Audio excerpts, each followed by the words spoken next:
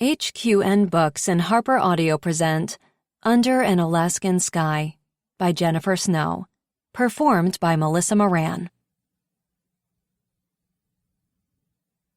Chapter 1. Would her obituary read brave or crazy? Cassie Reynolds stared down the steep slope of packed snow that ramped at the end, sending slush cup contestants across a wide pond onto a crash pad on the other side. Few had actually made it to the soft, dry landing. Most were shivering human popsicles standing on the sidelines, hoping they'd sailed far enough, fast enough, to advance to Wild River Slush Cup finals later that day. Hoping? Okay, she was definitely crazy. No wonder it's free to enter this event, her best friend Erica Sheridan said, bouncing next to her to stay warm in the damp, cool April weather. I wouldn't exactly say free. I think we're paying with our pride, Cassie's brother Reed said, trying to cover his lower region in the skin-tight silver spandex one-piece bodycon suit with the Snow Trek Tours logo on the back. Cassie shot her brother a look. Each team that entered the Slush Cup was required to wear matching costumes. On the sidelines, there was a group dressed as hippies with wide-leg jeans and peace symbols on their tie-dyed shirts, a group of Spartans wearing short brown leather kilts and sashes over their bare bodies, and a group of werewolves in white fuzzy onesies. Cassie had planned her company-logoed silver bodycon costumes, thinking strategically. They were more aerodynamic all dressed up like silver rockets, right? Oh, come on, guys, she said. Where's the spirit? Tank's not complaining. Neither was she.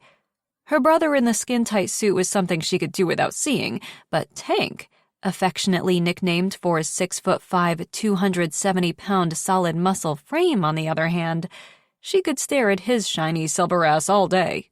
I tried complaining. It didn't work, Tank said, checking over their DIY craft, a dune buggy on skis that Cassie would use to attempt her flight across the slushy 20 by 40-foot pond in 3 minutes.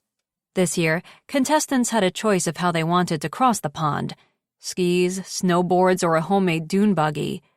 After breaking her foot in an avalanche accident months before, Cassie had opted for the buggy.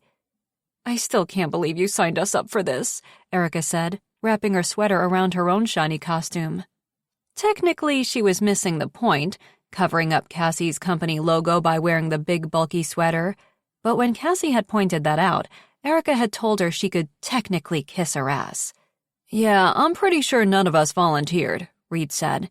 You were each selected for a reason, Cassie said. Tank is the muscle. And boy, did he have muscles. She eyed her friend's solid, sculpted chest in the suit. His pectoral muscles should have been deemed illegal, and his abs gave way to oblique muscles that had her drooling. She lost her train of thought. They had to start having sex soon. It was 5 years overdue, in fact. A few months before, they'd finally started moving away from friend territory. But Tank moved at the pace of a military vehicle. And damn, her patience was certainly being tried. His fear of commitment and his unwavering dedication to the only permanent woman in his life, his daughter Kaya, kept her lusting from afar. And the rest of us? How did we make the cut? Erica asked. Cassie turned to her brilliant surgeon friend. You're here to fix my face if this goes horribly wrong. Which it most likely will, Reed said. Shh. And you, big brother, are here to film it all, she said, handing Reed her cell phone. She readjusted her GoPro camera on her helmet as she climbed into the craft. Various angles would make a more compelling video. Be sure to get a good, clear shot, one I can use for promotion. Bookings at her company, Snow Trek Tours, were down since winter ended, and with the opening of North Mountain Sports Company in a few weeks, a rival chain store, Cassie was desperate to drive more tourists to the mountains. People just needed to see how fun Alaska could be in the spring and how much her company was part of this wild and adventurous community. Adding footage of their participation in the spring carnival and the annual Slush Cup competition would definitely help. Looking down the steep slope, she almost lost her nerve. Every competitor so far had been swallowed up by the half-frozen pond. Could she make it across in one piece? Thousands of spectators watched from the sidelines, waving signs in support of their favorite team. It was one of the busiest weekends in Wild River. Cassie's goal was to turn some of these extreme sports fans into customers. If she survived. She took a deep breath, putting on her goggles. With the man of her dreams watching, she couldn't wimp out now. "Come on, Cass! You got this!" Tank's daughter Kaya waved from her position at the base of the slope, camera poised and ready to take the still shots for the social media promo. Cassie's Siberian husky sat at Kaya's feet, trying to be obedient, but the panting and wiggling of her tail betrayed her. Diva would happily be in the pond if Kaya wasn't holding tight to her leash. Cassie climbed into the craft. There was nothing to worry about. She had a surgeon and 2 of Alaska's search and rescue's best on her team, and they designed a foolproof. The craft's steering lever broke off in her hand as she tested it. Well, that's unfortunate. Was it too late to make adjustments to the dune buggy? Like maybe install an airbag? Okay, so we're out? Erica said, looking more than happy to call it a day. This means we're out, right? Reed shook his head. Don't get your hopes up. She's insane. Cassie gave him the middle finger. Don't worry, you don't need it, Tank said, taking the steering lever from her. You're only going in one direction. He bent next to her, getting ready for push-off, as the official signaled for them to get into position. Ready? Let's get this stunt of yours over with. His dark, charcoal-colored eyes revealed his concern. They held that emotion a lot.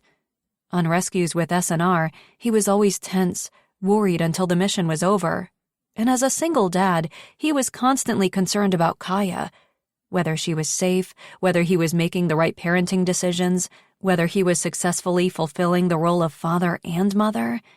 It was a big part of what attracted Cassie to Tank. His thoughtful, serious nature, fierce loyalty, and protectiveness. She was carefree and always up for adventure, but having someplace safe to land and someone to have her back as she adventured her way through life was a good feeling. And she had that in Tank. As a friend. He brushed her hair out of her eyes, and the feel of his cool hand against her sweating skin made her shiver. Maybe she should kiss him just in case she died without getting the chance. How many times over the years had she wanted to? But she always came to her senses before taking the plunge over that line. Once she crossed it, there'd be no going back, and there was a lot at stake. Everyone in Wild River thought the 2 of them were perfect together. Everyone except Tank. He either ignored the whispers and looks they got from everyone, or he was actually that obtuse. Would a kiss finally make him realize they could be more than just friends? She stared at his mouth. Tempting Tom Hardy lips. He grinned. Can you focus, please? Damn, he could always read her mind. She tore her eyes away from him. Okay, ready, she said, gripping the sides of the buggy. Reed gave the wave to the official at the bottom of the hill, and the 5-second countdown started. I can't believe I'm helping you do this, Tank muttered, giving her a shove. Please don't die. The dune buggy tipped over the edge of the slope, and Cassie clenched her eyes tightly shut as the craft picked up speed, descending a lot faster than she'd anticipated. Wet snow flew up from beneath the skis, hitting her in the face and sticking to her hair. The craft shook, and the sound of rattling confirmed that screws were coming loose. Maybe they weren't essential ones. She struggled to hold on as the craft soared over several small ramps, added for more fun. Who the hell came up with this event in the first place? She was a thrill seeker, but this was just violent, the way her body bumped and thumped on the way down the slope. Tossed around like a rag doll, she white-knuckled it as she neared the big final ramp that would launch her across the pond. Or into it. Open your eyes for the pics, Cass. Forget the promo pics. She was going to die. She held on even tighter as she neared the end of the slope and felt the craft lift over the packed-down ice and snow. Airborne lasted far too long. Each second felt as though someone had hit a pause button. Please make it to the mat. Please make it to the mat. Crashing hard onto the pad a second later, she inhaled sharply as she was thrown from the dune buggy. But she was on the other side. She'd made it. She was alive. Definitely would be bruised to shit, but alive. Cheering from the crowd made her smile as she opened her eyes and removed the goggles. Reed, Erica, Tank, and Kaya all ran toward her. Diva, Her narcolepsy getting the better of the puppy and all the excitement, was asleep in Tank's arms. "Jesus, sis, you must have hit a new height on the jump," Reed said.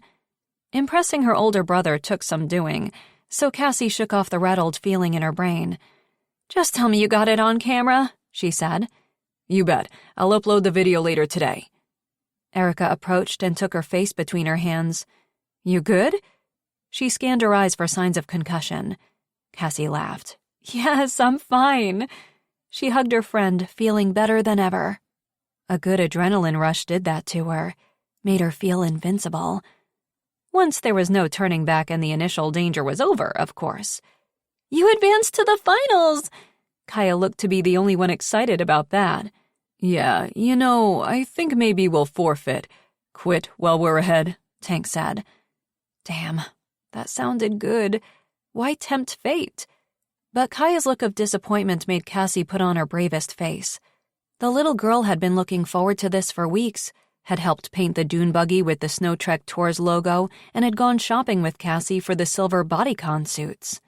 No way. Kaya's right. We've made it this far, and we're totally going to win this thing. But first, she needed an ice pack for her ass. Tank arrived at the training clearance field 5 minutes behind schedule. The Alaska Search and Rescue Dogs van was already there. Parking his truck next to it, he grabbed his search and rescue jacket. "Diva, we're late." Through the rear view, he caught the dog's look that said, "Not my fault this time." "For once, it's all on me." Peeling off that bodysuit and washing the silver sparkle paint off his face had taken forever. There was no way to get all that shit off. He'd be glistening for months. Opening the back of his truck, he let Diva out and gathered her leash and training gear. She danced at his feet, eager to start that day's training. She'd been sitting next to Cassie's apartment door when he'd picked her up. Her tail wagged so fast it blurred, and the tiny whining noises coming from her meant she had energy to burn. Usually they arrived early enough to play catch, but today they'd have to play later. "Ready to go to work?" She sat obediently, though Tank knew it was a struggle. He suppressed a grin and forced authority into his voice. "All right, let's go." Diva walked alongside him to the training area. He varied his pace several times and she matched him. After 4 months of training together, they were well synchronized as a team. "Hey man, I was hoping you'd still be in your silver bodysuit," Frank Jennings, head trainer at ASARD, called to him. The older man had helped train and certify over 50 search and rescue dogs for the organization in his 30-year career. They were lucky to have his assistants training Diva, their first attempt at adding a tracking dog to the team. "I'm burning that thing," Tank said. He still couldn't believe Cassie had talked him into wearing it, but when had he ever successfully said no to her? How could he? She was his best friend, someone he could trust and rely on to help him with his 10-year-old daughter, Kaya. And man, he was crazy about her. So much so, he'd resisted a relationship with her for 5 years. Kaya was his focus, his priority, and until he was sure they were both prepared for a life with someone else, he couldn't take that leap. But watching Cassie that day in her tight, body-hugging silver suit had driven him wild. Her athletic, rock-hard body containing her adventurous, fearless spirit was tempting as fuck. But the way she looked like she was about to kiss him at the top of that suicide slope had made him panic. He knew she had feelings for him that went far beyond friendship, and he sensed her patience with him was running out. His patience with himself was running out. How much longer could he keep his attraction to her in check? Chemistry wasn't the problem. They had plenty of that. It was commitment he wasn't ready for. It wasn't just himself he had to think about. Was Cassie really prepared to take on the role of stepmom to Kaya? She'd been his daughter's primary female role model for years, and the two of them were really close. But while Kaya had learned to have Cassie in their life as someone she could depend on, learn from, his little girl knew at the end of the day, it was just the two of them, that his loyalties were with her. Cassie's chosen lifestyle made it difficult for Tank to see her in their lives on a full-time basis. Her adventurous, no-fear attitude and zest for life both attracted Tank and repelled him. As lead adventure guide of her company Snow Trek Tours, Cassie took on the most challenging expeditions through the Alaska wilderness and sometimes took calculated risks that other, more inexperienced guides wouldn't even consider. Tank worried about her. He struggled with his involvement on the search and rescue team because of the guilt that if something happened to him out on a mission, Kaya would be on her own. It was the reason he hadn't committed to becoming a full member yet. So Cassie having a similarly risky career, going out into the wilderness on adventure-seeking trips year-round, made her someone Tank wasn't sure he could fully commit to. He'd been down that road before with Kaya's mother. "I saw the events this morning," said Jimmy, Frank's son and their volunteer training Target joining them. "Your girl soared over that pond. What the hell kind of jacked-up motor was in that dune buggy?" "It met regulations, and Cass is just a friend." And he was a major asshole saying it. She deserved more from him.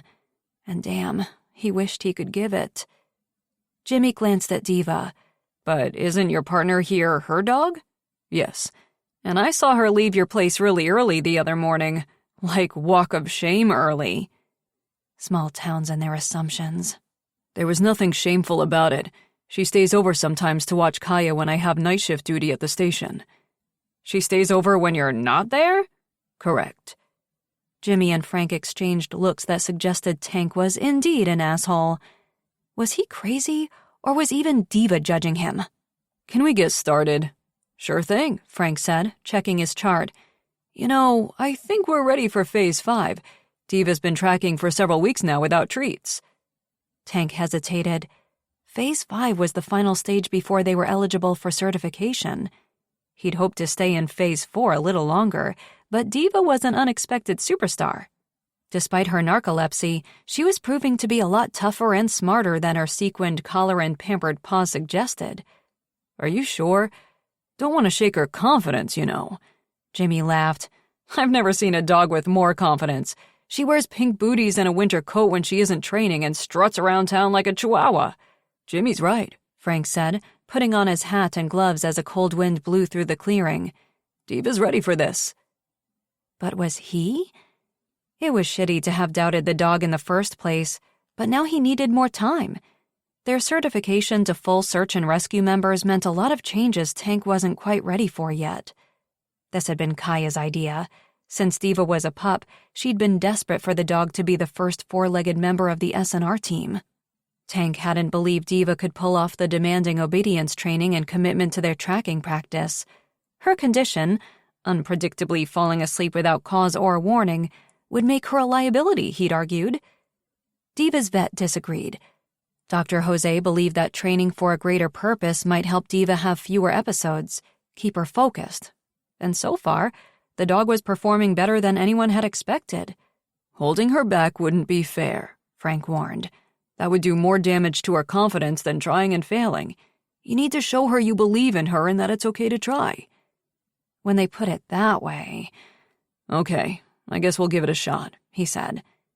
Tank moved aside and Jimmy took over interacting with the eager puppy.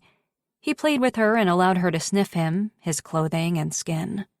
Then, handing Tank his sweatshirt, he headed off with Frank toward the thick forested area at the end of the clearing. The two men would walk so far together, then they'd break off and go in different directions. Diva's test was to follow and track Jimmy and not let herself get distracted by Frank. The distraction element of Phase 5 proved the most challenging for most dogs. "Okay, girl, you ready?" Tank asked, reattaching Diva's leash and letting her sniff Jimmy's sweater. Diva took her job seriously. She sniffed and pawed at the garment, then sat at attention, satisfied she had the scent. "Find." On Tank's command, Diva headed in the direction the two men had walked. As in Phase 4, she wasn't rewarded at intervals, just kept going until the target was found. She led Tank past the clearing and into the trees. Mud from the thawing ground caked his boots as he followed. Spring weather meant the trees were blooming, and the damp floral scent in the air made tracking a little tougher. Each season provided its own challenges, but winter months would be the hardest. Diva followed Jimmy's scent to the marking where the men had separated. Could the dog get this right on her first try? She sat at Tank's feet, looking up at him. "Find." She sniffed the air but remained seated. Confused by the two scents and not wanting to get this wrong, she wouldn't move any further. Her tail wagged against the ground and she let out a little whimper. She was clearly discouraged by this new challenge. He tried again. Find. Diva stared in the right direction, where Jimmy was hiding 40 feet away, out of sight. But she refused to go to him. Tank knelt beside her and pet her soft gray and white fur. Good girl. You almost got us there. Diva whimpered and looked disappointed. Overachiever complex. Like her owner. It's okay. You did good. Standing, he led the dog down the correct trail to Jimmy. Seeing him, Diva barked her alert, then sat again, ears down. She knew she'd failed this test. Tank unhooked her leash as Jimmy praised her for her assistance, but Diva still looked at Tank for his approval. He took a treat from his pocket and Diva's favorite ball. Her tail wagged happily, reminding him that she was still just a pup. Work time was over. Time to play. Fetch, Tank said, throwing the ball back toward the clearing. Diva dashed after it. Well, it was a good first attempt, Frank said, returning to them. Yeah, not bad. For a second, Tank had thought Diva would get it right. It wouldn't take many more attempts for Diva to pass this stage of the process, too. And that had him nervous as hell. An hour later, after he'd exhausted his right arm throwing the ball, they'd packed it in and headed to Snow Trek tours. We're back, he called as they entered Cassie's office. Hey, how did she do? Cassie asked, standing on her office chair, peering through her window blinds.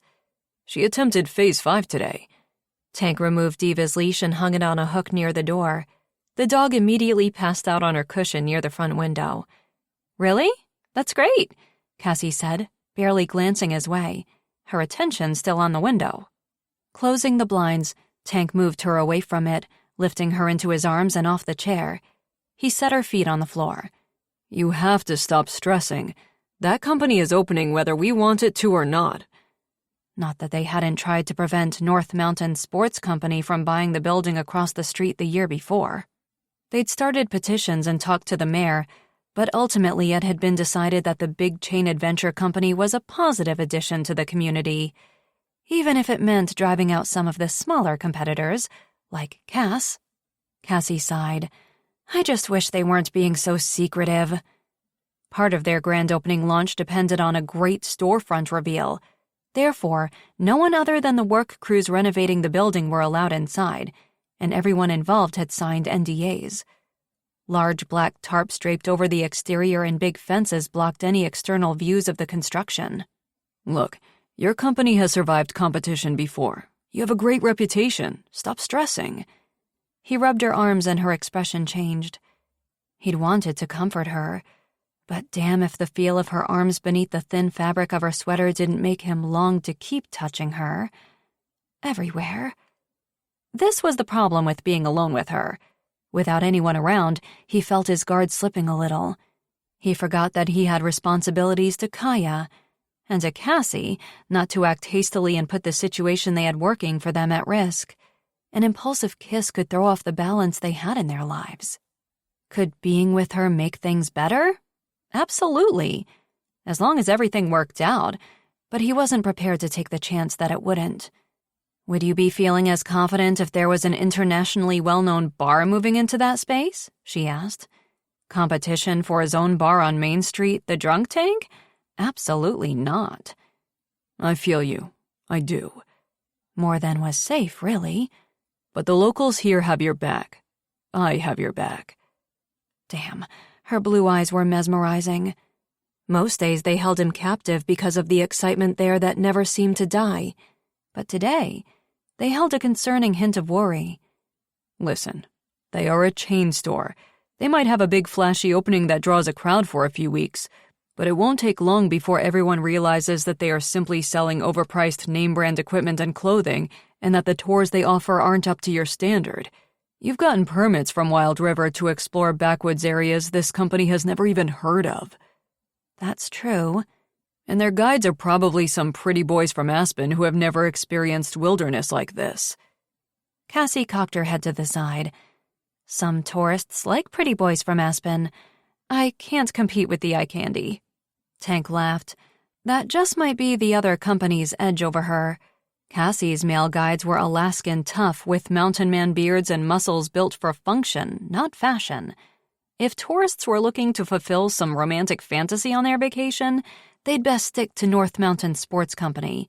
But if they wanted an authentic outback experience, they couldn't do better than Snow Trek tours. Unless, of course, you and I cross-promote and I send them into the bar for a free cocktail served by Alaska's hottest bartender, she said. Damn. When she flirted, it erased every cautionary reason he relied on for keeping things PG between them. Instances like now, when they were alone, Kaya wasn't around and he was touching her. It was hard as hell not to take the plunge and let everything work itself out. At first, when they'd met, he'd had Reed as enough of a cockblock not to act on his crazy lust-filled attraction to Cassie. They were on the search and rescue team together. He was Reed's boss at the bar. There were far too many lines that would be crossed. But over the years, Reed had more than given his blessing for Tank to go for his sister. It was like that here in Wild River.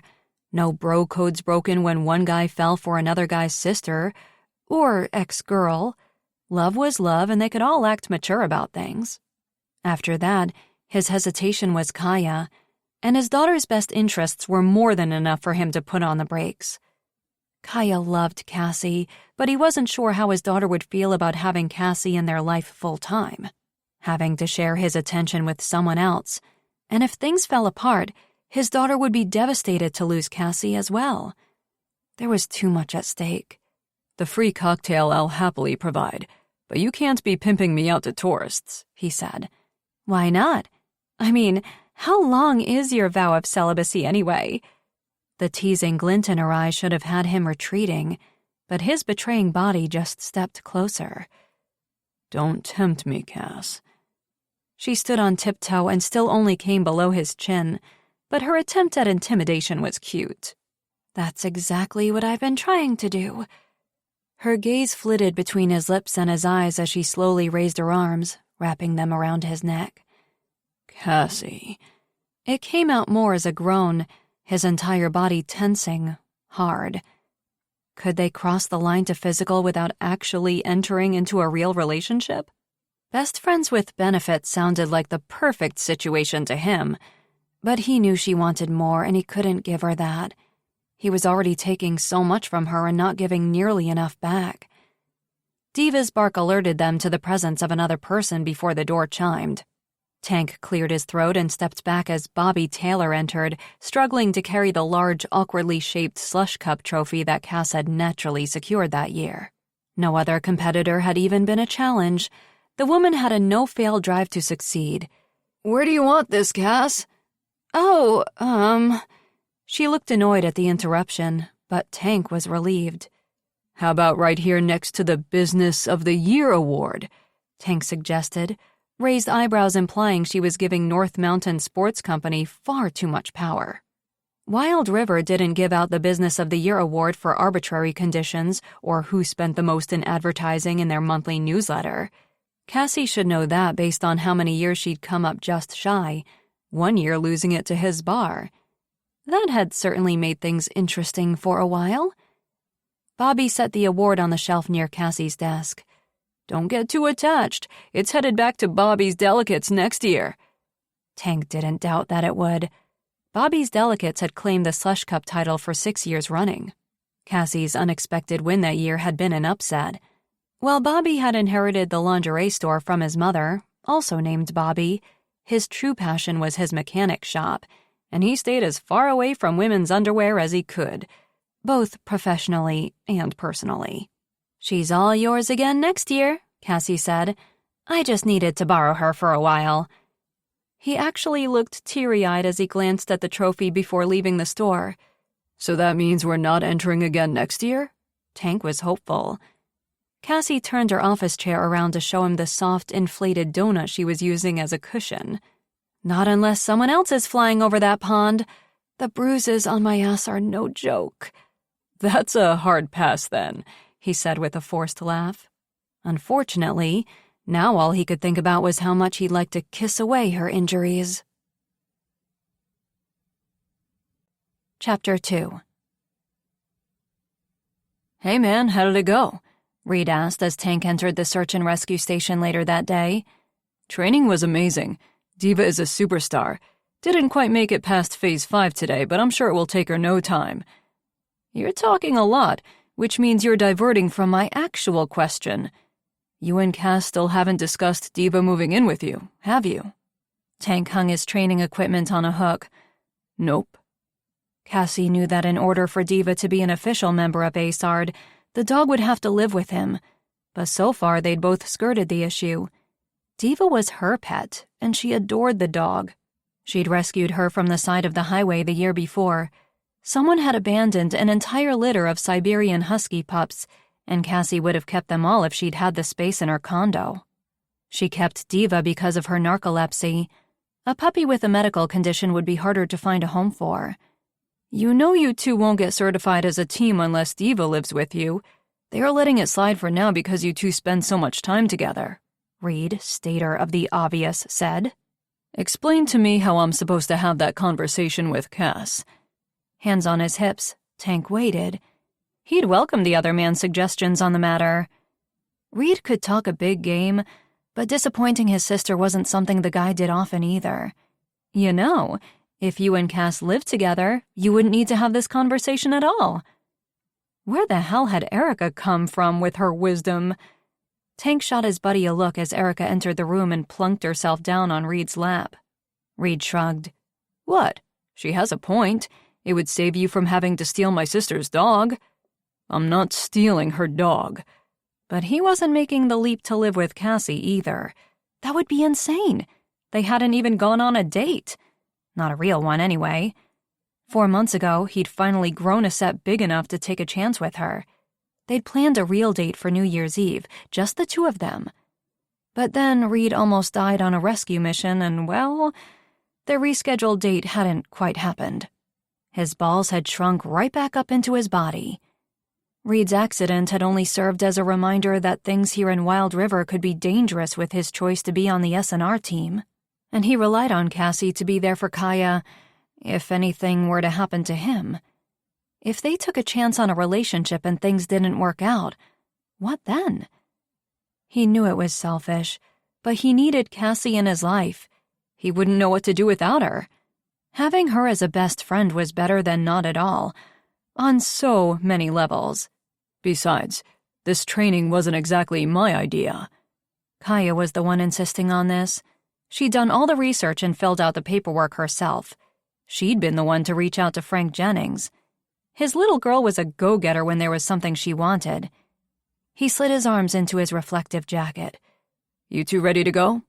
They had wilderness training that evening, and then he had to get to the bar. He ran a hand over his chin and blinked exhaustion from his eyes. Man, he felt old. And not just because he was a week away from his 35th birthday. 35. Shit. He liked his life. He had everything he wanted. His bar on Main Street was successful, Kaya was happy and healthy, he had great friends. But life was speeding past. 10 years ago, after a challenging childhood and teen years, he thought he'd had all aspects figured out. His life had finally gotten on track. And things still were.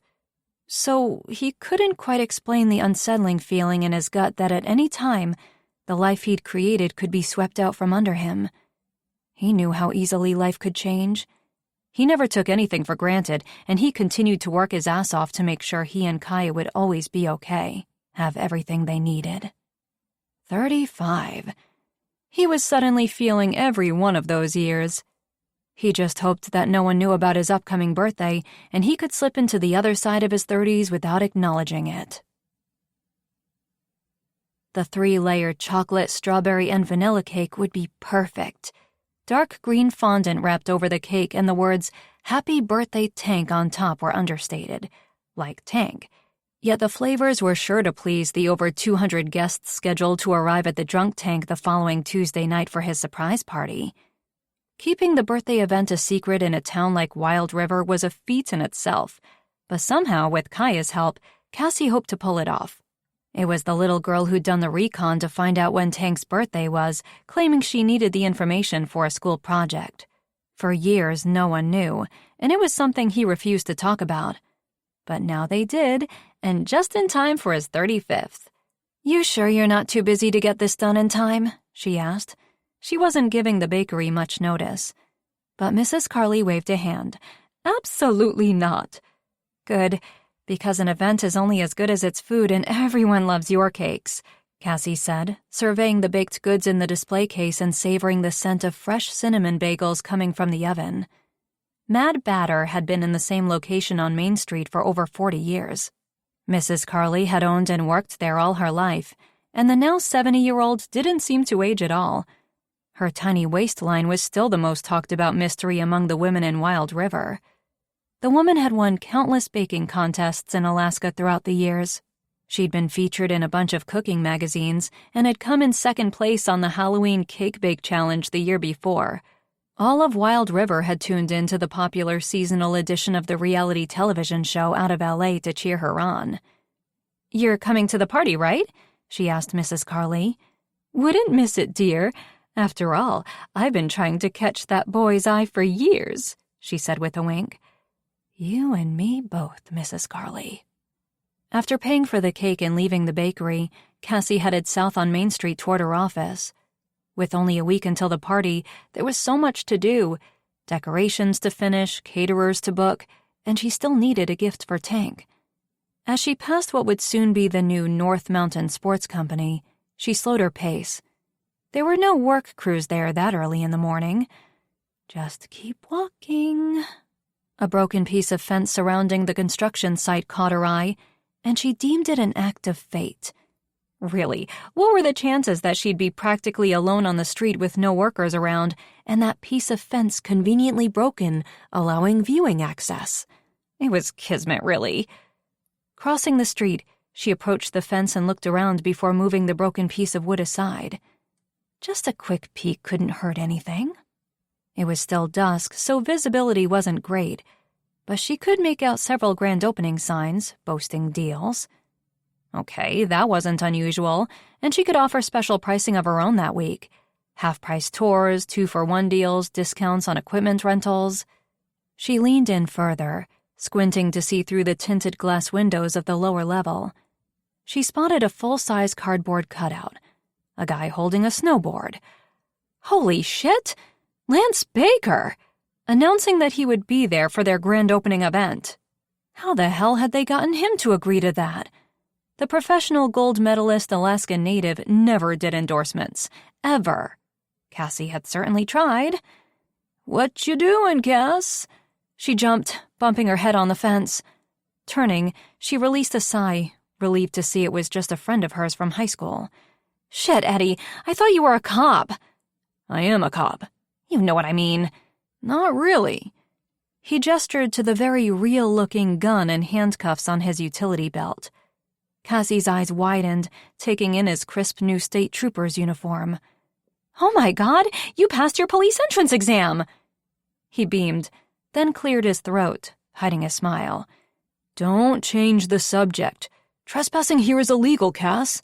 "I wasn't trespassing. This fence was broken already, I swear. I was just taking a peek." He bent to pick up the broken shards of wood. "Taking a peek is illegal, too." Cassie huffed as she stepped back out through the fence. "Well, I didn't see anything anyway." Except their surprise grand opening guest. Lance Baker. Seriously? "And I think this should be illegal." She gestured around her. "This eyesore they've constructed right here on Main Street." "It's just temporary, and apparently it's the standard for this company. They like their opening day launches to be big. Secrecy leading up to the day adds buzz." Cassie bit her lip. She needed buzz. Something great and exciting and better than Lance freaking Baker. Eddie set the wood back into place, wrapping a piece of caution tape around it to hold it in place and block any other peekers. "Sorry, Cass. I know this is tough for snow trek tours." I'm not worried." She'd moved beyond worried to contemplating new career choices. Truth was, she'd never wanted to do anything else. When she was growing up, school was challenging for her, mostly because she didn't care. She craved the outdoors and found herself daydreaming of rock climbing and exploring areas of the outback that were untamed and uncharted. Her family were outdoor enthusiasts and spent their summers camping, fishing, and kayaking on the river. The school year dragged on for her, And Cassie had longed for adulthood so she could escape the confines of a classroom and homework for good and get out into the real world. After high school, she traveled all over the world, hiking mountains in Japan and New Zealand. She'd never felt more free. Fulfilling her wanderlust, settling back in Wild River and opening snow trek tours had been a dream come true, and she'd worked her butt off to make it a success. What would she do if North Mountain Sports Company made it impossible to keep her business's doors open? "So, no more trying to get a look, okay? Or I'll have to fine you," Eddie said. Cassie scoffed. "You've been a cop all of 5 minutes. And I'd like to stay that way." Despite her own troubles, she smiled. "It's really great, Eddie." He'd worked so hard to get to this point. He was dyslexic, so school had never been easy for him either, and he'd worked as a security guard for 10 years after graduation, applying to the academy as often as he could. He'd passed the physical components of the application process, but the written tests had always challenged him. He hadn't given up. Cassie wouldn't either. Some way, she'd figure out how to compete with the big chain store. "Hey, you'll be at Tank's party next Tuesday night, right?" He nodded. "I've heard most of Wild River will be there. You are adhering to the bar's maximum capacity regulations, right?" Cassie walked away. "Cop Eddie's not invited. Leave the gun and handcuffs at home." His laugh followed her down the street. "Always a rule breaker." Tank finished making Kaya's lunch for school and put the Wonder Woman-themed lunch bag inside the matching backpack. "Hey, Kaya, you're going to miss the bus," he called out as he left the kitchen and headed down the hall toward his daughter's room. "Be there in a sec," she called back through the bedroom door, which was slightly ajar. Tank paused outside when he heard her laugh. She was talking to someone. "Okay, I gotta go. Talk again soon?" "Okay, bye." Tank moved away from the door quickly as Kaya opened it. "Hi. Ready to go?" he asked. "Yeah, sorry. I was just Skyping with Mom," she said. He nodded, shoving his hands deep into his pockets. These Skype chats were new. Before a few months ago, there had only been phone calls a few times a year and birthday and Christmas gifts from Kaya's mother, Montana. After suffering a brain injury and returning to her hometown in Colorado when Kaya was a baby, the woman hadn't been back to Wild River since, content to leave the parenting of their daughter to him. They both agreed it was for the best, but naturally, as a result, the relationship between mother and daughter had always been slightly tense and practically non-existent. Up until recently, this was the third Skype chat in a month. Tank was desperately trying to hide how he felt about Montana's sudden increase in contact because Kaya seemed happy about it, but he just hoped his little girl didn't get her hopes up for more. Montana hadn't been the most reliable before her head injury had taken her out of their lives. "No problem," he said in what he hoped was a casual tone. "Everything okay?" Kaya smiled as she took her backpack from him. "Everything's great. Is my soccer uniform in here?"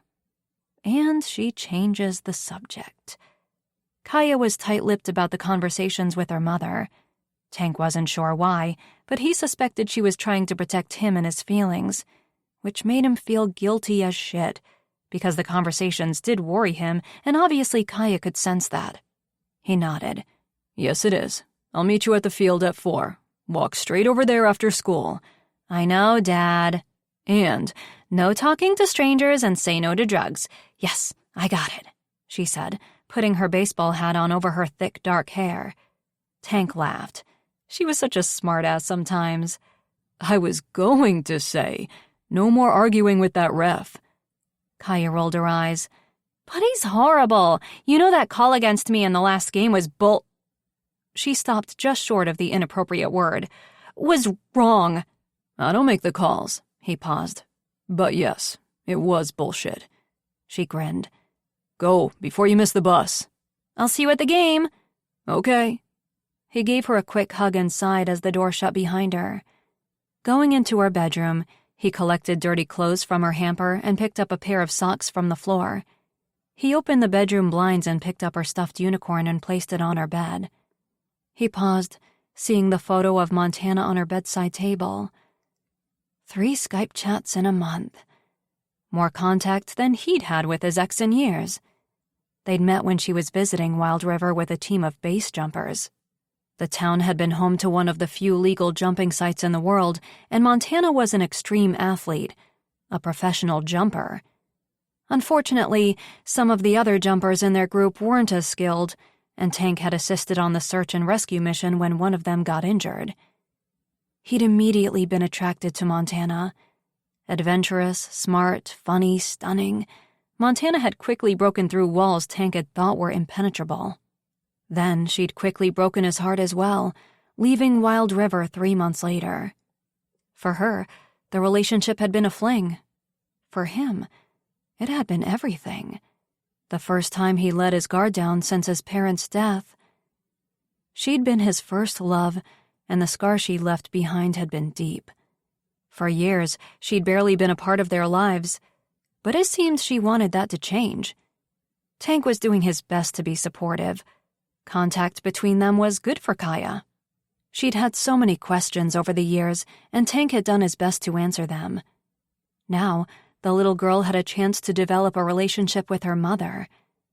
He just hoped Montana didn't disappoint their little girl the way she'd disappointed him. Chapter 3. They'd added an official countdown. Cassie closed her office window blinds to block the view of North Mountain Sports Company's new live billboard on the street in front of their store, the digital display counting down the remaining 20 days, 4 hours, 33 minutes, and 10 seconds until their grand opening. The huge billboard was an eyesore on Main Street. How on earth had they gotten approval for it? Hell, she'd had to file a ton of paperwork just to be allowed to extend the overhang outside her shop by 3 centimeters to accommodate her logo. No special treatment, my ass. And now she was stuck with an in-your-face constant reminder of the potential lifespan of her own company. Unless she could come up with something quick. Scanning her reservation system made her even more uneasy. Winter was always busy for her company. Ski and snowmobiling tours, winter camping, corporate retreats, and holiday tourists had her working her butt off during those months. Spring always slowed a little. The weather wasn't ideal with the thawing ground and high probability of rain, but summer always picked up again, so normally she wouldn't be so worried. But this year, North Mountain Sports Company would be there, stealing her business. She hadn't had a big group booking in weeks, but luckily there was one coming up. A 2-night couples retreat at the base of Snowcrest Mountain. 8 couples confirmed for teepees along the river was at least a decent payday. It would cover her operating costs and payroll for the month. But then what? She sat back in her chair and scanned the details of the booking. The retreat was being hosted by a new holistic therapy counselor in town. The woman had just opened her practice a few weeks ago. Her website advertised sex therapy, gender expression, couples counseling, and intimacy. Maybe Cassie should invite Tank along on this retreat. Did this counselor work with non-couples who were clearly meant for one another, but one partner was too much of a commitment phobe? She wasn't sure anyone could help them move past this stalemate. The friend zone. As if sensing her anxiety, Diva curled up at her feet, resting her soft fur against Cassie's legs. Cassie sighed, reaching down to pet the dog. Diva's certification with ASARD was another issue weighing on her mind. She knew what needed to happen for Tank and Diva to be a team, but just the thought of her dog not living with her anymore broke her heart. Her phone chimed with a text from her mother, and Diva's ears immediately perked, recognizing the personalized tone. Cassie smiled. "Yes, Diva, it's Grandma." Opening the text, she read, "Hey, darlin', dinner at my place some night soon?" Her mother still lived in the next community over, Willow Lake, where she and Reed had grown up and lived until they'd both relocated to the resort town for more opportunities. It was smaller than Wild River, but her mother loved it there. She knew everyone, having owned the small pub in town for many years, and she had her friends that she played cribbage with on Friday nights and hosted a book club with on Tuesdays. Cassie and Reed had suggested her moving to Wild River several times, but her mother was happy and comfortable in the family home she lived in for almost 35 years. But Willow Lake was a short enough drive that they saw each other at least once a month, and her mother came to visit several times a year. Despite not seeing one another all the time, they were super close. The sale of her mother's pub had helped fund Snow Trek tours years before, and the support Cassie had received from both her mother and Reed during that first year of her new business venture had kept her sane and pushing forward whenever things were most challenging. She suspected her mother knew she needed that support again now. They always had a sort of uncanny connection where her mother's timing was spot on. She could really use her mother's advice on a lot of things right now. "I'll be there. Just let me know when. XO." She sent the text as the door opened and a man entered. At least, she assumed by his height and build that it was a man. She couldn't be sure with the amount of winter gear the person was wearing. Full ski suit, boots, thick gloves, hat, and balaclava. Oversized ski sunglasses covering their eyes. Obviously not from Wild River. The temperature outside that day was balmy for locals. 5 minutes ago, she'd seen 2 joggers pass the window wearing shorts. 40 degrees was the forecasted low, yet this person looked ready to take on an Arctic freeze. "Hi, can I help you?" Diva was full on alert now, sitting obediently by Cassie's side. The guy removed his sunglasses and looked around before lowering the balaclava away from his mouth, letting it bunch around his neck. "Nippy out there, isn't it? That wind chill? Brrr." Cassie suppressed a grin and nodded. "You wouldn't like it here in December." "Probably not, but I'm hoping I'll get used to it. Gradually." He shivered. "So not a local, but also not a tourist. New in town?" He nodded, removing the gloves. Stepping forward, he extended a hand toward her. "Miller Hartwell. And you are?" Shocked. Miller Hartwell, the owner of North Mountain Sports Company, was standing in her store. Not one of the many executives she'd read about online or seen around town in the last 4 months overseeing the construction and being interviewed by all of the local media outlets, but the actual owner of the chain of stores. What was he doing in Wild River? She'd expected maybe he'd make a quick cameo on the grand opening day, then fly back to their corporate offices in Arizona. Back to heat, which he obviously preferred to this weather. Diva nudged her leg. Realizing she still hadn't responded or accepted the outstretched hand, she shook her head. "Sorry, I'm Cassie Reynolds," she said, shaking his hand, which was surprisingly freezing. At least he'd picked a good day to stop by. The office was neat and tidy, though it was empty. The retail section was really only for impulse buys or last-minute gear if someone forgot something. She had 3 separate wholesalers and brands she carried, but the revenue from merchandise sales was almost nothing. Therefore, unless there was a tour group, the place was usually quiet. Her staff only came in when they were leading a tour or during their monthly meetings. Otherwise, it was just her. If only he'd stopped by an hour earlier, he'd have seen the 22 students from Wild River High School boarding the Snow Trek tour vans for their spring hiking and orienteering lesson that day. Of course, she offered this to the local high school for free every year, but he didn't need to know that. "You're the owner, right?" he asked. He'd checked out her company? Her stomach twisted. She'd already turned down a buyout offer from North Mountain Sports Company the year before when one of the executives stopped by with a form letter and boilerplate contract. The guy had assumed she'd say yes and was surprised she'd turned down their very reasonable offer. At the time, she still had a ton of business and a fighting spirit keeping her confidence high. What would she do if Mr. Hartwell presented her with another opportunity right now? Nope. The answer was still no. Their fancy billboard that broke several of Wild River Business Association regulations didn't scare her that much. "Yes, I'm the owner. How may I help you?"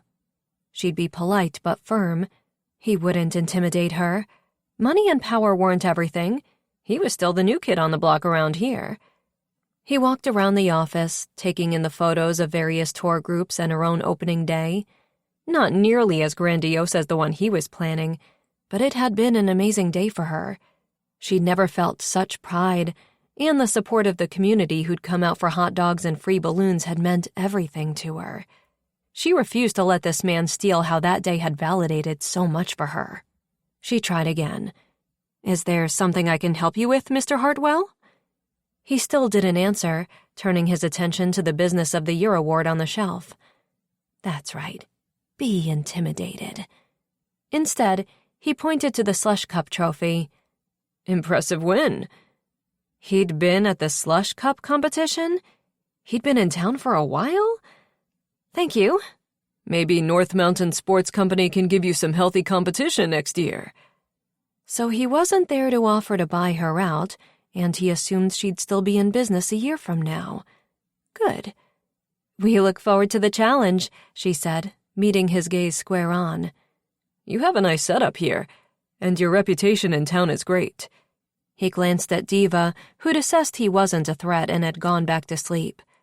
What's his name? He asked. It's a she, Diva. Was there a reason you stopped by? Oh, yes. He opened his jacket and reached inside for an envelope. He handed it to her, and she saw her name embossed in gold on the front. It's an invitation to our private event before the official grand opening in... He leaned toward the window, opened the blinds, and read, 20 days, 3 hours, and 48 minutes. Cassie forced a smile. These personalized envelopes alone probably cost more than her monthly marketing budget. But whatever. She didn't need fancy to be effective. Great. Thank you. The event is by invite only for the business owners in Wild River, an opportunity to get to know one another. Show you all that we're not a big corporate monster trying to wipe out the small shops, such as yours, that are the spirit of this community. Right. That's why they tried to buy her out before. If he was trying to soften her up just to take her out when she let her guard down, he'd be disappointed. She hadn't made it this far in life by being susceptible to manipulation. Well, thank you for the invite. He smiled, before the bottom half of his face disappeared beneath the balaclava and he lowered his sunglasses back down over his eyes. I hope to see you then, he said as he left the store. I wouldn't count on it. And she'd be surprised if any of the other business owners attended either. Mr. Hartwell could say what he wanted, but his company was already different from the rest around here. And in Wild River, the small business owners stuck together. Of course, she wouldn't fault anyone who did decide to go. She tossed the invite into the trash can beneath her desk and turned her attention to the new marketing brochures awaiting design approval on the screen. Of course, getting an early inside look at the store only made sense, and learning more about Mr. Hartwell and the company could help her. Retrieving the invite, she slid it into her purse and inserted the event into her Outlook calendar just as the door opened again and Tank rushed in. Hey, I came to give you a heads up. There's some douchebag dressed like he's ready for the blizzard of '87 going around handing these out. He held an invite to the VIP party like the one she'd received, but personalized with his name in gold lettering. Cassie nodded, forcing her heartbeat to steady at the sight of him. Dressed in tight-fitting jeans that hugged his thighs and a black t-shirt with the Drunk Tank logo on it, he always made her pulse pound. He was just here, and that douchebag happens to be the owner of North Mountain Sports Company, Mr. Hartwell. Tank ripped his invite in half. What are you doing? He frowned. We're not actually going to the party. Are we? Cassie nodded slowly. I think I will. Tank reached for the tape on her desk. Guess I should have clarified that first. Cassie smiled. You don't have to go. Of course I do, if you're going. I told you, I'm here. For support. He taped the invite. We will go together. Together. Of course they'd go together. They did everything together. Unfortunately, she knew enough not to think of it as a real date. Great, she said. If Tank could sense it wasn't actually great, he didn't show it. Are you coming to Kaya's soccer game today? She nodded. I'll be there. I hope it's a different ref this time. That call against her in the last game was bullshit. Tank raised an eyebrow. So that's where she got it. Got what? The potty mouth, Tank said with a grin. Cassie felt her cheeks flush. Okay, so maybe she wasn't always the best influence on the little girl, which was one of the reasons why Tank doubted her ability to be in Kaya's life full-time. She wanted to prove to him that she could handle the responsibility of being a caregiver to Kaya, but she refused to change who she was. Sorry about that. Tank waved it off, but his expression grew serious. Hey, has Kaya mentioned anything about her mom to you? Cassie frowned, her heart racing at the mention of Tank's ex. He never brought her up. Like, ever. No. She showed me the unicorn stuffy she sent for her birthday, but she hasn't said much else. Why do you ask? Tank shoved his hands in his pockets and rocked back on his heels. No reason. They've just been Skyping lately, and Never mind. I'm sure everything's fine. They're Skyping now? The last Cassie had heard, they spoke several times a year at most.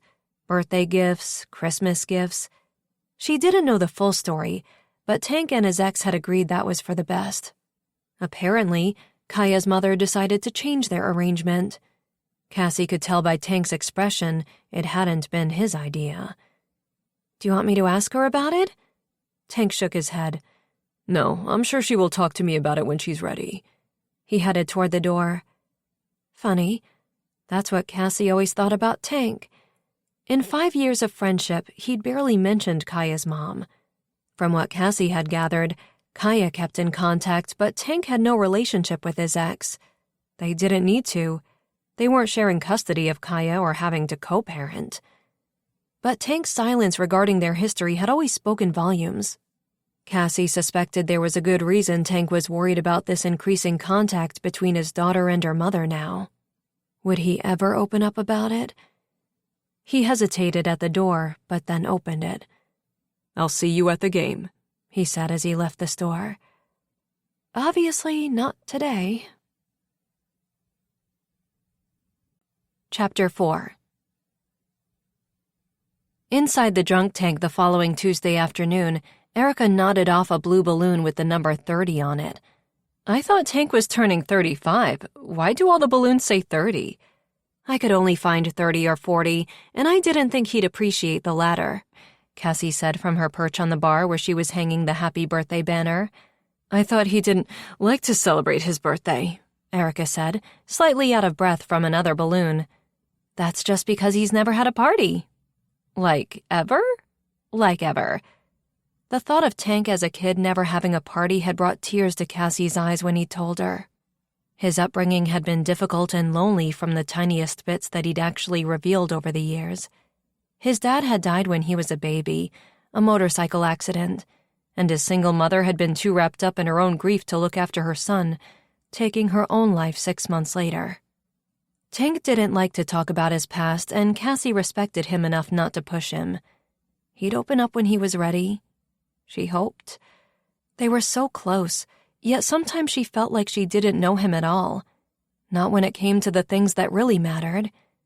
Without him trusting her enough to share all of himself, a real relationship could never develop between them. Since the day in her office a week ago, he hadn't brought up his ex again either, and as usual, she didn't ask. It was their thing, along with not having sex and repressing all confessions of feelings. He grew up in foster care, she told Erica. He said he remembers a smashed cake once, but it was for him and 2 other kids with birthdays that month, and that's it. So I want to do this for him. Erica gave her a look, the one that said she wasn't completely on board, that this whole thing could backfire, blow up in Cassie's face. But she kept blowing up balloons. That was all Cassie needed. Cassie knew the risk she was taking. When Tank said he wanted to ignore his birthday, he might very well mean it. Or he might appreciate the gesture for what it was, a chance for others to celebrate him. Tank was one of the best guys in Wild River. Everyone loved the drunk tank and the man who owned it. That night, the bar would be at maximum capacity as everyone came to wish him the best. He deserved that. It was long overdue. And after a couple of shots, he'd be fine. So, I meant to tell you, a few days ago, one of the workers on the new store construction came in with a nail gun injury to his leg. How does that even happen? You wouldn't believe the shit we see in emergency. Anyway, I asked him a few questions. Right there. This is why you're my best friend. What did he say? Erica held up a finger as she emptied her lungs into another balloon. She tied it and sent it flying into the air as she said, he was fairly tight-lipped. They've all signed confidentiality agreements, but I pushed him for details on how he got the injury, and he said he'd been building a skiing simulator, whatever that is. He said the technology attached to North Mountain Sports Company's displays is insane. Virtual reality combined with actual motion to give an authentic skiing experience right there in the store. Tourists won't have to even go outside. Was it Cassie's look of horror or the one of disgust that had Erica's smile fading fast? I mean, that's horrible, Erica said, stretching another balloon. Cassie sighed. What's horrible is the fact that this is the world we live in now. People would rather have a simulated version instead of the actual thrill of racing down a slope, exertion and adrenaline making their cheeks red, snow flying up all around them. Actually, the simulator has snow, apparently. Typical Erica.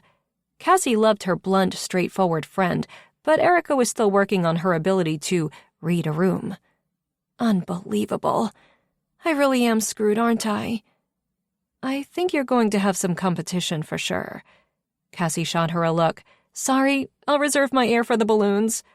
Her face disappeared behind the inflating rubber. Hearing the truth was hard, but she could count on Erica not to sugarcoat things. That was good. Everyone else was trying to reassure her that things would be fine, but Erica was helping her prepare for the challenges ahead. No, it's okay, you're right. The worst thing is that I have no idea what's going on over there, and it's killing me. Those black drapes covering the windows are blocking any view. Tell me you aren't the person who vandalized the fence. Of course not. She paused. Did I try to peek inside once the damage was done? Absolutely. But it wasn't me. And besides, I saw nothing. North Mountain Sports Company took up a full corner of Main Street and was 3 stories high. Based on their other locations, Cassie knew the top floor was the reservations office and the bottom 2 were retail and experiences. The sheer size of the place was intimidating compared to her small overhang beneath her condo on Main Street. I guess I'll know soon enough, though. They invited the local business owners to a private party before their official grand opening to the public. Do you want me to come with you? For moral support? She asked. Actually, Tank was invited too, so we'll just go together. Erica raised an eyebrow. Like a real date? Finally? No, just 2 friends and local business owners. Erica's balloon popped. When are you going to give him an ultimatum? Either take things to the next level or... Her voice trailed off. Exactly. Or what? If the choice was having Tank in her life as a friend or not at all, she'd have to choose this friend zone she was locked in. Believe me, I want to, she said. But the truth is, I don't think he's ready. I'm not sure he'll ever be ready. Everyone can see you 2 are perfect together. He obviously adores you. Do you really think he'd shut you down if you went for it? That was the fear. I'm not sure. Well, he better smarten up soon before he loses you, Erica said. Cassie was silent. What could she say without sounding pathetic? Tank would never lose her. No matter how long it took, she'd wait. She'd loved him for 5 years, her feelings only getting stronger, her attraction never fizzling out, not even a little bit. He was the only man she wanted, the only one she could ever see a future with. Love wasn't always perfect, but she'd rather have this situation with Tank than all the fairy tales in the world. Erica's pager sounded, and she released a half-inflated balloon as she reached for it. Then, after she dialed the hospital, Cassie listened to one side of her conversation. This is Dr. Sheridan. I was paged. Right. Okay. Moron. Okay. I'll be there right away. She disconnected the call. Sorry, Cass, I have to go. She slid into her coat. Apparently, some kid attempted the slush cup run this morning on an old, crazy carpet. I'll be resetting the bones in his arm all day. Cassie winced. Better you than me. Unfortunately, having a surgeon best friend who was constantly rushing off to save lives and limbs put Cassie's problems into perspective. I'll be back as soon as I can, Erica said, leaving the bar. Which meant, for now, Cassie was on balloon duty alone, left with her own questioning thoughts about whether this party was a mistake. 10 hours later, she was about to get her answer. Guests started pouring into the drunk tank right on time, and Reed was scheduled to arrive with Tank in minutes. Unfortunately, her brother wasn't calling to report good news. Cass, I'll warn you, he's in a shitty mood, Reed said as Cassie answered his call. Tyler said happy birthday to him earlier, and he nearly snapped. Tank doesn't snap. Never in her years of knowing him had Tank even come close to snapping. Exactly my point, Reed said. Just get him here. People are showing up now. You sure this is a good... She disconnected the call, not wanting to hear the rest of Reed's question. It was too late now. Hey, Cass, where should we hide? Wade, another member of the search and rescue team, asked as he finished his drink at the bar. He and his wife, Allison, had arrived an hour early. Together for almost 20 years, the two were relationship goals before it became a hashtag. But like for most young couples, a night out with kids at home was a rare occasion. Anywhere you'd like. He will be here in about 10 minutes. If her brother was successful in dragging his cranky butt there. It was just after 7, and the bar technically opened that evening at 8, so Tank would have to show up eventually. Heading into the kitchen, Cassie filled a large bucket with ice, then took several deep breaths. Caterers were here, cake had been delivered, the decorations were overkill but on point. She'd managed to keep the party a secret. She was worrying for nothing. Everything was going to be fine. It was a party Tank was walking into, not a beheading. Head count out there is already at 208. A voice behind her made her jump. Shit, Eddie, quit sneaking up on me like that, Cassie said, hand to her chest. She hadn't even heard him come into the kitchen. He was no longer in uniform, but his disapproving frown was still in place. Quit breaking the law. He picked up the ice bucket for her and followed her back out into the front. There's far too many people here. Maximum capacity is... Seeing the front door open and her brother walking in, Cassie grabbed Eddie by the shirt sleeve and ducked behind the bar. Shit, they are early. Shh. This conversation's not over, Eddie hissed. But a second later, the lights turned on, everyone popped out at Tank yelling, Happy birthday, and Cassie slipped away into the crowd, away from Eddie's lecture unnoticed. But as she walked toward the shocked-looking man of the hour, already surrounded by friends, her heart started to race. Tank did not look happy. He'd never let Cass know how depressing this was for him. She'd obviously gone through a lot of trouble, but the sight of the balloons, the happy birthday banner, the number of people who'd given up their free time on a Tuesday night to come just made him feel like hiding out in his office. He'd never told anyone when his birthday was for this exact reason. He didn't want a big deal made of it. Never celebrating a real birthday, he'd never known what he'd been missing. Moving foster homes frequently as a kid meant never having that traditional upbringing. No one cared about him enough to make sure he came home every day after school, let alone spend any money on throwing a party. Besides, his friends back then weren't exactly the balloons and party game type. Stealing cars and smoking up were more their speed. He'd come a long way since then. Now, he was surrounded by good, caring people he considered extended family. Looking around the bar, he recognized every face. He'd served them celebratory champagne and morning shots of whiskey. He'd kicked some of them out for being underage and asked for ID from those that were old enough to be his grandmother. He was lucky, and he hadn't needed a party to realize that.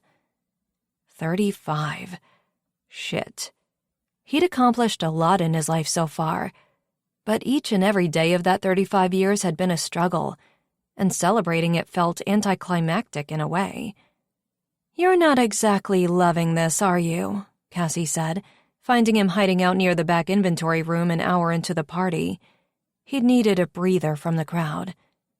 She looked so nervous. He wanted to reassure her, but fuck if he could find the right words. It's a little overwhelming, that's all. I'm sorry, I just thought... Damn, he was an asshole. Thank you. He should have just said thank you. He wrapped an arm around her shoulders and pulled her closer. It's great, Cass. Really. I appreciate all the work you did. He forced a smile in a lighter tone. I have no idea how you managed to keep it a secret. She relaxed a little. It wasn't easy. Kaya was a fantastic help. Tank glanced toward the bar, where Kaya was serving cake. She didn't say a word. You two make quite a team. Cassie's expression when she tilted her head to look up at him spoke volumes. They did make a good team. All of them. together. He desperately wished he could let go and give in to what he knew Cassie wanted, what she deserved. She'd done all of this for him. She did so much for him. Without her help with Kaya over the years, he didn't know what he would have done. With no other family nearby, there were few people Tank could have trusted with his little girl. Cassie had saved his ass more times than he could count, and she asked for nothing in return.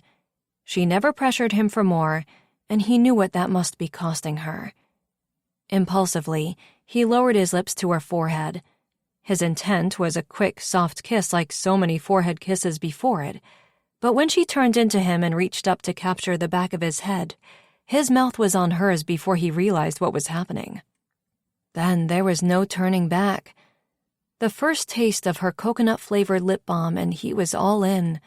Tightening his hold on her waist, he backed her up until they pressed against the stone wall in the dimly lit hallway in the back of the pub. He tilted his head to the side, and his mouth continued its hungry, desperate pursuit of satisfaction. Years of teasing, tempting touches, long-loaded silent stares, and their shared fear of what if all came out in one long, overdue, passionate kiss. His tongue slowly traced her bottom lip, and the soft moan that escaped her had him gripping her body tighter. His hand starting at her hips, moving upward over her waist and then higher over her ribs, had his body reacting in record time. How many times had he wanted to run his hands all over her like this? Forcing himself to be satisfied with long body-to-body hugs, playful wrestling, and fantasizing when he was alone. Now it was all real.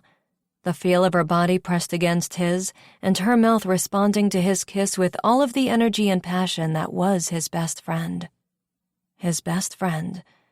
And now instantly so much more. Out of breath, she pulled back sharply, a look of surprise that must have mirrored his own in her gorgeous eyes. "Happy birthday," he murmured against her lips, pink and slightly swollen. "It's your birthday, not mine," Cassie whispered. "I was talking to me," he said, kissing her again as her mouth curled into a smile. The back door of the bar down the hallway opened, and he could see the silhouette of a woman as she entered. Tank instinctively moved to stand in front of Cassie. "Hey, no one's allowed to enter the bar through that door." Why was it even unlocked? Had Cassie not locked it after bringing in birthday party supplies that day? "I know I locked that door," Cassie said behind him. The woman didn't answer. Just the sound of her heeled boots echoed against the stone walls of the hallway as she approached, her face eventually illuminating in the neon lights. It took a second to register. No fucking way. Montana? Kaya's mother was standing right there in his bar. Chapter 5.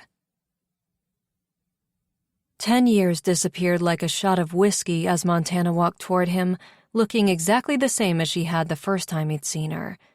Tall, athletic with wide shoulders, she was a born athlete, built for adventure and challenges.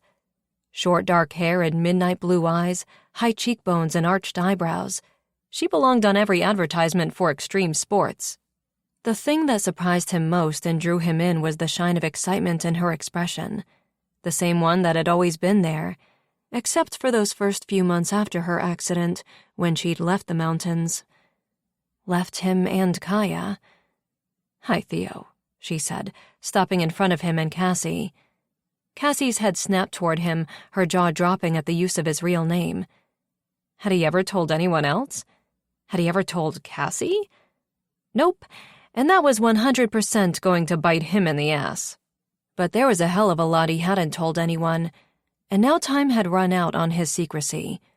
With Montana's arrival, there would be a ton of questions flying his way, from all directions. He wasn't sure which he was more terrified of, Cassie's or Kaya's.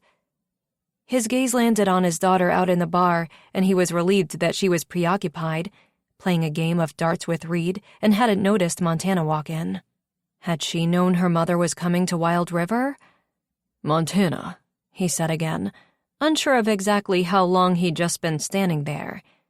He cleared his throat, remembering Cassie's arm around him, which was no longer there. He hadn't even felt her moving away. "This is Cassie Reynolds." "Hi." Cassie looked uncomfortable and slightly dejected. Of course she did. He hadn't said, "This is Cassie Reynolds, my girlfriend." They weren't quite there yet, so how could he? They'd literally just had their first kiss. Real kiss, anyway. And she'd probably punch him in the face if he'd called her his friend, Cassie. Damn it. "Nice to meet you," Montana said, looking around them into the bar. Why don't we go into the office and talk?" Tank said. He had to get her out of the hallway in case Kaya noticed. Already, Reed and Erica were looking in their direction with curious stares. "Good idea," Montana said. Tank turned to Cassie. Her cheeks were still flushed, but the fire in her expression had definitely changed from lust-filled attraction to murderous. He had no idea what to say. He could still taste her coconut lip balm, and while his hard-on had evaporated at the sight of his ex-girlfriend, his palms were still sweaty and his heart pounded in his chest. To be fair, a lot had happened in the last 2.5 minutes, so he wasn't sure which things were the cause of the physiological reactions. "Go ahead. I'll hold down the fort." Cassie extended a hand. He glanced at it awkwardly, shot a look at Montana, who was watching closely, then tentatively touched Cassie's palm. She yanked back. "Keys. I'll need the register keys." Jesus, he was a moron. "Right." He handed them to her and ran a hand through his hair. "Thank you. I won't be long." He had to say something. In truth, he expected this conversation to last for an eternity. Far too much to say and absolutely nothing he wanted to say at the same time. "Take your time," Cassie called after him as he led the way to the back office. Montana's heeled boots kept time with his throbbing head. His birthday had been looking up. Now it couldn't get worse. He opened the office door and held it for her to enter first. He followed, then closed it behind them. "The place looks great," she said, walking around the office. "I stopped by last night, but you were really busy behind the bar." So she hadn't timed her arrival perfectly to ruin his birthday. Good to know. But she'd been there the night before. She'd seen him, seen the bar. He felt even more at a disadvantage. She scanned the photos on the wall. Him and the search and rescue team, him and Cassie, him and Kaya. He folded his arms, then unfolded them and shoved his hands in his pockets. He didn't like her being in his personal space, looking at photos of his life. Too familiar, too unsettling having her standing there at all. "Why are you here, Montana?" No sense shooting the shit. If she'd shown up unannounced like this, it was because she wanted to catch him off guard. She'd succeeded. "I want to be a part of Kaya's life again." Shot delivered. A bullet to the chest couldn't have packed such a solid punch. He'd known it the moment he'd seen her walk in, but hearing the words made it all that much more real. She was real. Standing in his office, looking exactly as she had years ago. Wanting her daughter, their daughter, back. "I wish you'd called." "I was going to. I tried. I decided this conversation needed to happen face to face." She unzipped her coat. He resisted the urge to zip it back up and send her on her way. "I would have appreciated a heads up." "I do apologize for the shock. I just knew if I didn't come here, let you see for yourself, you wouldn't hear what I had to say." "See what for myself?" "That I'm better. Or getting better, at least." "What do you mean?" "The brain injury. Over the last 3 years, I've been working with a specialist in Denver. They were testing a few trial drugs, and they've been working. My short-term memory loss is getting better. I'm able to remember things for longer periods now. I can retain the new memories after I go to sleep, which was a problem before. I'm not forgetting important things as often." "As often, but you still do." He had to grab onto that. She couldn't walk into his life and claim to be cured if she still wasn't completely better. He'd taken that chance once. He wouldn't again. There was far too much at stake. She paced in front of his desk, her words picking up steam along with her determined stride.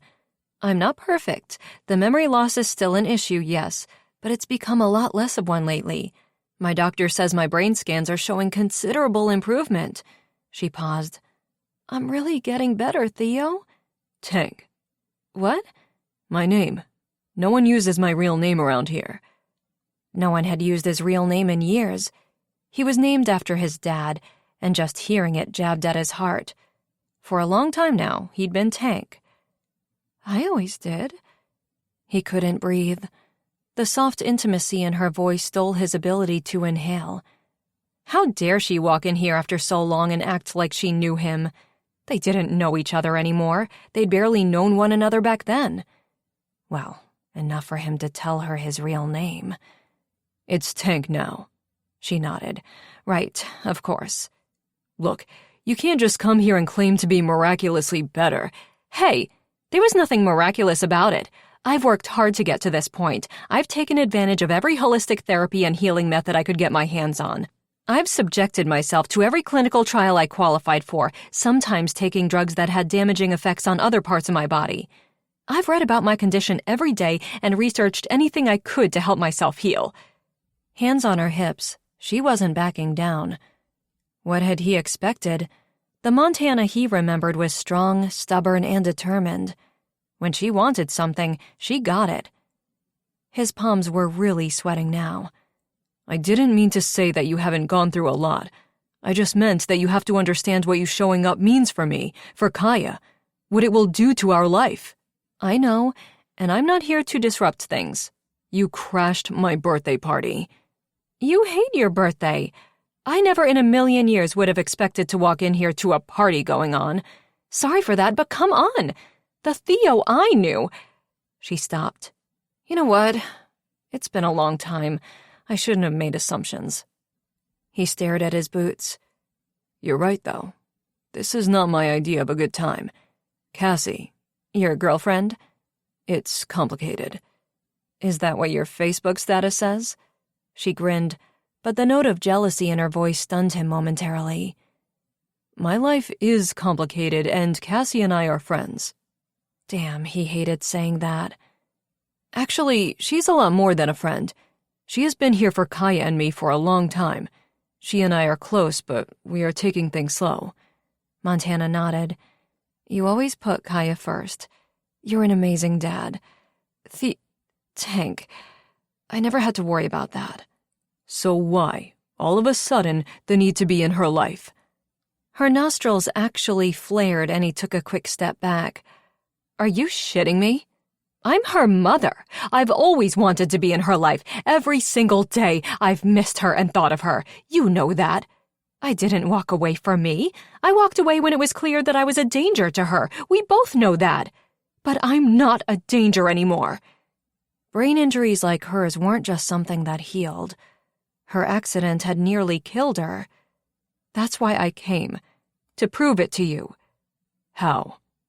I'm staying. Here in Wild River. I just rented a furnished apartment, and I want to slowly integrate back into Kaya's life. I'm not asking for a lot at the beginning, just a chance to get to know her. A chance for her to know me.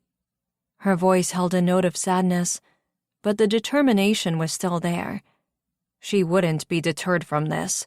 She'd obviously given this whole thing a lot of thought if she already had a place here in town. Yet nowhere in her planning had she called or texted or emailed him her plans. You're moving here? You show up, drop this bomb. You could have told me all of this, allowed me to adjust. He ran a hand over his face and chin. Too much to process. Maybe it's not you I'm concerned for. Maybe I'm thinking about Kaya and the fact that she might actually want her mother beyond cards and Skype chats. We've really been connecting these last few months, and she seems open to that. And I'm thinking about me. For so long I wasn't able to have a relationship with her. Now I can. She leaned against the desk and folded her arms across her chest. She was in the driver's seat, and she knew it. And how was that fair? He'd been the one raising Kaya all this time, and now Montana could simply waltz back into her life full-time? He wasn't stupid enough to think he could stop it, and deep down, he knew that wouldn't be the right thing. What if she's not open to it? What if she doesn't want that? What if the Skype chats are enough, all she's comfortable with? The distance and the computer screen between them had given Kaya a safety blanket in dealing with the emotional impact of having her mother in her life. This would be different, full-on and complicated. I'll respect her wishes and her pace, but I think we both know she will want that. She paused, studying him. I think that's the part that bothers you the most. She headed toward the door when he didn't respond. Look, I'm not in a rush for any of this. I've waited this long. I just wanted to let you know my intent. I'll text you my new address in town. Let this sink in, and we'll talk in a few days. I guess I don't really have a choice, do I? No. She opened the door. The place really does look great. So do you, she said, closing the door behind her. What the hell was he supposed to do with that? Tank collapsed onto his sofa and stared at the ceiling. In 35 years of shitty birthdays, this one was the worst one ever. Chapter 6. In the light of day, it looked like a bomb had gone off inside the bar. Deflated balloons, drooping banners, confetti all over the floor, and empty paper plates with half-eaten cake needing to be cleaned up. But at least it gave Cassie an outlet for her anxious energy. His name is Theo. I had no idea. Cassie stabbed a balloon with her pocket knife. The loud sound made Erica jump. None of us did. Even Reed didn't know. I'd like to think, Pop, that I might rank slightly higher, Pop, than my brother when it comes to Theo's confidences, Pop. Okay, give me that, Erica said, taking the knife from her friend. You are on banner duty. I like stabbing things, Cassie said. Clearly, and I get it and I appreciate that you're not stabbing Tank right now, but just try not to stress just yet. You haven't had a chance to talk to him. You don't know why Montana's here.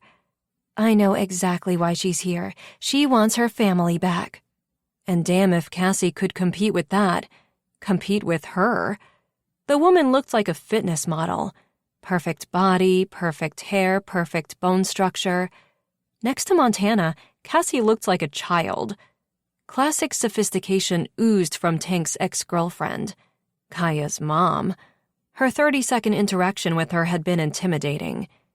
Usually so self-assured and confident, Cassie hated these feelings of inadequacy she'd been battling for the last 12 hours.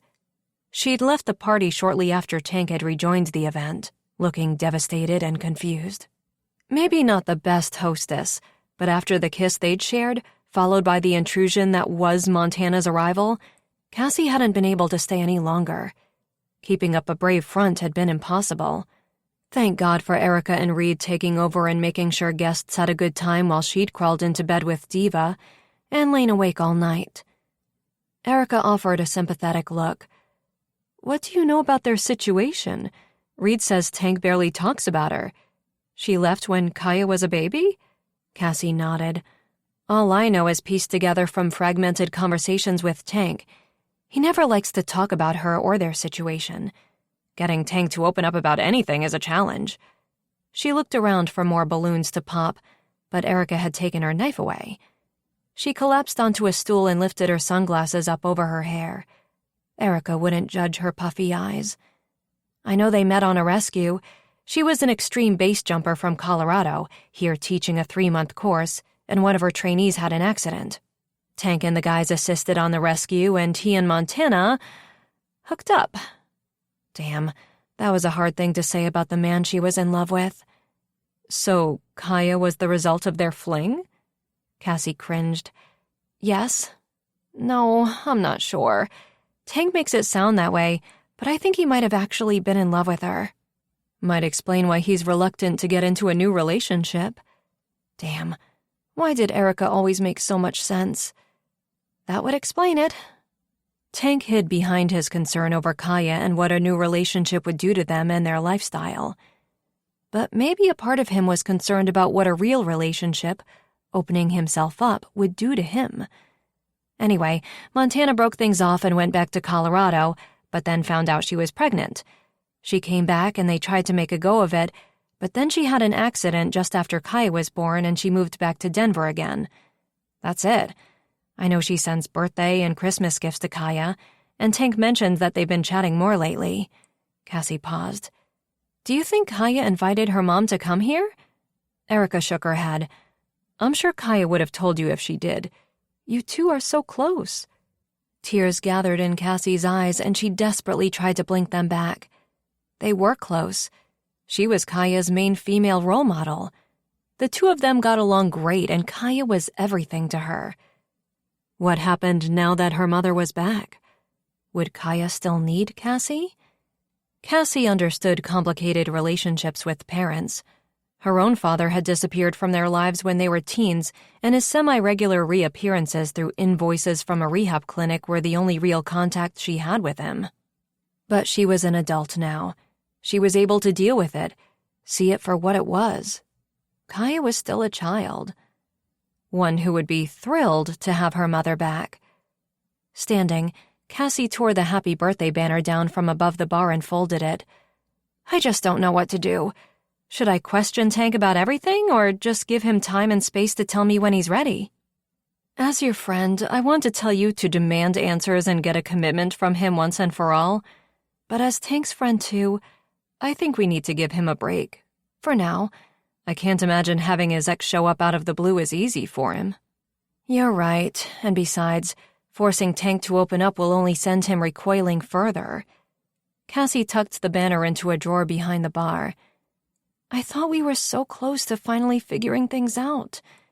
She wanted to tell Erica about the kiss, but how could she now? This conversation with her best friend should have been a juicy retelling of the best kiss of her life. One that had left her breathless and hopeful. One she'd probably never experience again. That one moment had been incredible. The kiss had been so overdue, but had delivered on all levels. She'd felt the passion and commitment in Tank, even though he was reluctant to verbalize it. She'd sensed the deep connection only best friends acting on attraction could feel. Their bodies had melted into one, setting off metaphorical fireworks all around them.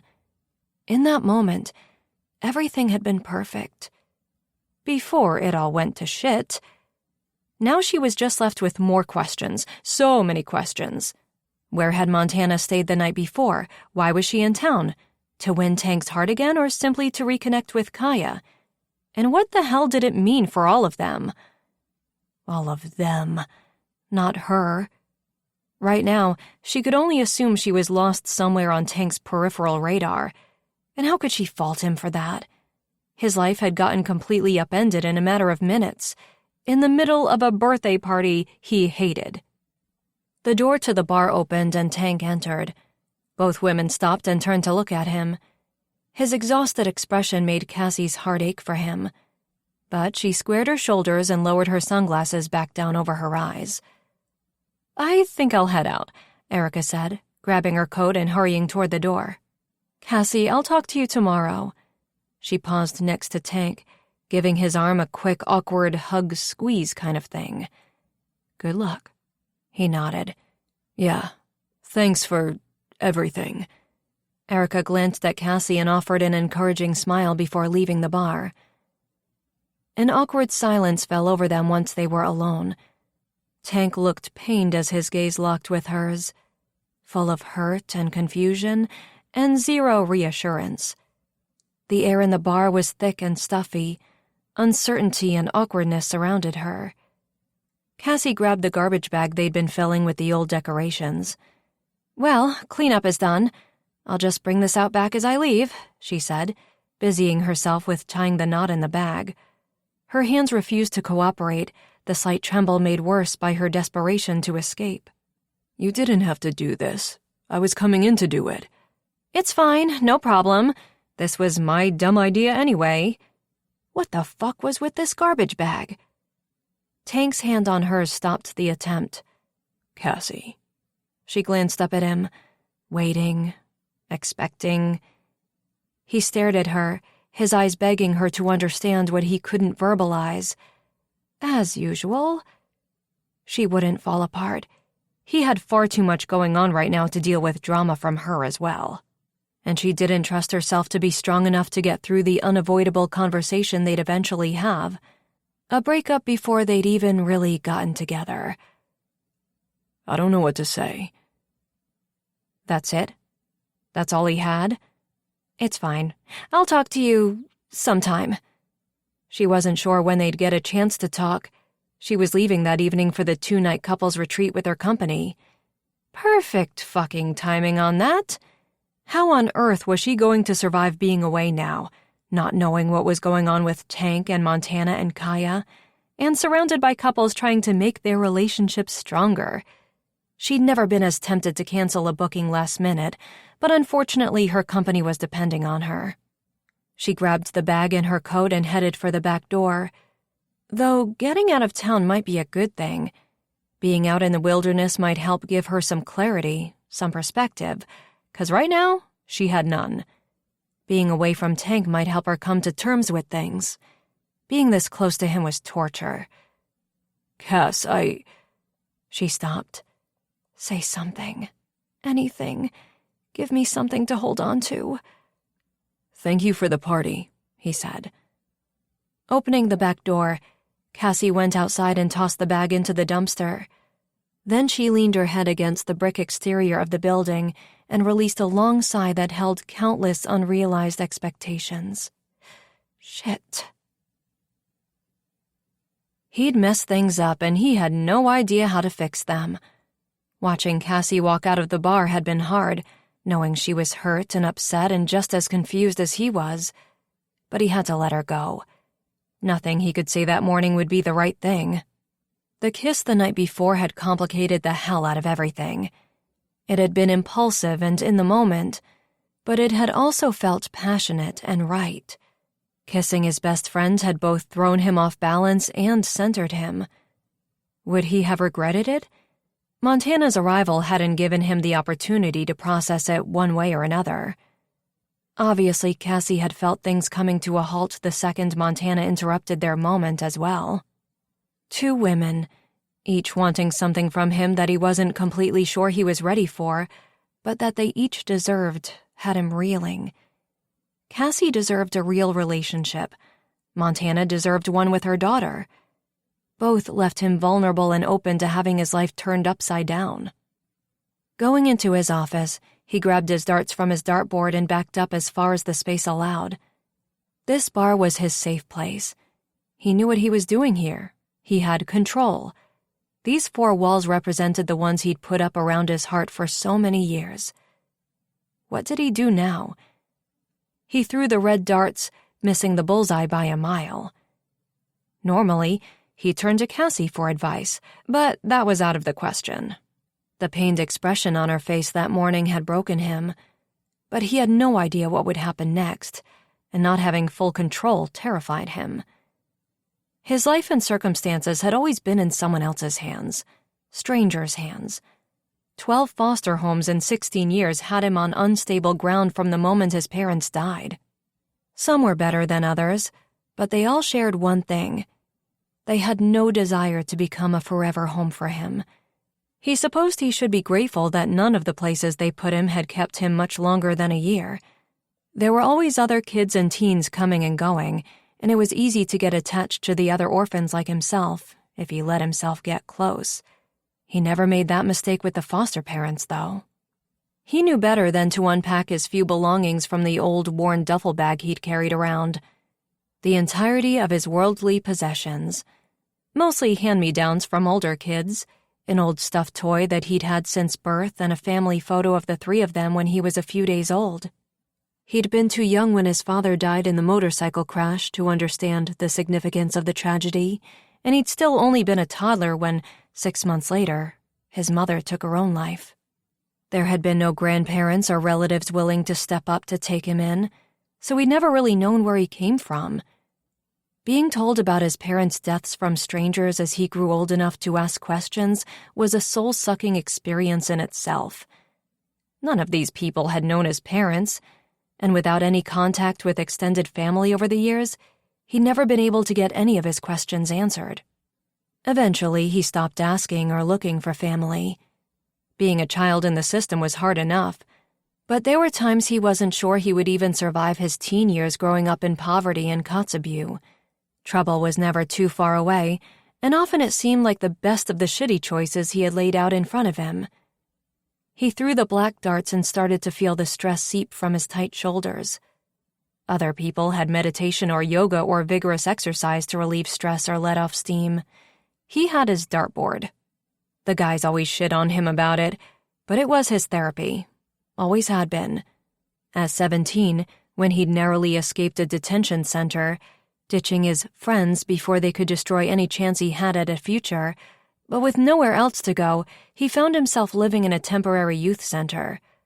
With no money and no hope, and limited nights in the overcrowded facility, he discovered the anger management therapy of dart throwing. He'd been shit at first, zero aim, all anger.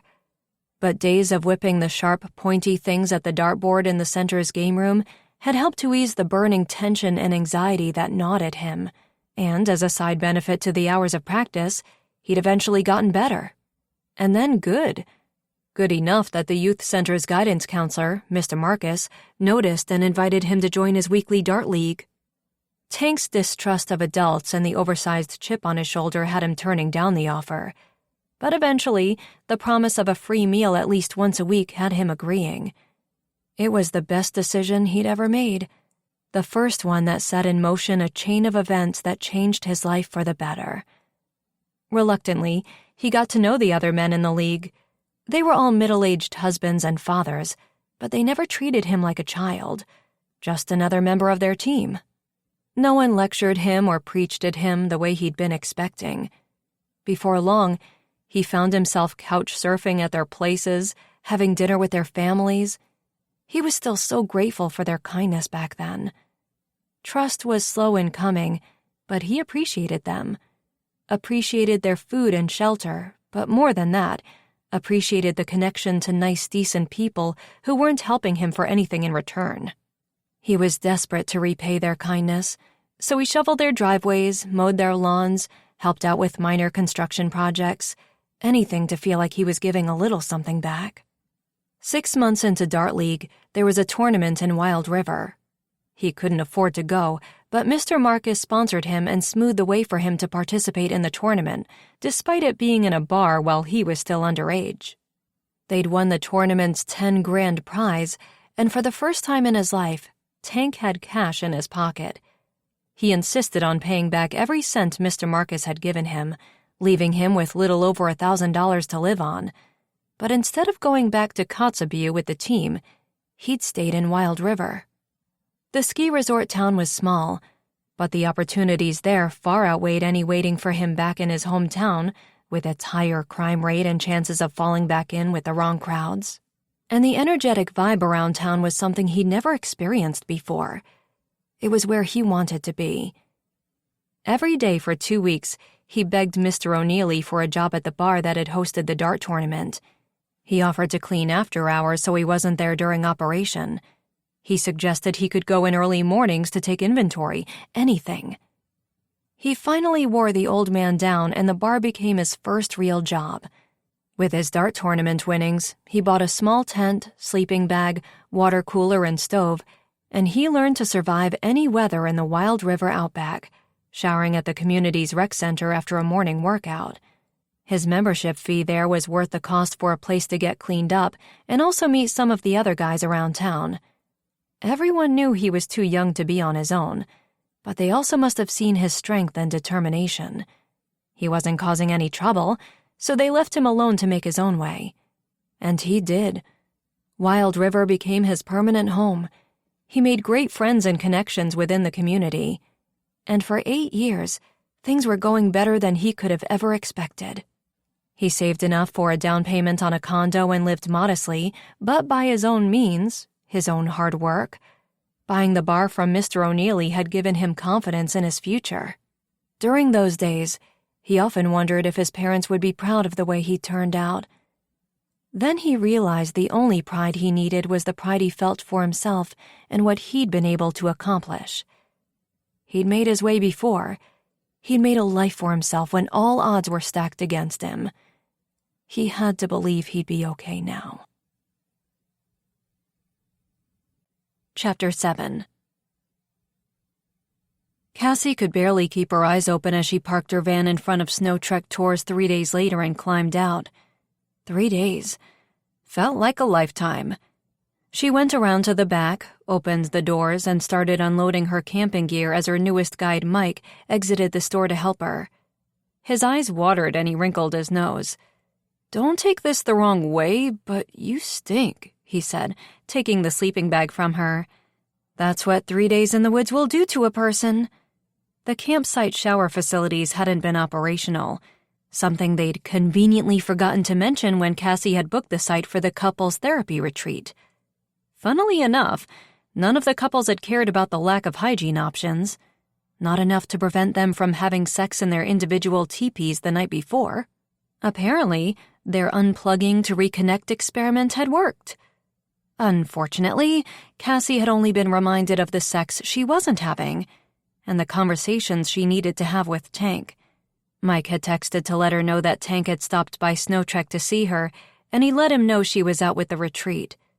Shortly after, she'd received Tank's customary, "Stay safe out there, don't make me have to come save your ass" text, which had both made her smile and broken her heart at the same time.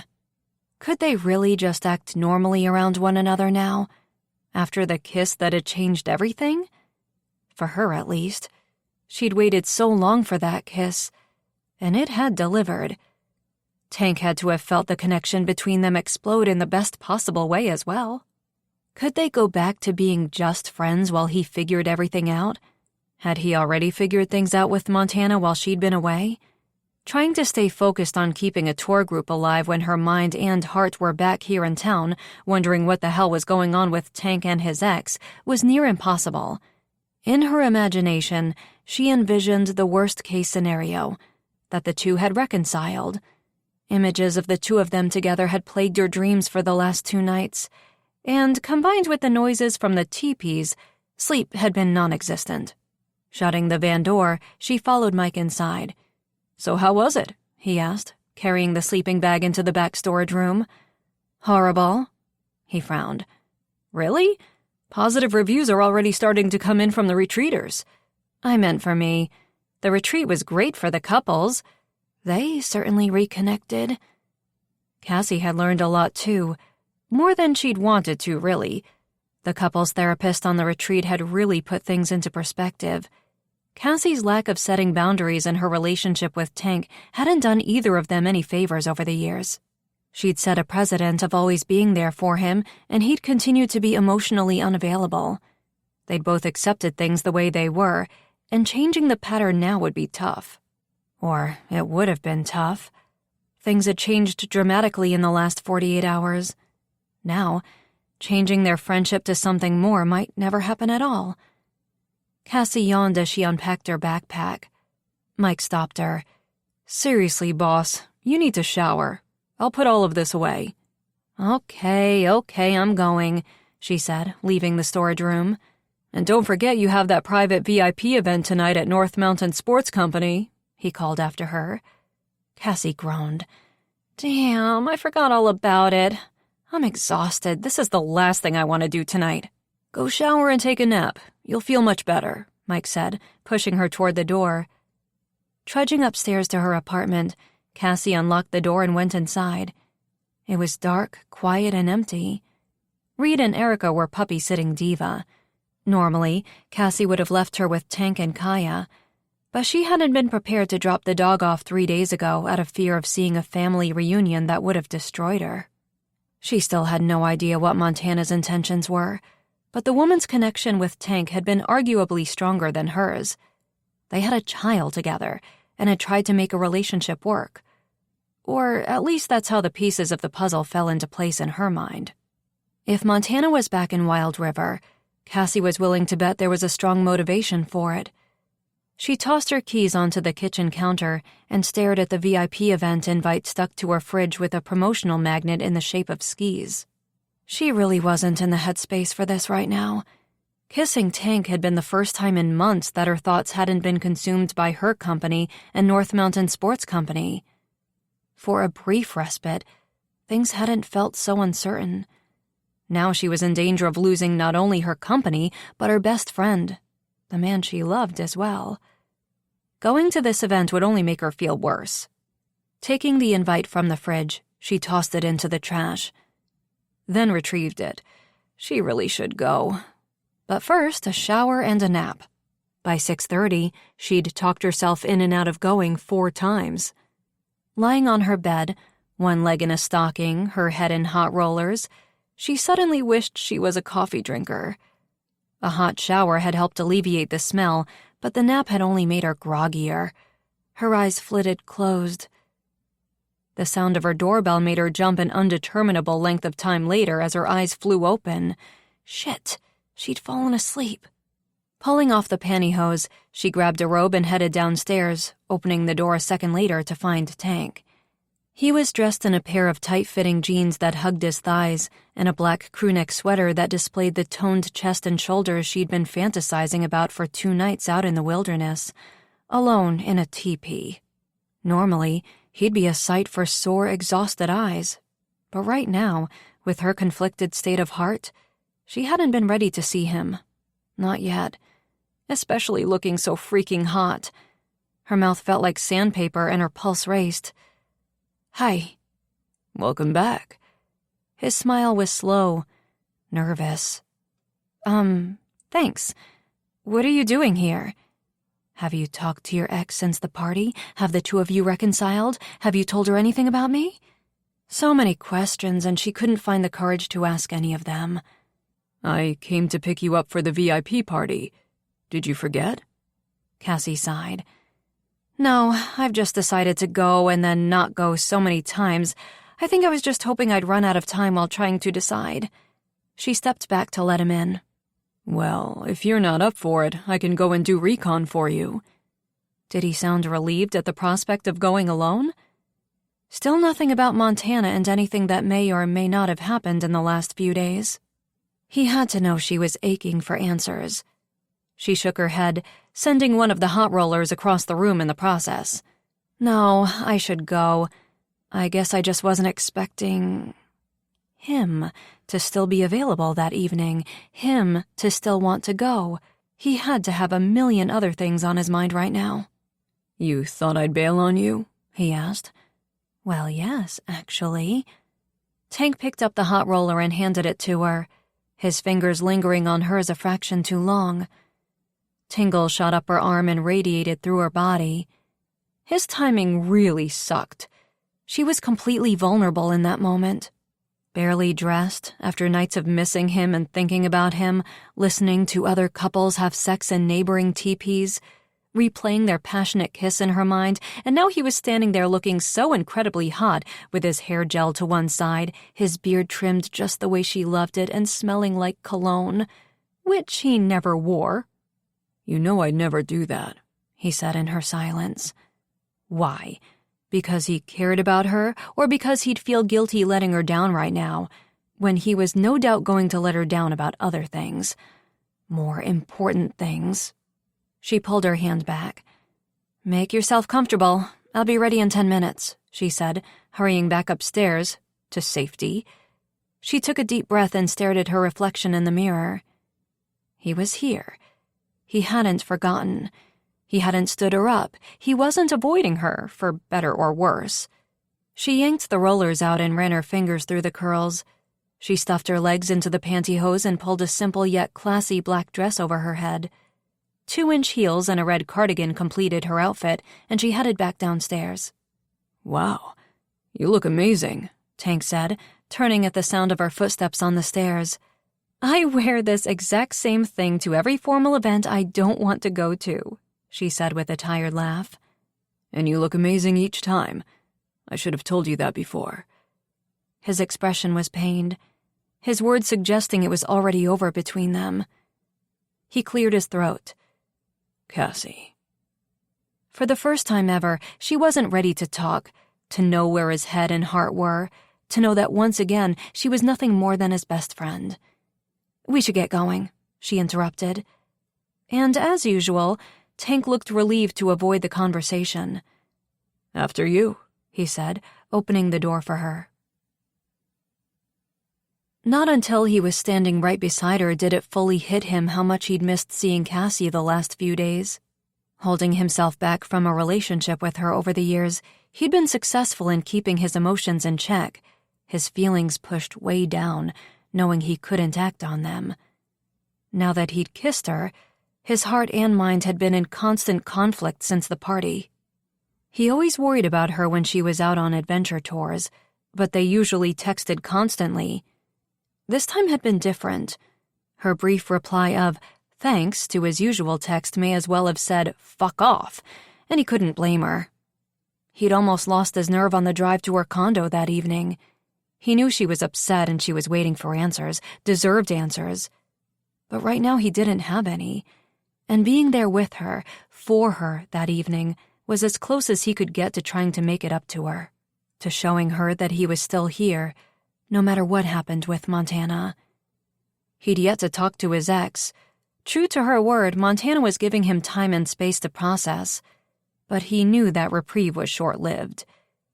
He parked his truck in the lot of North Mountain Sports Company and turned to Cassie. Ready? No, but let's go before I change my mind, she said, opening the door and climbing out. Entering the main showroom of North Mountain Sports Company was definitely an experience. The 3-story open-concept building boasted a 6,000-square-foot sales floor, a room full of virtual reality experiences, and a floor of sales and booking offices for their real outdoor adventures. Unlike most businesses in Wild River, this one screamed high-end upscale luxury. Even the mannequins were the full-body ones complete with heads featuring makeup or 5 o'clock stubble. And Cassie looked devastated, taking it all in. It's actually not that great, he said. Nice try, she said, looking around at the expansive space that housed all of the top-end suppliers. Look at those mannequins. Jesus, they look like real people. I think they're creepy. Compared to the headless ones? Cassie shook her head. How on earth am I supposed to compete with this? Unfortunately, he had no idea. Luckily, he knew she wasn't expecting an answer. He'd prefer her no-frills, no-nonsense company any day. But North Mountain Sports Company would be new and shiny, and it cast a huge shadow. Hey, welcome! You're the drunk tank owner, right? Mr. Hartwell said, approaching them with a tray of champagne. Odd that he was serving at his own event? Yes, hi again. The store owner/billionaire/server for the evening turned to Cassie. And owner of Snow Trek Tours, Cassie Reynolds. Hello, Mr. Hartwell. Cassie offered a polite smile. This place is incredible. Please call me Miller, he nodded, scanning his store. We're very proud of it. Have you taken a tour yet? No, we just arrived. Perfect. Let me escort you two throughout the building. Cassie's eyes widened. Oh, no, that's okay. You have so many guests here. It was true. There were a lot of familiar faces in the room, even those originally opposed to the town allowing the big chain store to open. Yeah, we can look around on our own, Tank said, sensing Cassie's intense unease. And now he was only partially to blame for it. Nonsense, follow me, Miller said, setting the tray of champagne glasses on a nearby table. Would you both like to grab some food first? He gestured toward an hors d'oeuvres table on the right and a dessert table on the left. No, thank you, I'm good, Cassie said. She glanced at Tank, but he shook his head. An act of solidarity only. He was actually starving. Leftover birthday cake the morning after the party was the last thing he remembered eating in days. But they couldn't eat at the enemy's table. Okay, well, this is the main showroom. Our brands include all of the best-known names in sports, as well as some local designers. He gestured to a section of the display room that consisted of all local products, from hand-knitted hats and gloves to a line of skincare ointments Tank recognized from the apothecary shop on Main Street. So, the guy was living up to his promise of carrying these items and helping other business owners. Though Tank suspected it was all for show, and once the items weren't top sellers, the markup he noticed on the price tags would send customers directly to the source. They would disappear from the shelves at North Mountain Sports Company. Unfortunately, beside him, Cassie didn't seem to have the same train of thought. I wish I had thought of that, she whispered as they moved along. In here, we have our virtual reality experiences. Miller handed them both a set of glasses as they entered the room filled with machines that simulated skiing, snowboarding, tobogganing. Nature backdrop scenes were set up so people could take photos of themselves to post to Instagram. They literally thought of everything. Most of them were in use and everyone seemed to be enjoying them. He glanced at Cassie. He gave her credit for trying, but her expression revealed that she'd already mentally packed up her office and permanently closed up shop. He couldn't let her get discouraged. These are interesting, but we find most tourists prefer the actual outdoors. Tank placed his glasses back in the basket. Miller laughed. Most do, sure. We just like to be able to offer something for those who prefer something less cold with less exertion, less risk, he said, staring pointedly at Cassie. But you both are most definitely the outdoorsy type, so let's head upstairs to the offices. Did they have a choice? He wasn't one to be rude, but the minute they'd appeased Mr. Hartwell, he was getting Cassie out of here. She looked more defeated every second they were inside the building. He hated that his actions had hurt her a few days ago, and he planned to do everything in his power to make it up to her. But this stranger making her feel shitty wasn't acceptable. They rode the escalator in silence, and he quickly squeezed her hand, just a friendly gesture. But she surprised him by gripping his right back and holding on tight. The gesture both gave him hope and terrified the shit out of him. At the top, Mr. Hartwell gestured toward the long line of booking offices. Each tour guide will have their own office, and we operate on a rotating system. Aren't the guides better suited for one type of adventure or another? Cassie's crew all boasted specialization in different areas, and she always sent out the best person for each adventure tour. We hire very versatile staff. Only the best make it through a rigorous selection and interview process, Mr. Hartwell said. Follow me. There's just one more thing I'd like to show you. His impressive corner office, no doubt. Tank's prediction wasn't too far off. The owner of the store did stop outside a beautifully decorated corner office, but it wasn't his name on the nameplate beside the door. It was Cassie's. He frowned, swinging around to look at her. Had she accepted a job from this guy without telling him? Clearly, this was as much of a surprise to her. Her jaw nearly reached the floor and the hand holding his went slack. So, what do you think? Mr. Hartwell asked. Any chance I could convince you to come work for me? Cassie's jaw dropped. I'm sorry? I'm offering you a job, not just any job.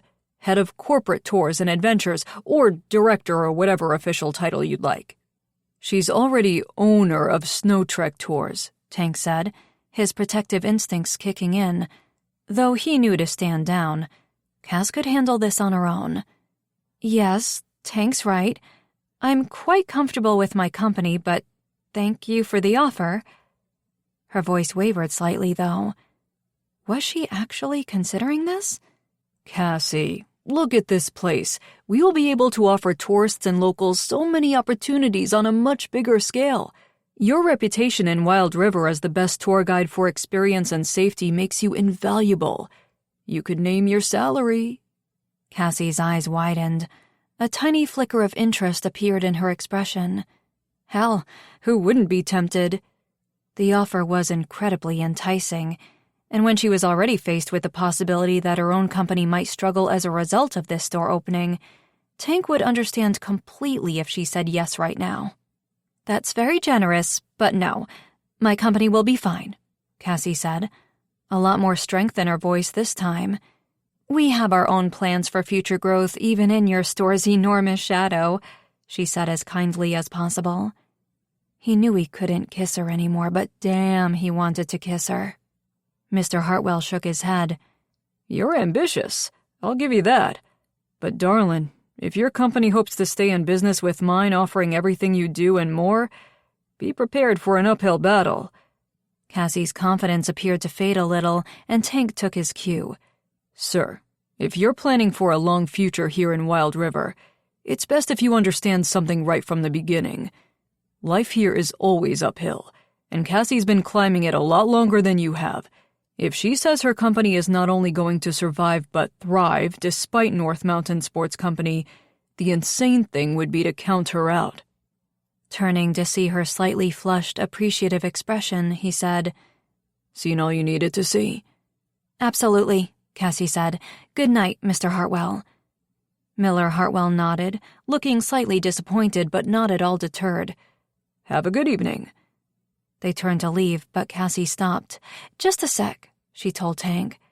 Going back to the office, she slid the nameplate out of the holder. "You won't be needing this." "Unfortunately not," Mr. Hartwell said as they walked away. In his truck 3 minutes later, he turned to her. "Stealing the nameplate thing was epic." Damn, she was amazing. So many other people in her shoes would have considered selling her business months before or accepting the amazing job offer now. Not Cassie.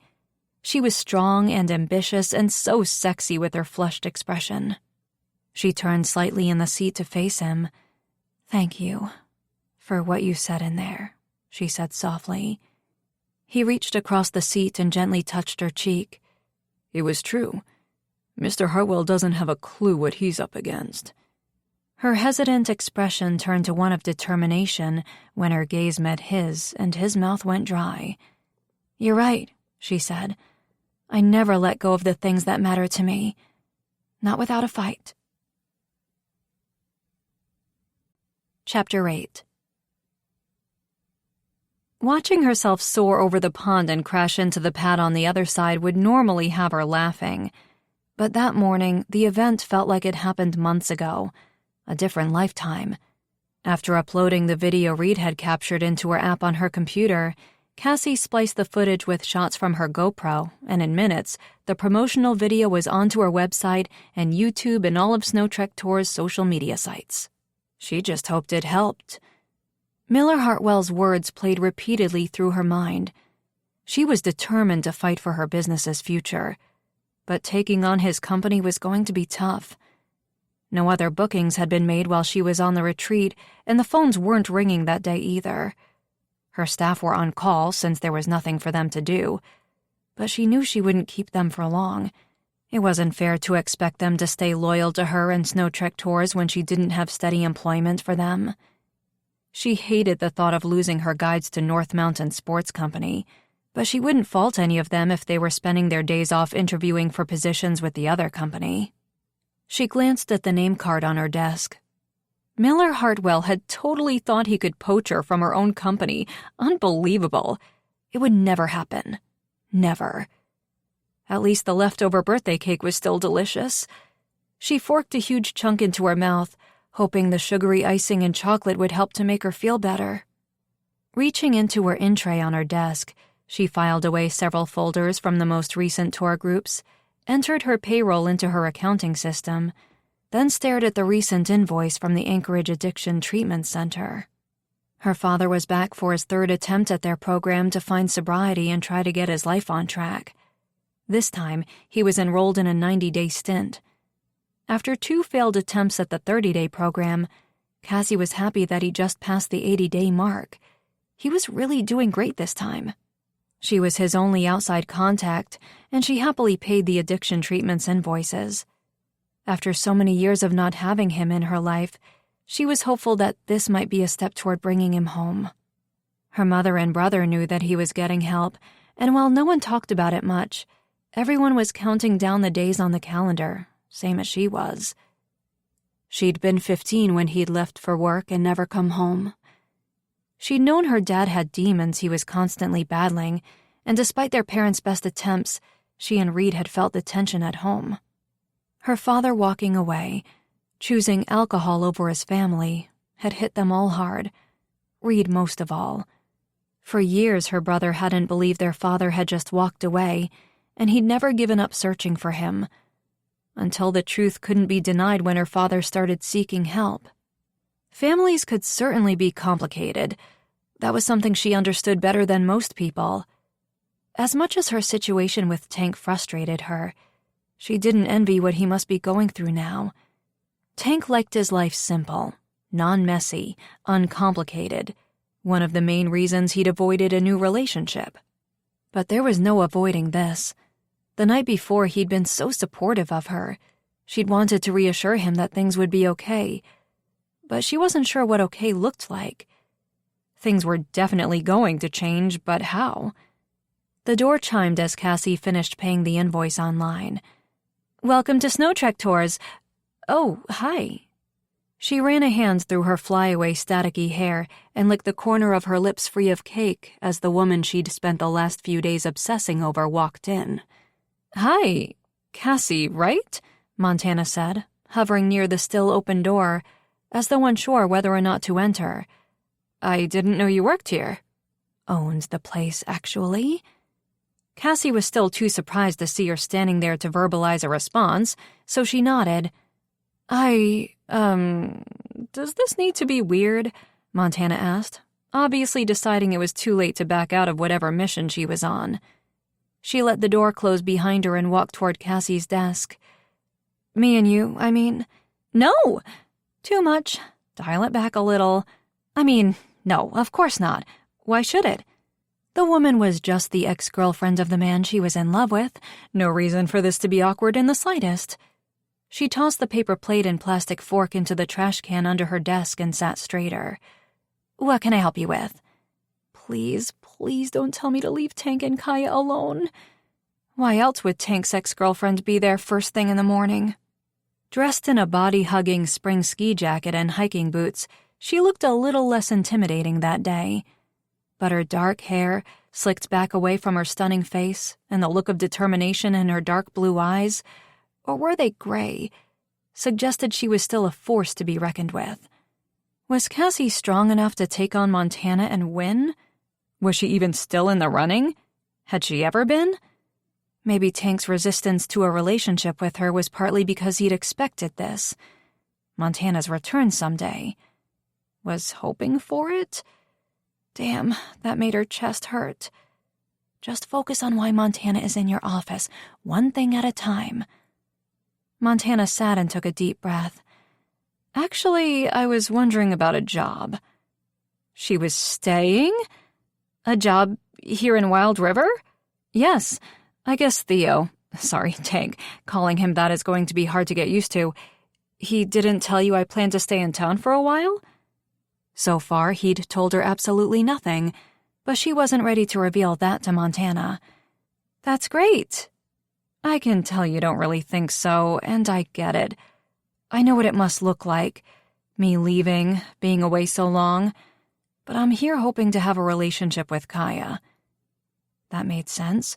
What mother wouldn't want a relationship with her daughter? It was normal. It was overdue. Cassie refused to judge.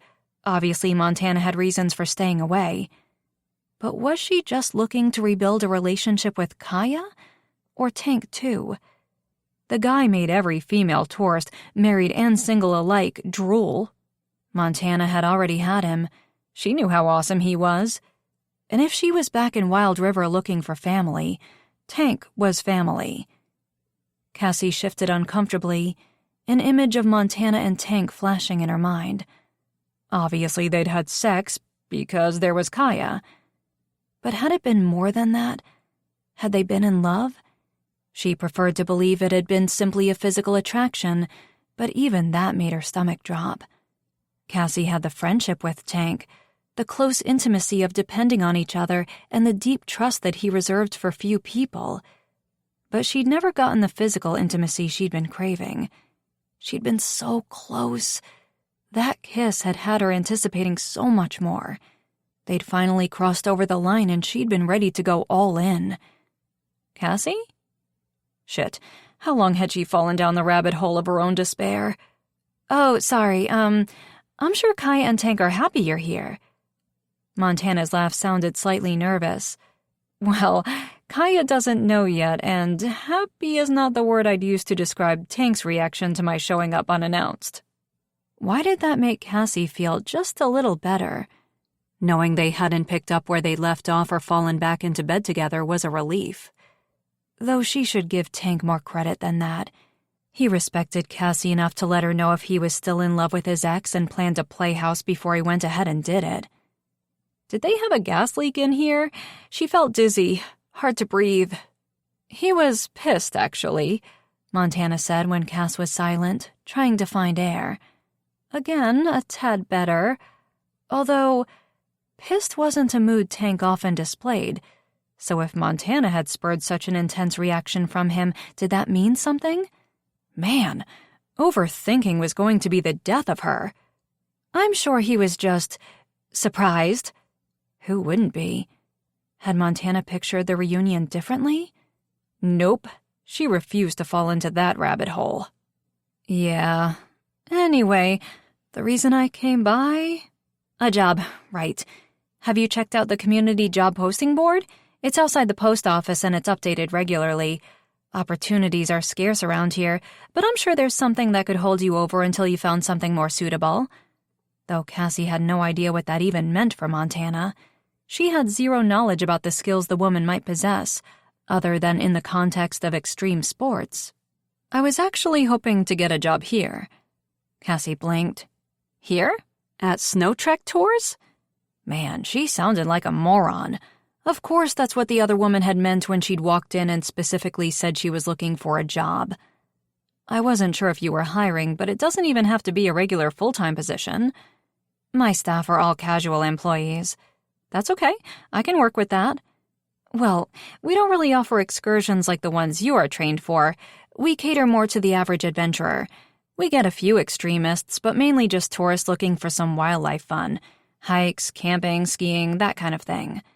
She hadn't spent the night Googling Montana Banks for nothing.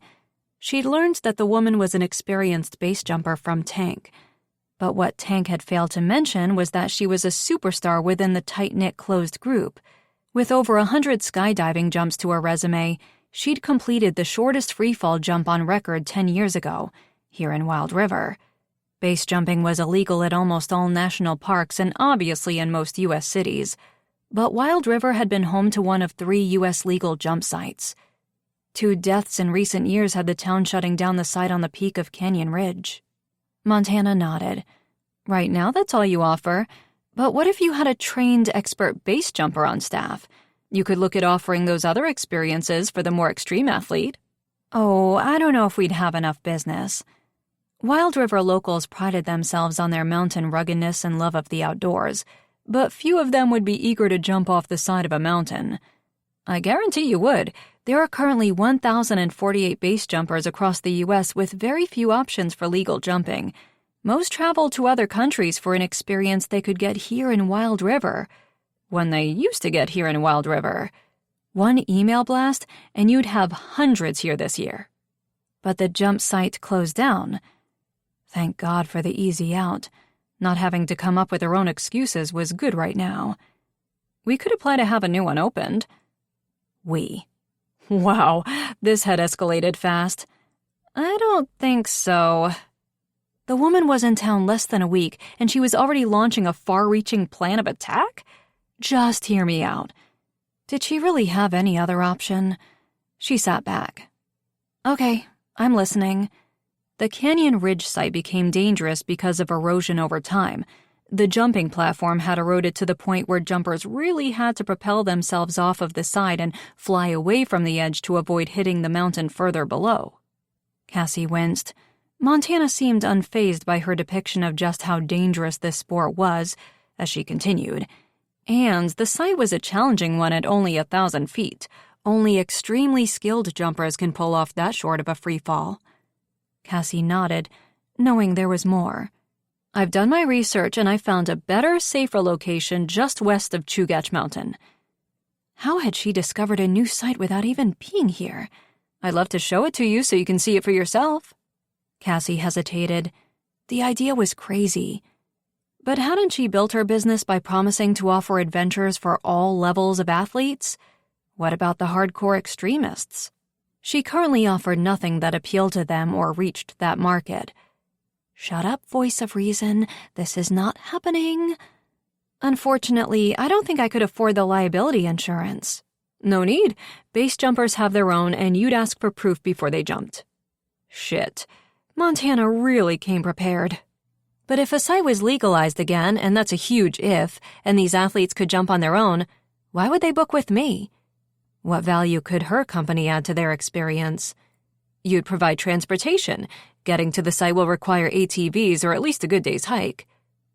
So she could also add on hiking tours and fees. And you'll also provide a safety demo on site, lunch, equipment, and gear. There was one problem. Equipment and gear are expensive. Most jumpers have their own, but a few backup parachutes and wingsuits on hand would just help legitimize things, that's all. Most jumpers wouldn't trust their life on a rental unit that they haven't personally cared for and inspected anyway. It's all just about perception. Cassie shook her head. As intriguing as the idea was, she liked her company's safety rating and reputation.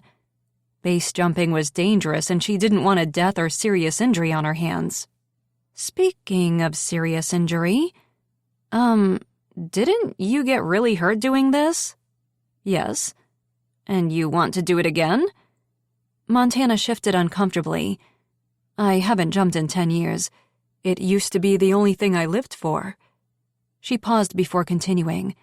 I did 3 months in jail when I was 19. For jumping off of a building in downtown Denver. Embarrassed, Cassie shrugged. I may have Googled you. Montana nodded. That stunt was a dumb mistake. I'm older now and I realize illegal jumping is not the way to go. The truth is, I just need to start getting my life back. One piece at a time, and other things might be out of my control, but this is something I can control. Other things like a relationship with Tank and Kaya. I understand that, I do, but I'm not sure Snow Trek Tours is ready to do something like this. It's a crazy idea, I know. It's extreme and out of the comfort zone, I get it. Cassie heard a but coming. But I know you must be worried about North Mountain Sports Company opening up soon. I can promise you, they wouldn't be offering this, but they will be offering everything else you do. Way to play on her insecurities. This would give you that edge I know you must be looking for. Cassie bit her lip. Montana was right. North Mountain Sports Company would be offering everything her company did, with bigger numbers, name brand recognition to draw in customers. Steal hers away. She had been looking for something different, unique. But this was really different and unique, maybe too much so. And the bigger issue was, could she really hire Montana, the woman who had already complicated things further for her and Tank? Someone who could very well take Tank and Kaya away from her? What would Tank say if she hired his ex? Cassie hesitated. The idea is really tempting. But this is awkward. I get it. Like I said, I didn't know that you are the owner here. But it's only awkward if we make it that way. I know you and Tank are friends and you're loyal to him, but I promise you, Cassie, I'm not here to mess up Tank's life. I'm really not. But she was. Whether it was her intention or not, Montana's arrival had Tank in a tailspin. Cassie hadn't spoken to him about everything yet, but she knew the man she loved, and his expression at just the sight of Montana had revealed he was conflicted. Over which things Cassie wasn't sure. What if Montana could have it all again? Tank, Kaya, and a career doing something she loved. Could Cassie help give her all of that when it would come at such a loss for herself? Can I think about it? Montana was suggesting a solution she'd been looking for, and she may not have any control over what happened between her and Tank, but she could continue to focus on saving her company. Absolutely. Take your time and just let me know, Montana said, heading toward the door. Thanks, Cassie. She paused. According to Tank, I already have a lot to thank you for. She smiled and closed the door behind her.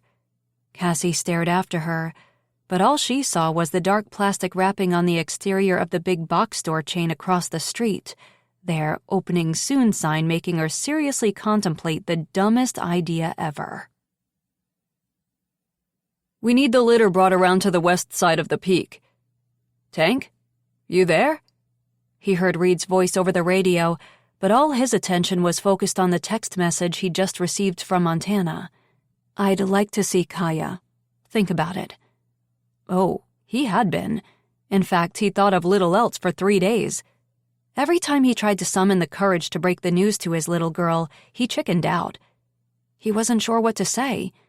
The mother you've barely known over the years is suddenly back in town wanting a relationship? What would his daughter say? How would she feel? So far, he'd succeeded in not finding out. What if Kaya was upset? What if it was too much, too fast? Alternatively, what if his ex was right when she said he was afraid of other outcomes as well? Afraid was an understatement. He'd never had to share his daughter's time, love, or attention with another parent or guardian.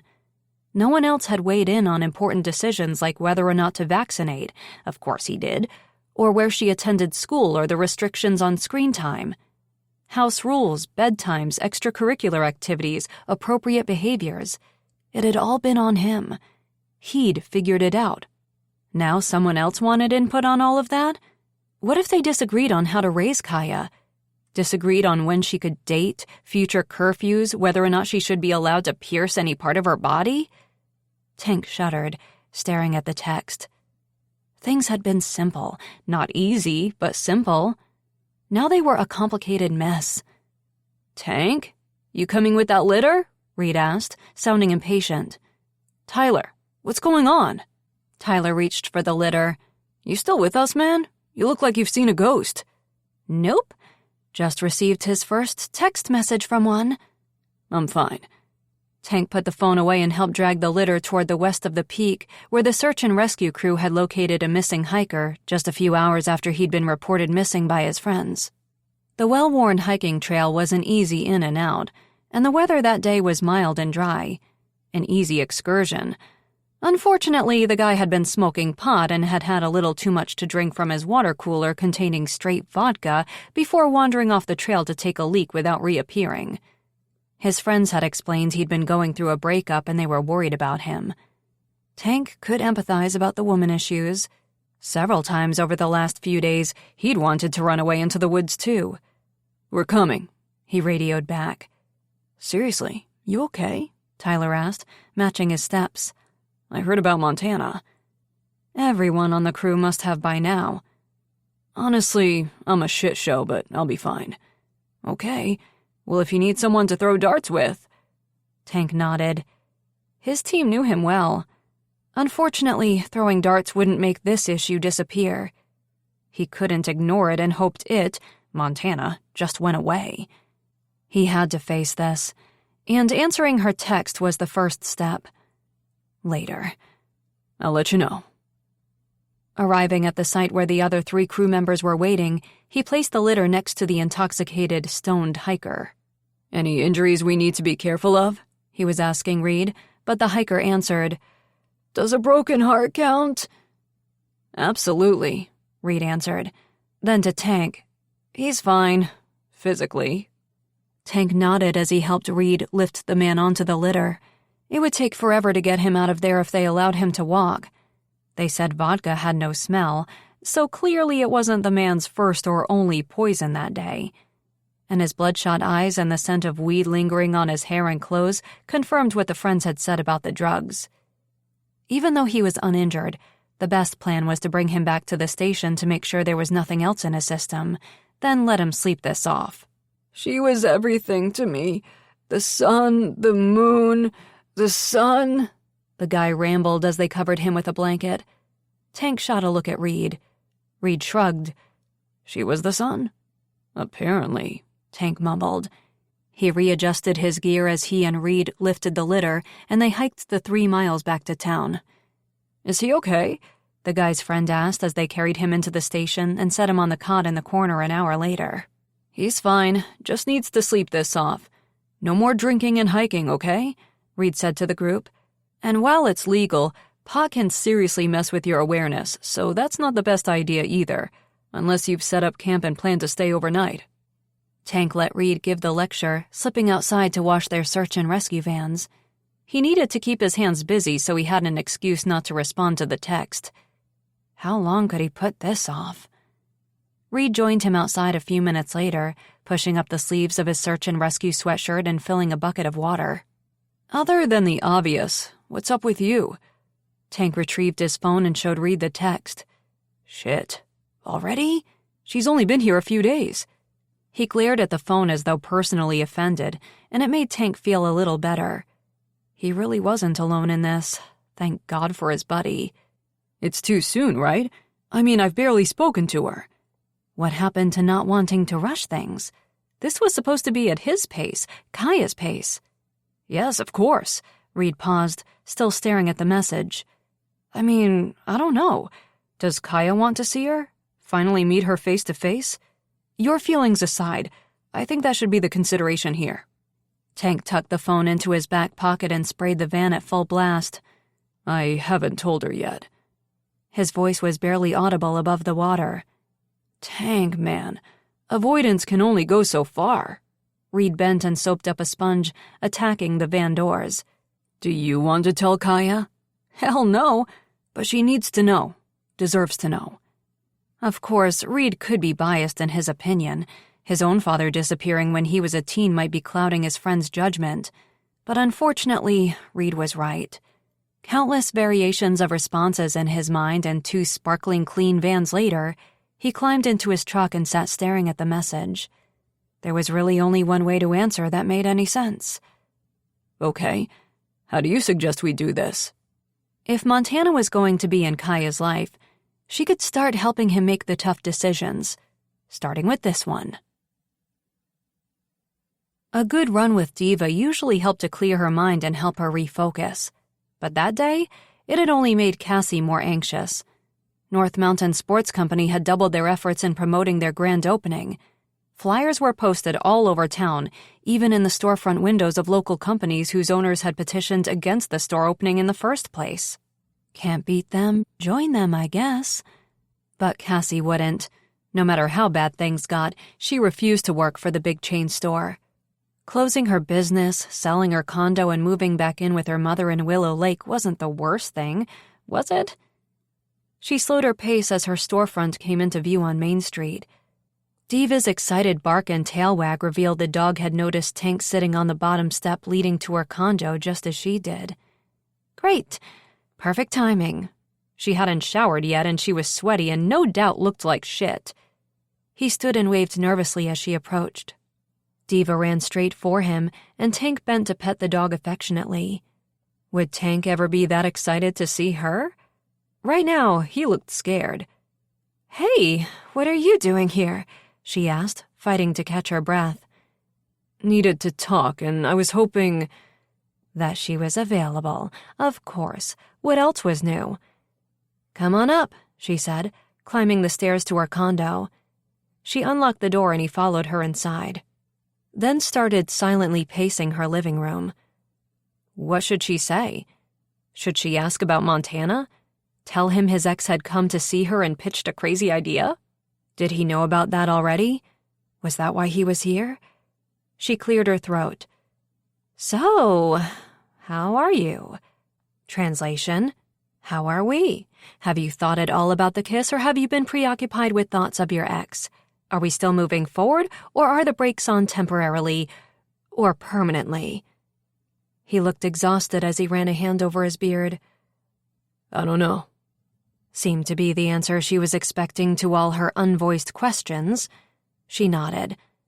But although she'd love to not know, she had to ask. "Have you spoken to Montana since the other night?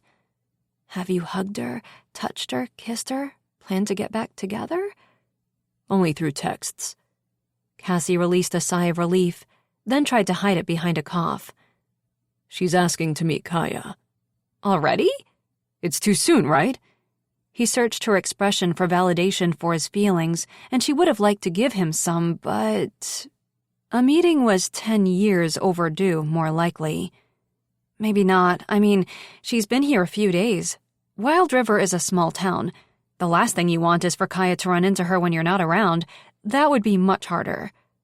Kaya seeing her mom unexpectedly could be traumatic for her, or impactful in some negative way, and she'd definitely be upset that Tank hadn't told her. Tank nodded. "I know she will be upset if I don't tell her about Montana and she finds out that her mom's been here for a while." "Exactly. You can't keep them apart forever," she said softly. And he was a good man, so she knew he'd never want to. Montana not being in Kaya's life was never his fault or intention. Sure, over the years it had become the norm, and changing that now would be difficult. But deep down, he had to know this would ultimately benefit Kaya. Tank's shoulders fell. "Yeah, you're right. You usually are." Not that he always listened, particularly when it came to how fantastic the two of them could be together. He must have read where her thoughts had wandered. "And I just wanted to say, I really am sorry about the other night. The kiss and Montana. Not just Montana, but the kiss too. So he was regretting it. That hurt, but she'd learned to keep a protective layer when dealing with Tank and any kind of emotion. Her self-preservation was second to none. She squared her shoulders as she dismissed the conversation. "Hey, who's watching the bar right now?" He sighed, either annoyed that she'd skirted the issue or relieved. She'd put money on the latter. No one. I expect all of my top-shelf liquor will be gone by the time I get back. His attempt at a joke spoke volumes about where they were, so as usual, she played along. It was really the only thing she could do. Then you better go before they take the cheap stuff too. Chapter 9. So they were really doing this. Montana's response had luckily echoed how he felt about this first meeting. They both agreed the best option was to tell Kaya face to face, together, in a safe space, her home. That way, everything was on her turf. A public place seemed too inappropriate for what was sure to be an emotional event, one way or another. This was the right thing. Damn, he hoped. "Alexa, lights on," Tank said as the sun dipped lower in the sky and the house darkened. Too bright? "Alexa, dim the lights." Too much of a weird ambiance? "Alexa, more light." He had 10 minutes before Montana's arrival, and clearly he was losing his mind. "Alexa, lights off." He opened all the living room curtains instead. Going into the hallway, he opened the linen closet and retrieved a set of throw cushions Cassie's mother had made him and added them to the sofa. Throw cushions were homey, right? Going into the hall bathroom, he quickly scanned the sink and toilet to make sure everything was spotless. Even the toothbrush holder had been scrubbed, and he'd replaced the shower curtain and bath mat earlier that day. He sniffed. Then he blew the dust off of a cinnamon-scented candle and lit it. The timer on the oven chimed, and he hurried to the kitchen to retrieve the batch of brownies he'd made. Just a single dad baking brownies in the middle of the afternoon. That was normal, right? If things went well, they'd have a snack to enjoy. And if things went sideways, Kaya would have enough chocolate to stuff her face with. God, he hoped things went well, though he wasn't certain what constituted well. Placing the brownies on the stove, he scanned the kitchen. Everything was neat, counters weren't cluttered, dishes were all put away in the dishwasher, the hardwood floors gleamed. Man, what was he so stressed about? It was just Montana coming over, not child services. But damn, he felt like he was going to be under close inspection. Why did he feel the need to prove himself?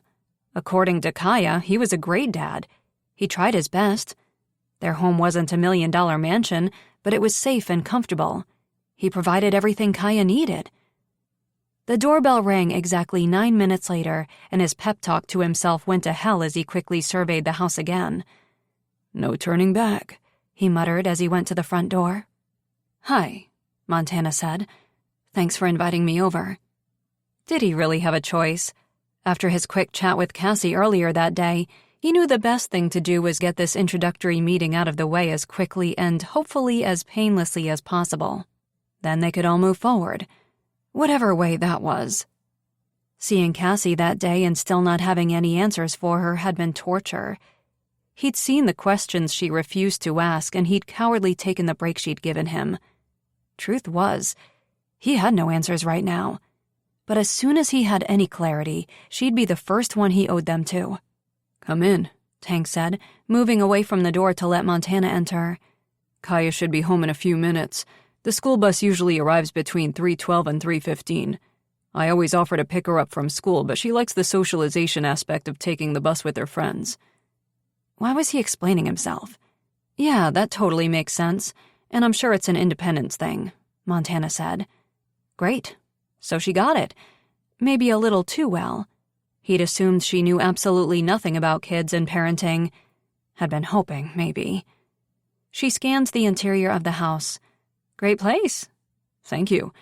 Coffee, tea, whiskey?" She laughed, the sound immediately bringing him back to when they first met. Her vibrancy, her passion and energy had been what had attracted him most. the same qualities that attracted him now to Cassie. No one could say he didn't have a type. Someone who was his complete opposite, someone who made him enjoy life just by surrounding him with that energy. He'd never had anyone in his life like that growing up, so he seemed addicted to it now. For better or worse. "I'm okay for now, but maybe keep the whiskey close by," she said. "You got it." Removing her hat and winter coat, she hesitated. "What should I do with this?" "I'll take it," he said, hanging it in the closet near the door. "Make yourself at home. Living room is to the right." He followed her into it and stood awkwardly, checking the time. Just 12 more minutes. Montana sat on the couch, then stood again, wiping her palms against the legs of her jeans. At least he wasn't the only one sweating. And the combination of smells, cinnamon from the bathroom candle and chocolate from the brownies and pine sol from all his cleaning, was making him slightly nauseous. Maybe he'd overdone it a little. Montana approached the wall and scanned the variety of framed pictures. Kaya's school pictures from each grade lined one wall. "Thank you for sending me copies of these, by the way. I looked forward to seeing how much she'd grown from year to year." "Yeah, of course." He'd sent the photos along with a copy of her school report card. Other than Christmas cards and birthday gifts every year, it was really the only contact between them until recently.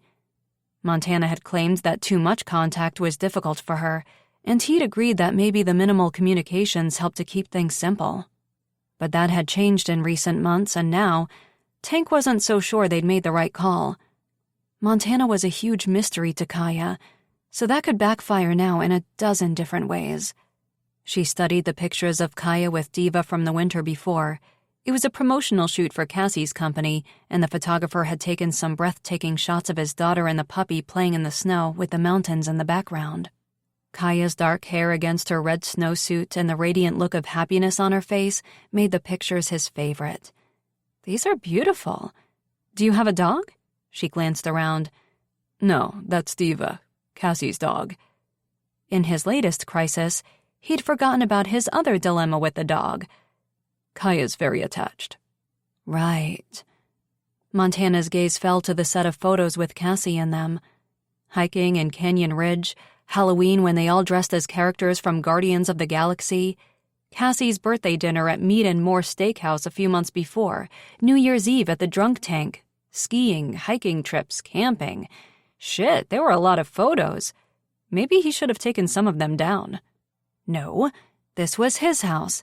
If Montana was uncomfortable seeing the life she was missing out on, that wasn't on him. And Cassie was a big part of their lives.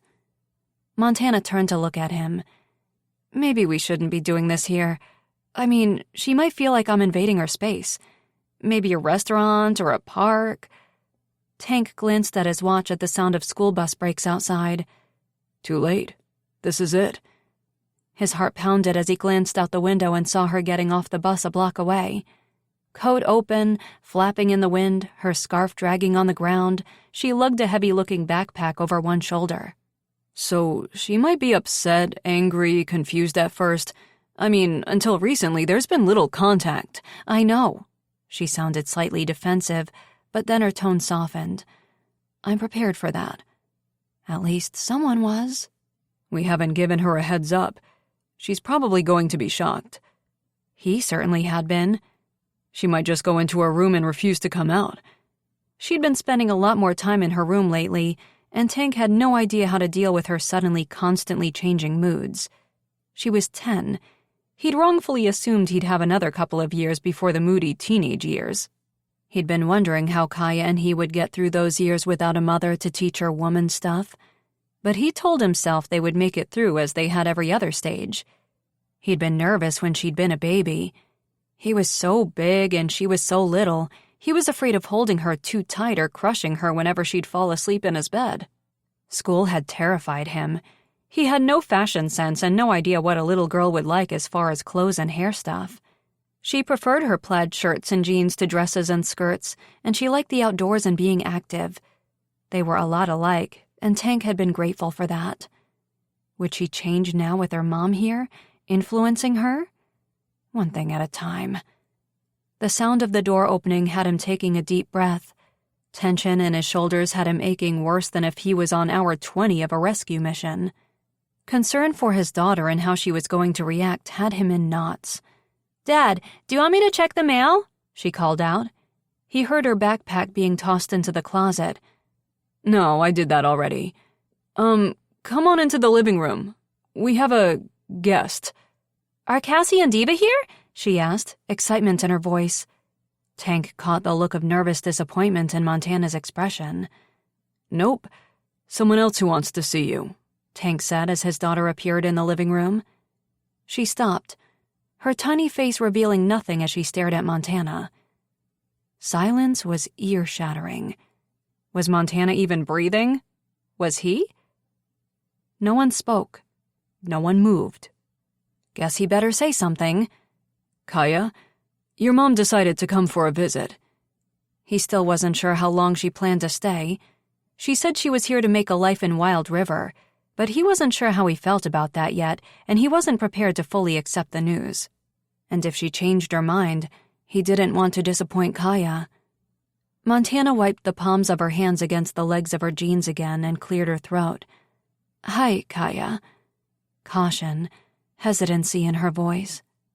Kaya continued to stare. "I'm sorry to surprise you like this. I probably should have called first or told you last week during our Skype chat." Montana looked uncomfortable as the silence continued from the little girl.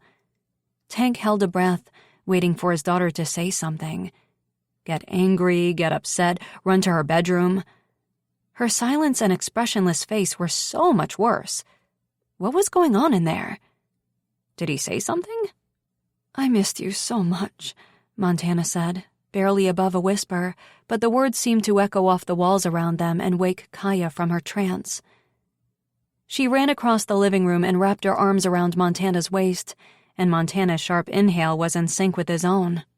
"I missed you too," Kaya whispered against Montana's stomach. "I'm so glad you're here." Montana's arms went around Kaya, and Tank looked away, the emotion suddenly choking him a complete surprise. His chest was tight, his stomach twisted in a knot, and his palms were sweating. This was a good thing. Kaya was happy to see her mom. There was no crying or anger. This reunion had gone a lot better than he'd expected. So, why was there an empty, hollow feeling in his core? Cassie opened the front door of her family home and caught the handle in her gut as she came up short. The door was blocked. "Mom!" she called through the opening. "Let me in, it's pouring!" Sudden, unforecasted rain came down in sheets around her, and she pushed harder on the door. Just running from the truck, she was drenched. "Mom!" "Coming, I'm coming. Hang on," Arlene said. She struggled to slide several boxes away from the front door to allow Cassie to enter. She shivered and shook rain from her hair as she surveyed the stack of cardboard boxes that extended all the way down the hallway. "What's all this?" Cassie removed her wet jacket and hung it near the door on the hook labeled with her name, a home economics project of Reed's from 7th grade. It even had their dad's name on it. Arlene took a second to catch her breath. "Some old things of yours and Reed's. Finally getting around to cleaning out the attic. You know, I've been reading a lot about decluttering lately," she said, picking up a book from a table near the door. "You should read this." "I'm typically not a hoarder." Her open-concept apartment left little room for clutter, and she had little storage space in her loft-style condo above Snow Trek tours. Nowhere to put all of these boxes labeled with her name. "I'll help you carry these to your truck." Her mother put on her rain boots and grabbed her raincoat from a hook near the door. "It's a torrential downpour out there," Cassie said. "Ah, it's just a little rain. When you were a kid, you would go outside in this weather all the time." "Well, I'm not a kid anymore, and I'm freezing." Arlene zipped her coat and raised the hood. "Fine, you stay in and warm up. I'll put these in the back and drape a tarp down over them." "Mom, wait. What am I going to do with all of this?" Wasn't the old family home the place grown-ass kids were allowed to store their junk? Didn't her mother love reminiscing about their childhoods and having all of their awards and old school stuff close at hand to go through when she was feeling nostalgic? Wasn't that what parents did? "What would you like me to keep doing with it?" Cassie sighed. "Point taken. But I thought you invited me over for dinner. She sniffed, but there were no delicious smells coming from the kitchen. I already ate, Arlene said, picking up one of the boxes. If you decide to help, lift with your legs. Those are heavy. Yearbooks, I think. Mom, I'm starving. And even if she wasn't hungry, she was ready to stress-eat her face off. She'd purposely chosen that night to take her mom up on her dinner offer because tonight was the night Tank was introducing Kaya to Montana, and Cassie was far too stressed to stay in Wild River. Not that driving to Willow Lake, distracted by the knowledge that right at that moment Kaya was meeting her mom for the first time, was a great idea. Between the rain making the road slick and her distracted mind, she'd been a hazard on the highway.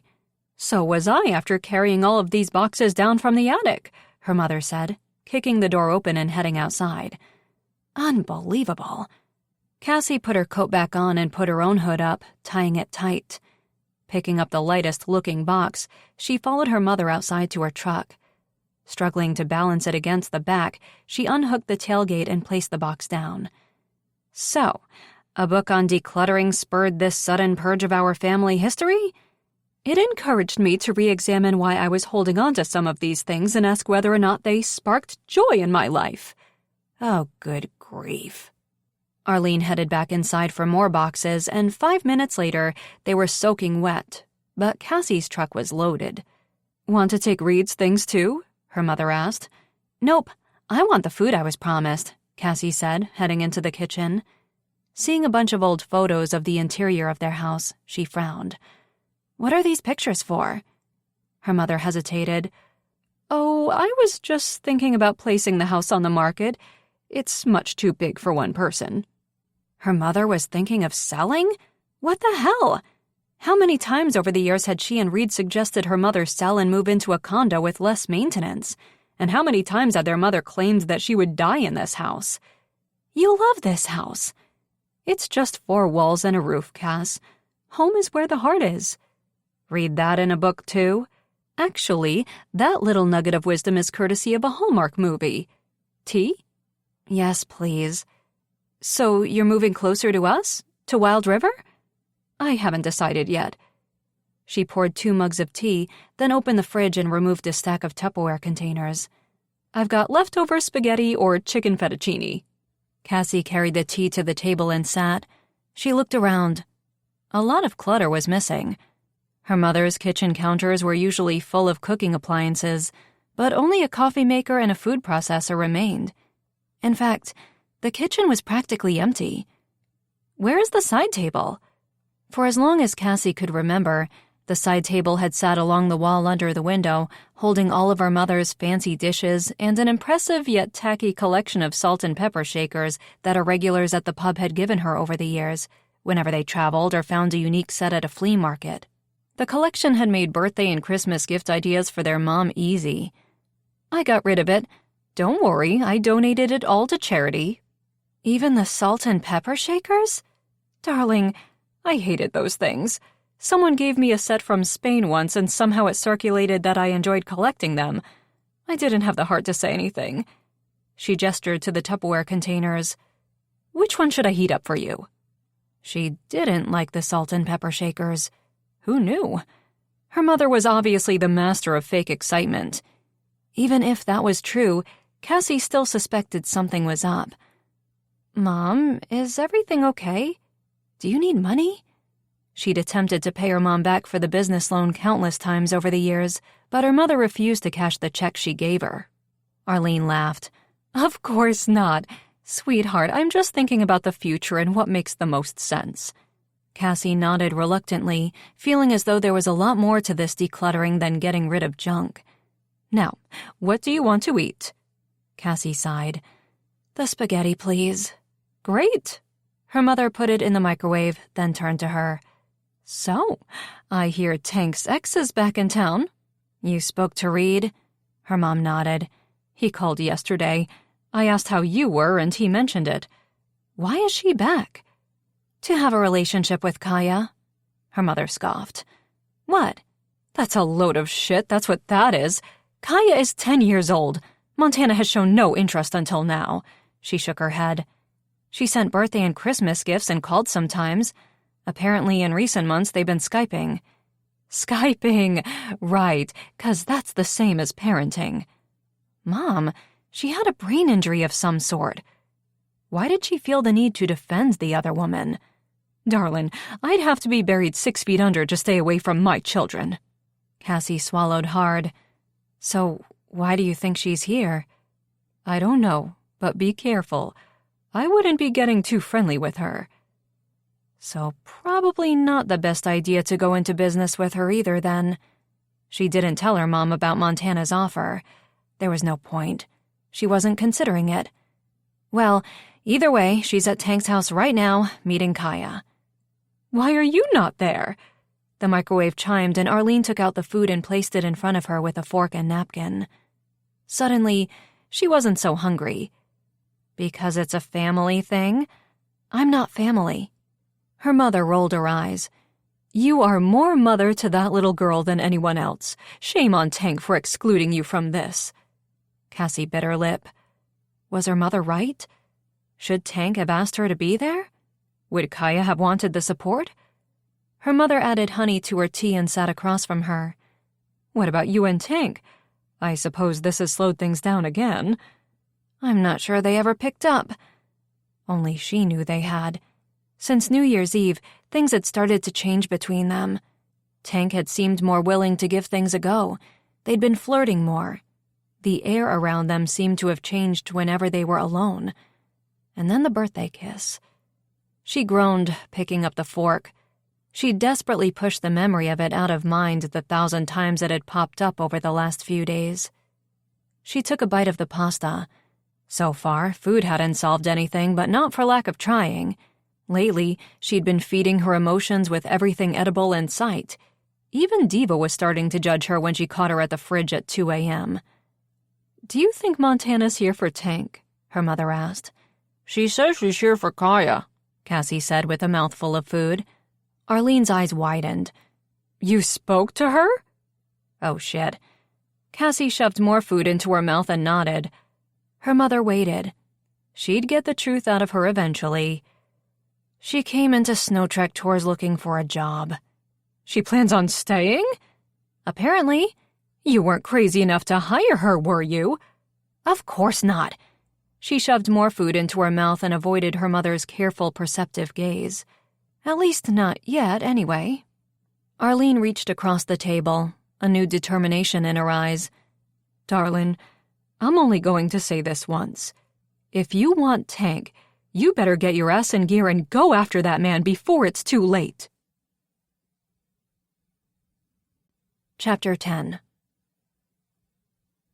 Fridays, she picked Kaya up from school when Tank was on the afternoon and early evening shift at the bar. After the meeting with Montana earlier that week, Cassie had been holding her breath, wondering if she'd still be needed. Tank's text message that morning confirming the pickup had made her feel better. She wasn't being completely replaced yet. All week, her mother's words of advice had rung in her mind. Her mother was right. Why wouldn't Montana be here for Tank as well? They had a history and a child together. Tank was an amazing man. Kind, caring, compassionate, an amazing dad, and hot as hell. It wouldn't take much for Montana to fall back in love with him. But Cassie knew one thing. She wasn't giving him up without a fight. Walking up the stairs to the apartment behind Kaya, she shook her head. What is in that backpack of yours? The worn Wonder Woman-themed backpack, the one Kaya had used for years, refusing to replace it, sagged low on the little girl's back, and the straps looked ready to break. Books for research on different countries. We have a social studies assignment due at the end of the month. Oh, cool. Well, let me know if you need help. She'd never been a great student, but the year she'd spent traveling after graduating high school might be able to add a real-life perspective to Kaya's assignment. I have pictures from Australia, Japan, New Zealand, and Europe if you'd like to use them, and I kept a travel journal as well, so anything that might be useful, you're free to borrow. Thanks. I'm definitely going to take you up on that, she said as they entered the apartment. Diva immediately rushed toward them, looking ready to pounce. But a slight hand gesture from Kaya, and the dog sat obediently at her feet, though her wagging tail revealed she was having trouble not licking the little girl's face off. Kaya laughed and bent to praise her. "You're so good with her training," Cassie said. "She still doesn't listen to me like that." And knowing that soon enough the dog would be leaving her, Cassie hadn't exactly been all that strict with her lately. "You just need to be consistent with her and show her who's boss." Cassie hid a smile as she hung their coats. Sometimes it was easy to forget Kaya was only 10 years old. She acted much older. "What is all this stuff?" Kaya said, scanning the boxes stacked everywhere inside. "All my old junk from my mom's place," Cassie said. She was tired of storing all of it. "Ah, the decluttering method to a peaceful mind." "You've read the book?" "Dad and I watched the Netflix series. It was actually pretty insightful." She looked at all the boxes. "You might want to consider decluttering yourself." Cassie rolled her eyes. "Yeah, I'll take that into consideration. Milk and cookies?" "Sure. Can I look?" "Knock yourself out." Maybe she should exchange her knowledge of world travels for Kaya's decluttering tips. Kaya opened the lid of one of the boxes and took out several yearbooks. She flipped the pages. "Oh my God, look at your hair, it's so curly." "Actually, it's called crimped, and it was very much in style," she said, carrying the snacks into the living room. She glanced over Kaya's shoulder and cringed at the horrible hairstyle. It had actually been in style about 5 years before, but they were often late to the game on fashion trends growing up in Willow Lake. And more than likely, her mother had bought the crimping iron secondhand from the thrift store. But at the time, she thought she looked great. "It says you wanted to be an adventure tour guide when you grew up." "Nailed it." She'd always known what she wanted to do with her life. It was the road to getting there that had been a mystery. And now, whether it was her future. "Also says you wanted to marry Macaulay Culkin?" "I hear he's single again, so there's still hope on that one." Cassie opened the lids on several more boxes, but it was all mostly old clothing and survival guidebooks on wilderness training. So much of this her mother could have simply tossed, and she'd have never been the wiser. At least getting rid of most of it would be easy. Kaya put the yearbook back in the box and sat on the couch, petting Diva. "You okay?" She'd seemed preoccupied when she'd climbed into the truck after school, but Cassie resisted the urge to ask how the visit with Montana had gone. She was dying to know, but despite what her mother had said, she wasn't sure it was her place to ask. "Yeah, I'm good." She fluffed Diva's fur around her face into a mane. "I met my mom," she said quietly. Cassie nodded. Admit that she knew Montana was in town or act surprised? Wow. How did it go?" "Great." Her bright smile made Cassie happy, but simultaneously nervous. Montana better not hurt one single tiny emotion. That's wonderful. "Yeah, she came over to our house and she didn't stay long, but I showed her my room and she helped with my homework." Wow, really integrating herself right in there. She forced a breath. It might have gone well, but it was still Cassie Tank had asked to pick Kaya up from school that day. Her fear of being replaced was dumb. He relied on her, and her bond with Kaya wasn't so weak that she had anything to worry about. "We ate brownies, and it was nice to get to know her, see her. She's so pretty." Stunning was more like it. "Well, I guess now the mystery is solved." Kaya looked confused. "Of how you got to be so adorable," Cassie said. Kaya laughed. "I do look like her. It was a little weird, actually. But I'm sure it must be nice having her back." "It is. I didn't tell Dad because I didn't want to hurt his feelings, but I wondered about her all the time." "That's totally understandable, and I know your dad would understand too. I used to wonder about my dad after he went missing. A lot, actually." Unlike her brother, she hadn't believed that her father had gotten lost in the outback. She'd been perceptive even then, and she'd known her father struggled with alcohol.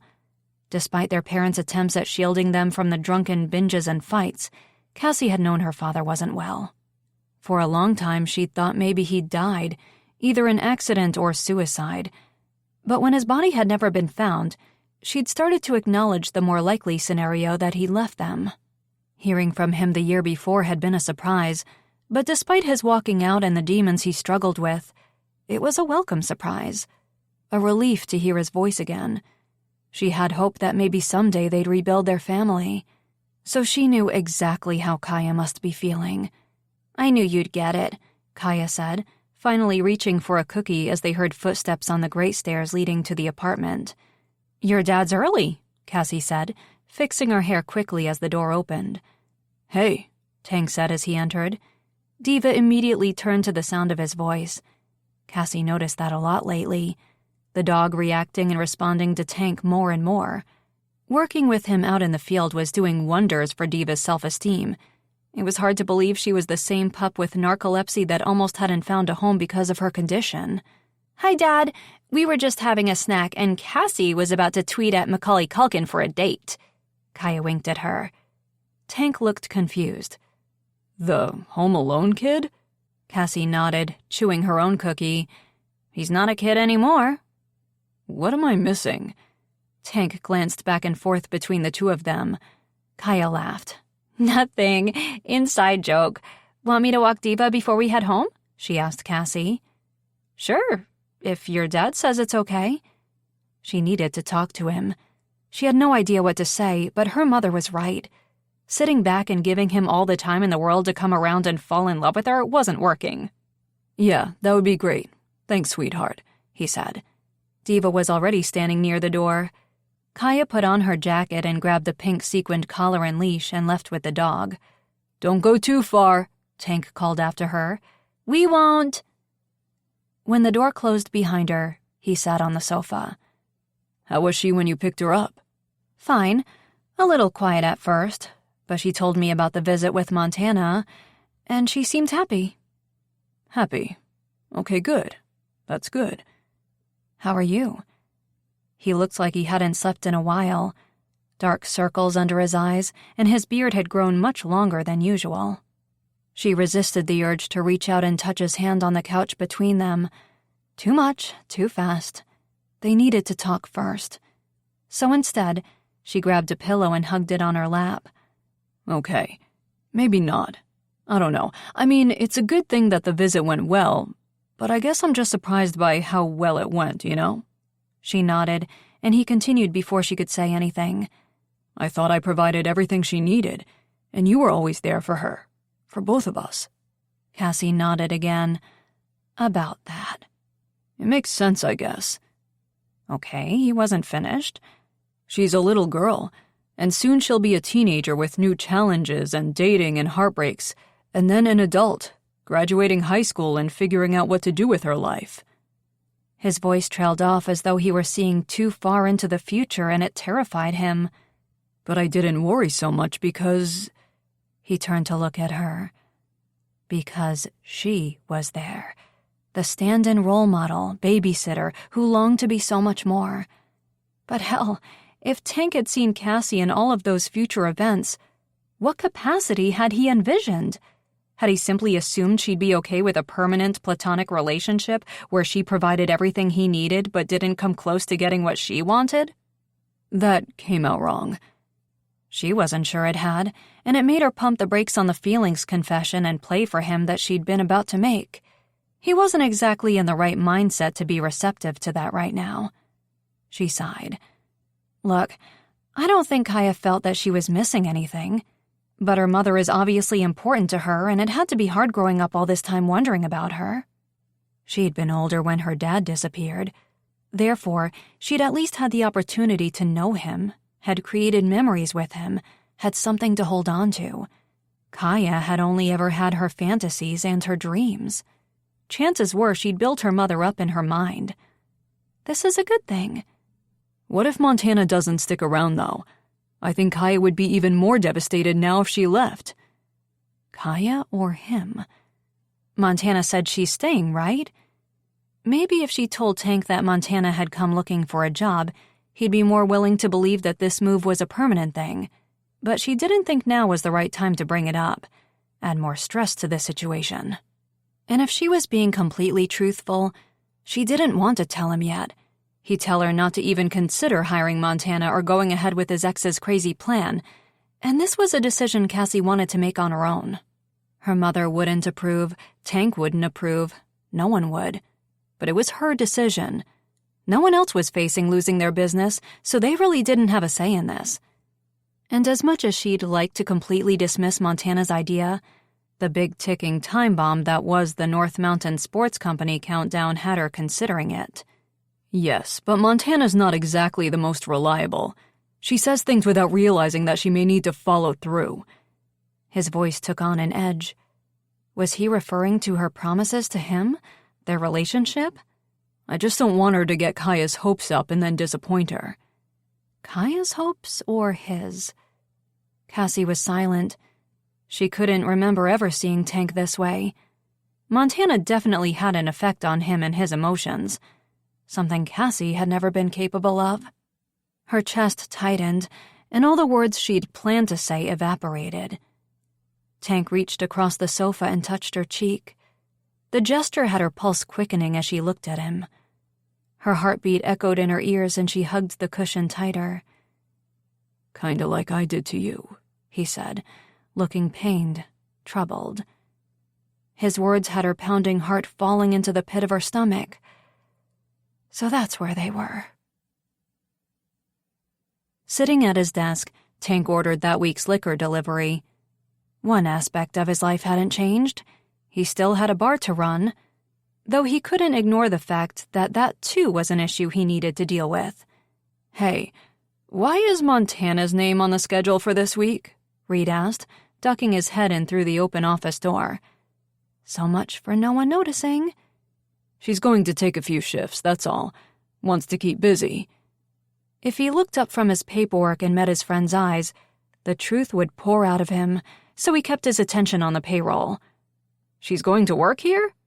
"Not permanently." "Why at all? I thought you two weren't exactly seeing eye to eye." "We're not, but it was the right thing to do." As if he'd had a choice or say in the matter. Montana could use her extra set of keys to access the place anytime, night or day, and there was nothing Tank could do about it. Reed stepped into the office and Tank sighed. Guess they weren't done talking about this. "So, you want her to stay in town?" Reed looked confused. "Welcome to the club, buddy." "I have no idea what I want, but I don't think it's up to me anyway. Montana can live wherever she wants." "But you don't want her to stay in Wild River, so why are you helping her? Making it easier?" "She's Kaya's mother, Reed. What would you expect me to do?" Reed folded his arms across his chest, one eyebrow raised. "You're a good guy, Tank, but I wouldn't call you saintly." He should if he knew how hard Tank had had to work all these years to keep his hands and lips and every other part of him off Cassie. And now how he was once again pushing her away so that he wouldn't hurt her any more than he already had. Damn, that was going to be the most challenging of all the shit he currently had piling up to deal with. "Fine. Montana is part owner of the drunk tank." The truth would come out eventually. Reed's mouth dropped. "Come again?" "She's part owner. 50-50. She was an original investor years ago." "And you never thought it might be a good idea to buy her out?" "Of course I did, many times. But with her brain injury, her lawyer, her parents' lawyer, advised her not to sign the papers I had drafted.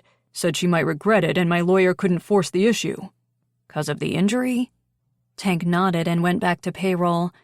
The situation was unfortunate, but there had been nothing he could do. His hands had been tied. But now things might be different. If she was better and able to live independently and work, then maybe she could sign the papers now too. "Does Cass know?" "No. No one knows besides you. And Montana has agreed not to say anything. She's just taking a few shifts to stay busy while she gets her own venture off the ground." "Own venture?" "Don't ask. I didn't." Whatever scheme Montana was planning was none of his concern. As long as it didn't negatively impact Kaya, she could do whatever she wanted. "I have enough to deal with right now." "You sure do." Tank glared at him.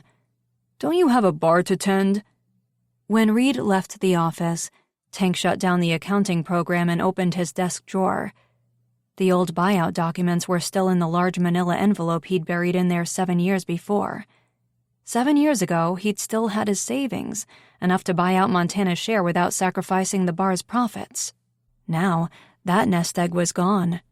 Reinvesting the money back into the bar over the years had been a good idea, one he didn't regret. As time had passed, he'd convinced himself that Montana wasn't coming back. Sending her share of the revenue every month had been okay with him. It made him feel less guilty about not making more of an effort to help her and Kaya's relationship. But now, he'd need a loan to buy her out, and he wasn't sure he had enough equity in this place to do it. Remortgaging his condo didn't appeal to him. He ran a hand over his beard and stared at the legal documents. Would Montana sign these now? She told him vaguely and without detail that she had a new plan for her future that she was working on, so maybe the buyout money would appeal to her. If he had it to offer her. He was surprised she hadn't approached him about the buyout option yet. She'd ruined his birthday. Maybe she was waiting for Father's Day to drop another bomb on his life. Either way, it was the only thing to do. He couldn't continue to share the bar with Montana. Sharing his daughter was more than enough. Chapter 11. 3 booking cancellations that day. From regular clients who booked their spring company retreats with snow trek tours every year. What the hell was she going to do? Cassie counted on the business, foolishly budgeted her month with these 3 bookings in mind. Now she was going to have to dip into her savings to keep the lights on. It was their reason for cancellation that bothered her most. They each had gone a different way this year. Translation? They'd rebooked with North Mountain Sports Company. Cassie sighed as she shut everything down for the day. North Mountain Sports Company was already negatively impacting her business, and they hadn't even opened yet. Her spring promo wasn't working, and she couldn't realistically drop her prices to match the big chain store's opening sales. Turning off the lights and grabbing her coat from behind the door, she headed out. She was meeting Erica at the drunk tank that evening, and she couldn't get a glass of wine in her hand fast enough. Unfortunately, by the time Erica arrived 45 minutes late, Cassie's day had gone from bad to worse. "Sorry I'm late. 2 back-to-back emergencies this afternoon," Erica said, removing her coat and scarf. She eyed the empty wine glass in front of Cassie. "You started without me." "I did," Cassie said, nodding toward the other side of the bar. Erica squinted in the dim lighting. "Is that Montana?" "It is." "Is she serving?" Erica asked, watching Montana carry a tray of drinks to a booth in the corner. "She is." "Why? I thought Tank was upset that she's here and now he's given her a job?" "Looks that way." Cassie drained the contents of her glass, the grapes tasting sour on her tongue. Was Tank honest when he said Montana being here wasn't what he wanted? Or was he coming around to the idea a lot quicker than expected? And would his weakening resolve result in more than just an ability to coexist and co-parent with his ex, work with his ex? Montana's laughter from the booth had Cassie reaching for her coat. "I can't do this." Erica grabbed her arm, stopping her. "Put your coat down." "This is killing me," Cassie hissed through a forced smile as Montana's attention turned their way. "You can't let her know that. You are here now. You can't just leave or she will know that she's gotten to you." Cassie dropped her coat and forced a deep breath, turning in the booth so that Montana wasn't in eyesight. "Okay, let's talk about something else. Your emergencies, how'd they go?" Erica launched into the details of her afternoon at the hospital, and Cassie did her best to pay attention. An incident with a chainsaw, a 12-year-old's broken femur, 2 people who were arguably having a worse day than she was. Perspective. Good. Keep talking, Erica. A few minutes later, a cold breeze made her shiver as the door opened and an old familiar face entered. Mr. O'Neilly. "Is that Reed?" Erica asked, turning toward the door. "No, it's Mr. O'Neilly. He used to own this place," she told Erica.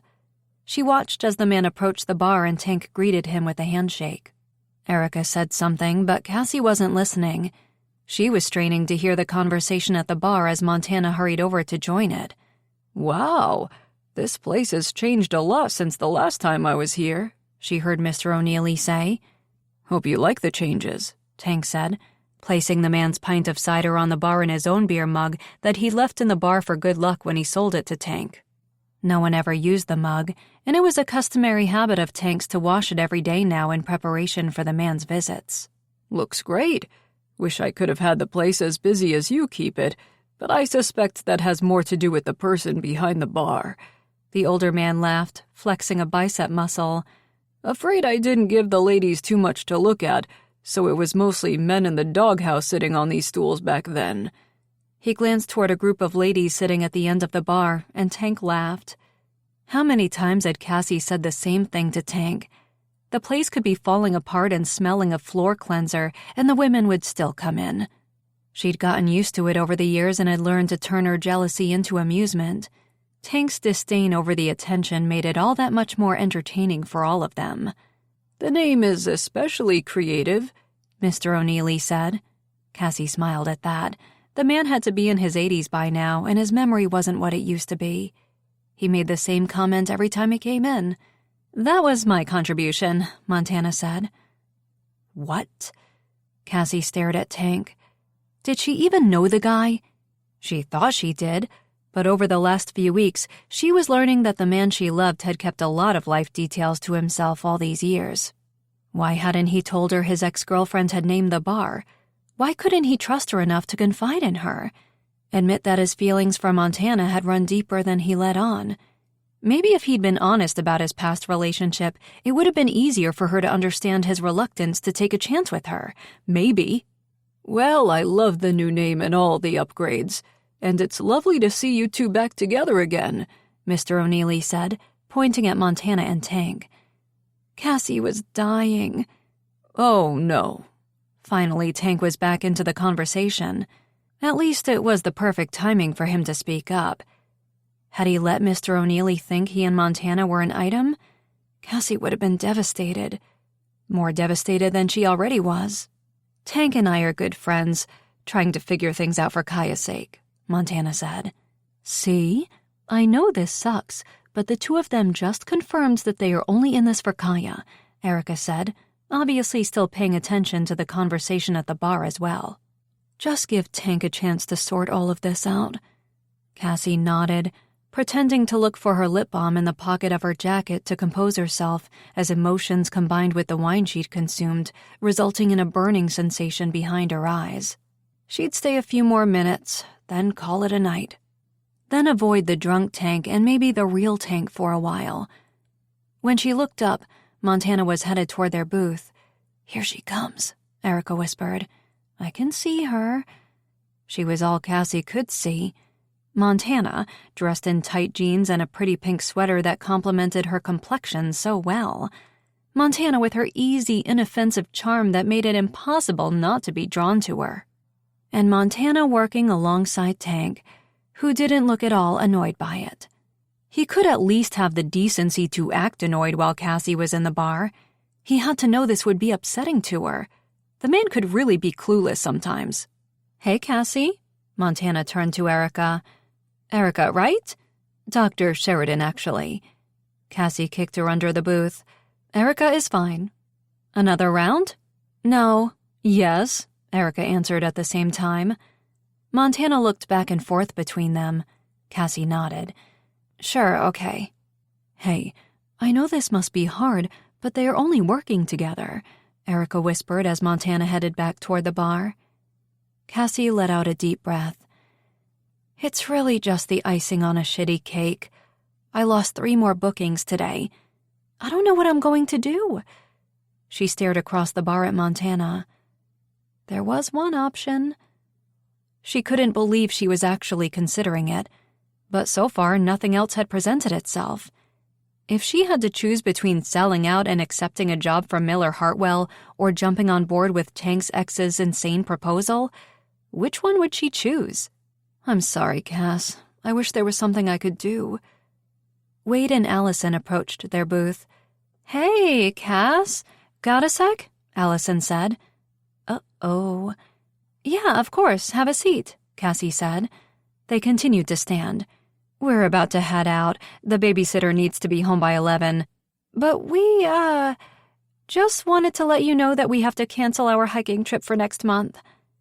What? Were they serious? They'd both been so excited about it when they planned it together in her office for 4 hours the month before. It would be their first hike and weekend away since having the baby. Second thoughts on leaving Melissa? As much as her business would suffer another hit, she understood that. Leaving their baby was tough, new parents and all. But Wade shifted uncomfortably, avoiding a rise.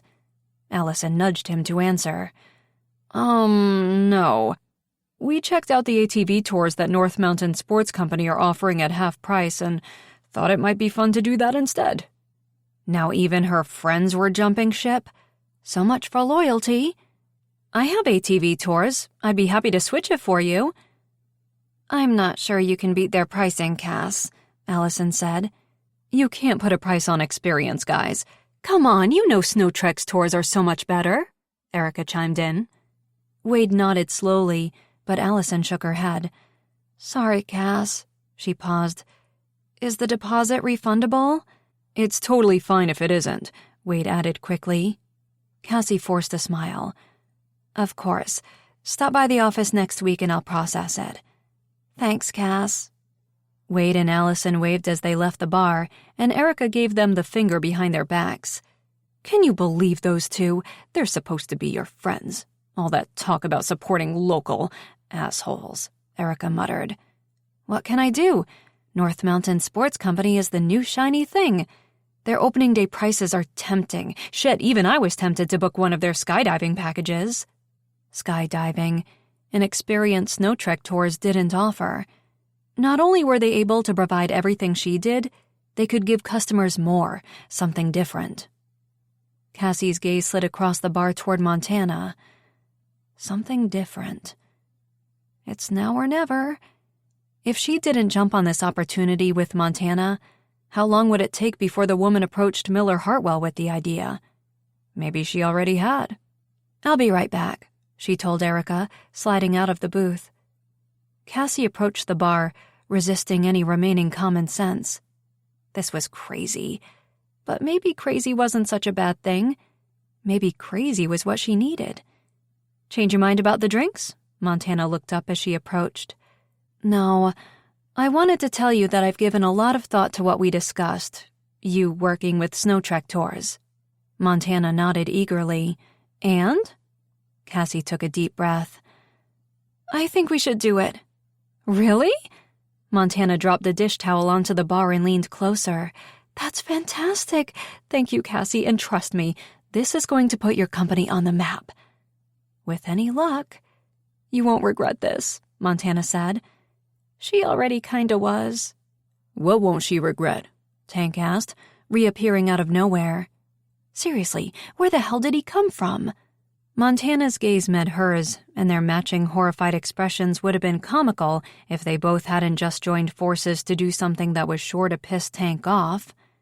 Now, which one of them was going to tell him? You gave her a job? Tank asked as he entered Snow Trek Tours the next morning. Montana must have given him the good news. Fantastic. A heads up would have been nice. So did you, Cassie said, turning away from her filing. Hands on hips, she prepared to defend her decision, which would be so much easier if she felt certain about it. And she was nowhere close to certain. The decision had been part desperation and part impulsive the night before, but there was no turning back now. That's different because... Tank paused, looking hesitant. Cassie made the confession easy for him. Different because she named the place? Tank looked like a child busted with his hand in a cookie jar. Good, he should feel guilty for never telling her. Tank nodded, letting his head hang. I'm sorry I never mentioned it. She was so far away and it was so long ago. I thought it didn't matter. Of course it matters, she wanted to scream. Whatever happened to honesty among friends? True, he hadn't lied to her, but he sure as hell hadn't been completely forthcoming with certain aspects of his life. It's your business, Tank. Exactly my point. All of this Montana mess is on me. I don't want anyone else feeling compelled to do things to help her out. I didn't feel compelled. Compelled and desperate were two different things. You said yourself she's planning to stay. And you're okay with that? She was so far from okay with that. But what choice did she have? Montana was here. Montana was Tank's ex and Kaya's mother. There was nothing Cassie could do about that. It's her choice, not mine. Tank stepped toward her. Why aren't you freaking out more? She preferred to freak out in private. Because, Tank, this is life. Things happen, things change. I've learned to roll with it. Montana's choices were her own. Cassie could either learn to get used to the idea that Tank's ex was staying in Wild River, or she could go insane over it. She chose the former. Damn, I wish I could. He ran a hand over his scruffy beard. He looked exhausted and stressed. He was always the voice of reason in their group. He said the key was to never let the highs get too high or the lows get too low. But he was looking pretty damn low that morning. She hated that she might have added to his stress. What she wouldn't give to step into his arms and feel that beard against the top of her head, reassure him that things were going to work out. Together, they'd figure it out. Instead, she turned away and resumed filing. Well, anyway, her idea was actually perfect. I was looking for something to help me differentiate myself from the other adventure tourism companies, North Mountain Sports Company in particular, and her solution was great. We both get something out of this. What do you mean? What solution? Adding base jumping to our activities. Cassie handed him a mock-up of the new brochures, listing the extreme sport, boasting tours coming soon for existing jumpers. Unable to sleep the night before, she'd created it to show Montana when she came in later for her first day on the job. I'm sorry. What? Tank blinked rapidly. Was he having an aneurysm? Obviously, this was news to him. You didn't know that's why I hired her? No, she conveniently left that detail out, he said tightly through clenched teeth. I thought she was going to be a regular tour guide. I have too many of those already during the slower months, and I'm fully staffed otherwise. I can't believe her. Tank paced back and forth. I should have known she was up to something crazy. I take it you don't agree with this? The fact that he was so wound up had Cassie's chest tightening. If he didn't still have feelings for Montana, why was he so annoyed right now? What did he care if she resumed her previous lifestyle? How could I possibly agree with this? She almost died from base jumping years ago. She suffered a life-altering brain injury. What the hell is she thinking? That you get back on the horse? This was different, but her annoyance got the better of her. She hadn't seen Tank this riled up since Kaya claimed she was interested in motocross. Don't life lesson me. This is different. She almost died. She left her daughter. Why would she want to risk that again? Okay, yes, I get that. But think about it. Tank, this is what we all do. You and my brother rescue people who are thrill-seeking extremists all the time. Sometimes you have to rescue the same people more than once. Obviously, Montana has decided that she isn't going to let her past or her fear rule her life anymore. Fear? Did she say she was nervous about jumping again? He sounded slightly hopeful, like maybe she wanted to do it but wouldn't actually go through with it. Cassie was confident that nothing, not even fear or her previous accident, could stop Montana or change her mind. The more she thought about it, hiring Montana for snow trek tours was really the best option, perhaps the only option. If she didn't, what was stopping Montana from doing it anyway? Opening up her own extreme sports company, giving snow trek tours even more competition. Not in so many words, but I'm sure it has to be a little scary. And she's allowed to do this? She's gotten clearance from her doctors? Apparently. Why was he asking her? He and Montana seemed to be communicating just fine the night before in the bar. Why didn't he ask his ex all of these questions? And she's okay to lead tours? Provide instruction for other less experienced jumpers? Cassie slammed the filing cabinet drawer.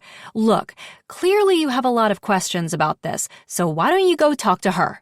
Good idea, he said, swinging the door open and leaving her alone. Cassie took a deep breath, watching him leave, knowing exactly where he was headed. Sitting in a booth in the crowded Carla's diner, Tank waved at several familiar faces.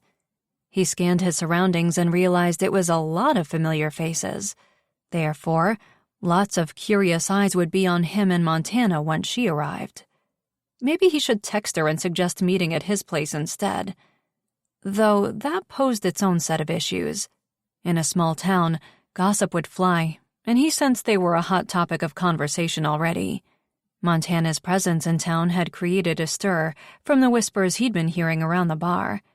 Most were harmless, curious questions sent his way, but he suspected there were others with strong feelings about the situation. But their situation was no one's business, and if Montana did stick around, the community would embrace her eventually. Unless she did something stupid like reopen a base jumping site. Annoyed, he checked his watch. Come on, Montana. He only had an hour to talk sense into her before he had to get back to the bar. She entered the diner, and most heads turned while conversations muted. If she noticed, he couldn't tell. Seeing him, she waved and hurried to the booth. Sorry I'm late. I had to meet with my landlord.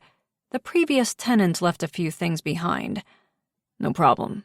He cleared his throat and glanced around. So many eyes were on them. He made a hand motion signaling for all the nosy Parkers to get back to their own lunch, and Montana finally scanned the restaurant. What's going on? Nothing. He needed to get to the point. Listen, Montana. What's good to eat here? She asked, picking up the menu and opening it. Everything. You can't go wrong. But actually, the reason I asked you— Hey, Tank, who's your friend? Molly Geller, the daughter of the owner and his usual waitress, asked as she approached the table. Damn it. From now on, he was suggesting a park or something. They'd get no peace here. Molly, this is Montana Banks. Should he say it? Kaya's mother. Molly's eyes widened, but not wide enough. She'd known. Wow, hi, welcome to Wild River. Montana smiled. Thank you, I'm starving. What's today's special? I didn't get a chance to read it on my way in. Roast beef sandwiches and barley soup, Molly said, eyeing him suspiciously. That sounds wonderful, Montana said, closing the menu. And coffee, please, decaf if you have it. Sure thing, said Molly. Anything for you, Tank? No, I'm good, thanks. You're not eating? Montana asked, removing her coat and placing it on the seat next to her. I'm not hungry. Had a big breakfast, he added, when both women looked at him as though him not being hungry was an impossibility. Okay, then, I'll put your order in and grab your coffee, Molly told Montana. Thank you. Montana looked around at the 50s-style decor. Great place. I don't remember eating here before. It was Rosie's 10 years ago and it was a karaoke bar. She snapped her fingers. Right, I remember. No brain injury could erase the sound of your awful singing. Montana, we need to talk about something. They were getting off track and he wasn't there to reminisce about the past.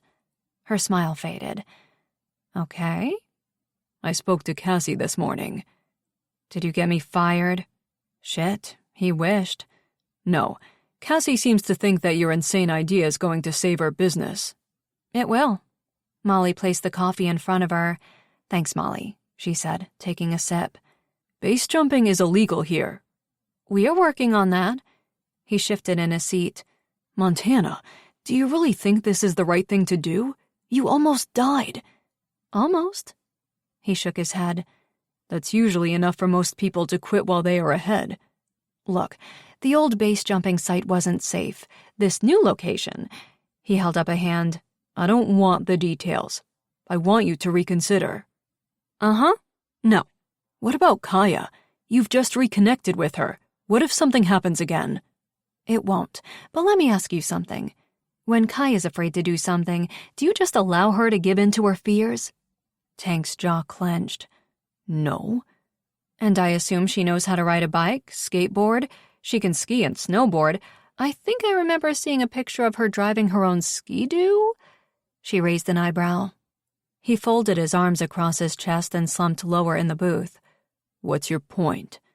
My point is, I know you are raising her to be brave, to try new things. The only way to conquer fears is to try, and when she fails, she gets right back up. Am I wrong? No, but this is a little different from those activities you mentioned. Yes, fewer people are injured base jumping every year than any of those activities you encourage Kaya to do. She leaned forward. And what kind of example would I be if I let a setback keep me from doing something I love? A setback? How about a major life-altering incident that kept her out of her daughter's life for 10 years? Damn, she was never going to listen to him. Talking her out of this was obviously not going to happen. And now that she had Cassie's support, it was 2 against 1. Was no one other than him willing to think about the dangers and liabilities associated with this? Cassie was usually so much more practical about things that affected her business. She must be even more panicked about North Mountain Sports Company than he thought. Okay, but what if you do get injured again? Could you live with yourself knowing it could have been prevented? She met his gaze square on. Yes. And you know why? Because I could get injured crossing the street or slipping in the shower. If something is going to take me out, it sure as hell better be something a lot more exciting than that. And that was clearly the end of that conversation. So, let me make sure I understand this correctly. You are willingly going out into the wilderness with Tank's ex-girlfriend, a former criminal who has motive and desire to see you permanently out of the picture? Since when did Erica have a flair for the dramatic? She's not a former criminal. It was a minor public disturbance, Cassie said. Was she or was she not in jail? Maybe she shouldn't have told Erica everything she'd learned about Montana. Look, she doesn't want to kill me. She wants a job, that's all. Erica leaned against Cassie's bedroom wall as she packed her gear for the next morning's hike out to Suncrest Peak with Montana. So you are training her to be a guide with Snow Trek tours? Something like that, yeah. Other than Tank, she hadn't told anyone Montana's plan yet, and she wasn't quite ready to. They would all have an opinion about it, one she was sure she didn't want to hear. And until things moved along, she'd been planning on keeping things to herself. Cassie refused to feel guilty, instead choosing to think of it as a confidential business matter. A venture she was considering with a business partner. She wouldn't go announcing a new clothing line partnership before things were inked in a deal, right? Same thing. Unfortunately, her friend wasn't satisfied. What do you mean? Something like that. I thought you were already stressing over whether you'd be able to keep your current guides busy enough with North Mountain Sports Company stealing business. What's really going on? Nothing. Montana's going to work with me, and she's not familiar with these backwoods yet. Not buying it. Cassie sighed. Okay, look. She has a new idea that I think might help Snow Trek Tours stay in business and have a hope in hell of competing with North Mountain Sports Company. Great. That's a good thing. But you're being awfully secretive about it, which leads me to think you're not 100% sold on the idea yourself. What is it? None of your business. Erica continued to look at her expectantly. Fine, I'll tell you, but no judgment, okay? When do I ever judge? She has an idea for a new legalized base jumping site here in Wild River. Erica's eyes widened. She doesn't think we're busy enough over at the hospital? Cassie scoffed, adding another sweater to her backpack. See, this is why I didn't want to say anything yet. Right now, it's just an idea. We are exploring the option, that's all. Do you know how many base jumping accidents there are every year? Erica started to pace the room. A lecture was coming. Cassie tried to cut it off early. From illegal jumps in unsafe areas. That's exactly why this is a good idea. This site will be a legal and much safer option, hopefully reducing the number of illegal jumps happening anyway. According to Montana, these extremists take the sport very seriously. They are basically an exclusive club, and anyone who dares do something stupid like get arrested and call attention to the illegal and dangerous element of the sport is dealt with accordingly. Cassie grabbed her bag and, passing Erica, she headed downstairs. They sound worse than a cult, Erica said as she followed.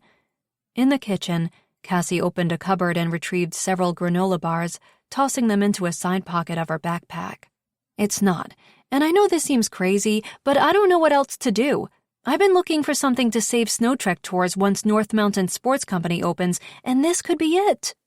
Have you considered the possibility that you could be bringing base jumpers to the mountains, only to drive more business to North Mountain Sports Company? Cassie shook her head. According to Montana, this group doesn't love supporting big corporations. What about liability and insurance? Montana says most jumpers have their own insurance, and they will sign waivers. I'm looking into it on my end as well. If the extra insurance costs were too high, she'd reconsider things. What if someone gets injured? Are you prepared to live with that? There's always that possibility, even on the safest adventure tours. And people are going to take these risks anyway. I'd rather help reduce the possibility of injuries by having the sport sanctioned and controlled. Safety was her biggest priority, but these extremists were jumping now under all sorts of conditions. She'd check out the proposed site on Suncrest Peak with Montana, and she'd decide from there whether or not she was comfortable moving forward. Cassie didn't want to see anyone getting hurt either, but Montana was going to try to bring the sport to Wild River regardless of her involvement. She wouldn't admit it to Erica, but Cassie suspected Wild River was going to see new base jumpers in town in the near future, whether they were successful in legalizing it or not. So this was definitely the best way to go about it. Erica sighed, obviously giving up. Okay, well, it sounds like you and Montana have thought this whole thing through. We have. Cassie needed to stay firm and confident about her decision. Unfortunately, no other idea had presented itself. And I'm going out there with her because I want to make sure the new jumping spot we are presenting to Mayor Morrell is a prime location, that it is a safer spot than the previous one on Canyon Ridge.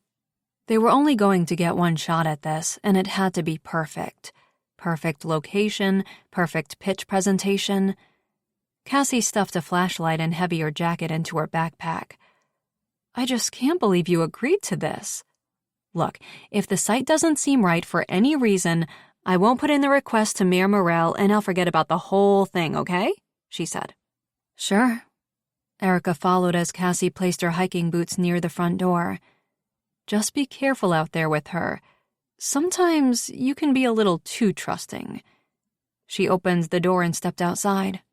Cassie raised an eyebrow. I gave you the benefit of the doubt when you first moved back here with your city slicker attitude, and I wasn't wrong. I like to think that situation was a little different. We had a history of friendship, and I had nothing to gain except rekindling that. Montana's motivations may be a little less sincere. Erica leaned in for a quick hug. Call me when you get back. I will, Cassie said, closing the door. Erica was right. Their situation had been different. She and Erica had been best friends for years. But Cassie refused to believe that Montana had ulterior motives, other than wanting to get her life back on track. If Cassie and her company could somehow benefit from that as well, what was the harm? He never should have let Erica inside the bar. The sound of her heels echoing against the hardwood as she paced was giving him a headache, and her chosen topic of conversation wasn't helping either. I swear, Tank, if I hear the words Montana says one more time— Can you sit? You're making me dizzy. Erica paused and placed her hands on her hips. How are you allowing this to happen? Them working together? Pfft, insane! Tank's laugh was humorless. You think I didn't try to stop this? Having his ex-girlfriend and the woman he was in a stalemate relationship with working together was as close to a nightmare as he could envision. Not only did it solidify Montana's goal of staying in Wild River, but it added another layer of complication to his relationship with both women. Not hard enough, obviously. They are out climbing in some remote area as we speak. I'm just waiting until the station gets a call to go save their dumb asses. The pacing continued. It's daylight. The weather is perfect for hiking. We haven't had any rain in days, so the trail should be okay. He wasn't thrilled about them going out into less developed areas either, but he wasn't in the habit of telling two stubborn grown-ass women what to do. He knew better. Okay, but it's the two of them. Alone. Tank studied her. Is this about Cassie and Montana spending time together? Erica's eyes would have pierced him straight through the heart if they'd been daggers. Are you serious? You think I'm jealous? Seemed like a reasonable assumption. Are you? No, I just think Cassie should hate this woman or at least see her as the rival she is. She stopped pacing and sat on a bar stool across from him. Rival? For you! Tank shook his head. Montana and I are not getting back together. That's not why she's here. He busied himself drying glasses and stacking them on the shelf. Are you disappointed about that? No. Shit, no. Right? No, I am not interested in a future with her either. Final answer? Erica should have been a lawyer. Final answer. Look, I can't stop her from having a relationship with Kaya. Truthfully, I don't want to. Kaya is thrilled that Montana is here. But I am concerned about that relationship, especially if she's planning on putting her life at risk again, running around the backwoods and jumping off cliffs. It's selfish of her. Erica's demeanor changed. It's selfish of her to do what she's passionate about? Tank blinked. What the fuck? 2 seconds ago we were on the same side, commiserating and agreeing that this is not the right decision. Right, but that was when we were concerned about Cass. Well, it's not that easy for me. I care about both of them in very different ways, but I have a vested interest in Montana's survival. Until Cass is planning on launching herself off a mountain, the bigger issue I have with this whole thing is Montana's involvement and how that could affect Kaya. You're right. I'm sorry. I know all of this must be driving you crazy. He nodded. It's been an adjustment. I just don't understand how Cassie could seriously be considering this, and I had to drag the information out of her, which tells me she knows this idea is risky. She's been so tight-lipped lately, I've barely seen her, and reasoning with her is impossible. I hear you. I couldn't talk sense into either of them. A legal base jumping site in Wild River was just asking for trouble. Having Montana resume this crazy sport that nearly killed her was aggravating as fuck, and Cassie taking on this insane liability to try to save Snow Trek tours was just an ill-thought-out act of desperation. He got it. He understood her desire to do everything possible to compete with the large chain store, but both women had literally gone off the deep end with this idea. So you agree that it's a dumb idea? Erica asked. Absolutely. Okay, so what do we do? I doubt there's anything we can do. You've met both of them, right? There's no way we will be able to change either of their minds. He sighed. I guess we just hope that Mayor Morrell doesn't approve the jump site. As long as base jumping is still illegal in Wild River, Cassie won't participate in this. He wished he could confidently say the same about his ex. As much as he tried to tell himself otherwise, this new venture of hers explained her sudden appearance in town. He'd been hoping this was actually about wanting a relationship with her daughter, but he should have known there was an ulterior motive. What happened if the site didn't get approved? Would she leave town again? Or would she stay for Kaya's sake? What did he want to happen? Across from him, Erica's lips had curled into a smile. That's right. They still need to get approval. Why do you look like that?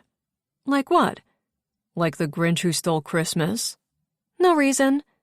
Erica, what are you planning to do? If I tell you, you'll be an accomplice, and you've got enough heat on you right now.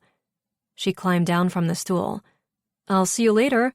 Hopefully not out on a rescue mission. Tank sighed as she left the bar. She had one thing right. He had a ton of heat on him. Cassie was pissed with him for not being able to give her what she wanted. Montana was moving full steam ahead with her new life plans, with barely a consideration for him, and he still needed to come up with the cash to buy her portion of the bar. He'd leave Erica to her scheming. Chapter 12. The hike took almost 2 hours, and the terrain beneath her hiking boots left a lot to be desired. This trail was not for the average climber, but once they reached the jump spot at the top of Suncrest Peak, Cassie understood completely why Montana had chosen this particular place. Wow, it is breathtaking up here. The smaller mountain range sat between Mount Palmer and Mount Michelson, and while at an altitude of only 3,000 feet, the panoramic view was phenomenal.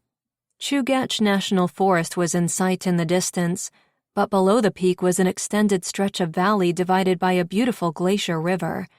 She'd hiked this mountain before, but not this particular peak. How on earth did you find this? My first trip to Wild River was with my dad when I was 10. He was a pro skier in a former life, and we traveled a lot to all of the most spectacular ski resorts around the world. We were heli-skiing over Chugach Mountain and I saw this peak. I begged him to climb it with me, and we did. I fell in love with this view. Montana set her backpack on the ground and retrieved her water bottle. So, adrenaline junkie runs in your family, huh? Explained where Kaya got her no-fail attitude and adventurous spirit. Cassie had thought maybe she'd been rubbing off on the little girl. A silly idea, really. You could say that. My grandmother was one of the first female skydiving instructors in Colorado, and she taught me to skydive when she was 68 years old. My first tandem jump was with her. It was an incredible experience. I bet. Kaya obviously came from a long line of strong, confident women. It was unfortunate that she hadn't gotten an opportunity to get to know them. From the pieces she'd put together over the years, Montana's parents had chosen not to acknowledge Kaya, claiming a relationship would be too difficult given the circumstances. Cassie couldn't wrap her mind around it. What grandparents wanted nothing to do with their grandchild? But Montana was here now, and maybe her parents would eventually come around as well. "You're fairly adventurous yourself," Montana said. "Not like you." Cassie loved the outdoors and the wild river wilderness. And while she loved the view from the mountain peaks, heights weren't her favorite thing of all. Even heli-skiing took some coaxing from her friends. The helicopter ride was the least enjoyable aspect. "I'm more of a feet-on-the-ground explorer." "Well, you are not the only Googler on this mountain, and I happen to know for a fact that Snow Trek Tours is rated one of Alaska's best tourist resources and destinations." Why did Montana's approval and admiration mean so much to her? It was almost as though she felt the need to prove herself worthy of Tank's and Kaya's affections. "I'm really proud of what I was able to accomplish with the company. When I first opened 6 years ago, there weren't many guided opportunities for tourists that took them off the beaten tracks. The other company in town liked to stick to landmarks and touristy locations for their hiking and climbing adventures, and I worked for them for a year and discovered from the visitors that they wanted more. They wanted to take on more challenging hikes and venture out into untapped terrain. So I decided to start my own company." "That was brave. You must have a business degree then?" "Actually, no, just a high school education." And barely. She'd never liked school, always preferring to be outside exploring. She was smart and capable of completing her homework and tests, but she lacked interest. That's where Erica had been invaluable. Her studious friend had made sure Cassie went to school and graduated with everyone else. "You'll have your whole life to explore the world, but you'll only conquer it if you finish high school," Erica had said. She'd always remembered her friend's words when she felt like dropping out, and Erica had been right. "I did complete all of my wilderness training and safety courses, and over the last 7 years, I've taken a few accounting and marketing courses, enough to successfully run all aspects of the business without having to hire outside resources." "Well, you've obviously made all the right decisions," Montana said. Well thought out, non-impulsive decisions with input from those she trusted. Until now. This was the first one that she jumped headfirst into. But they were just checking the site. She hadn't fully committed to this yet. Without a legal site, this venture wouldn't happen anyway. She took comfort in that. If the mayor approved the site, then it obviously wasn't a completely insane idea. She surveyed the area. "Okay, so we should get both still shots and video of the area. We need to take ground measurements and altitude numbers. I'll leave the jump logistics to you." Montana nodded, checking her watch. "Great. Yeah, let's get started." Cassie opened her backpack and retrieved her camera. Looking through the lens, she adjusted the clarity, focusing on the mountain peaks in the distance that extended up and into the clouds. The lighting contrast between the spring sun peeking through the light cloud cover and the dark shadows cast by the ragged cliffs on either side was a photographer's dream. This place was magical. Even if they didn't succeed in legalizing it for base jumping, Cassie would organize a hiking tour that explored the area.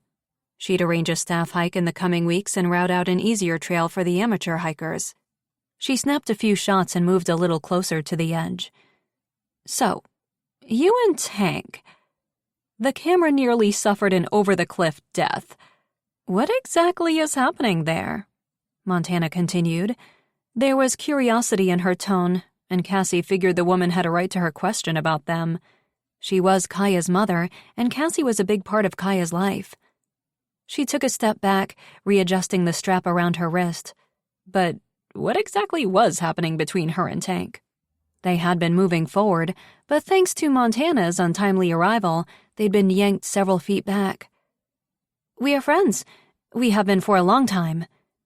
They hadn't gone to school together, having grown up in different parts of Alaska, but Cassie felt as though she'd known Tank her entire life. He'd owned the drunk tank already by the time Cassie had settled back in Wild River after her travels, and while Reed knew him from their positions on the search and rescue team, Cassie met him for the first time at a Wild River community meeting 2 years before she'd opened her business. It was her first time meeting Kaya, too. Without a babysitter or anyone in town he could really rely on, Tank had arrived at the meeting with Kaya and her baby carrier strapped to his chest. He'd sat next to Cassie, and all she'd been able to focus on was this hot-as-hell single dad with a baby asleep on him. For several months, they chatted at the meetings, and 2 things became clear. 1, Tank and Kaya were a team, and nothing was more important to him than that child. And 2, they both would become important to her. "But it's more than that, right?" Montana asked, taking a measuring tape from her backpack and measuring the running track from the edge of the cliff. Yes, but it was complicated. This was one conversation she did not want to have with Montana. This was a conversation for Erica, though her best friend had already heard countless variations of it in the last 6 months. Everyone was getting tired of Cassie and Tank's issues, including Cassie. She annoyed herself with her moaning and whining over Tank's inability to commit, and she was starting to see how pathetic she must look, constantly letting him off the hook and sitting around waiting to be the one he wanted. Not anymore. That ended now. Or as soon as she could get the courage up. "It's his fear of commitment," Montana said when she didn't answer. She jotted measurements in a notebook before continuing. "Believe me, it has nothing to do with you and everything to do with his past." Cassie's gut tightened. Montana and Tank's history was still a mystery to her, but Montana obviously knew more about Tank than Cassie had assumed, which stole the air from her lungs. "Yeah, I know he had it tough growing up.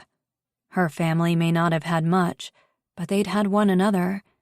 Tank's lonely childhood and troublesome teen years, when he'd struggled just to survive, made Cassie's heart ache. He didn't like to talk much about his past, and she never forced the issue, respecting his privacy. Had he ever opened up to Montana about it? He had no one to depend on, no one to trust. It made him the person he is today. For better or worse, Montana continued. He's an amazing dad and successful business owner. I think he's doing okay. Why did she feel the need to defend Tank? Probably because he never sought sympathy or a break just because life had been harder on him. Montana's dismissal of the success he was now irritated Cassie. The other woman had been away for a long time. She couldn't claim to know Tank as well anymore or make any judgments on situations she knew nothing about. Montana must have detected her defensiveness. Oh, he's doing wonderful. On the outside. In fact, he is so different from the man I knew that he's almost unrecognizable. So mature and responsible and level-headed. What guy had Montana known? Tank had always been that way since Cassie had known him. Becoming a father definitely changed him, and I'm happy that he seems better adjusted, more secure and stable. I just mean, despite his strong external shell, I don't think there's been a whole lot of internal healing. Internal healing? Probably not. Tank wasn't exactly the open, let's talk about feelings kind of guy. But sometimes Cassie wondered if discussing things ad nauseum was really that beneficial for anyone. Growing up, she didn't talk much about her father's disappearance. It was easier to move on with life, focus on the good, and not dwell on the sad or troublesome aspects of life. Tank seemed to adopt the same philosophy. I mean, he hasn't had a relationship since me, she said. Cassie's chest tightened. He's worried about Kaya and doing the right thing for her. You were the right thing for her. Okay. Her camera was totally going to fall over the side of the cliff if Montana didn't stop surprising her with these comments. What? Kaya talked nonstop about you the other night. I've seen all the photos. You two must spend a lot of time together. I'm actually so incredibly jealous of your relationship with her. We are close.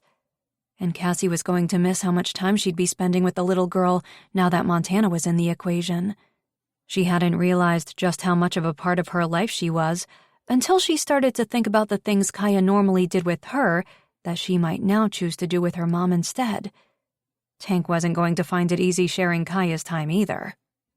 Montana put the measuring tape back in her bag and stood. Her gaze locked with Cassie's as she said, "You've been everything I couldn't be for her, and I can't thank you enough." Then why did it sound as though she was being dismissed of duty? Later that week, Tank leaned against the fire hall wall and smiled. Across the room, Kaya led a junior wilderness survival workshop for a group of kindergarten-age kids. She'd designed the program herself with smaller kids in mind and volunteered twice a month to host it. He couldn't possibly be more proud of her. From an early age, she'd been involved in the Search and Rescue's Hug a Tree program for older kids, helping out with the demonstration and encouraging her classmates and friends to complete the course that was designed to keep them safe in the backwoods. She was a mature and level-headed kid. Several parents glanced his way with appreciative smiles, and he nodded to them. Parenting Kaya was easy. He knew he was lucky. She wrapped up the session, and moments later, after everyone had cleared out, he helped her stack the chairs. Great job. Was this your biggest turnout yet? There had to be at least 12 kids in the room that day. Yep, Mr. Sater let me announce the program on the school announcements this morning while parents were still in home reading with the kids. Now I just need him to approve my workshop sign-up sheet for the afternoon students. Tank shook his head. Wow, you are unstoppable. One day, she'd make a great member of the search and rescue team, which he'd come to terms with already. There would be no deterring her. She was 10, and already her ambition and determination made it difficult to tell her no. What luck would he have when she was old enough to do whatever she wanted without his permission? Not that he ever wanted to deter that determined spirit. He loved her strong will and dedication to the things she was passionate about. Hey, so I was thinking... Oh no, he knew that tone. It's the weekend and I don't have anything planned. My guitar lesson was canceled for tomorrow morning because my teacher is away on vacation. Do you think it might be okay for me to stay at Mom's tonight? He blinked. Like, overnight? She nodded. She said it was okay with her. You asked her already? Well, I knew asking you would be tougher, and there was no point putting myself through those nerves if Mom was just going to say no, so I texted her at lunchtime today. She'd been worried about asking him? Shit. Now what was he supposed to do? Confirm that she'd been right in assuming he'd have a problem with it? Or agree to something he wasn't at all okay with yet? Well, you've only had one real visit with her since she got here. They'd been texting a lot, and even that had taken all the strength he had not to question Kaya about their exchanges. Her relationship with her mother was her business, and he had to give them space to cultivate it. Or at least that's what he'd read in the new co-parenting book he kept hidden in his desk at the bar. But it went really well, Kaya said. Yes, but I think her apartment only has one room. Was Kaya comfortable enough with Montana to share a bed with her? Obviously, if this was going to become a thing, Montana might have to reevaluate her living situation. It wasn't unheard of to postpone sleepovers until the non-custodial parents had the appropriate accommodations for the child. Again, the parenting book. I'll sleep on her pull-out sofa. She has extra blankets, pillows. I'll bring my camping stuff, sleeping bag and travel pillow. Okay, so she thought of everything, leaving him with no real good excuse to say no, except his own hesitation and lack of trust in Montana. You're sure you're comfortable with that? Staying in a strange house overnight? Her sleepovers with her friends had taken months of regular playdates, and Tank had developed friendships with the parents. Kaya nodded. She's my mom, Dad, not a stranger. Practically a stranger. Kaya had barely spent 4 hours with her. He sighed. Okay, sure. If you're okay with it and your mom says it's okay with her, then yeah, sure. Kaya hugged him. Thanks, Dad. Of course. He leaned back to look at her. And from now on, don't be stressed about asking me things or telling me things. We're a team, remember? Kaya smiled. I know, Dad. The best team. The best team. One that might now have to expand to include Montana? Can I call her and tell her the good news? Sure.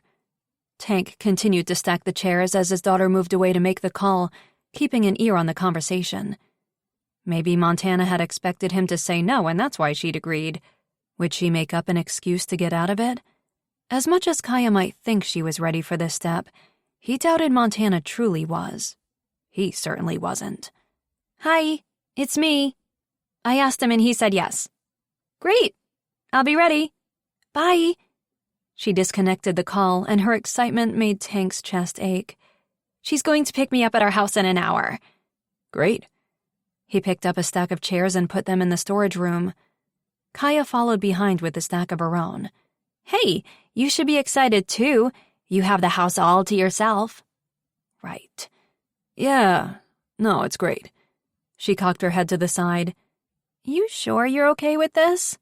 Yes, of course. He paused in stacking the remaining chairs. Just going to miss having you at home, that's all. It's no different than when I stay at a friend's house. You'll see, she said. Was that the pep talk she was giving to herself, too?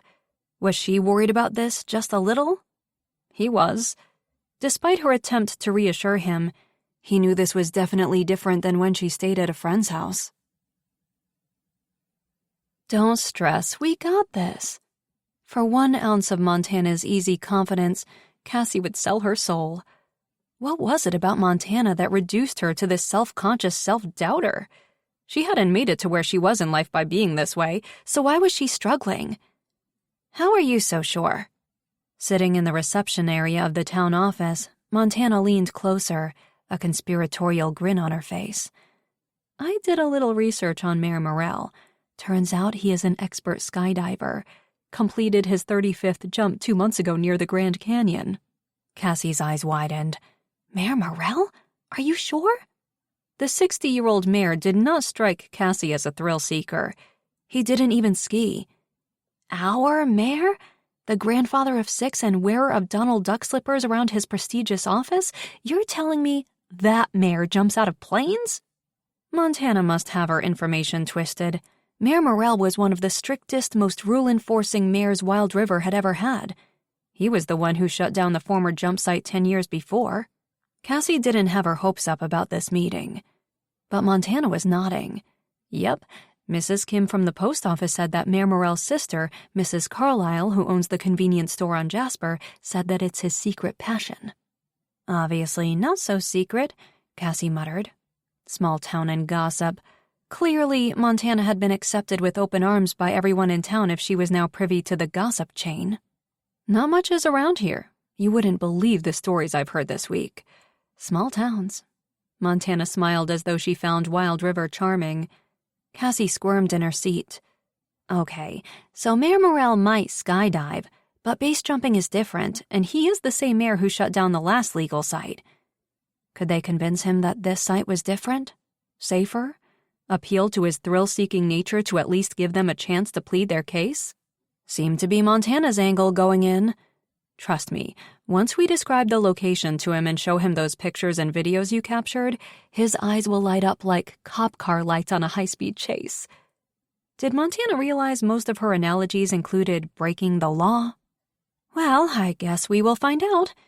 Cassie and Montana, come on in, Mayor Morrell said, appearing in his office doorway.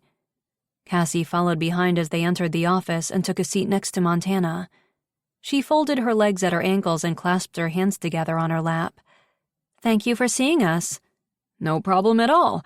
I trust business is going well after that Slush Cup performance. Snow Trek Tours was this year's winner, I understand, he said as he sat behind his desk. Well, Cassie started. Business is not as good as it could be, Montana interjected, but we have just the plan to change that. The mayor met her determined gaze straight on. By reopening the world's 3rd legal base jumping location here in Wild River. Cassie's jaw dropped. Montana's reaction was more subtle, but she was clearly derailed. She sat back slightly and crossed her legs.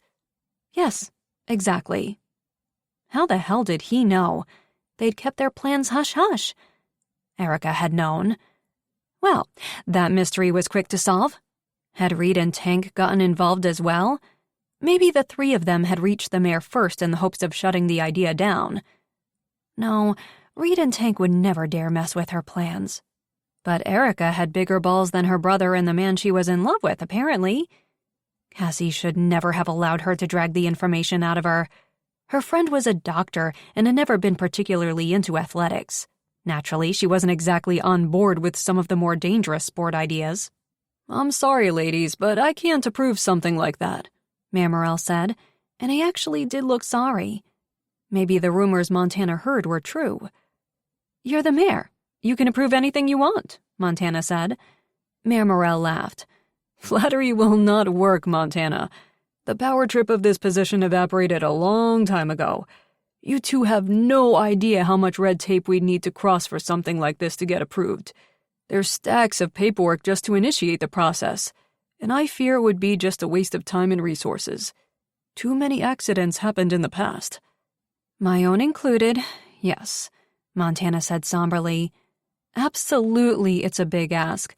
But a lot of those accidents occurred illegally on the unsanctioned launch zone once the legal site was barricaded." True, a lot of jumpers hadn't been willing to accept the fact that they could no longer jump and instead took to launching off a few miles south, narrowing the length of freefall time, resulting in more injuries and several arrests. Cassie vaguely remembered the news stories about those injured and convicted. She thought the whole thing was insane. Yet here she was now, supporting a new legalized site? Depending on one? "Cassie and I have found a new location. It provides a longer free fall, and the area is remote enough that it doesn't attract the casual hiker. It is accessible by foot, and Snow Trek Tours would operate as the only company providing access for jumpers." The mayor turned to Cassie. "You realize the liability that would be involved with something like this?" Yes, but maybe not as much as she should have, which was why she'd agreed to it. Cassie nodded. Best to let Montana do the verbalization of their thoughts. "Base jumpers realize the dangers of their sport. There will be required waivers to protect Snow Trek Tours from any possible, though highly unlikely, injuries that should occur," Montana said confidently, reassuming the driver's seat. "Financial liability and moral liability are two different things. Cassie, I know your company has a fantastic reputation for safety. Do you want to jeopardize that?" No, not at all. She wouldn't be. The clientele would be vastly different, and the base jumping community is, well, let's just say it prides itself on protecting the sport. As in the brutal way they warned you to not get caught for illegal jumping after you were released from the hospital? Montana wasn't the only one who'd done their research. She visibly faltered. Slightly. "That is how we deal with things, yes. But legalizing the zone would give jumpers another location here in the U.S., and it would help to reduce illegal jumping and injuries, and consequences to those who might be tempted to break laws." Mayor Morrell shook his head. "I'm afraid my answer is still no. Wild River is a family ski destination. We are a popular resort town. We don't want to bring any negative attention to these mountains." Montana switched gears. "Yet you approved the big chain store to move onto Main Street, driving small local companies like Cassie's out of business." "Well, I hope that won't happen," Cassie said quickly, in an attempt to soften Montana's new angle. Strong-arming the mayor wouldn't work. Montana shot her a look. "It's inevitable." Was it? "North Mountain Sports Company is a legitimate business, and they will bring more tourists here, in a safe way. Sorry, Cassie. I know the impact on your company may be significant, but the added value they bring was something the committee couldn't deny. The added jobs for the community alone outweighed many negatives to them owning real estate in town. We voted as a committee, and it was unanimous that North Mountain Sports Company was a good idea for Wild River." He turned back to Montana. "Base jumping is illegal for a reason." Montana sat back in the chair, and a warm smile spread across her face. "Okay. Obviously your mind can't be swayed." She paused, and everyone could tell there was more coming. "But before we go..." There it was. "I have to ask, how was the free fall over the Grand Canyon?" The mayor's eyes widened. "How do you know about that?" "Wild River is a small town, but don't worry, we won't continue to spread the word.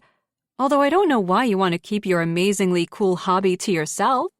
People like to know their mayor has his feet firmly planted on the ground, that decisions, like the one you've presented me with, are not made based on my own personal preference. Point delivered, but Montana wasn't deterred. Really, though, I bet it was breathtaking. Mayor Morrell sat back in his chair. Look, I get it. You think appealing to my kindred spirit will help your cause. But as I just said, my own extracurricular activities don't affect my decisions. All we are asking is that, before you make your decision, please just come see the jump zone for yourself. Montana was definitely persistent. Easy to tell where Kaya's determination came from. I'm pretty sure I've given my decision. Twice, Mayor Morrell said, but Cassie could see that he was tempted. She'd stayed quiet long enough. Montana couldn't carry the entire meeting. This was an attempt to save her company, after all. It really is a beautiful sight, Mayor Morrell. I'd never hiked that section of backcountry before Montana brought me there. It's accessible when you know it's there, but the average hiker won't be going near the site, which will keep it pure and serene. We will cherish and preserve the area. Montana paused. Jumpers are nature lovers, like skydivers. He hesitated, but Cassie knew they'd succeeded in at least getting him out of the office and up on the mountain, and from there, it would be a lot harder for him to say no. For the sake of dissuading you both from trying again, I will check out the location, he said. Montana shot a grin at Cassie, and Cassie tried to conceal her excitement. But, the mayor continued, I can't see anything changing my mind on this. Montana's wide smile said, We'll see. Chapter 13. 48, 49, 50. Tank burpeed his body off of the floor and rotated his arms, the stiffness and creaking of joints reminding him of his age. He'd always been active, and weight training had been another outlet for his aggression as a teen. But the last few years, it was tougher and tougher to keep up the intense routines. Pulling a t-shirt on, he followed the sound of the microwave chiming into the kitchen. A frozen dinner sizzled inside. He couldn't remember the last time he had one, but without Kaya to cook for that evening, he was going to see if they were as delicious as he remembered. Taking the tray from the microwave, he grabbed a fork and napkin and carried it into the living room, where the latest gory thriller movie sat paused, ready to start, on the television screen. Balancing his dinner on his lap, he hit play. This was good. The first night to himself in a while. Food he wasn't allowed to eat when Kaya was home, a movie he'd never get a chance to watch with her, and the day off work the next day to sleep in. Shit, maybe he'd even call for an Uber Eats delivery at 3 a.m. The sky was the limit on his bachelor night. Alone. Peeling back the plastic, he nearly dropped the tray as steam burned his hand. They should definitely have a warrant. He stopped, seeing the words "Caution, Hot" written on the side of the tray. Right. Well, the brownie was a little overcooked, at least what used to be a brownie. Now it was a thick, gooey brown mess singed around the edges. The meat on the tray was a little harder to cut than he remembered. He bit into the steak, slathered in a thick, dark gravy, and chewed the cold-in-the-middle meat.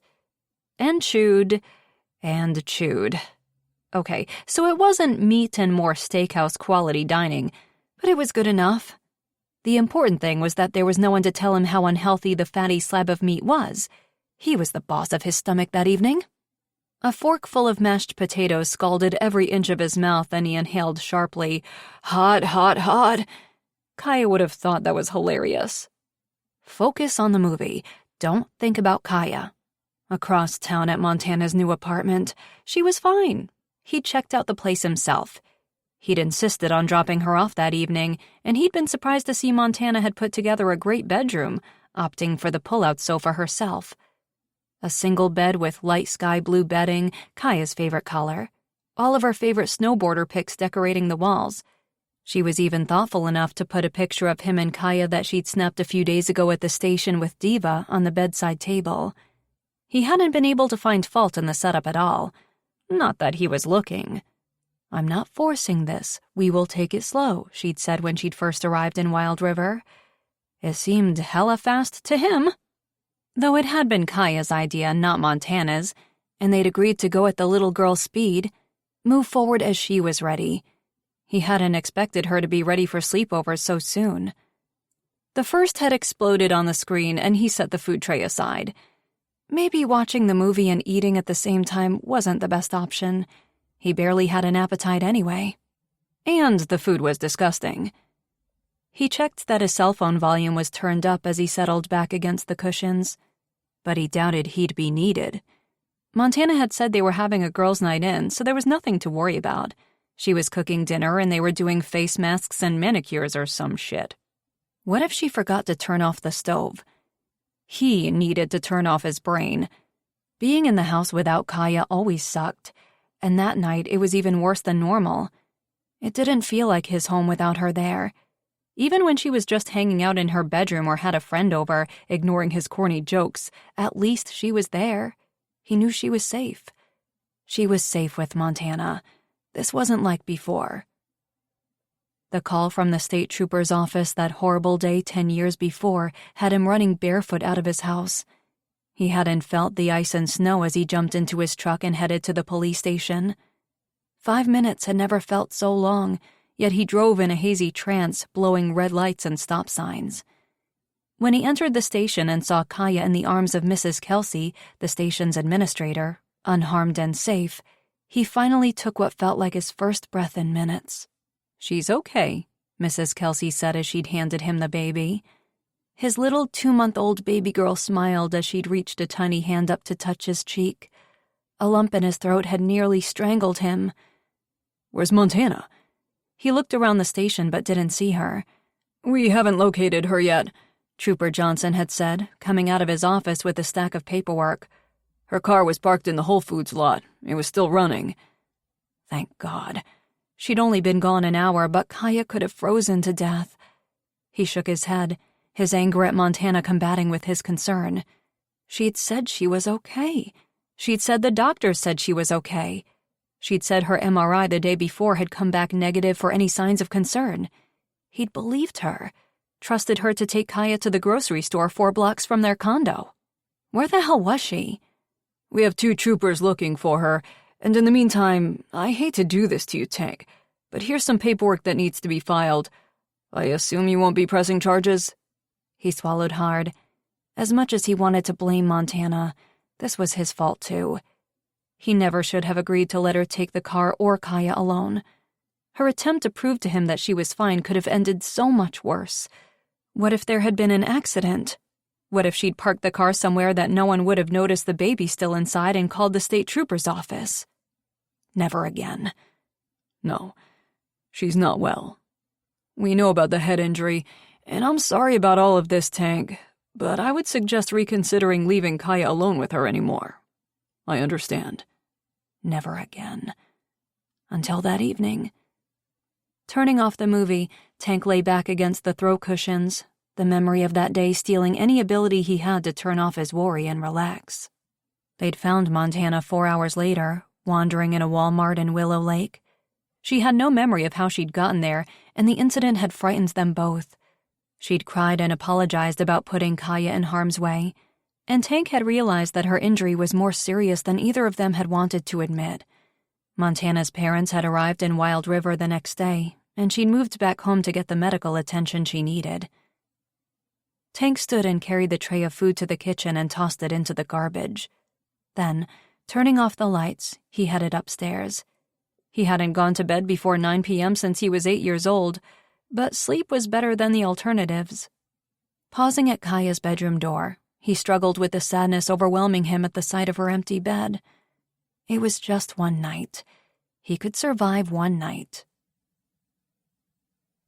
Cassie climbed the stairs to Reed's place and knocked. She needed to talk to Erica. She appreciated her friend's concern, but interfering the way she had wasn't cool. Just because they were all close didn't mean they didn't need to learn to mind their own business sometimes. "Hey, what's up?" Reed asked, answering the door.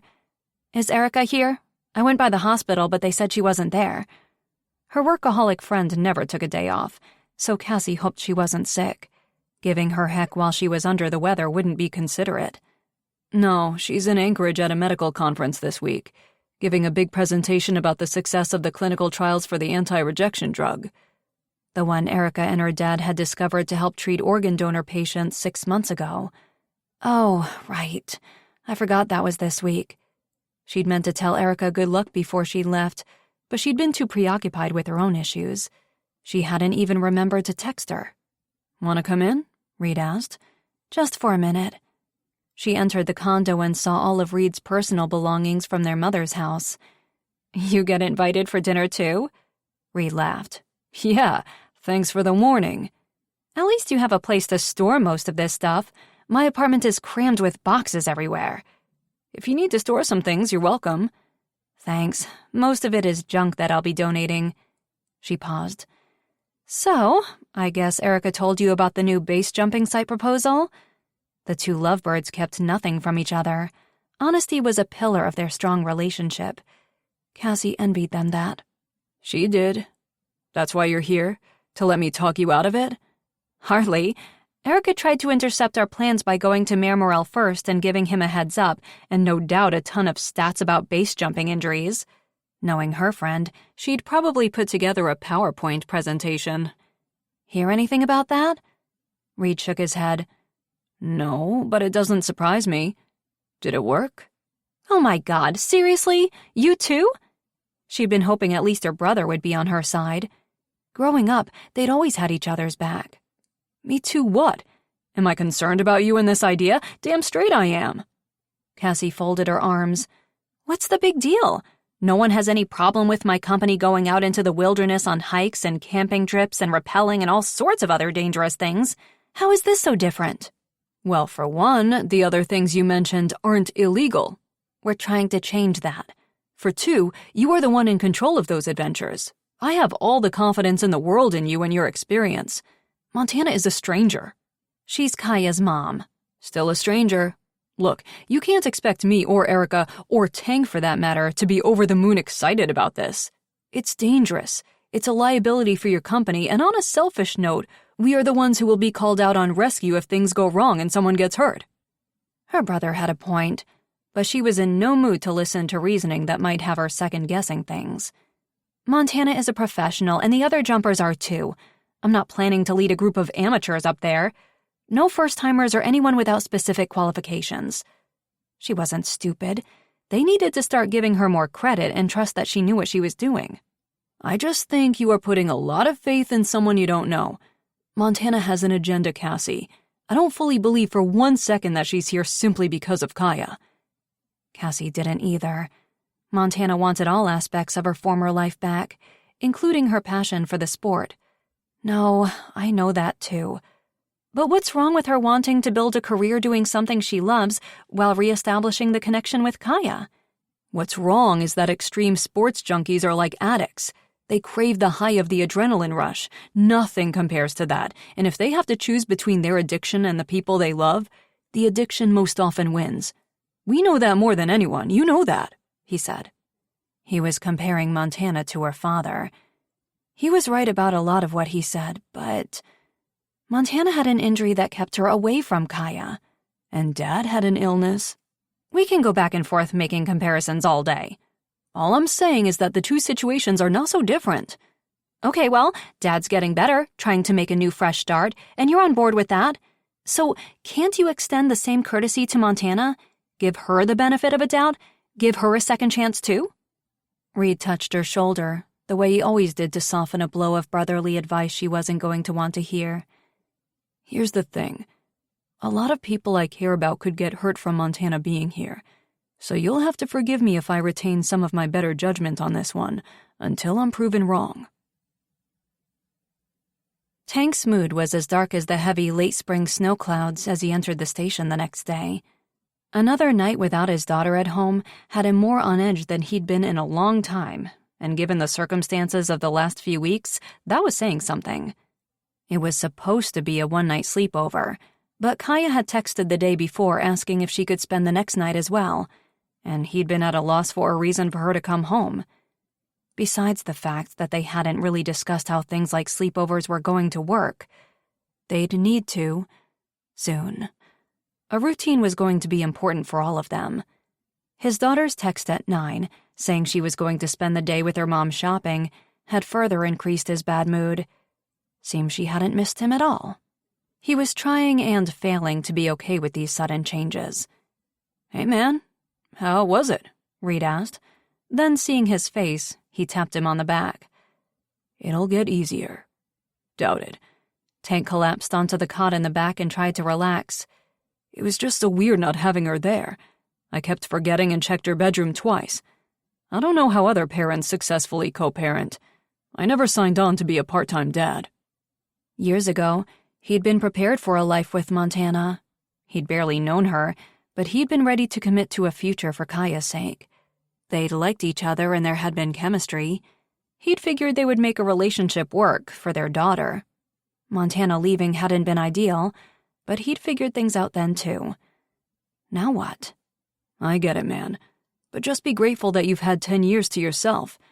And as hard as it is to acknowledge, having her mom in her life is in Kaya's best interest." Best interest. He'd heard that a lot lately. He'd repeated it to himself. But Tank wasn't so sure. Montana could have a change of heart and leave again.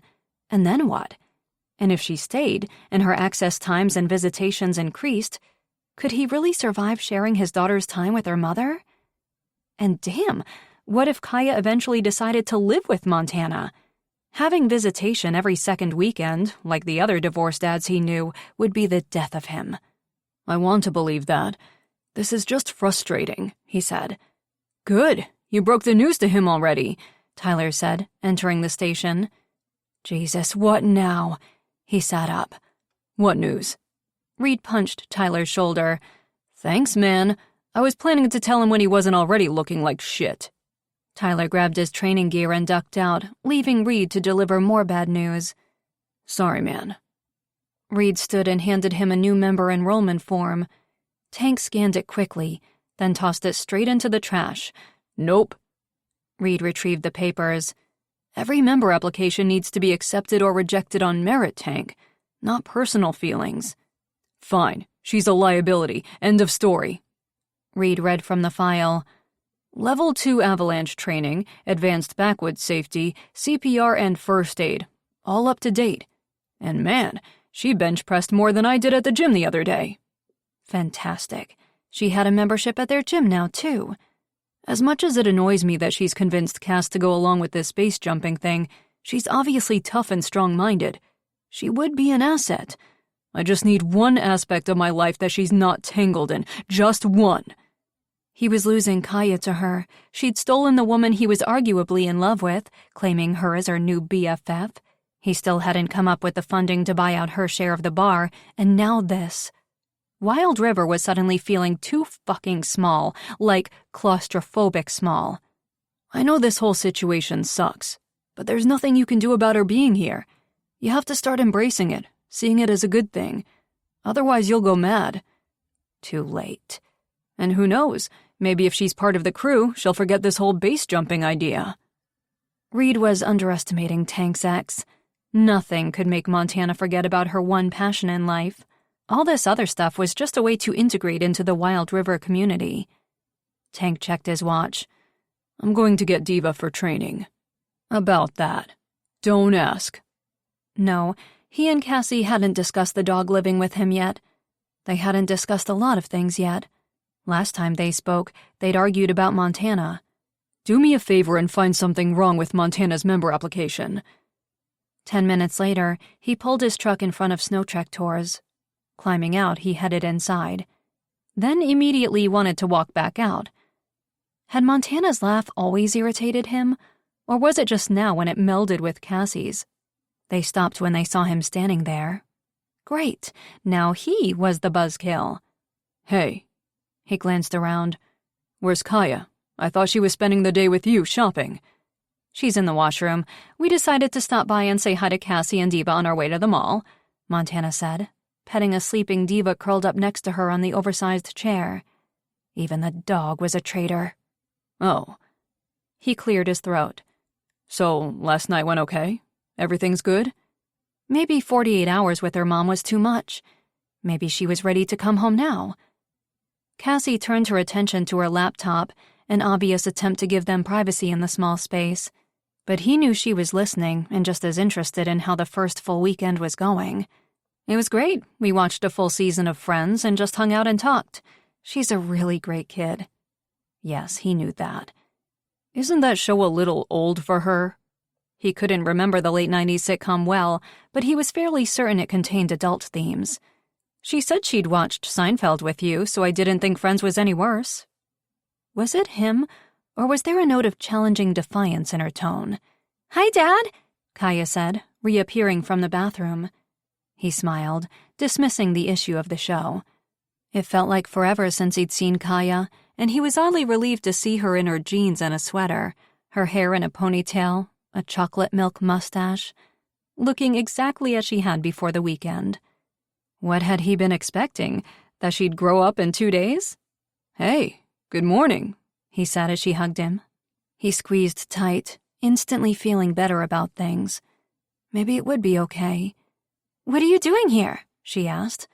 "I thought I'd take Diva for a run, but it looks like she's still asleep, so I'll come back later." Montana stood. "We have to get going. The mall is open now. Why don't you stay, Tank?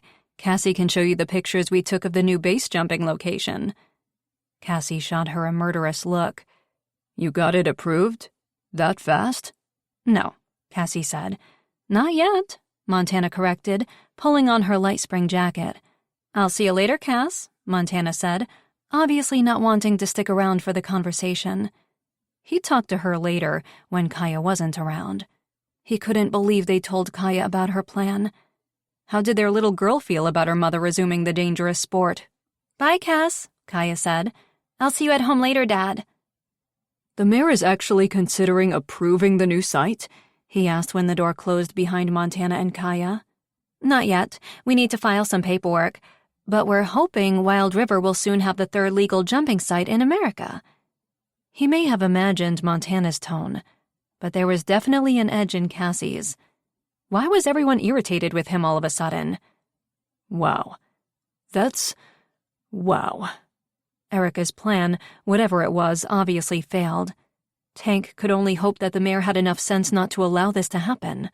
Wow good or wow bad? "Does it matter? You and Montana will do what you want anyway." Cassie shut her laptop with a bang. "Can't any of you just be happy that I may have found a way to help keep the doors open? First Erica tries to derail us by going to the mayor, then Reed with his big brotherly advice, and now your attitude. I'm sick of it." "Cassie." "No, when Reed was going to give everything up to pursue Erica in Anchorage, I supported him. When Erica moved here, I supported her decision. Whenever you need anything at all, I am there for you. Right now, I need support, and the only one willing to give it is Montana." Tank moved toward her. "Not true." "Isn't it?" "No. If I remember correctly, you basically told me to butt out." "Because you weren't being supportive." "Because I wasn't saying what you wanted me to say. There's a difference. And I'm sorry, but I'm not going to simply jump on board with a venture that relies heavily on Montana. You, I support completely, in everything. Her? I'm not as confident." "Her idea is a good one, and she was even successful in talking the mayor into at least visiting the site and allowing us to complete the required paperwork. She really knows her stuff, Tank." He stepped toward her and cupped her face in his hands. "So do you. You've made this business what it is. You, only you." His pulse raced as his thumb stroked along her jawline.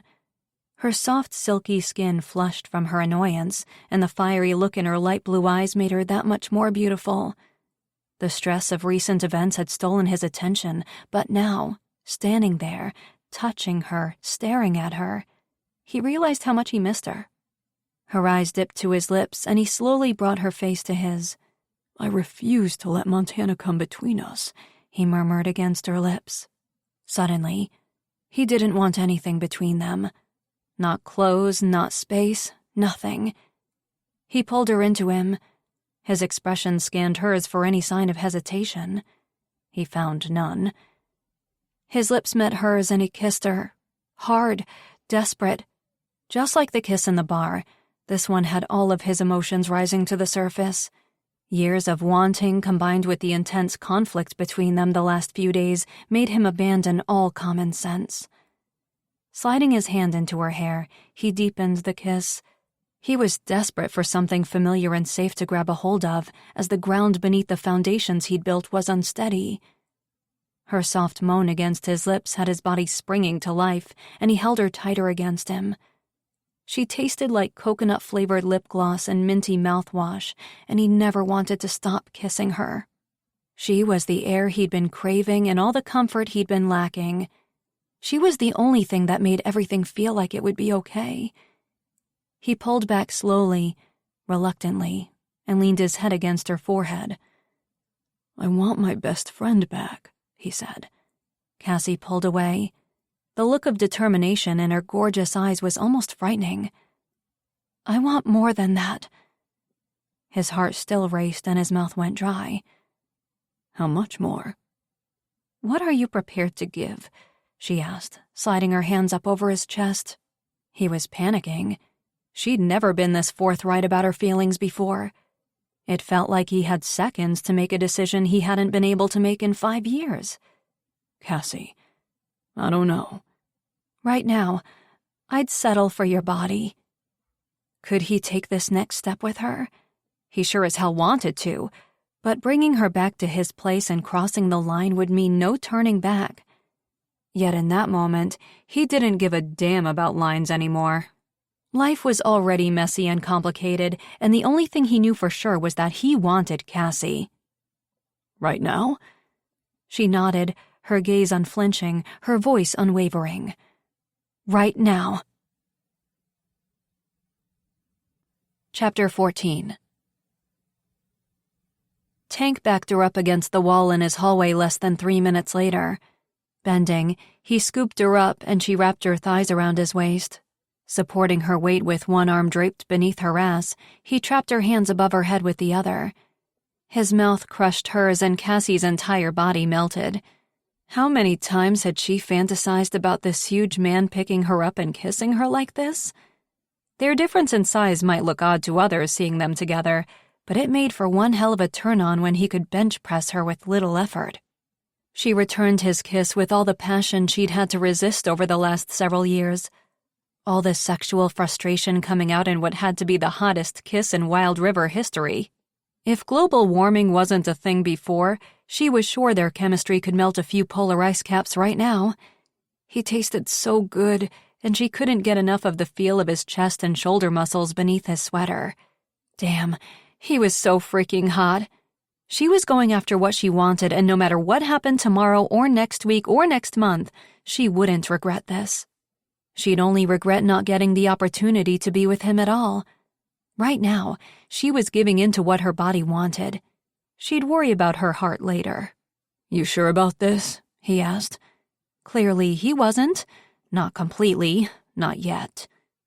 Wrestling her hands free, she gripped Tank's face, holding him even closer. He wasn't getting away. She wanted to kiss him for hours, never ever stop. Show him their connection, prove to him that her feelings were real and so were his. No more denying them. His hand slid beneath her sweater, creeping upward over her stomach, her ribs, then dipping beneath the underwire of her bra to cup her breast. Her breath caught and held. Was it possible to survive on passion alone? He massaged her hot flesh and she moaned against his mouth as his thumb slid over her nipple. It had been forever since she'd been with a man. The only one she'd wanted for years was Tank. His forced celibacy had meant she hadn't been getting laid either. Waiting for him had been torture, but it was already proving to have been so well worth it. He pulled back, struggling for air. "Cass, you didn't quite answer my question." The hesitation in his voice had her nodding. "Yes, Tank. I want this. I want you. I always have." "So, you're ready? 'Cause once we do this, for real..." "I want this, Tank." Even if he wasn't ready to promise her any more than this right now. His gaze locked on hers. He moved away from the wall and carried her down the hallway to his bedroom. He pushed the bedroom door open with his foot and laid her on the bed. "Alexa, play Cassie's playlist." She grinned. "Cassie's playlist?" "I was hoping someday I'd need it," he said, removing his sweater and undershirt in one swipe. Fuck his body. She'd seen Tank shirtless thousands of times on camping trips and swimming, and she'd never been so innocent that she hadn't snuck a touch every now and then. But now, his strong, sculpted, crazy, sexy chest and shoulders and abs were all out there for her. She ran a hand over his washboard stomach, circling a finger around his belly button. "Keeping this body from me for so long was just mean," she said, as the sounds of her latest favorite song started to play. "Man, you have no idea how many different fantasies I've had about yours." He reached for the hem of her sweater and lifted the fabric over her ribs and breasts, and then yanked it off over her head. She sat forward to allow him to remove her bra. His eyes took in her breasts for the first time, and she felt zero shame in her body. Sure, she wasn't boasting double Ds like Erica, and she didn't have Montana's ass, but she could hold her own in the sexy department. And she knew her athletic build was attractive to Tank. "Yep, as perfect as I'd imagined," he said, lowering his head between them.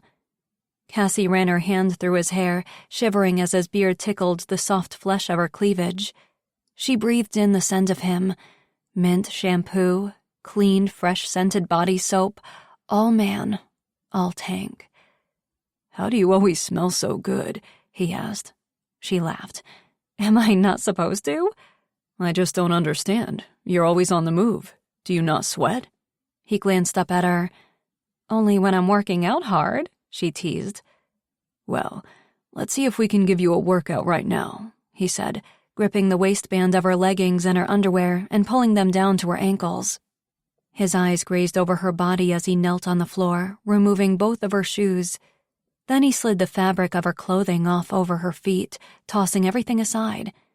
Picking up one foot, he placed a trail of kisses along her calf muscle, all the way up her inner thigh, before setting that foot down and repeating the action with the other leg. Cassie's body trembled as his beard tickled her delicate flesh. "You still have too many clothes on." Tank grinned as he got to his feet. Cassie propped herself up on her elbows as he unbuckled his belt. Her heart raced. She was naked, on Tank's bed, and in 30 seconds, he would be too. So long she'd waited for this, it didn't seem real. Yet it felt like the most natural situation on Earth. He tore the belt away from the denim, and the jeans dipped lower on his hips, revealing the sexiest set of oblique muscles on the planet. Tank was a big guy, and suddenly Cassie's heart raced faster. Was he ultra-sized everywhere? She swallowed hard as he unzipped his jeans and let them fall to the floor. He grinned as her eyes fell to his already hard cock straining through the fabric of his boxer briefs. "Worried?" "Little bit," she said. Damn, as often as she'd thought about Tank's penis, she never really considered the logistics behind sex with a man built like a Tank. She hadn't been using her vagina much in the last 10 years. But Tank slid the underwear off slowly and then lay next to her on the bed. "Don't be. You've waited this long for me. I don't intend on disappointing you. We will take this slow." He brushed her hair away from her face, kissing her forehead. So many forehead kisses from him over the years, but this one was different. It wasn't a, "this is all I can do right now" kiss. It was a, "this is just the beginning for us" kiss. Cassie reached for him, pulling him on top of her as she lay back against the bed. "I don't think you could ever disappoint me," she said, as she dragged his head back down to hers. His mouth covered hers as his hand slid the length of her body, stopping to rest on her hip. She opened her legs and he wedged himself between them. Slowly, he pressed himself against her, and Cassie's eyes closed. The intensity of her need was overwhelming already. The thought of Tank inside her was enough to put her over the edge, so she steadied her breathing as she raised her hips to grind against the length of his cock. "Damn, Cassie. Slow might be harder than I thought," he growled, resting his forehead against hers. The friction between their lower bodies grew more frantic, and Tank retreated slightly. Reaching into his bedside table drawer, he retrieved a condom. "Sure that thing's not expired?" Cassie teased. "No," Tank said, squinting to check the expiration date. "We're good." Cassie eyed him suspiciously. Condom shelf life wasn't that long. "Full confession?" About time, I would think, she said, her heart racing. Had he been with someone else in recent years? That could change things fast. I bought these on New Year's Eve. We had a date scheduled and Relief flowed through her. You thought you were going to get lucky on our first date? What kind of girl do you think I am, Tank? She teased, but her heart swelled. He'd been wanting her too, wanting things to move forward. This wasn't just a spur-of-the-moment, careless abandon, impulsive move. They both had wanted this for a long time, and she might have gotten here sooner if Reed hadn't almost died on New Year's Eve. Her brother had the worst timing sometimes. But they were here now. Tank slid the condom on and then, grabbing Cassie by the waist, he switched their positions, putting her on top. You're in control of this. It's all you, he said, placing her down against his straining penis. Cassie raised her body so that the tip of him was on the edge of her. Gripping the headboard, she slowly rocked her hips, inching him inside a little at a time. Tank closed his eyes and his fingers gripped her waist, digging in hard. Shit, Cass, you're so tight. You're so big. Would he actually fit inside her fully? She rocked her hips faster, lowering her body down over him, feeling him fill her completely. Damn, she was already close to coming. His thickness and length made the connection tight, but her wetness created enough lubrication to create an explosive, intense friction between them as she started riding him. Up and down, slow, deliberate, careful at first, then faster, more desperate, more confident and sure. It worked. They fit together. This okay? She asked, out of breath as she continued to pick up her pace. Absolutely, Tank said. His gaze, full of love, met hers, and she couldn't hold back any longer. Driving her hips forward, she closed any gap between their bodies as her orgasm erupted, out of control, sending her body into convulsions as she throbbed around him. Tank held her firmly in place as he raised his hips, plunging just a little further inside her body as he came. He moaned, and his body shook as they rode out the waves of pleasure radiating through their connection. Her world sufficiently rocked. Cassie collapsed next to him on the bed a moment later, and he immediately pulled her closer. Was that okay? Are you kidding me? That was amazing. She drew circles over his chest as she moved closer. She hesitated before asking, but she needed to know if this was a one-time thing or if it was the start of something real, a relationship with him. Any regrets? He turned to face her, tucking a strand of her blonde hair behind her ear. Only that I waited so long. Cassie smiled, snuggling closer to the man she'd been in love with for what felt like her entire life. Sure, aspects of their situation were complicated right now, and they had challenges they were going to need to work through, but they would. She chose to believe that. Tank didn't make decisions lightly, so if he'd finally given in to this, maybe it was the first real step to him giving in to more. He'd never thought he'd be a cuddler, but every time Cassie tried to move away from him in her sleep, he pulled her back into him. She didn't seem to mind. Her soft moans and happy-sounding mumbling as she dreamed told him she was content being wrapped in his arms, which was good because he didn't want to let her go. He had no idea what this meant for them, but he didn't regret being with her. It was the only thing in weeks that had made sense. She stirred and turned in his arms to face him. Her eyes opened slowly and she grinned. If I'd known all I had to do was piss you off to get you into bed, I'd have done it sooner.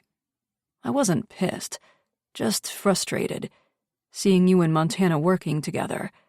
I'm still not sure how I feel about that. But you trust me, right? Of course, Cass. Enough to support my decision to include base jumping if the site gets approved? She glanced up at him. He hesitated. Yes. Am I worried about it? Of course. But if anyone should be taking this on, it's you.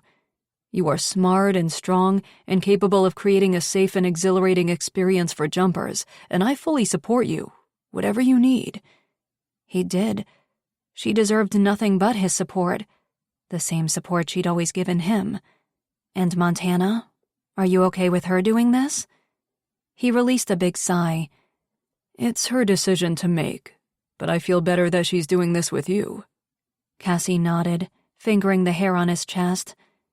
And you're sure that things between the two of you are over? There's no lingering feelings there at all? You really want to talk about my ex? Not exactly pillow talk. They just shared a special moment together, one they'd both been waiting a long time for. He didn't want talk of his past or Montana to ruin things. But she didn't seem upset, just curious. We've been talking for years, but lately it feels like we haven't really been saying anything. Not important things anyway. Your history with her is something we haven't discussed, and I'm going to need that intel to move forward if she's here and going to be a big part of our lives. Move forward.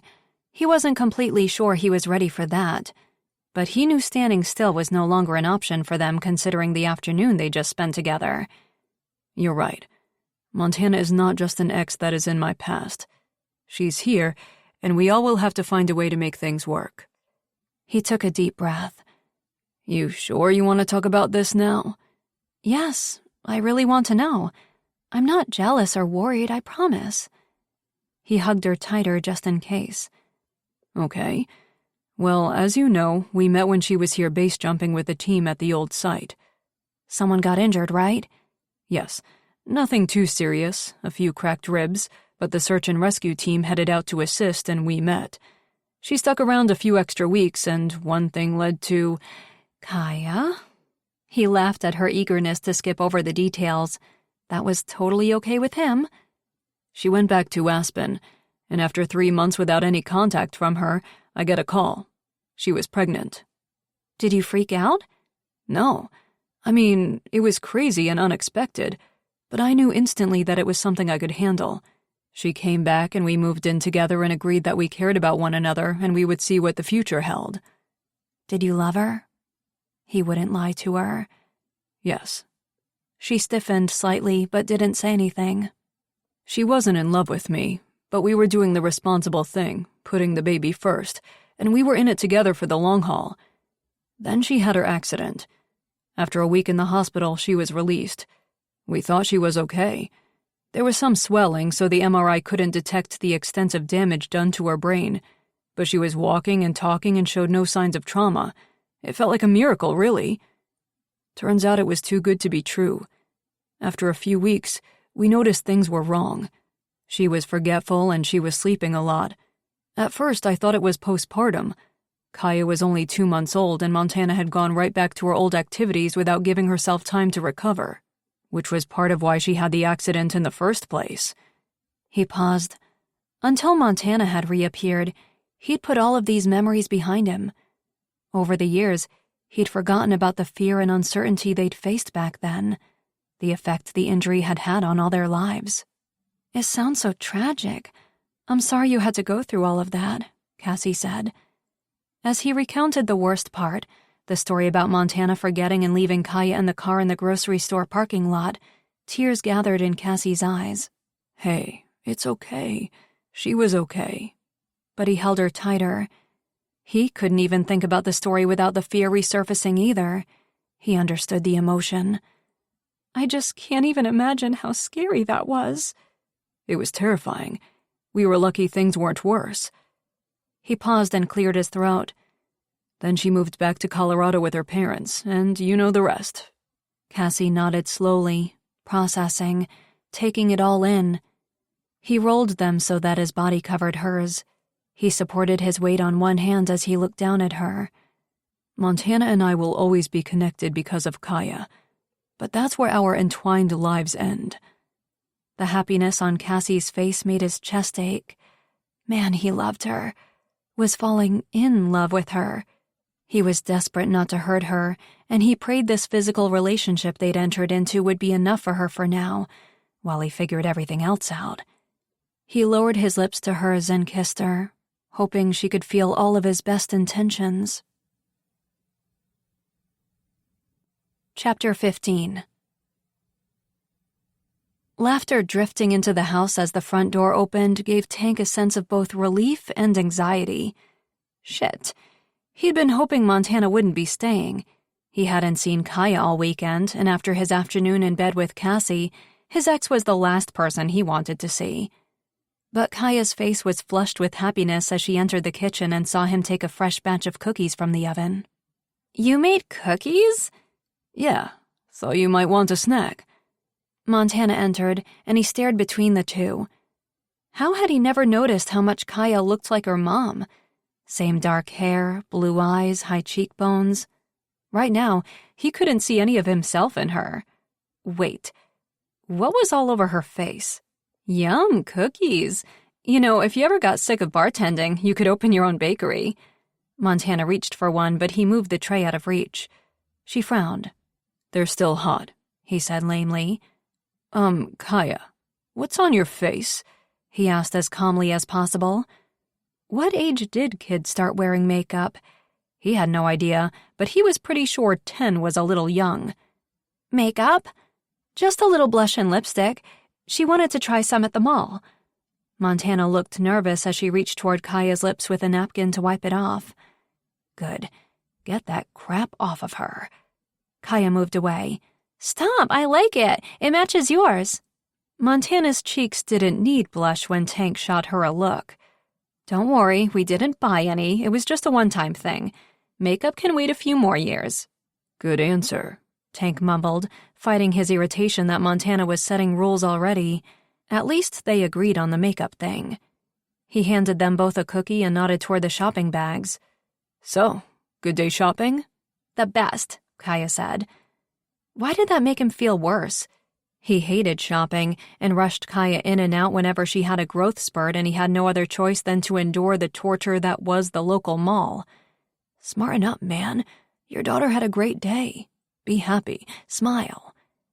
He tried, but it had to look more like a grimace.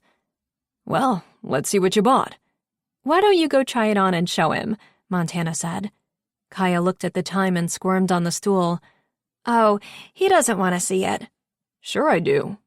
Really? Clearly, she didn't really want to show him, which made it absolutely necessary that he see whatever it was. If Montana had allowed lipstick, who knew what else she deemed appropriate? If there was so much as a midriff showing or a skirt that needed a few extra inches added, he was vetoing any more shopping trips. Absolutely. Okay. Kaya popped the rest of the cookie into her mouth, wiping off most of the lipstick with it. Then, grabbing the shopping bags, she left the kitchen. So, you two had fun? He asked Montana. As long as he kept the conversation on Kaya, she couldn't steer it to more personal territory. To his afternoon. Would it make you feel any better if I said no? Damn, was his mood that obvious? No, I'm glad she had a good day. It's just a little weird, that's all. It's okay, I get it. This is going to take a while to get used to. You've had her all to yourself for a long time. And he found he couldn't help wishing it could stay that way. Selfish, yes, but their life had worked so well, just the two of them. That's why he'd been reluctant to get closer to Cassie, to let her in. He wasn't sure what adding someone to their lives would do to the structure he'd built for himself and his daughter. And now Montana came along and threatened that foundation. And unlike the situation with Cassie, Tank couldn't control it. What did she buy? You'll see. Well, thank you for not buying the makeup. I don't think I'm ready for that quite yet. The last word evaporated as Kaya re-entered the kitchen. In a dress. Doesn't she look pretty? Montana urged in his silence. Kaya's confidence visibly shattered as she got only silence from him. I know it's not really me, Kaya said, tugging at the fabric at her waist. It's beautiful. Damn. Took his voice long enough to appear. And when the words did come out, they were hoarse. Kaya blushed. Really? I didn't think you'd like it. It looks great, sweetheart. The color matches your eyes perfectly. Kaya smiled as she looked down at the fabric. That's what Mom said. Montana smiled at him, and their gaze held a little longer than he'd have liked. But common ground was good. As tense as all of this was, it was better that they got along, especially in front of Kaya. Their daughter would never have to choose between them. Chapter 16. Tank tugged at the tie around his neck as he waited in the bank reception area. He hated dressing up, and it was kind of ridiculous, seeing how John Cartwright, the loans manager, was at the drunk tank at least 4 times a week, playing pool, and therefore knew this getup would be just for show. Didn't matter. He was here on business. He was determined to look the part and secure the loan to buy out Montana's share of the bar. Montana's initial investment had been $50,000. He was hoping she'd take an inflated payout of $70,000 and sign the legal documents he'd had drafted years before. It was fair. She'd more than made back her investment over the last 10 years. He'd calculated that he'd sent her almost $300,000. A $70,000 lump sum would help her buy a place here in Wild River if she wanted, or allow her to invest. There was no reason she'd want to hold on to the bar. His only regret from the day before was not telling Cassie. He should have. Full transparency. But opening up wasn't easy for him, and he had a little. Baby steps. Admitting to her that he'd once been in love with Montana had been a risky move in light of recent circumstances, but while he liked to keep his past in the past, he'd never lie to her. He still couldn't believe they'd finally done it. He'd had sex with his best friend, and it was mind-blowing amazing, surreal almost. All these years, fighting his attraction, avoiding a commitment, he thought it was the only way to preserve what they had. He thought he'd feel regret or fear at the very least. But he didn't regret it, and he wasn't afraid. Funny how it took Montana's arrival, shaking up his world like a snow globe, for the pieces of his future to start falling into place. Some might still be floating in the air, but he was working on setting everything right again. "Tank? That you?" Seeing his buddy wearing a suit and tie had Tank grinning as well. In a small, tight-knit community like Wild River, formalities were often silly, but they couldn't all go to work in their usual camo and plaid, now could they? "Hey, John, thanks for seeing me on short notice." "Not a problem. Come on in," he said, leading the way back into his office and shutting the door. "What can I do for you?" Tank sat and folded one leg over the other. The pant leg rose, revealing his bright coral and purple striped socks, the only dress socks he owned, a joke gift from Kaya. On the bottom were the words, "Bitch, I'm a unicorn." He laughed too hard after unwrapping them to be able to reprimand her for the unsavory language. Despite the socks, he forced his most professional demeanor. "I'd like to apply for a bank loan. I'm sure you've heard that Montana is back in town, and I want to buy her out." John nodded, pulling up Tank's account on his computer. "Do you have a lot of equity in the bar or your house?" "Not really. I just bought the house a few years ago. I was renting before that. The bar makes a profit every year, but nothing sizable." He could easily afford their modest lifestyle. They weren't going without anything, and they could afford a trip once a year, but he'd be paying off his mortgage for the next 30 years, and retirement didn't look to be an option unless he sold the bar eventually. "Okay, let's take a look at your financial health, as we call it." He scanned Tank's account. "You have the mortgage, a credit card, and a line of credit at 18% interest. I have it, but I've never used it. The $10,000 line of credit was simply for emergencies. We can close it if that helps my financial health look better." "That's an option, but let's keep looking. Do you own any property or have any investments other than the savings bond for Kaya?" He shook his head. "No, I keep meaning to set up a retirement plan, but it's like life insurance. Everyone puts it off until they can't any longer." He continued to look at Tank's account.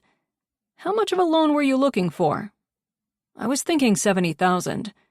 John frowned. "That's a lot. I think it's a fair price for the buyout. Make her an offer she couldn't refuse." "Have you talked to Montana about a reasonable price?" "Not yet. I wanted to make sure it would be possible, that I'd qualify for the loan first."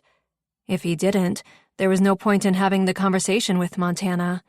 In fact, he'd have to keep hoping that she wouldn't bring it up. "Okay, well, let's fill out the loan application. I'll have to run a full credit check as well." Tank nodded. "Yeah, of course." That part was a little scary. He hadn't missed a bill payment in years, but in his earlier life he'd often struggled to make his meager salary stretch. How long could a few late payments stay on his report? "And we may need to consider shutting down the line of credit." "Do it." Whatever it took. "Okay," John said, turning his computer toward Tank. "Here is the online application. Fill this out and we will see what we can do. Tank sat forward. Great. This had to work. Before he could consider a real future with Cassie, he had to hope that his past didn't continue to haunt him. The big flashy countdown clock across the street was down to its final minutes. North Mountain Sports Company would officially be open in 26 minutes, and the line of people gathered for the grand opening celebration went all the way around the block. The only reason Cassie wasn't stress-eating in bed right now was that she'd spent hours in Tank's bed the day before, and as worried as she was about her competitor, her anxiety was temporarily overshadowed by sheer joy. She'd had sex with Tank. She'd fallen asleep in his arms. After an amazing experience together, he'd opened up, and not just physically, but emotionally. He'd let her in, a little bit at least. The day ahead might be challenging, but at least her heart wasn't as conflicted as it had been 24 hours ago. Reaching for a new balaclava from a rack, she yanked off the sales tags and put it on, covering half her face. "Are we casing the place?" Montana asked with a laugh, entering the office. Cassie turned toward her, grateful for the fabric covering what had to be a guilty-as-shit look. Which was stupid. She had nothing to feel guilty about. Montana and Tank were a thing of the past. He'd been honest with her about his past feelings. He'd once been in love with Montana, but she believed him when he said he wasn't anymore. She'd felt their connection the day before. "I don't want anyone seeing me over there," she said. "Everyone expects to see you there, and participating in their opening day event shows them that you aren't afraid of the competition." Cassie sighed, removing the face mask and smoothing her hair. "As soon as Erica gets here, we will go." As annoyed as she was with Erica for interfering with her and Montana's meeting with the mayor, she couldn't wait to confide in her friend about her mind-blowing experience with Tank the day before. The door chimed as Erica entered, wearing a balaclava and one of Reed's oversized coats, and any lingering tension between them evaporated. That right there was why no one could replace Erica Sheridan as her best friend. "Suit up, bitches. Let's do this," she said. Cassie laughed. "I've decided to forgo the recon outfits and just walk bravely into the fire." "Oh, thank God," Erica said, removing the coat. "It's like 60 degrees out there today, and they say global warming is a myth." She removed her face mask and hat and hugged Cassie. "I'm sorry I wasn't being as supportive as I should have been." She glanced at Montana. "I hear the jump site you two have selected is as safe as possible." So Montana had filled her in. Good. Erica was still going to have her reservations, but it felt great to have at least half her support in this. It is, and nothing's been approved yet. All of them were stressed and arguing over something that might not even be happening. "Well, I'm here to support you any way I can," she said, "even if it means putting my professional opinion aside." "Thank you. That's all I can ask for." "Okay, let's go before I change my mind," Cassie said. They exited the store and headed left on Main Street toward the large crowd gathered. The entire sidewalk was packed in front of North Mountain Sports Company. Cassie had seen the crowds lining up since earlier that morning. This was a big deal. "There's so many people here," she said. "Don't worry. Once locals realize these grand opening sale prices are still double what they would pay online and that their adventure packages aren't worth the outrageous prices, this store will be a ghost town," Erica said. Hopefully before the store had too much of an impact on snow trek tours. "She's right," Montana whispered. "A store like this does well in Aspen, where tourists are prepared to spend more, but Wild River is not their usual clientele. From what I can tell, people here are not impressed with name brands. They want practical and functional." "Thanks." Cassie appreciated their attempts to make her feel better. As they stopped near the crowd, Mayor Morell appeared on the sidewalk on a raised platform in front of the store with 2 North Mountain Sports Company execs. 2 people the community would never see again beyond that opening week. They'd already staffed the store, and Cassie could at least appreciate the 100 jobs the store had provided the town. She'd be even more grateful if it didn't ultimately cost her her own. "Hello, everyone. I want to thank you all for coming out to the grand opening event of Wild River's very own North Mountain Sports Company store. Since Mr. Hartwell first approached us with the opportunity to have one of their locations here in Alaska, we've all been excited about what it will mean for Wild River's economic growth and the increase in tourist satisfaction. So I want to be the first to welcome Mr. Hartwell and North Mountain Sports Company to our town." A round of applause erupted around them. Cassie begrudgingly clapped along. "With no further ado, I'm going to leave it to the executives here, Mr. Ralph Harrison and Mrs. Kimberly Mitchell, to formally introduce the store's brand, and then we invite you all inside to check it out." More applause as the store executive stepped up to the microphone.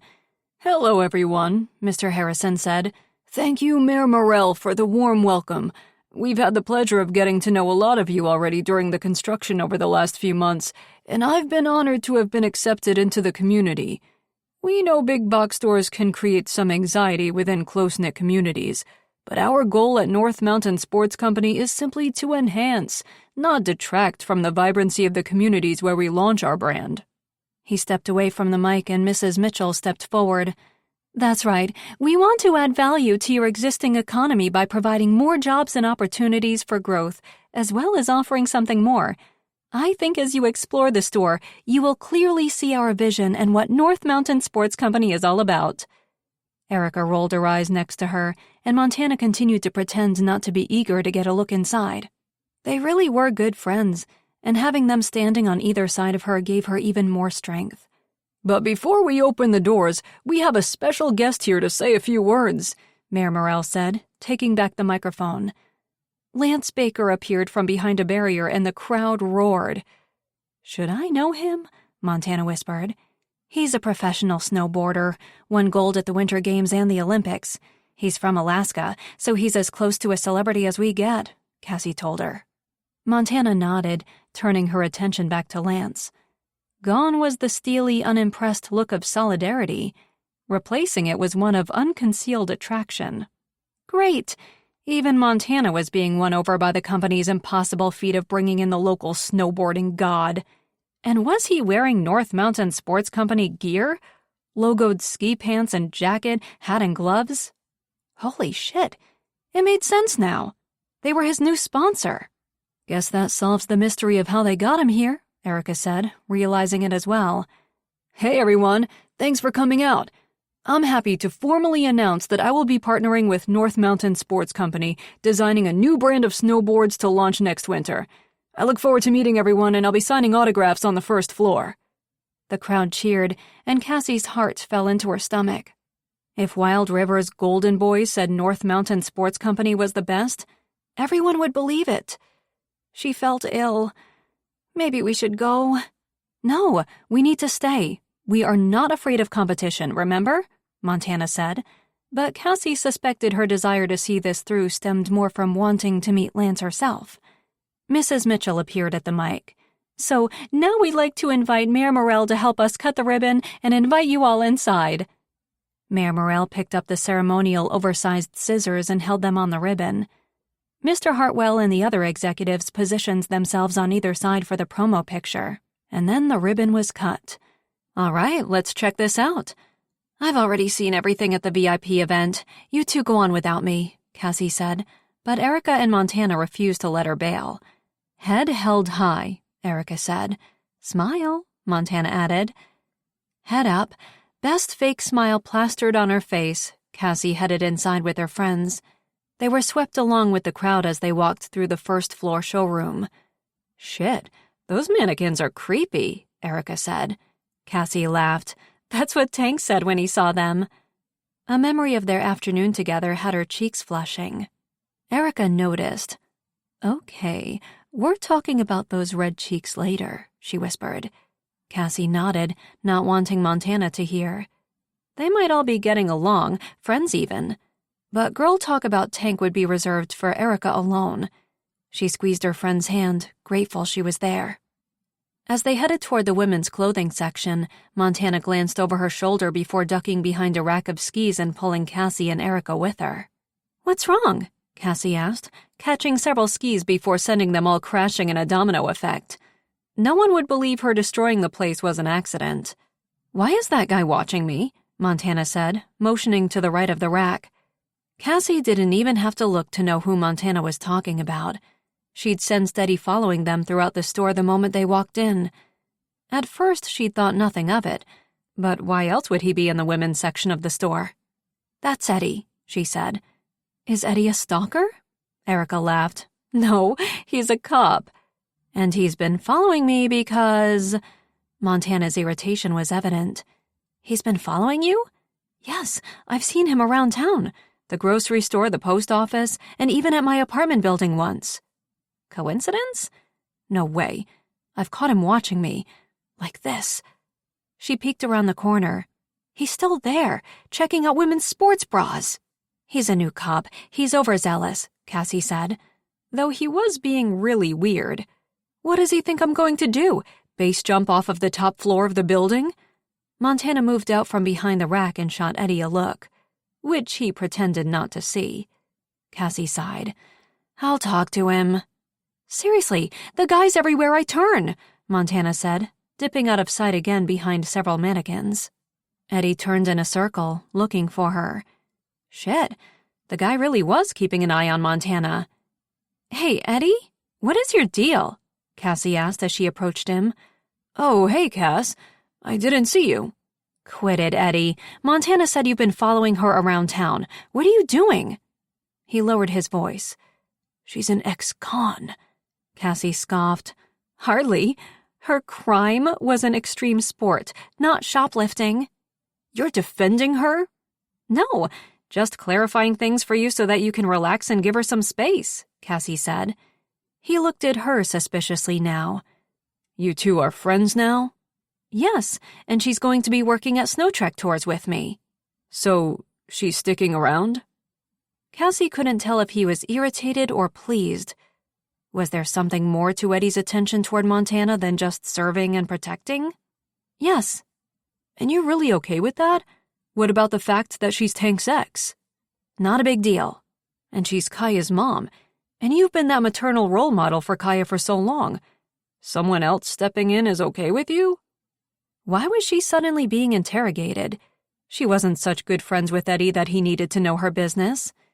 "Eddie, Montana is Kaya's mother, not some stranger or new girlfriend Tank has brought into their lives. It's in Kaya's best interest." Eddie looked concerned. "Kaya's maybe. Yours, I'm not so sure. Protect yourself, Cass. And I don't mean your wallet," he said, casting a glance toward Montana. Cassie shrugged off his concern. "Everything's fine. Please, stop following her," she said, walking away to rejoin her friends. She forced Eddie's concern out of mind. Everything was fine. It was more than fine, actually. She and Tank had finally taken the next step. Erica was browsing a rack of snowboards, but Cassie didn't see Montana. She scanned the store and spotted her near the camping gear. She headed toward her but stopped, noticing Lance Baker. The two were smiling and flirting, perhaps? Montana's body language certainly suggested it. The head tilt, the eye contact, and Lance was definitely feeling her. His lean-in was obvious. See, Eddie didn't know shit. Montana's demeanor around Tank had never even come close to this obvious attraction toward Lance. At least not when Cassie was around. If she was still into Tank, she wouldn't be flirting with Lance. Cassie's shoulders relaxed as she moved a little closer, pretending to browse the thermal sleeping bags. She wasn't being nosy. She just wanted to keep an eye on Montana. These mountain snowboarding gods had a reputation for being playboys, and she didn't want Montana getting hurt. The woman was here to finally get her life back on track. A casual fling was cool, but Cassie would hate to see her get invested in a guy like Lance and have her heart broken. Though, who was kidding? Montana was more than likely quite capable of breaking her fair share of hearts. Her ears pricked up as she heard Montana mention the base jumping venture, and she moved a little closer. "I knew I recognized you," Lance said. "So that's what brings you to Wild River? Isn't it illegal?" Lance asked, sounding even more intrigued that Montana might be the bad girl her former misdemeanor offense suggested she was. "Hopefully not for long." Cassie listened as Montana explained their plan to Lance and told him about the new site. She felt slightly uneasy with Montana's confidence in the whole thing. She was talking as if this was a done deal, which it certainly wasn't just yet. Cassie had been tight-lipped about the venture because locals would have mixed feelings about it, and until things were confirmed, there was no point spreading the rumor all over town. Shouldn't Montana have spoken to her about how much they were going to say right now? After all, they wanted this venture to make a big splash if they did follow through with it. Lance Baker could post it on social media and half the world would know within minutes. Then I take it you're moving to Wild River. Cassie started to move away, but stopped when Montana hesitated. Well, I'm not really sure yet. Not 100% anyway. What? Hadn't she told Tank she was here for Kaya? That situation wasn't dependent on this new venture's success. At least, it shouldn't have been. It depends on whether you're successful in this or not. Cassie's heart pounded as she waited. Would Montana still stay if the mayor rejected the proposal for the jump site? Was that really the only reason she was here? That, and a few other things. For now, this is temporary. Temporary? Shit. Tank was right not to fully trust Montana and her motivations. And now, this knowledge was on Cassie's shoulders. Should she confront Montana about what she just heard? Should she give Tank a heads up? For Kaya's sake? Damn, Eddie might not have been too far off the mark after all. Cassie moved away, having heard more than she'd wanted to. Glancing across the store, her face flushed, seeing Tank and Reed approach. She quickly moved further away, out of earshot of Montana and Lance. She wasn't sure how Tank would feel about witnessing his ex flirting, and that made her even more uneasy. Seeing Erica, Reed headed toward her, while Tank continued straight toward Cassie. Hey, you guys made it. Sorry we're late. We had a call to assist ski patrol this morning, he said. Was that Eddie you were talking to? Yeah. Apparently he's been following Montana around. She should at least tell him that much. Tank frowned. He's been what? Cassie forced a laugh. You know Eddie, he's just taking the job a little too far. Tank looked beyond her toward the guy. His chest got slightly puffy, and Cassie's stomach nodded again. Protective much? Seriously, it's nothing. I talked to him. He'll quit it. He better, Tank said, and the note in his voice had Cassie's stomach twisting. But a second later, his hand reached for hers. I've been thinking about you all day, he said. That made two of them, but she looked around to see if anyone noticed the handhold. Do you want to spend next weekend with me? Tank asked. Yes, but what about Kaya? She's going on an overnight camping trip with her Girl Guide group. She is? They didn't need me to volunteer this time? Tank looked sheepish. I may have told them you were unavailable for this one. He took a step closer, and the look in his eyes had her body on fire. A whole weekend together, not just one afternoon. That's a white lie I can live with. Chapter 17. The rest of the week dragged on, and Cassie's productivity was next to none. Tank's invite to spend the weekend with him was the only thing she could think about. Weekend? Shit. 2 full days and nights with him. Uninterrupted. No Kaya, no work. They'd both booked it off. He had Reed filling in at the bar the entire weekend. Would they even leave the bed? She'd be okay if they didn't. They could order in food if they were hungry. Other than emergency calls or texts, she was unplugging from the real world and enjoying the time with him.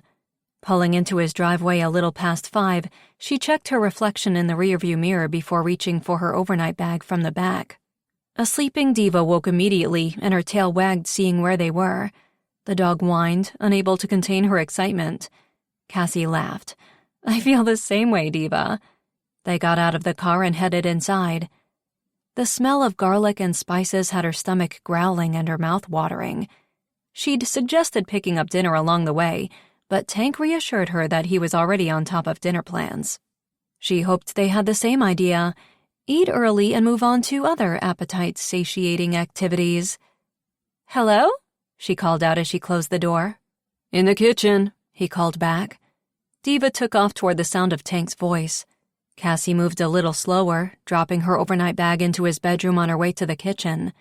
She suddenly felt anxious, yet nervous, as though she hadn't been friends with him for years, hadn't spent countless evenings in his home. This was different. Maybe she should have worn jeans, stayed casual, but the spring sun and unusually warm temperature that day had tempted her to wear her new navy slim-fitting skirt that came just above the knee. It matched her white shirt with a pale blue feather pattern on it perfectly. Diva was already curled up on her mat near the door, destroying a new bone, when she entered the kitchen. "Smells great in here," she said. Tank turned, and seeing her, he nearly dropped the spatula he was using to flip the ground beef. "Wow." Cassie gave a nervous laugh. "I'll take that as a compliment." Tank reduced the heat of the pan on the stove, and within 2 big strides, he was next to her. His arms went around her waist as his mouth crushed hers. Cassie gripped his face between her hands and stood on tiptoe, closing the gap between their bodies. She'd been waiting for this, craving it since he suggested they spend the weekend together. He tasted so delicious and smelled so tempting. She was only hungry for one thing in this kitchen.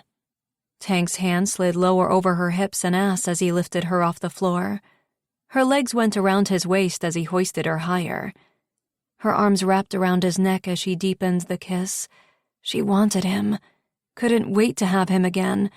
Couldn't wait to be naked with him again. How had they ever been around one another before without being naked? It would certainly be a challenge now.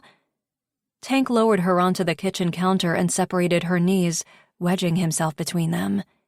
He broke the contact between their mouths and buried his head into her neck, kissing gently along her exposed skin. Cassie moaned as goosebumps surfaced all over her body.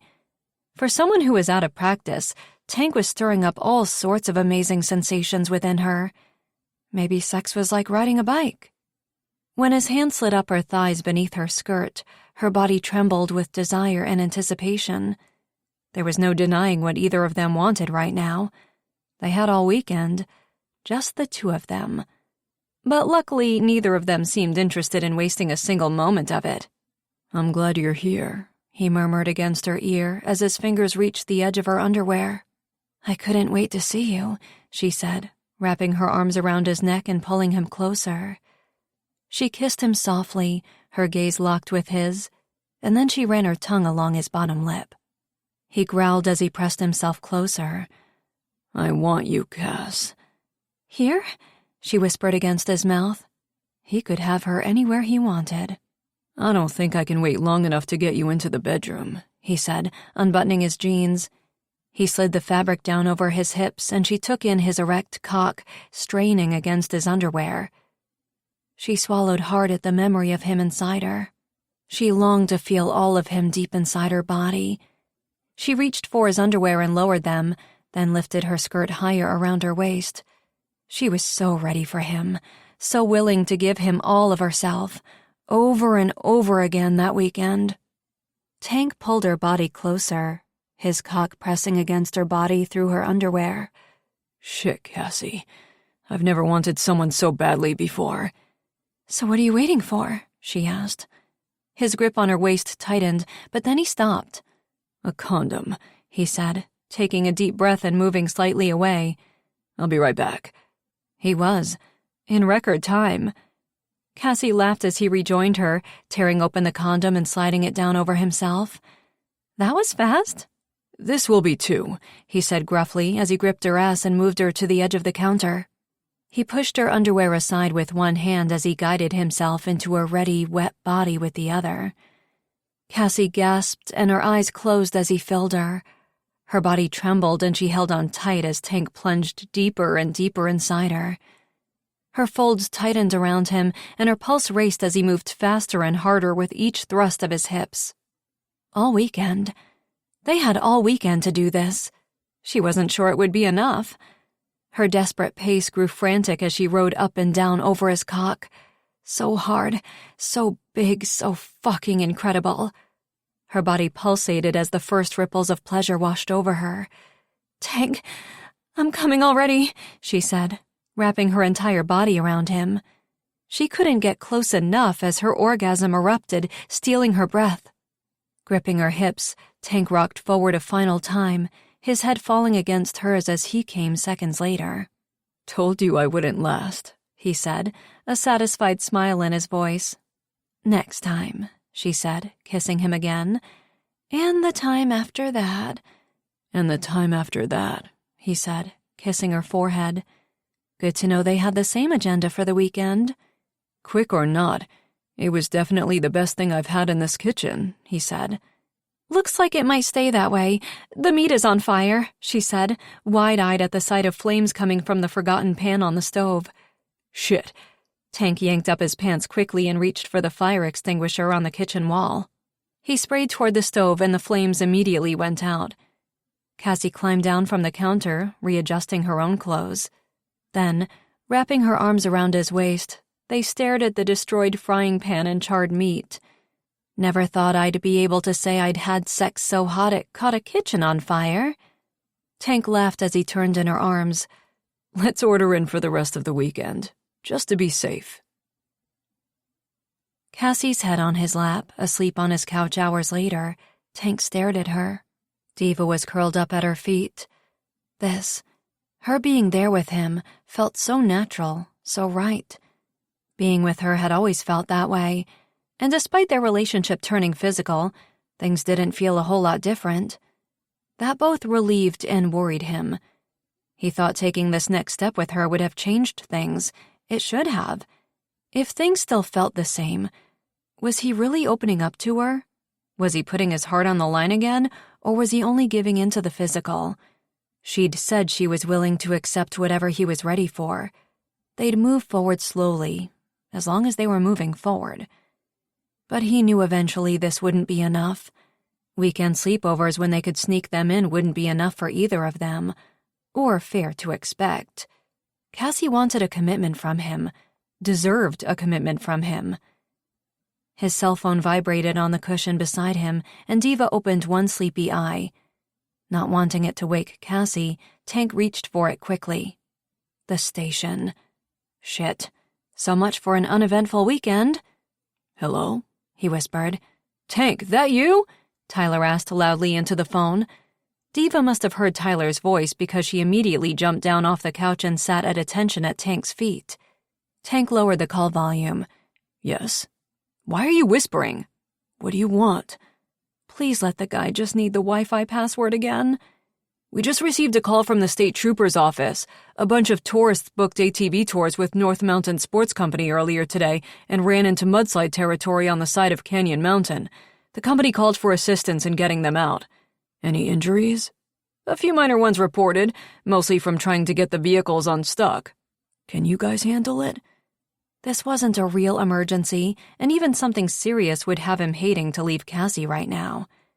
"We could, but seeing as how you are the only one on crew who could possibly just lift the ATVs out of the mud, we thought it would be faster if you came along." "But you can do it without me." "I know Kai is away with Girl Guides. What else you got to do?" "Plenty." He gazed down at Cassie's soft blonde hair and flushed, glowing skin. Nothing that he wanted circulating around the station. The guys would all know about him and Cassie soon enough. They would think it was long overdue, but it still wouldn't prevent the razzing, and he wanted to keep all of this to himself for a while. "Fine. I'll be there in 15 minutes. Bring your muscles," Tyler said before disconnecting. Just once he was tempted to let someone else do the heavy lifting. Literally. But if the crew got stuck out there themselves in the mud, he'd only be called to help get all of the vehicles out later. Better to get this over with as soon as possible so he could resume his weekend. He carefully slid his leg out from under Cassie's head, supported her head with a hand, and placed it gently on the sofa. Then, standing quietly, he bent and lifted her into his arms. She stirred but didn't wake, just cuddled into his chest. Damn those ATVers. Booked with North Mountain Sports Company. That was their first mistake. Well, good. At least this event would put a question mark next to the corporate company's safety record, and once news spread around town, the hype surrounding them would die down. Diva followed him into his bedroom, where he placed Cassie on the bed and pulled the bedsheets up over her. Hi, she said, opening her eyes. She looked too freaking cute with her sleepy expression and messed up hair. He resisted the urge to climb in next to her. Hey, go back to sleep. Where are you going? He sighed. I just got a call from the station. Some ATVs are stuck in mud out at Canyon Mountain. They need me for obvious reasons, he said, flexing his biceps. Cassie smiled, but then her eyes widened. ATV tour? Did I have a tour scheduled today? No, you didn't. North Mountain Sports Company did. Great. They are stealing my business already. Yeah, and look what happened. Don't worry. I'll be sure to toss out a dozen times that this wouldn't have happened if they'd booked with Snow Trek Tours. Cassie relaxed. Perfect. Thank you. She pulled him down toward her and kissed him. Soft, simple, yet it had the opposite effect on his body. Gripping her face, he deepened the kiss. A bad idea. He was hard within seconds. How had he managed to keep his erections under control before? Now just the sight of her, a simple touch or a passionate kiss had him wanting her. Sure you have to go? He growled.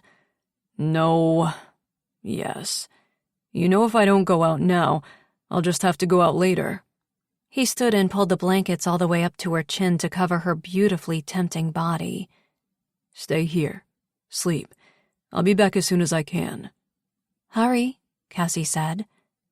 Oh, he planned to. Chapter 18. Tank rested his head against his arm as the hot water steamed the shower doors. Searches always wiped him, even the easy ones. After every one, he thought maybe he'd quit the crew. This one had been non-life-threatening, but going out during the more dangerous situations when he was a single dad, with a daughter to think about, seemed foolish. Unfortunately, his loyalty to Wild River ran deep. This place had saved him. Coming here had changed his life. He owed it to everyone to do his part, keeping the backwoods safe. His size and strength made him a valuable asset on the crew, and he'd never feel right letting his best friends head out there alone. Kaya looked up to him and respected him for it. Hell, it gave him a sense of pride in himself, something that had taken a long time for him to feel. Once Diva completed her training, there was no turning back. Shit. They were getting so close, and he still hadn't talked to Cassie about what that meant for the dog. He needed to have that conversation soon. He'd let it slide to the back burner with everything else going on, but he wanted to give her enough of a heads up to adjust to the idea of Diva living with him. He put his face in the spray and ran his hands through his hair. A soft knock on the other side of the glass had him grinning as he opened the shower door. Hey, you. Can I join you? Cassie asked, already sliding her underwear down over her hips beneath his oversized t-shirt. His exhausted body sprang to life again. Maybe that was the trick. Maybe he just needed a new surge of adrenaline after each rescue, keep him on the high. He watched as she stepped out of the underwear, then slowly lifted his t-shirt up over her head. Damn, her body was fantastic. How he'd resisted having her for so long was a miracle, really. Sainthood awaited him in death. He moved aside as she entered, letting her stand beneath the stream of water. She inhaled sharply as the heat of the water hit her back. Too hot? Tank asked, reaching around her to adjust the heat. Better, she said, reaching up to wrap her arms around his neck, turning them slightly so that they both enjoyed the spray. You were in here for a long time. I was starting to think you'd fallen asleep. Almost, he murmured against her lips. He had been tired, but he was wide awake now. He wrapped his arms around her, pulling her body into his. Their wet slickness was arousing, and he was instantly hard. Her lips met his, and he closed his eyes as he devoured her mouth. She tasted like a breath mint and coconut lip gloss, and her skin was smooth and soft beneath his touch as he slid his hands upward, over the strong muscles in her back and shoulders. Her strength was a huge turn-on for him. There was nothing she couldn't handle. Except maybe the idea of losing her dog.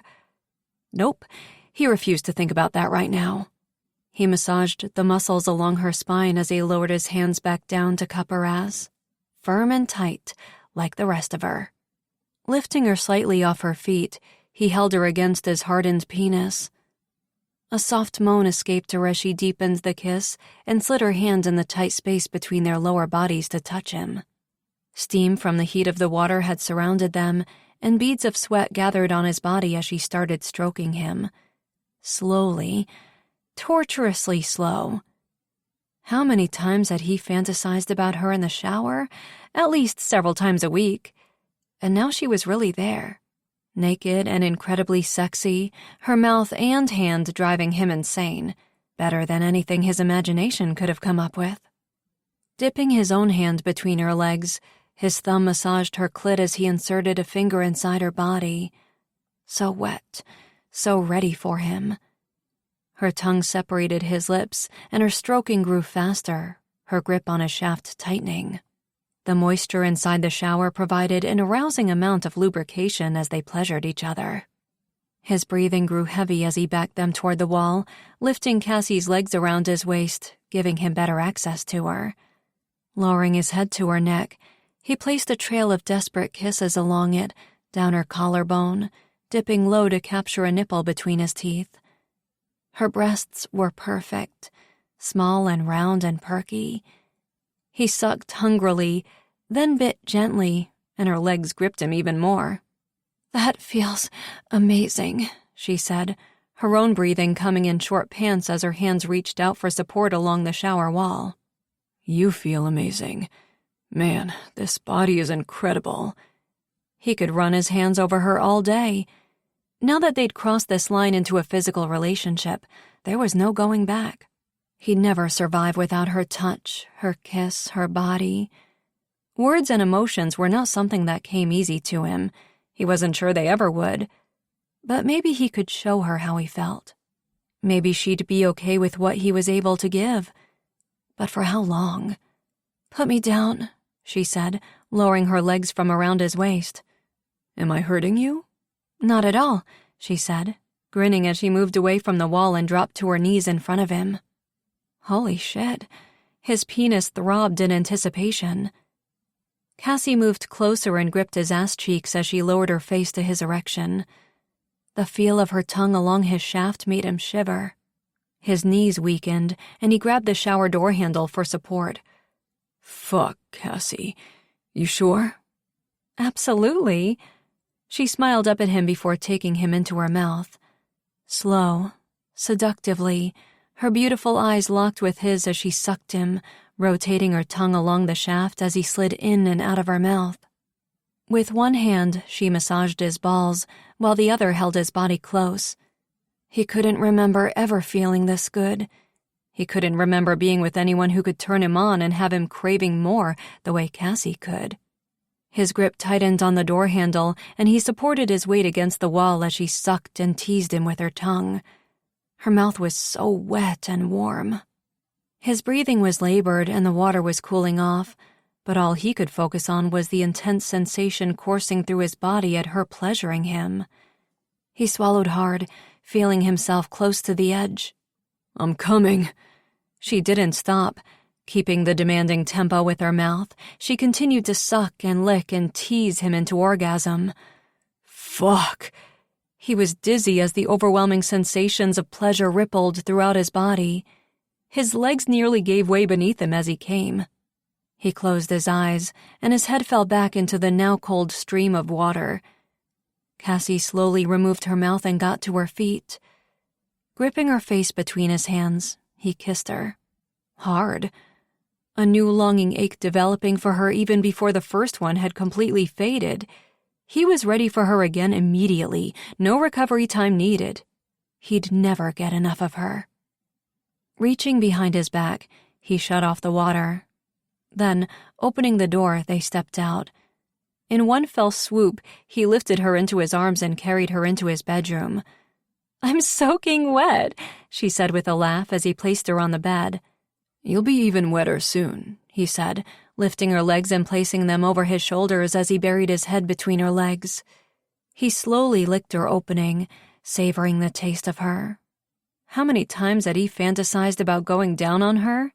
It was one of his favorite ways to think about sex with her. He loved the idea of pleasuring her, making her feel amazing, like she'd just done for him. She moaned, her hands tangling in his wet hair.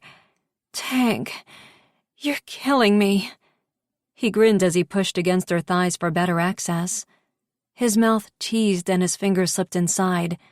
She was so wet, so ready, but still so tight. He felt himself harden as she lifted her hips higher. Sex with her was incredible. He'd always known it would be. What surprised him was his own inability to be satiated. After so many years without sex, his body was making up for it now. His fingers applied pressure as his tongue circled her clit, flicking faster against it. Cassie's moans grew more frantic, and he knew she was close. "Tank, please. Tank, don't stop." He had no intentions of stopping. He wanted to feel her body pulsate around his fingers. Seconds later, her back arched and he could feel the intense throbbing inside her body as her orgasm rose. She let out a cry as her body fell back against the bed, and she slid her hips away, freeing his fingers. He crawled across the bed to lie next to her, taking in her look of spent contentment. "That okay?" "More than okay. Had I known you were capable of that, I would have successfully seduced you years ago," she said playfully, rolling him onto his back and straddling him. His rock-hard erection between them made her laugh. "Wow, ready again so soon?" "What do you say? You up for it?" "Oh, hell yeah," she said, leaning down to kiss him. Holy shit. This woman was going to be the death of him. It had to be the warmest May on record. Tank unzipped his search and rescue jacket as he climbed out of his truck late on Monday morning. Or maybe he was still heated from his weekend with Cassie. He opened the back tailgate to let Diva climb out. She still had a dog pout. She hadn't exactly been impressed to be cooped up inside all weekend, but in their heated state, neither he nor Cassie had wanted to leave the house unless it was absolutely necessary. Short walks and not enough attention from them had Diva acting truly dejected. "Are you going to stay grumpy all day?" She refused to look at him. He took her favorite ball out of his pocket. "Well, if you're not in the mood to play..." She yipped, and her wagging tail said he was forgiven. "Good girl," he said as she jumped down from the truck. He whistled an undeterminable tune as he led the way to the training clearing. The dog eyed him with suspicion. "What? I'm in a good mood." Now a knowing look spread across the dog's face.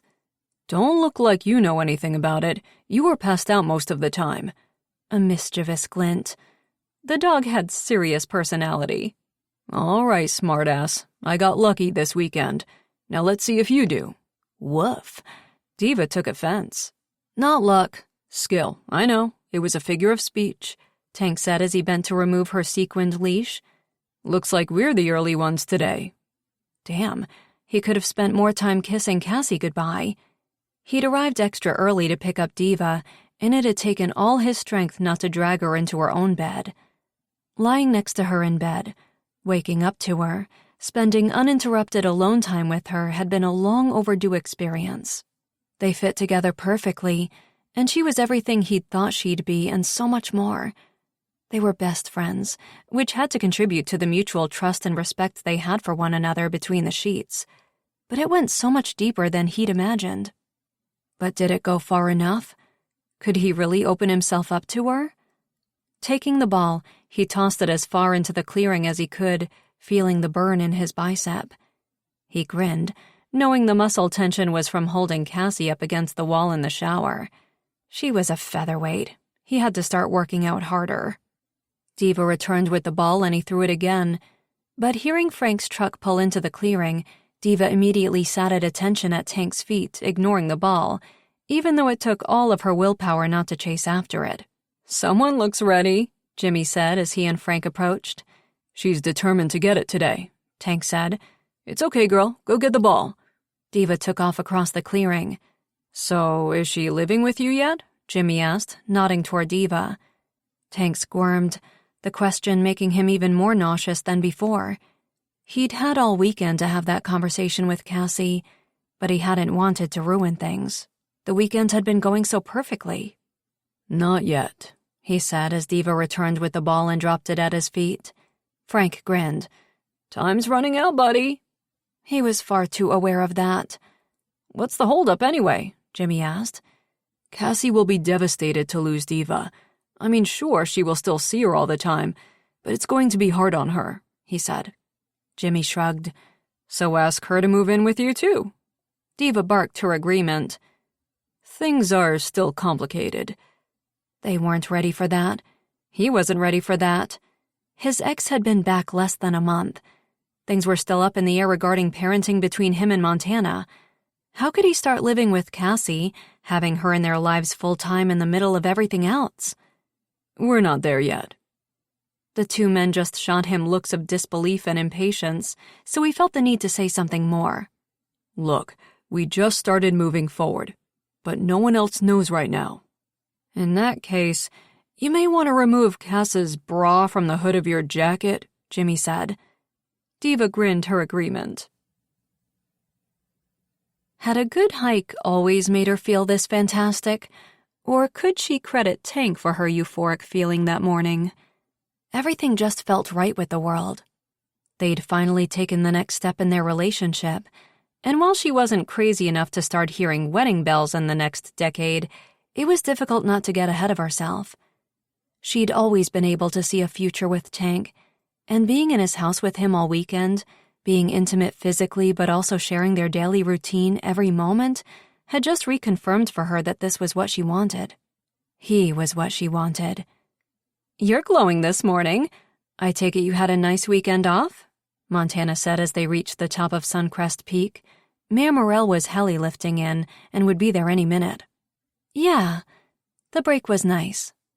Luckily, her glow could be blamed on exertion. She and Tank had agreed to keep things between them for now, and Montana was probably last on the list of people Cassie wanted to recount the details of her weekend with Tank to. How would Montana feel about the two of them together? So far, she hadn't made a move to get Tank back herself, so maybe she really was there just for Kaya and to get her life back. Was that too much to hope for? This weather is perfect. Conditions couldn't be better, Montana said as she set her pack on the ground and opened it. Cassie agreed. They'd picked the perfect day to show him the sight. I could sit up here and look at this view forever, she said. Whether this peak was legalized as a jump site or not, she wanted to bring Tank up here. A romantic picnic would be nice, and maybe they could bring a tent and sleeping bags. What on earth did they do together before they started having sex? That was all she could think about doing now. Montana eyed her. Okay, you are definitely different today. You are radiating happiness. There was nothing wrong with Montana's instincts, but she couldn't exactly confess the reason she was on such a high.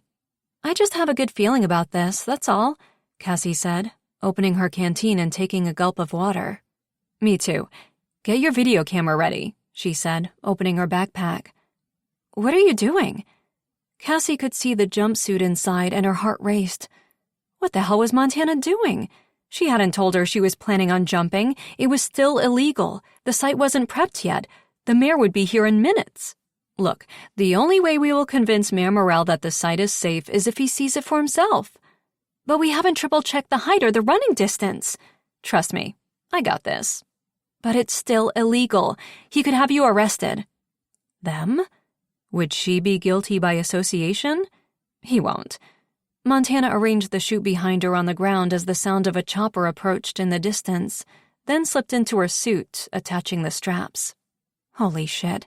This was not what Cassie had been expecting that day. If they were going to go into business together, Montana couldn't pull these crazy surprise stunts on her. How do you know? He's an adrenaline junkie. We get each other. He's also the mayor, Cassie hissed, glancing over her shoulder, seeing the mayor's helicopter coming over the peak. Shit. Montana saw him too and strapped into her harness quickly. She put on a helmet, thank God for that at least, and a pair of sunglasses. Montana, I don't think this is a good idea. Correction, she knew this was not a good idea. They were trying to get the mayor to trust them, and this was not the way to do it. Impulsivity and recklessness was what got the first jump site shut down. Stop worrying, she said. Worrying was an understatement. Her heart pounded and her palms were sweating. This was a full-on anxiety attack. She was rethinking this entire thing. Tank was spot on when he said the part of this venture that made him uneasy was Montana's involvement. She understood clearly what he meant now.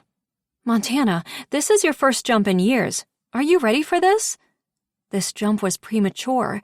There were so many things they needed to go over again before this was a good idea. Montana's eyes shone with excitement as the mayor's chopper hovered directly overhead, giving him a clear shot of the action. "Camera, Cass! Come on! We may only get one shot at this!" Before they both went to jail? Right. Fantastic. She'd just started having sex with the man of her dreams. Of course fate had to try to screw with that. She let out a big, nervous sigh as she got her recording equipment.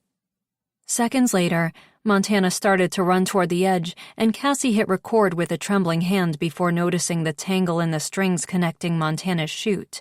"Montana, stop!" The sound of the chopper overhead drowned out her words, and Cassie rushed toward the strings, untangling them just as Montana pushed off. Shit, that was close. This had to be what a heart attack felt like. A glance at the mayor in the chopper revealed he'd seen the close call as well.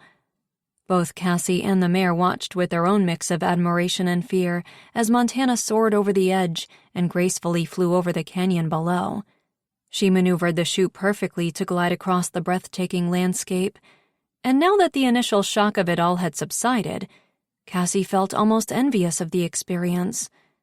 Montana was as close to flying as a person could get.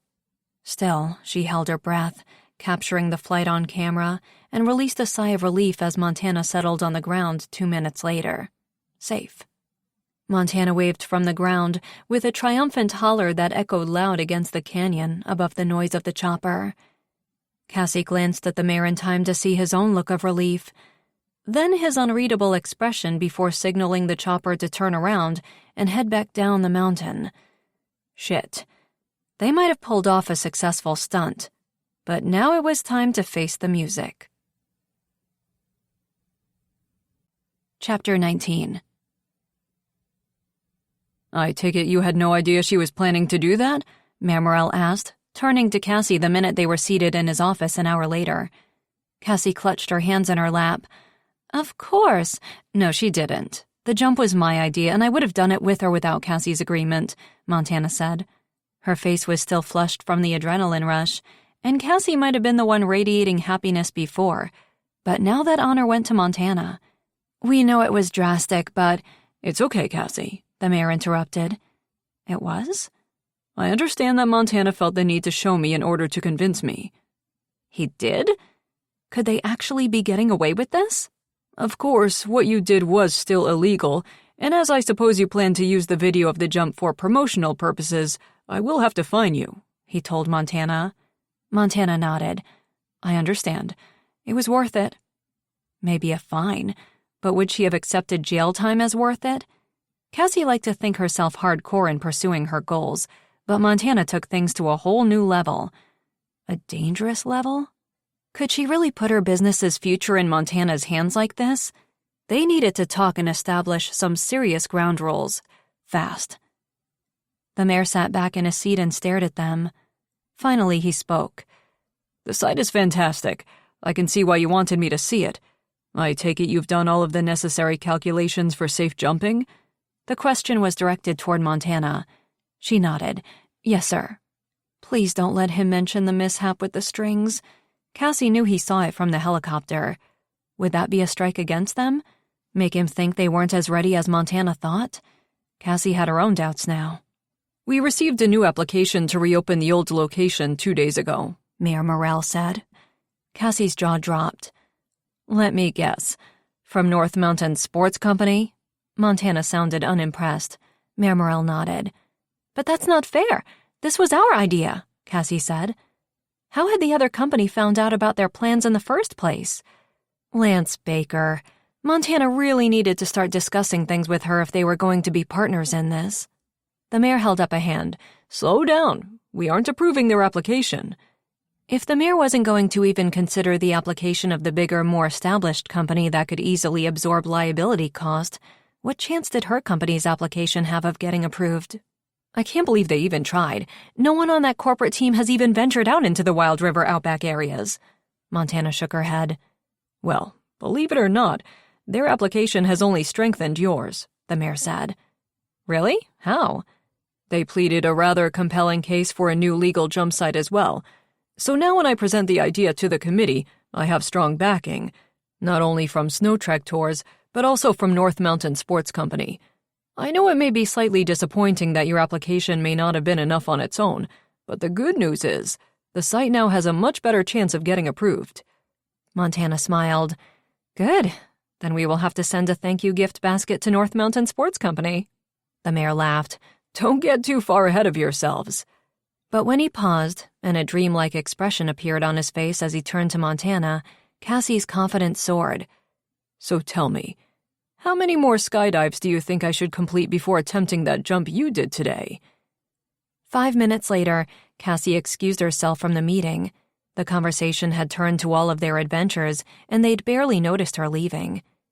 She headed down Main Street, and seeing Tank's truck parked in the alley behind the drunk tank, she unlocked the back door with the spare key he'd given her and slipped inside. Her pulse picked up speed as she quietly walked down the hall. She'd been missing him all morning, and part of her needed to see him, make sure things between them were still strong, that the light of day had yet to change his mind or give him a reason to retreat. They were making progress, but she knew the emotional side of things would still move along slowly. She wouldn't push for too much too fast and spook him. Cassie knocked once on the partially open door to his office, then peeked inside. He was alone. Hey. He glanced up from paperwork on his desk as she entered. What are you doing here? Was on my way to the office and saw your truck outside. Wanted to stop in and say hi. She grinned as she shut the office door behind her, then locked it. Tank's eyes widened in surprise. Then he was immediately on his feet. Cassie's breath caught a second later. He grabbed her and pulled her into his chest. His hands immediately cupped her ass, lifting her from the ground, and her legs went around his waist. Hi, he said before his mouth found hers. Wrapping her arms around his neck, she pressed her body to his, her hands creeping higher into his hair, still damp from a shower. He smelled of musky cologne and manly scented body soap, and his threadbare t-shirt had the shape of his pectoral muscles on full display. He hoisted her slightly higher as he broke contact with her lips to bury his face into the opening of her jacket. He moaned, breathing her in. Was I interrupting anything important? Cassie whispered. 'Cause I can go. Tank tightened his hold on her. Not a chance. Do you know how many times I've wanted to drag you back here and rip your clothing off? Seemed they'd shared a lot of fantasies. Thank God they were finally starting to live them out. So, what are you waiting for? She asked, feeling her entire body come alive with anticipation. The beautiful day, the energizing hike, the near heart attack caused by Montana's stunt, and the early confirmation from the mayor that they were getting closer to approval for the site had a feeling of euphoria washing over her that day. And being with Tank right now would only make a fantastic day even better. Getting back to the office could wait. Another round of sex couldn't. Tank carried her back to his chair and sat. Cassie's legs straddled him as he removed her coat, placing a trail of kisses along her neck. You smell like the outdoors, he said, lowering his head to her breasts. His beard tickled her flesh. Just came from a hike. He didn't need to know details. She moaned as she reached for the buckle on his jeans. She undid them, then pulled down the zipper. Tank was rock hard already. Good, because she was ready for him as well. Climbing off him, she removed her top and leggings, then watched as he freed himself from the fabric of his underwear. She climbed back onto his lap and he slid his fingers into her panties. Damn, Cass. Do hikes always make you this wet? I may have been thinking about you. I had a similar problem. Had I known I was going to get this unexpected visit, I wouldn't have taken care of myself in the shower this morning, he said. Doesn't look like it's posing a problem, she said, staring at the huge erection between them. It's not. He stroked himself and closed his eyes. Shit. This won't last long. So far, they hadn't been able to make any session last long. So many years of foreplay had them both ready to go at all times. She wasn't complaining. It just meant multiple orgasms. You didn't happen to bring protection by any chance, did you? He asked. Damn. Impulsive sex had its one downside. I don't usually carry condoms on hikes. You don't keep any in your wallet? Kaya goes through my wallet, he said, stroking himself with one hand and sliding a finger inside her body with the other. I think we can work with this, he said, his breathing slightly labored. They could definitely work with this. She lifted her body slightly and then lowered herself back down over his fingers. Then she pushed her hips forward so that her clit rubbed against his shaft. Oh my God, this feels incredible. His fingers plunged deeper, adding more pressure, and she felt herself tighten around them as she rocked her hips back and forth and slid up and down against him. Circling the tip of his cock with her thumb, she massaged the pre-cum over him before stroking him. Slowly at first, then faster as his own fingers picked up their pace inside her. Grind faster against me, Cass. I'm going to explode. Instead, she slowed her pace. Tank's head fell backward. You're driving me insane. Good, she said with false bravado. She could pretend to be in control, but her body told her otherwise. She was at his mercy. She pushed her hips forward and rocked faster, coming so close to the edge, then backing off.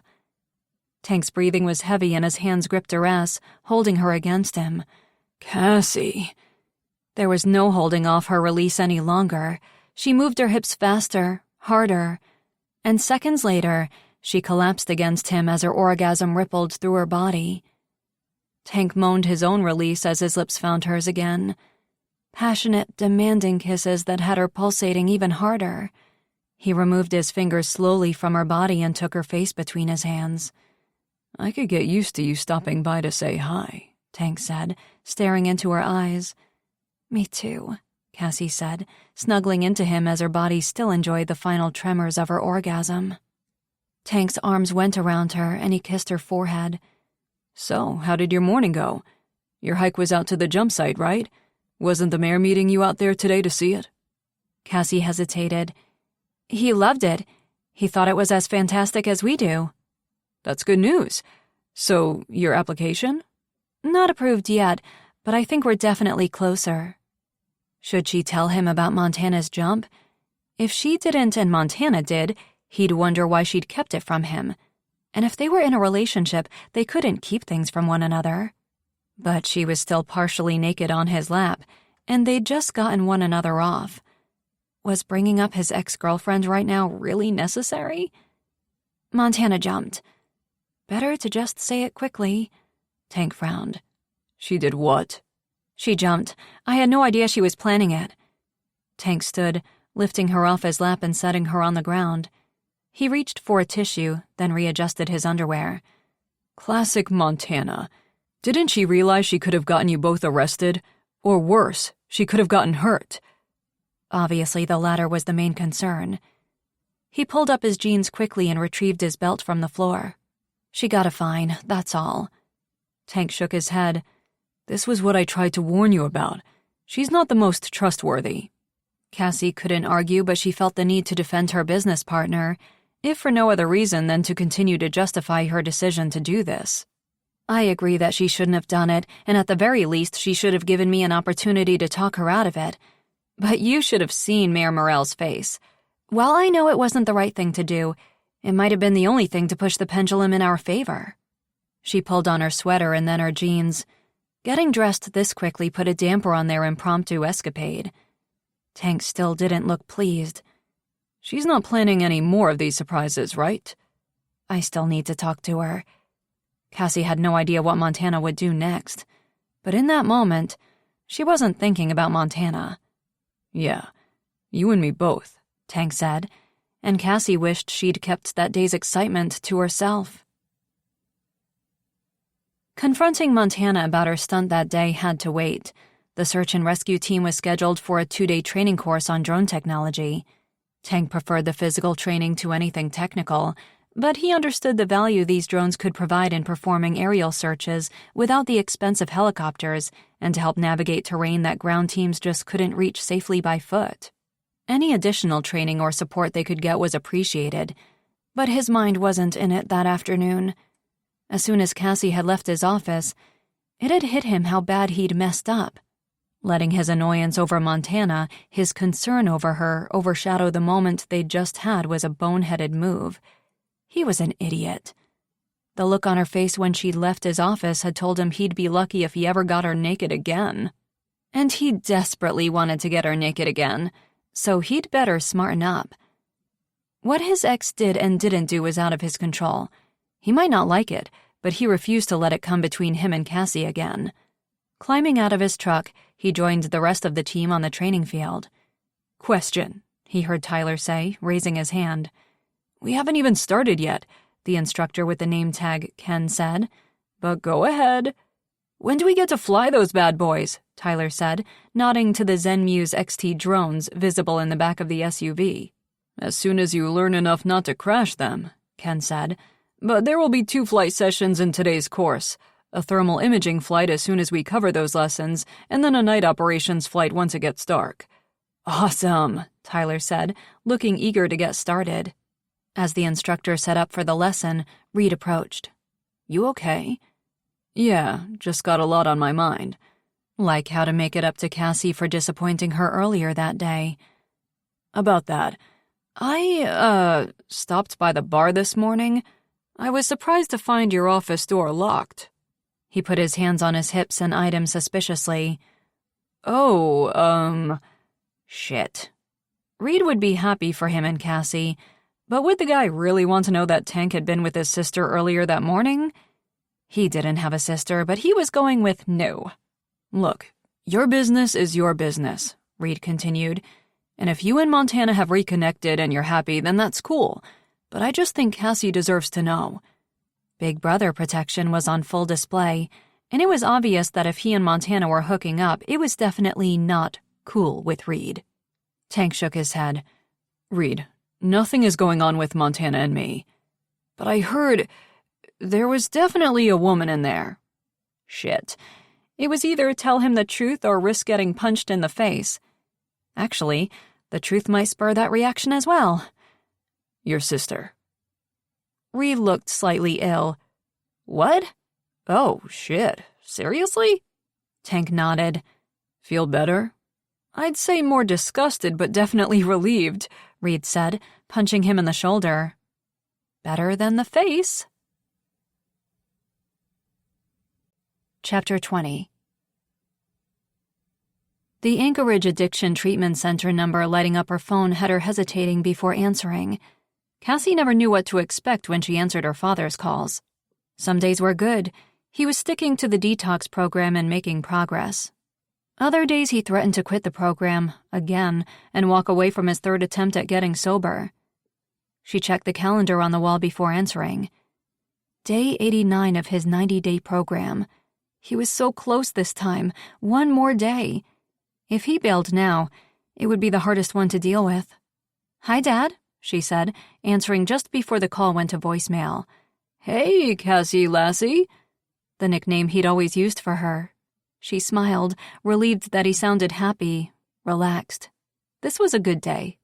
She pushed all of her stress aside. How are you? Better than the last time we spoke. At day 64, when he'd yelled and cried and demanded that they all love him for who he was and not insist on him changing. He was who he was, he'd said. Why couldn't they accept that, accept him? She remained silent when he would rant like that, knowing it was part of the process. The addiction center had provided her with her own support line and had equipped her with the tools she needed to survive the 90-day journey as her dad's major source of support. His words during those calls were a reflection of his disease, the struggles he was facing and the demons he battled, so she took nothing to heart. She simply told him she loved him and was there for him. Repeating that support throughout his treatment was important. But today was a better day. One more day, he said, sounding hopeful, something she hadn't heard from him before. Nothing. A blink. One more day to complete the program. But then that was when the real hard journey started. Leaving the clinic 90 days sober was an amazing accomplishment. But outside of— Hi, just a quick pause. Take a moment to relax and breathe. Here's a short musical interlude, and remember, this audiobook is completely free for you. Thanks for listening.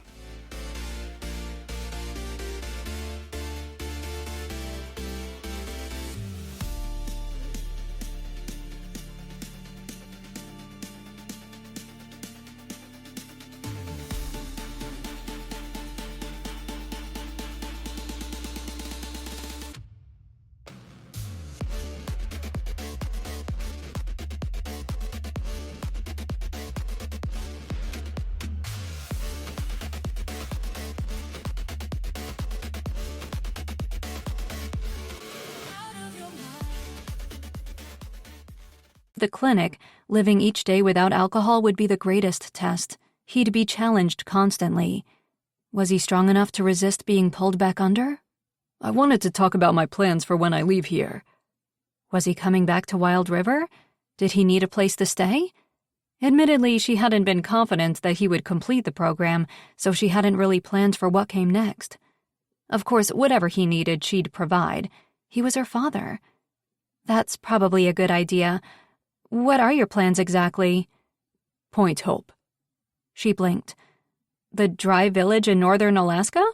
Yes, I know staying sober isn't going to be possible if I come to Wild River.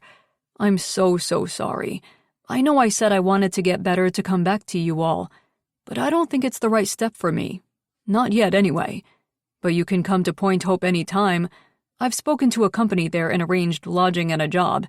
It's just maintenance work, but it's honest work, and I'll be around people who can help me stay on track. Temptations won't be there, so I have a chance. Once I'm stronger, then I can look at coming back, to Wild River or Willow Lake. Cassie was speechless. This was the last thing she'd expected when she'd answered the call. Her dad had a plan. A real one. Lodging and a job. She wasn't sure how to respond. He really was determined to get better this time. Live a better life. You're disappointed. No!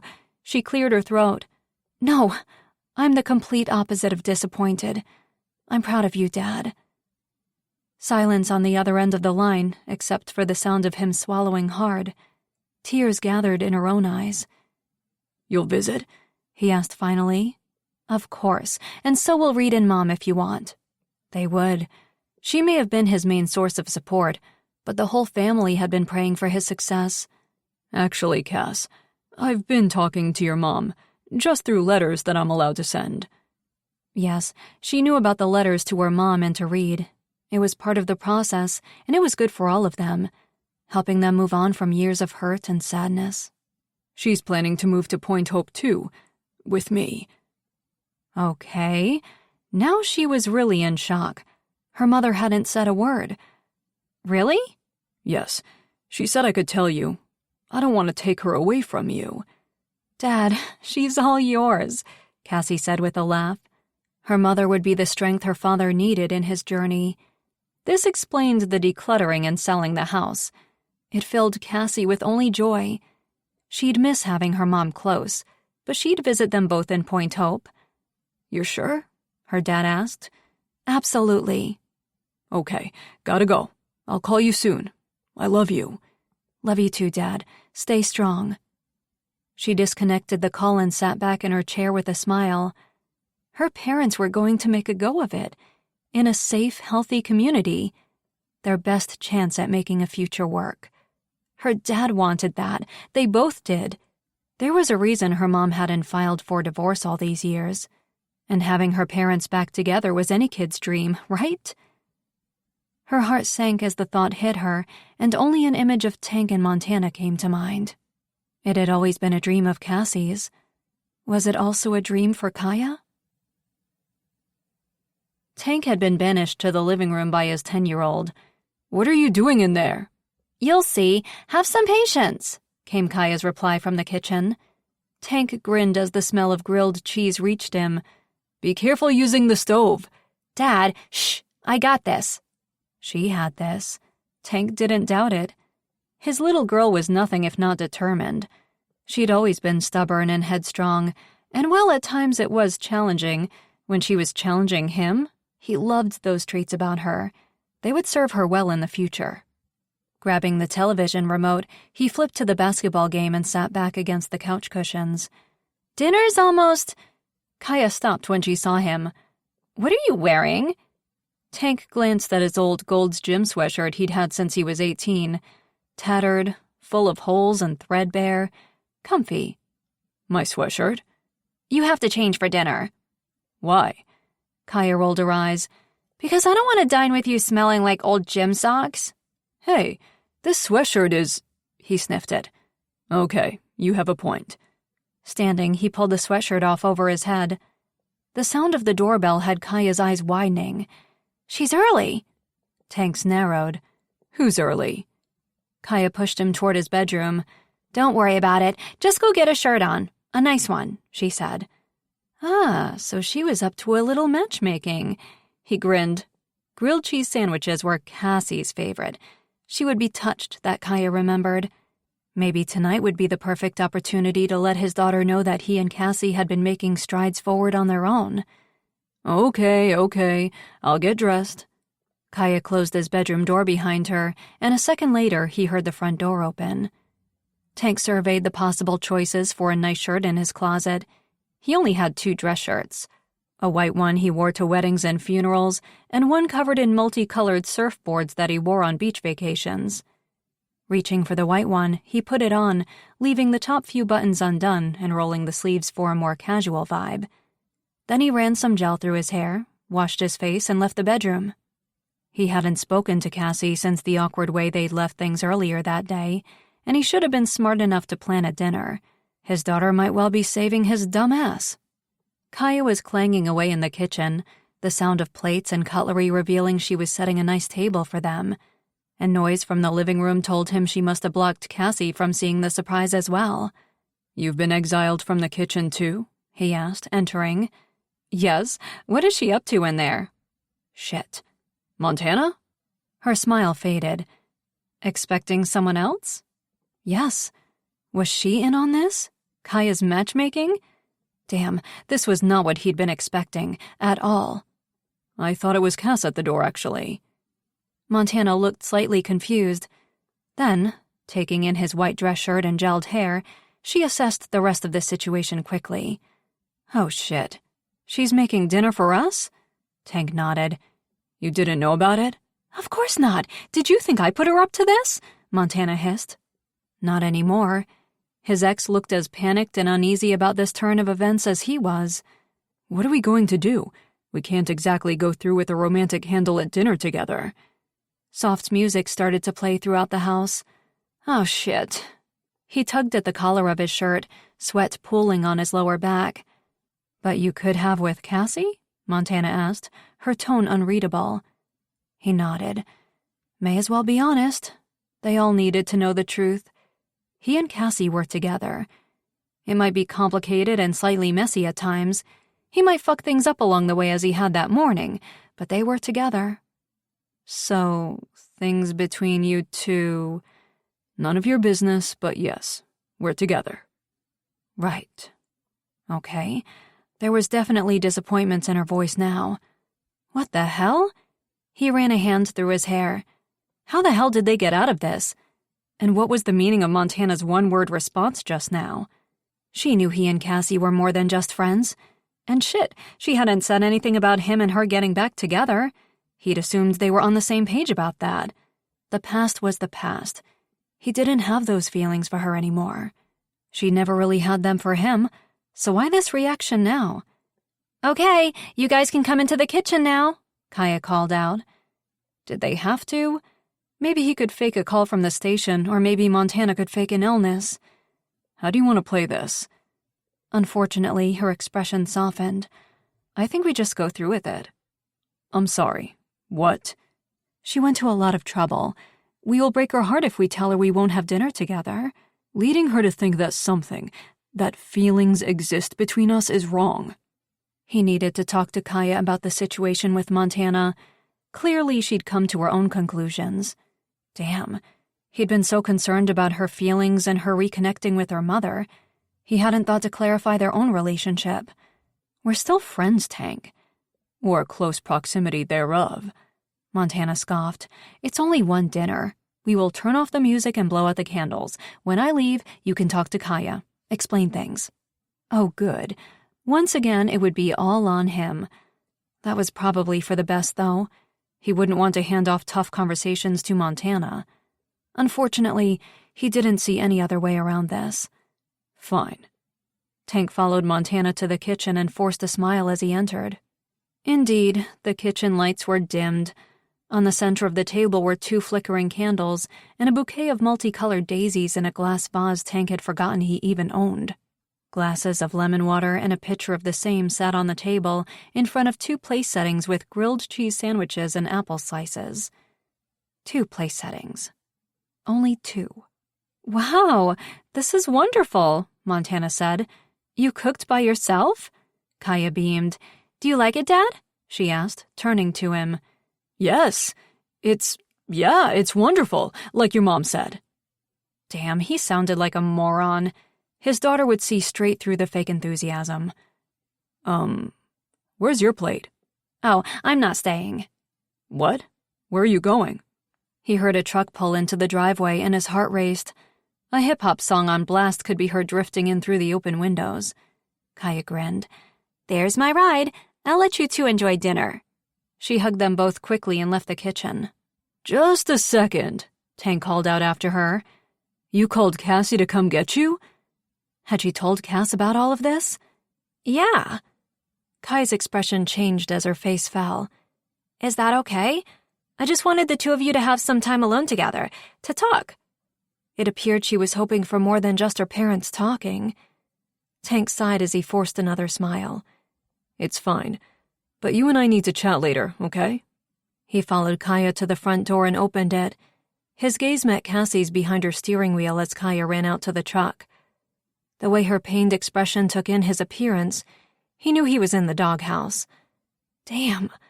Not breaking his daughter's heart meant digging him an even deeper hole with Cass. He waved. She ignored him. Yep, he was screwed. Closing the front door, Tank reluctantly returned to the kitchen. The lights were back on and the candles were blown out. A little less awkward, at least. Montana was leaning against the counter, a bite of a grilled cheese sandwich in her mouth. Couldn't wait, huh? He said in an attempt to lighten the mood. Montana swallowed the food. Was Cassie pissed? I'm sure she will be fine once I explain this misunderstanding. Montana nodded, but her expression made him nervous as she said, What if this is more than just a misunderstanding? His pulse raced. What do you mean? Kaya obviously wants us to reconnect. She's asked me about us a few times, wanting to hear the story about how we met, how we fell in love. Tank coughed. Only he had. For her, their relationship had been a fling. Even when she returned pregnant, she hadn't been in love with him. They'd only agreed to try to make things work for the baby's sake. She's asked me about us over the years as well, and I usually focus the story on her. How lucky I am to have her. That's really great.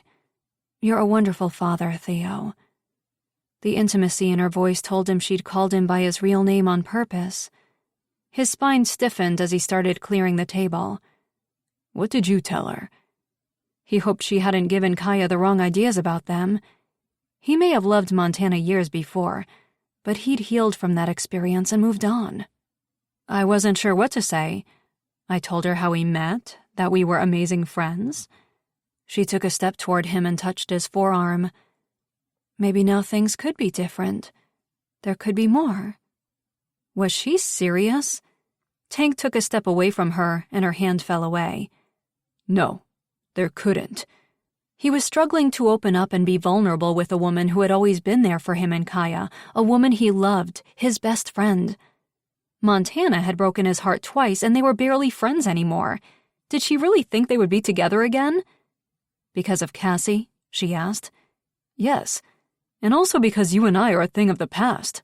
We have a daughter together, she said. And that will never change. But that wasn't enough before. He dumped his sandwich in the garbage, his appetite vanishing, and put the plate in the sink. He needed to keep moving, the nervous energy coursing through him making his hands shake slightly.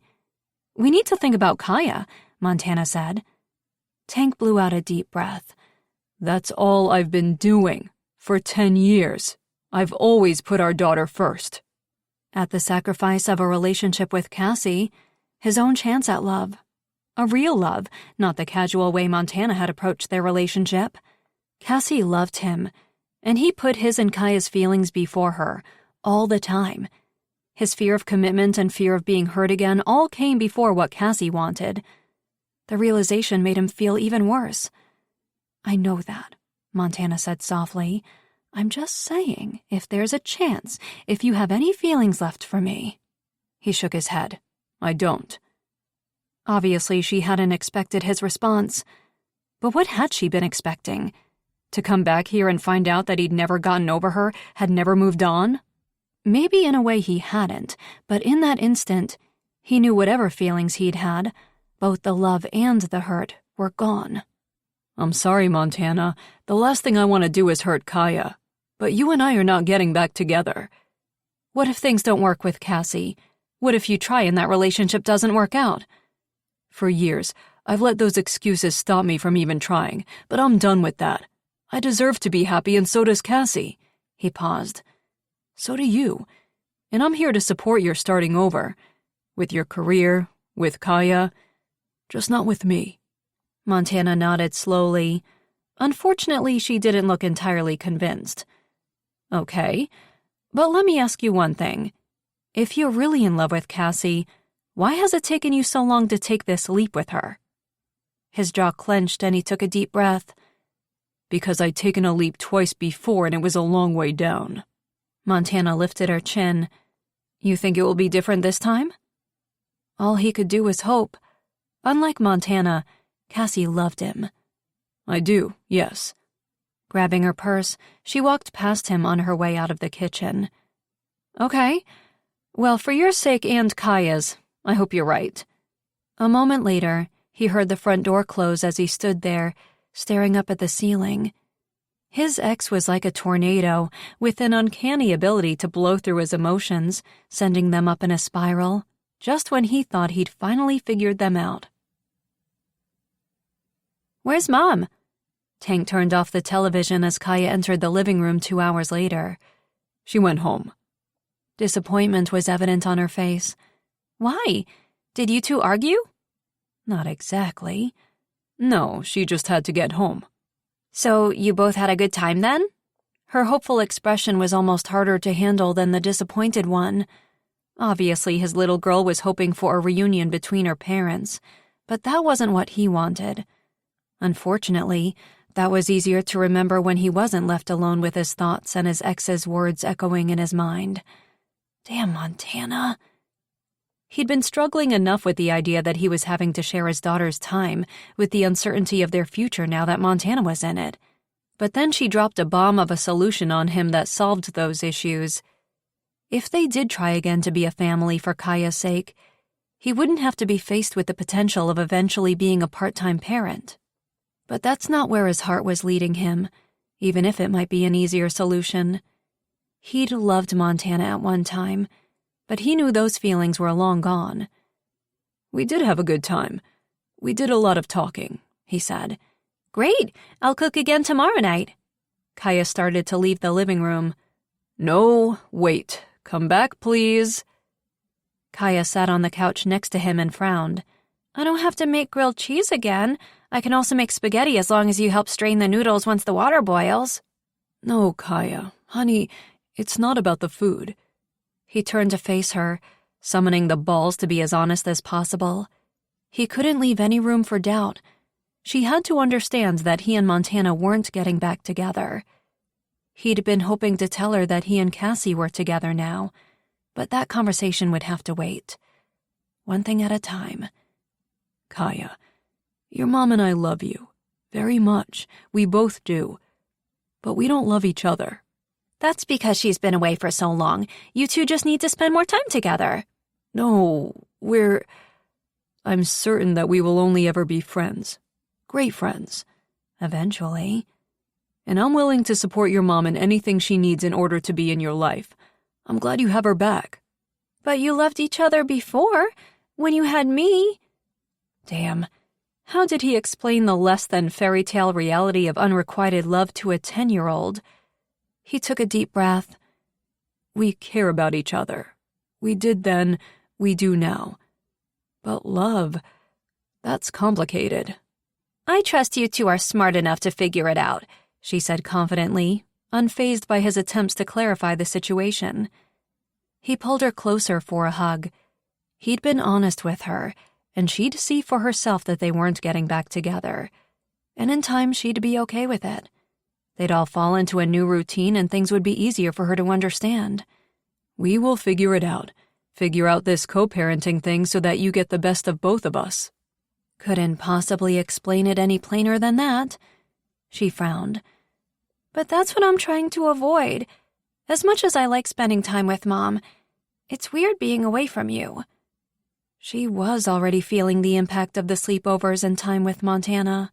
So, if the two of you got back together, I wouldn't have to do that. I could be with both of you all the time. Tank sighed as he touched her cheek. I'm just not sure that would really be the best thing. Just promise you'll think about it? Damn, he hated disappointing her. He had to tell her about him and Cassie. But would that make her feel better or worse? It's getting late. We'll talk about this again, okay? He chickened out. It had been an exhausting day and he needed time to process things. Okay, she said, standing and wrapping her little arms around him. Night, Dad. Hearing her bedroom door close down the hall, Tank leaned back, resting his head against the cushion on the couch. Shit. For once in his life, could he go after what he wanted, do what would make him happy, at the risk of denying his daughter what she wanted most? Oh man, poor Kaya, Erica said, curling a leg under herself on Cassie's couch later that evening. Poor Kaya? How about poor me? Cassie said, shoving her fourth piece of peppermint-flavored fudge into her mouth. Erica took the box of chocolate away and put the lid on it. The only thing I'm worried about with you is you getting sick from all this sugar. The sugar is the only thing keeping me from freaking out right now. For 2 hours, she'd sat in the diner listening to Kaya go on and on about how awesome Montana was and how her dad just needed to see it. Then she'd felt guilty for being relieved when Montana's vehicle was no longer there when she dropped Kaya back off at home. You have nothing to be worried about. Believe me, we can all see the change of heart in Tank the last few days. Or him finally following his heart at last. Really? She'd sensed the change in him too, but past experience had taught her to be careful about getting her hopes up. Yes, even Reed says he's never seen the guy so happy. And with everything going on in Tank's life right now, that's a true testament to you and his feelings for you. Cassie nodded. He does seem happy when we are together. Though lately, whenever they were together, they were mostly naked. Was Tank's good mood a result of getting laid? Or was he truly ready to go all in with her? It's Kaya who will be the disappointed one when she finds out. Cassie cringed. That hurt. The idea that Kaya would be upset made Cassie's stomach hurt more than the sweets did. She'd always thought that Kaya would be happy if she and Tank were more than just friends. Had she always read things wrong? Tank had always been reluctant for Kaya's sake. Maybe he'd been right. But Cassie loved Tank and Kaya, and she was desperate to make this work, no matter how difficult it would be now. She just hoped that across town, Tank felt the same way. I know it has to be hard on all of you, everyone involved. Families are complicated, Erica said, opening the lid on the box of fudge and handing her one more piece. Does Montana know about you and Tank? I'm not sure. Cassie hoped that Tank had seized this opportunity to tell Montana. How would she react? How would working together be affected by all of this? Erica waved a hand. Well, ultimately it shouldn't really matter what Montana thinks. Yet it did. Cassie wholeheartedly believed that Tank was over Montana, that there were no more feelings for her, except mutual respect and caring. But it would make Cassie feel a whole lot better if she was as certain that Montana didn't still possess feelings for Tank. Had Montana been the one to put the idea of her and Tank getting back together in Kaya's head? Had she alluded to it being a possibility? Cassie swallowed the chocolate fudge and reached for her wine. Things are so much more complicated now than they ever were. But at least in this version of complicated, you're getting laid, Erica said, raising her wine glass toward her. At least there's that, Cassie said as they clinked their wineglasses together. Chapter 21. Flowers arrived first thing the next morning. 3 dozen roses in red, yellow, and white. Red for love, yellow for friendship, and white for forgiveness, the card read. He must have gotten help with that from Mrs. Cartwright, the owner of Wild Blossoms. There's no way Tank would know the meaning of different flower colors, but Cassie appreciated the effort.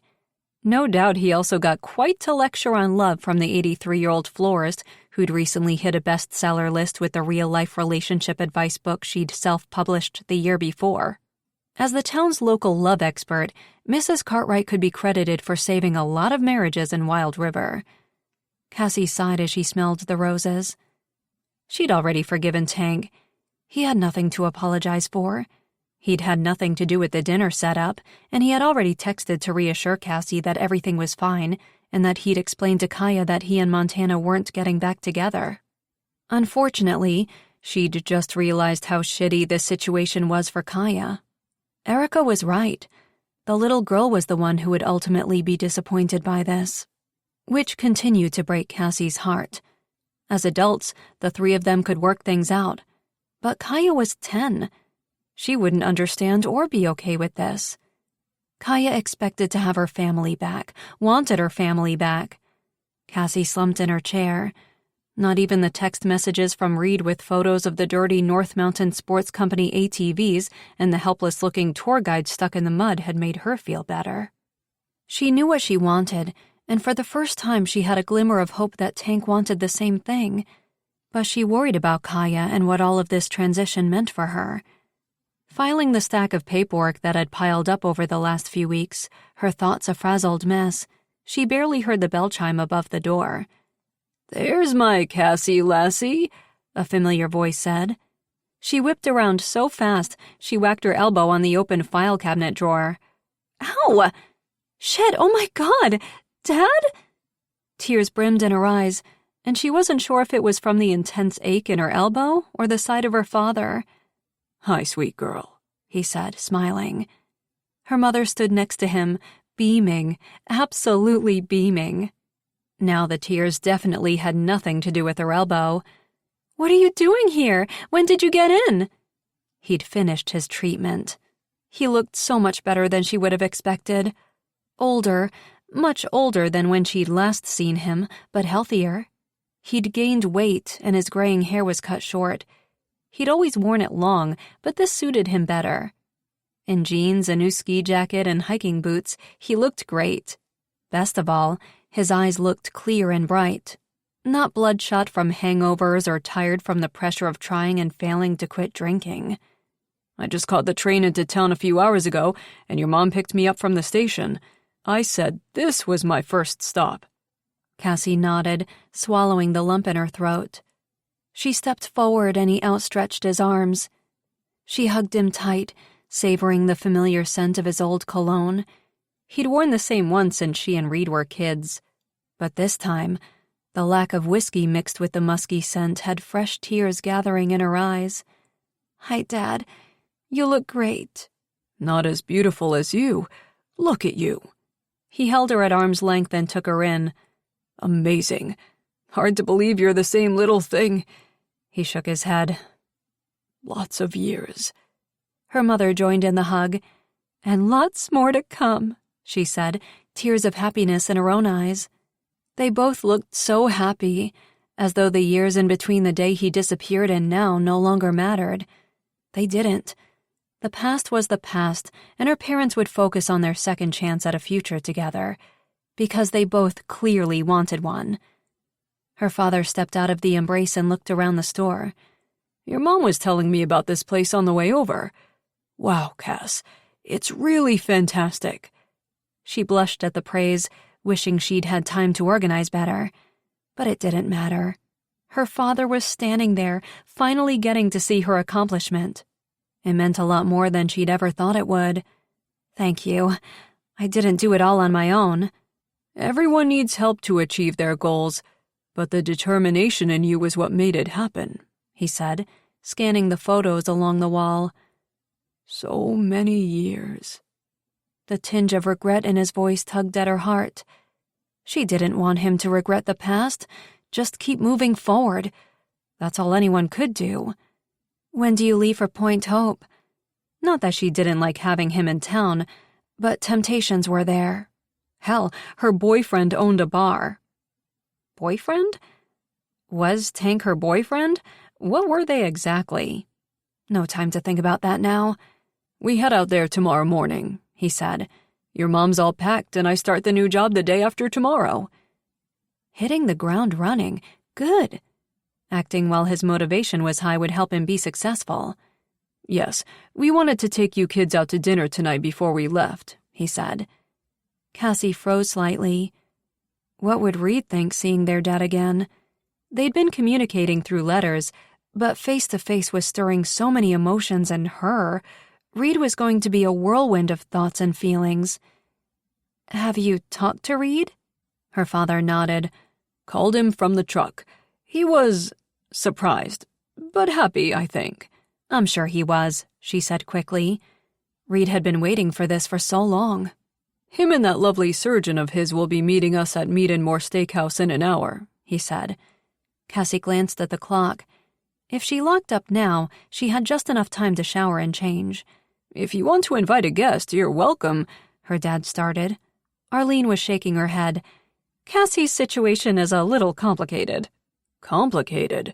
Her father frowned. What have I always told you? What do you do when boys give you trouble? Kick them in the nuts, she said with a laugh. Unfortunately, in this case, she was quite fond of Tank's nether regions. That's my girl, her father said with a wink. Her mother checked her watch. Okay, well, we should get going, darling. We have a few things to pick up for the trip tomorrow. We will meet you at 5? She asked Cassie. I'll be there. Cassie watched as her parents left the store, in complete awe. She'd never imagined the day she'd see her parents back together again. So happy, so in love, so committed to starting a new life together. Could she really prevent Kaya from having this feeling? Tank might claim he was over Montana, but the two had been determined to stick things out and make it work for Kaya's sake before. Would they again if Cassie wasn't in the picture? She knew what she wanted, but was she willing to continue chasing it if it meant hurting Kaya? Damn. 2 days ago, things seemed to be going in the right direction. She'd been elated and confident in her feelings and the progress she and Tank were making. So why did she suddenly feel like a roadblock? An hour later, she'd showered and changed. As she opened the door to Mead & More Steakhouse, Cassie could hear laughter and Reed's voice to her right, and she released a deep breath as she headed toward their table near the window. Before they saw her, she took a second to stare at her family. Her mother, father, and Reed at the same table, and Erica, fitting in perfectly, sat next to Reed, his arm draped over her shoulder, the smile on his face telling the story. Good job, Dad. He'd made it back to them. Seeing the love at the table, Erica and Reed and her parents, Cassie struggled to compose herself. Would she ever really have that?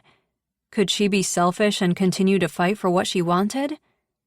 Reed turned and saw her. Ah, there she is, he said with a wave.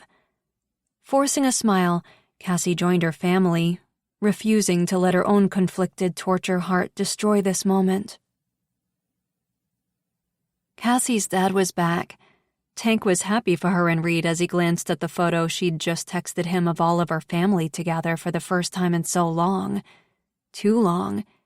He hoped her father's road to recovery got easier with time and the loving support of his family. Tank only wished he could be a part of that. This was the first Reynolds family dinner in years he hadn't been invited to, and it made him nervous. But the fact that he wanted to be there, by her side on this special occasion, told him a lot. All day, he'd been thinking about Montana's words and Kaya's wishes, but he kept going around in circles of indecision. He knew what he wanted, to be with Cassie. But at what cost? Hey, Dad, can you text Cassie and ask her if she can come over to help me with this social studies homework? Cassie's busy tonight, he said, opening the fridge and taking out 2 cans of soda. Doing what? Kaya looked shocked as she glanced up from her homework, as though Cassie didn't have a life of her own. Tank could understand. He too had taken Cassie and her schedule for granted over the years. There was so much he was regretting about their previous one-sided relationship. Her father is back in town and they are having a family dinner together. Kaya pouted. But she promised she'd help. This assignment is due tomorrow. I can help. You're no good at this stuff. Cass always helps. Right. She did. And yet, since Montana was in town, his little girl had given Cassie the cold shoulder. Unless she needed something from her, like now. He sat and ran a hand through his beard, choosing his words carefully. Kaya wasn't at fault for taking advantage of Cassie. He was. He'd allowed it. He'd done it himself. Well, I think we can figure it out. It's due tomorrow and I haven't even started it. Whose fault was that? I'll help, but maybe next time you should start working as soon as the work is assigned. He couldn't be hard on her right now. She'd had a lot going on lately. They both did. Normally, he kept on top of her school assignments better too. Cassie was supposed to loan me some pictures of the different places she's traveled, though. We will find some online. He reached for his laptop on the table and opened a search engine. Okay, what are we looking for? Kaya pushed her assignment away and folded her arms. They won't be as good as the ones Cassie has. I'd rather wait for her. Do you know when she'll be done with dinner? Tank's teeth clenched. Cassie is busy. In fact, I'm sure she's often busy, but she agrees to help you because she cares about you. It was unlike his daughter not to realize that and be appreciative. Obviously not enough to remember that this assignment is worth 20% of my grade, she mumbled. Hey, Tank said, a little too loud. His daughter's eyes widened. He took a deep breath. Sorry to raise my voice, but that's enough of the attitude. Cassie must have forgotten, and this family dinner is important. It's the only time she'll get to see her dad before he and her mom move to Point Hope. I'm sure she would be here helping you under any other circumstances. You know that too. Kaya nodded, immediately embarrassed. You're right. I was being selfish. Family is important. It is. And Cassie hasn't seen her dad for a long time. He went away when she was a kid, right? Yes. He had some problems he needed to work through. Help he needed. He didn't want to get into too much detail with Kaya. Over the years, she'd put together the bits and pieces she'd overheard about Cass's dad. Like Mom, she said, staring thoughtfully at her pencil. Something like that, yes. It wasn't exactly the same, but in a way she was right. Both parents had needed to go away in order to come back stronger for any chance of being a good parent. You know, I never realized that Cassie and I had so much in common, Kaya said. Yeah, I guess you do. He reached across the table and bopped her on the nose. There was his sweet, understanding little girl. And you know, Cassie never thought her parents would get back together either, she said slyly with a pointed look at him. But now they have. Oh, fuck my life. Cassie hurried down Main Street, dodging puddles on the sidewalk and careful not to wipe out on her heels. She'd forgotten about Kaya's social studies assignment. Please let her still be awake. It was just after 9. Her cell phone battery had picked the worst time to die during dinner, so she couldn't even text to let Tank and Kaya know she would be stopping by. She'd left the restaurant as soon as she'd remembered and hurried home for the photos she'd promised Kaya. Luckily, she'd dug them out the week before and had been waiting for the little girl to start the assignment. But she hadn't asked her for them. Shit, maybe she hadn't needed Cassie's help after all. Out of breath, she knocked on Tank's door.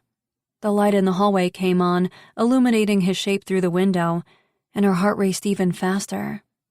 Would her body ever not react to the sight of him?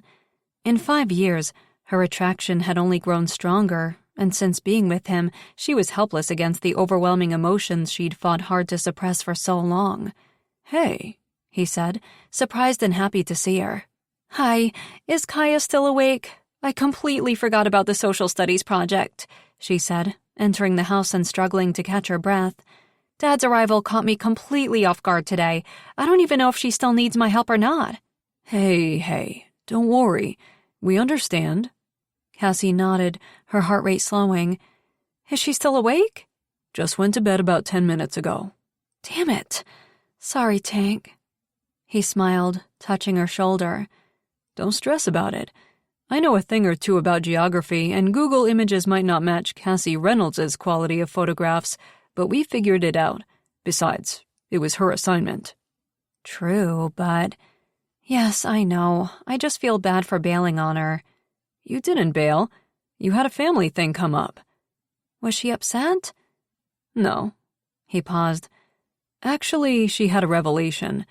She realized that maybe she often took you for granted. She felt bad about that. He took a step forward. Cassie shook her head. No, I love helping her. She knows that. But we both realized that in the past, we relied on you for so much, and that wasn't fair to you. Cassie swallowed hard. Great. She let Kaya down once, and now they were trying to let her down easy, sugarcoating the fact that they didn't need her around as much anymore. Her chest constricted. Tank, I'm not sure that all of this, you and me, I think Kaya isn't ready for this yet. She was panicking in the worst way. She was in love with Tank, but she also loved him and Kaya, and loving people meant doing what was best for them. Maybe Montana was what was best for them, being a family again, the way Kaya wanted. He studied her. What's happening here? I thought we were both on the same page, moving forward, being together. It's what we both want. I know, but you just said yourself that Kaya doesn't really need me as much now. He laughed. That's what you got from that? Hell no, that's not what I meant. What I was trying to say is that we were both being assholes, expecting so much from you and not giving close to enough in return. We were being selfish, and that needs to change. We want to offer you as much as you've been giving us. Really? But I thought Kaya was wanting you and Montana. Had the little girl had a change of heart? Had Tank told her about them? Her hope rose. She still does.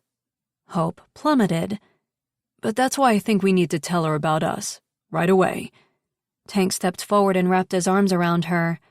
There's no point in hiding the truth from her. Everyone around town shouldn't know before her. Cassie sank into his arms. You sure? Yes. He pulled away and bent low at the knees to kiss her. All the stress of her day melted away. His lips were so soft and inviting, and in his strong arms was the only place in the world she wanted to be. Cassie wrapped her arms around his neck as she felt herself lifted from the ground. He headed down the hall and she looked at him. Are you sure about this? Kaya's home, she whispered as they passed the little girl's room. We should probably tell her about us first. She sleeps like a log, and I'll make sure we're up before she is. Tank kissed her again, and any and all arguments died on her lips. She was desperate for him. Emotionally exhausted but physically awakened, she needed to be with him right now.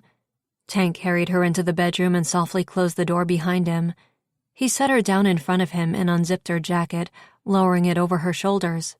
She slid her arms out and reached for the base of her sweater, pulling it off over her head. Tank reached for her face again, pulling her into him for a long, torturous kiss that had her body tingling with desire. She wanted him. He wanted her. All of her worry over whether or not they were doing the right thing evaporated. She raised his t-shirt up over his stomach and chest, and he raised his arms into the air. She stood on tiptoe in her heels, but still couldn't reach high enough. You're too tall. He grinned as he lowered his arms out in front of him to allow her to remove the shirt. She tossed it aside and went for his belt. Suddenly, she couldn't get him out of his clothes fast enough. She unbuckled the belt and tore it from around his waist. Her fingers fumbled for his button and zipper. He took over, removing the jeans at lightning speed and kicking them across the room. Cassie slipped out of her heels and removed her own dress pants, then led the way to his bed. Sitting on the edge, she climbed backward until she reached the pillows, then lay back, staring at him as he removed his underwear and tossed them aside. He was hard already. How on earth had they been successful at curbing their intense attraction to one another for so long?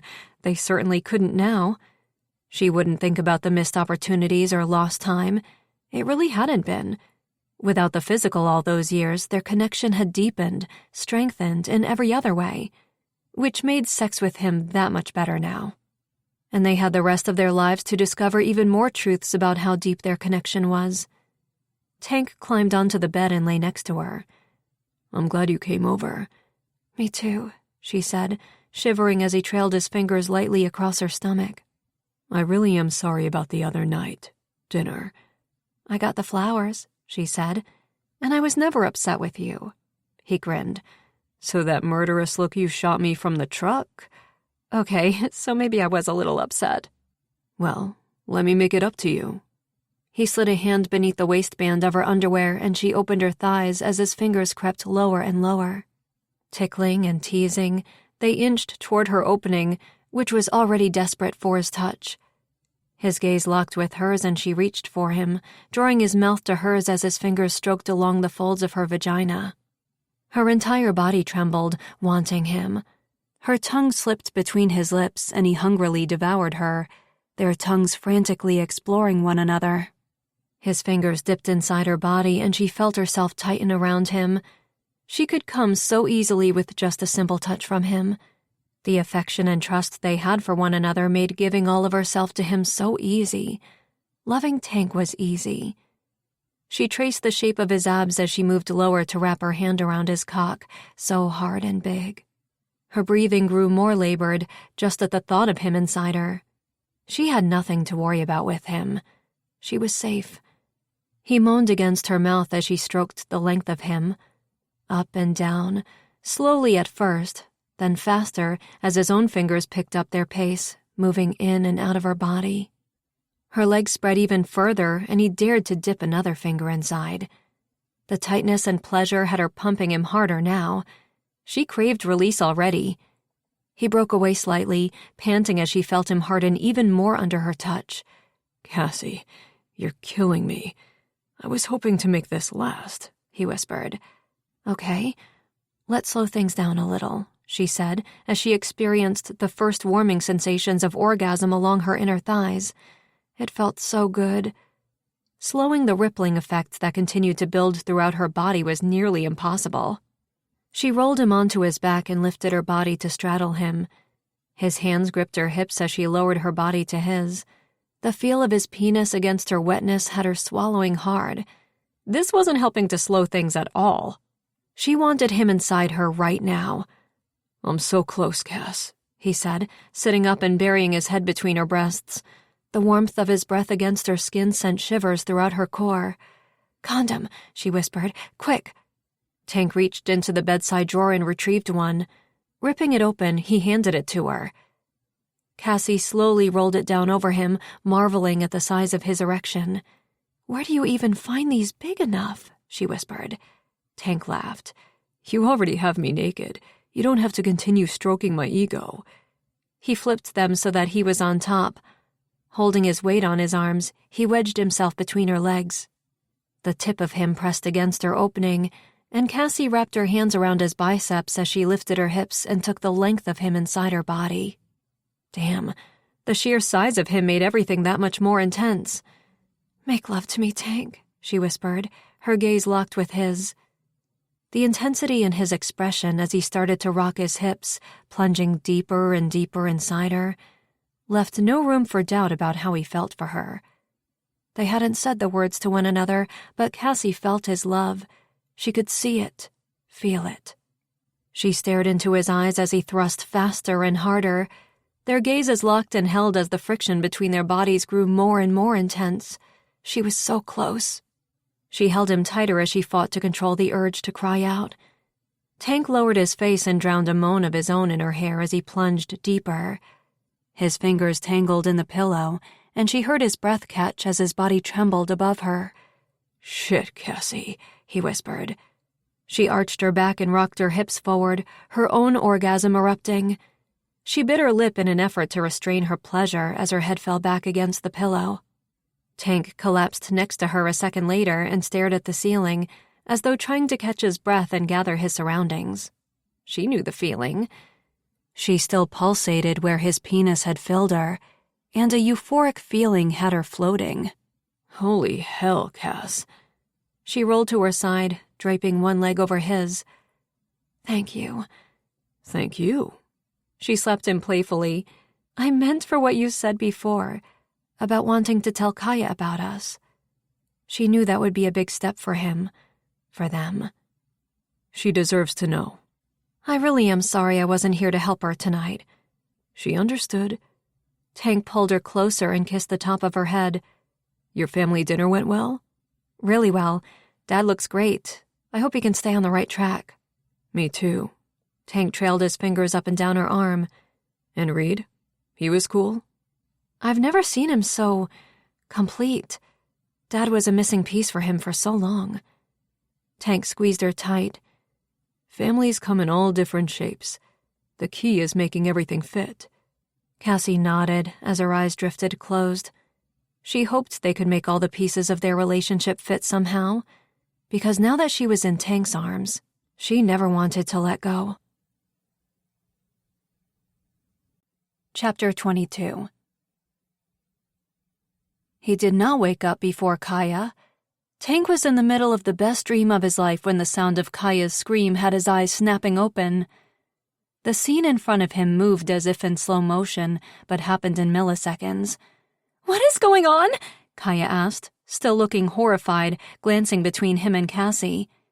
Tank jumped out of bed and hurried after Kaya as she left the room and ran down the hallway.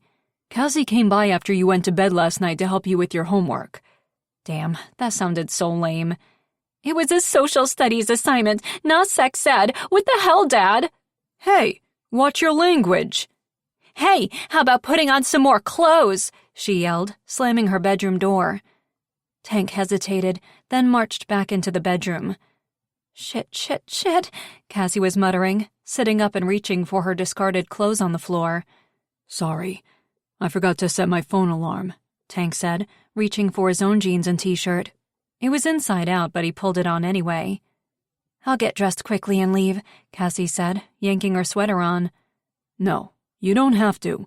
We will all sit down and discuss this. Did he sound calm? Because he was absolutely fucking terrified by the idea. But he'd told Cassie the night before that they needed to tell Kaya the truth about them right away in order to move forward. Of course, this wasn't the way he'd envisioned it happening, but here they were. Are you sure? Maybe you should talk to her first. He wavered. No. Maybe. I don't know. Just give me a sec to figure this out, he said. He went to leave the room, but then turned back and jumped over the bed to Cassie. He gave her a kiss and held her chin up to look into her eyes. This is going to be the hard part. We'll get through it. As she dressed, Cassie listened to Tank trying to coax Kaya out of her bedroom. Kaya, come on out. Let's talk about this. Go away! No, I can't do that. We need to talk about what you saw. I saw you and Cassie in bed together. Pretty sure there's nothing to talk about. Cassie winced as she leaned against the doorframe of Tank's bedroom. His shoulders slumped as he rested his head against Kaya's bedroom door. They had a strict, respect of privacy policy in this house. He wouldn't go into the room unless invited. Unfortunately, Kaya must have forgotten about the come-in-by-invite-only rule that morning. Sweetheart, I was going to tell you about Cass and me, but you had a lot going on. We were planning to have a chat with you today. We are sorry you found out this way. Very sorry. The situation was tough enough. Now they'd possibly made things even harder. She wished she could regret staying over the night before, but unfortunately, it was exactly the reassurance she'd needed from Tank. Kaya. Silence from the other side. Tank glanced at Cassie, shooting her a desperate look. Unfortunately, she had nothing to offer, which was like a brick to the forehead. Here they were, moving forward with a real relationship, and she was determined to integrate more fully into their lives. She was a role model and confidant to Kaya already, but she was quickly realizing that stepping into a more serious, more permanent role in the little girl's life wouldn't be easy, especially now with Montana back. Before, it had been just whether or not she'd make a good stepmom. Now it was almost a competition to see if she could measure up to Kaya's real mom. Shit. How had she never considered what it would mean to be a stepmom to Kaya? Had she never fully believed she and Tank would make it that far? Or had she obviously thought that Tank would still parent and she would just be Cassie? Right now, she had no idea how to deal with this situation, and that was speaking volumes. Mostly that she was going to have to try even harder. Cassie had always committed to being there for her.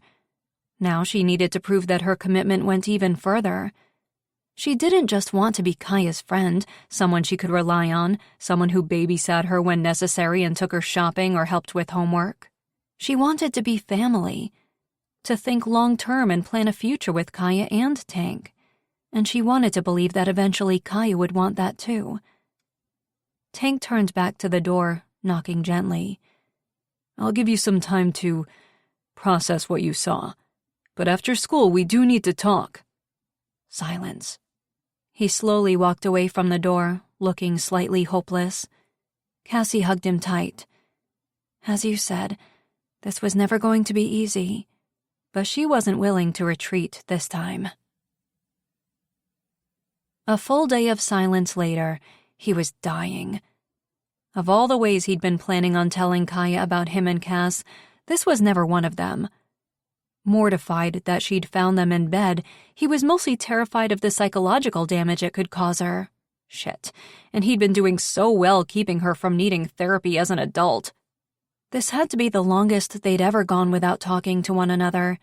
She'd even forgiven him faster that one time he said he could trim her bangs to avoid the cost at a salon, and she ended up wearing a baseball hat for a month until they grew out. He was going crazy.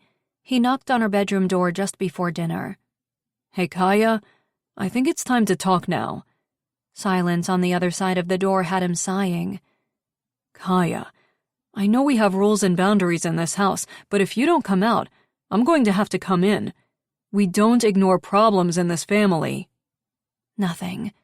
She was calling his bluff. Fantastic. Okay, I'm really coming in now. Turning the door handle and stepping inside, Tank caught a chill, as though someone had walked over his grave. Spidey's senses tingled as he scanned the empty room. Damn, Kaya. Her bedroom window was still slightly ajar. Her safety fire-rope ladder hung over the edge. The note on her desk had his heart hitting the pit of his stomach. Dad, I'm happy for you and Cassie. Clearly, she's the one that matters most to you now, so I'm going to live with Mom. Love, Kaya. Jesus, seriously? When had his daughter developed a knack for the dramatic? It seemed like overnight, Kaya had become a moody preteen. And thinking that he now loved Cassie more than her? What the hell had happened to his no-nonsense, mature, practical little girl? Montana's arrival in town and in their lives had happened. Frustrated, he reached for his cell phone and started to text Montana, but then stopped, seeing one from her, letting him know that Kaya had arrived at her place safely and that she would call him soon. Great. He should be the one with Kaya right now, talking all of this through, making her feel better. He sighed, running a hand over his beard. What was the right way to deal with this? He wanted to drive straight over to Montana's and bring Kaya home, but was that the right thing? His daughter was upset. Clearly she needed space. Acting like a caveman and forbidding her from leaving the house was never his parenting style. As she got older, raising her would only get more challenging, and he didn't want to push her away. So, ignoring his every instinct, he folded the letter and tucked it into his pocket. Leaving the house, he headed straight to the bar. There was only one thing to do while he waited this whole thing out. Those damn darts weren't going to throw themselves. Oh my God, what are you doing here? Let's go get her. Reed indeed looked ready to kick everyone out of the bar, whether they'd finished their drinks or not. And Cassie totally agreed with her brother. She reread Kaya's brief running away letter and looked at Tank in disbelief. Why was he so calm right now? When she'd left his house that morning, he'd been a mess, understandably so, and all day she'd been waiting on an update about how his discussion had gone with Kaya. This letter and Tank's lack of freaking out wasn't what she'd been expecting.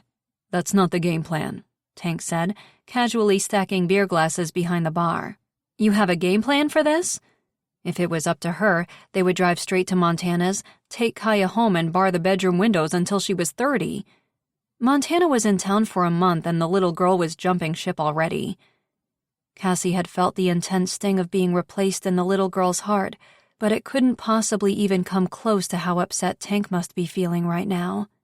Leaving him on his own to deal with it earlier that day hadn't sat well with her, but she'd had work obligations, and with North Mountain Sports Company now open and business across the street booming, she had to pick up the pace on her own bookings and incentives. She couldn't put all of her hopes into the approval of the jump site. "Yes, I've been texting with Montana about it." Oh, good. He and his ex were working together on this game plan. "Kaya arrived safe and sound. She begged Montana not to send her home." Heartbreak was evident in his voice, and Cassie felt horrible that she was partially to blame for the little girl's running off. "We decided to let her stay the night, and Montana will bring her home after school tomorrow," Tank said, leaning against the bar and reaching for Cassie's hand. Cassie sighed, stroking the back of Tank's hand. "That's probably for the best." "I hate to be the voice of dread," Erica said, "but Tank, have you thought about what you're going to do if Kaya continues to want to spend more time with Montana? What if she decides she wants to live with her mom, for real?" "It's all I've been thinking about. I'm not sure what legal rights Montana has, but I'm sure she has some, and if Kaya decides she'd rather be with her—" He ran his free hand over his hair.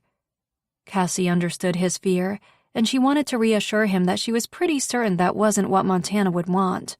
After the conversation Cassie had overheard at the North Mountain Sports Company grand opening event, Montana's real intentions for being there were starting to shine through.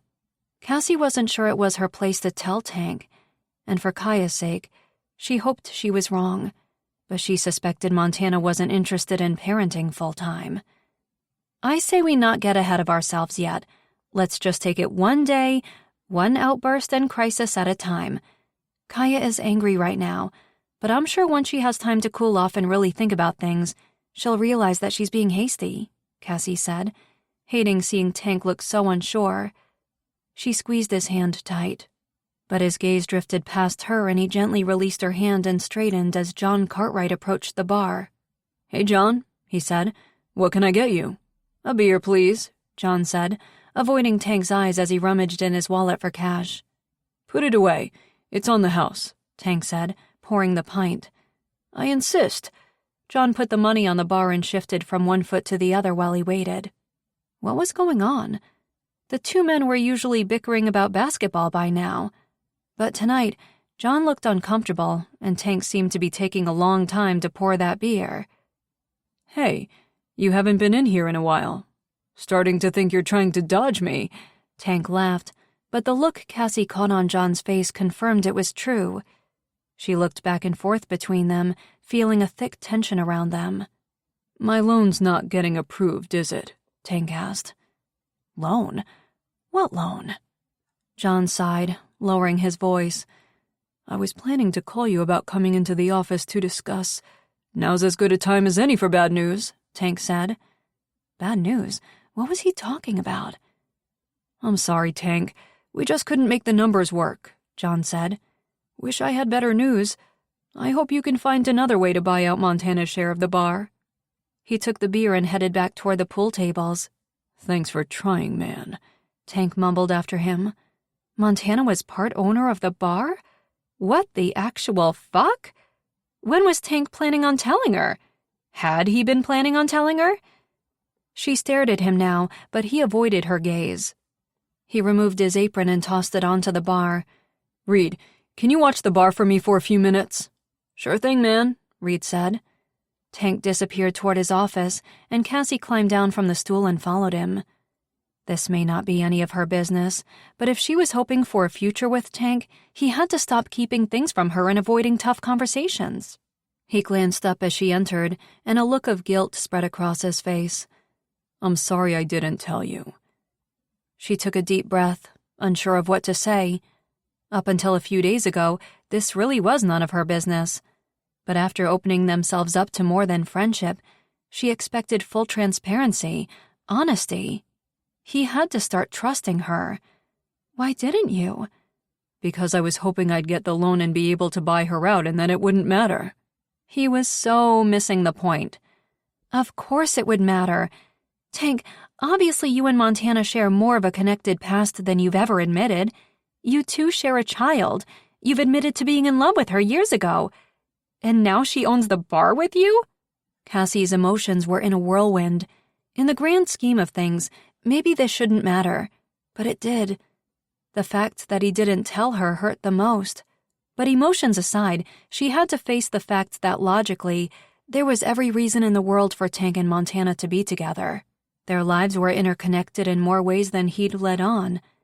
Kaya wanted her parents to reconnect. The little girl's running away was a clear indicator that she wasn't happy about Cassie and Tank acting on their feelings. This was a mess. I'm sorry, Cass. I shouldn't have kept this from you, he said, coming around the desk and wrapping his arms around her. She folded her arms across her chest. If we're going to do this, be in this together, I need you to be open with me.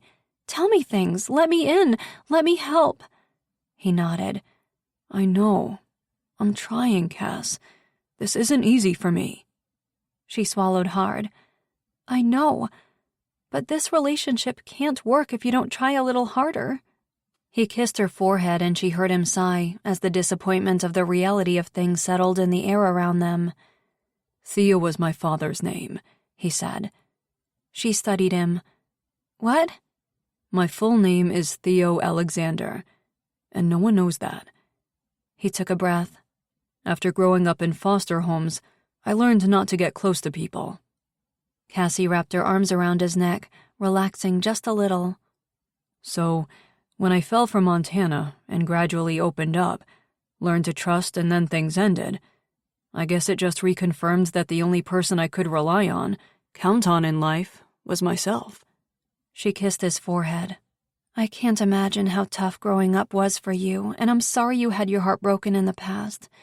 But I want to know you, the real you, all of you. She raised her lips to his and kissed him softly. Be patient with me. Even more patient, okay? He said. She nodded slowly. What choice did she have? She couldn't expect him to change overnight. Baby steps were still progress, and she just hoped everything started to fall into place soon. The uncertainty and upheaval of their lives in the last few weeks were starting to take their toll on her. On one condition. No more secrets, okay? He kissed her again and pulled her into him. I promise. No more secrets. Seeing Montana's new Jeep pull into his driveway early the next morning, Tank quickly moved away from the window. He took a deep breath and blinked exhaustion from his eyes. Sleep had eluded him, and worry about Kaya and what Erica had said had him going crazy. If Montana wanted shared custody and Kaya voiced her desire to live with her mom, what could he do? What did he want to do?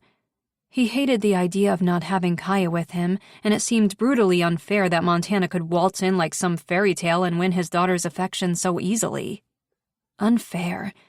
So many things were unfair. He couldn't help the bitter disappointment he felt about the bank loan falling through.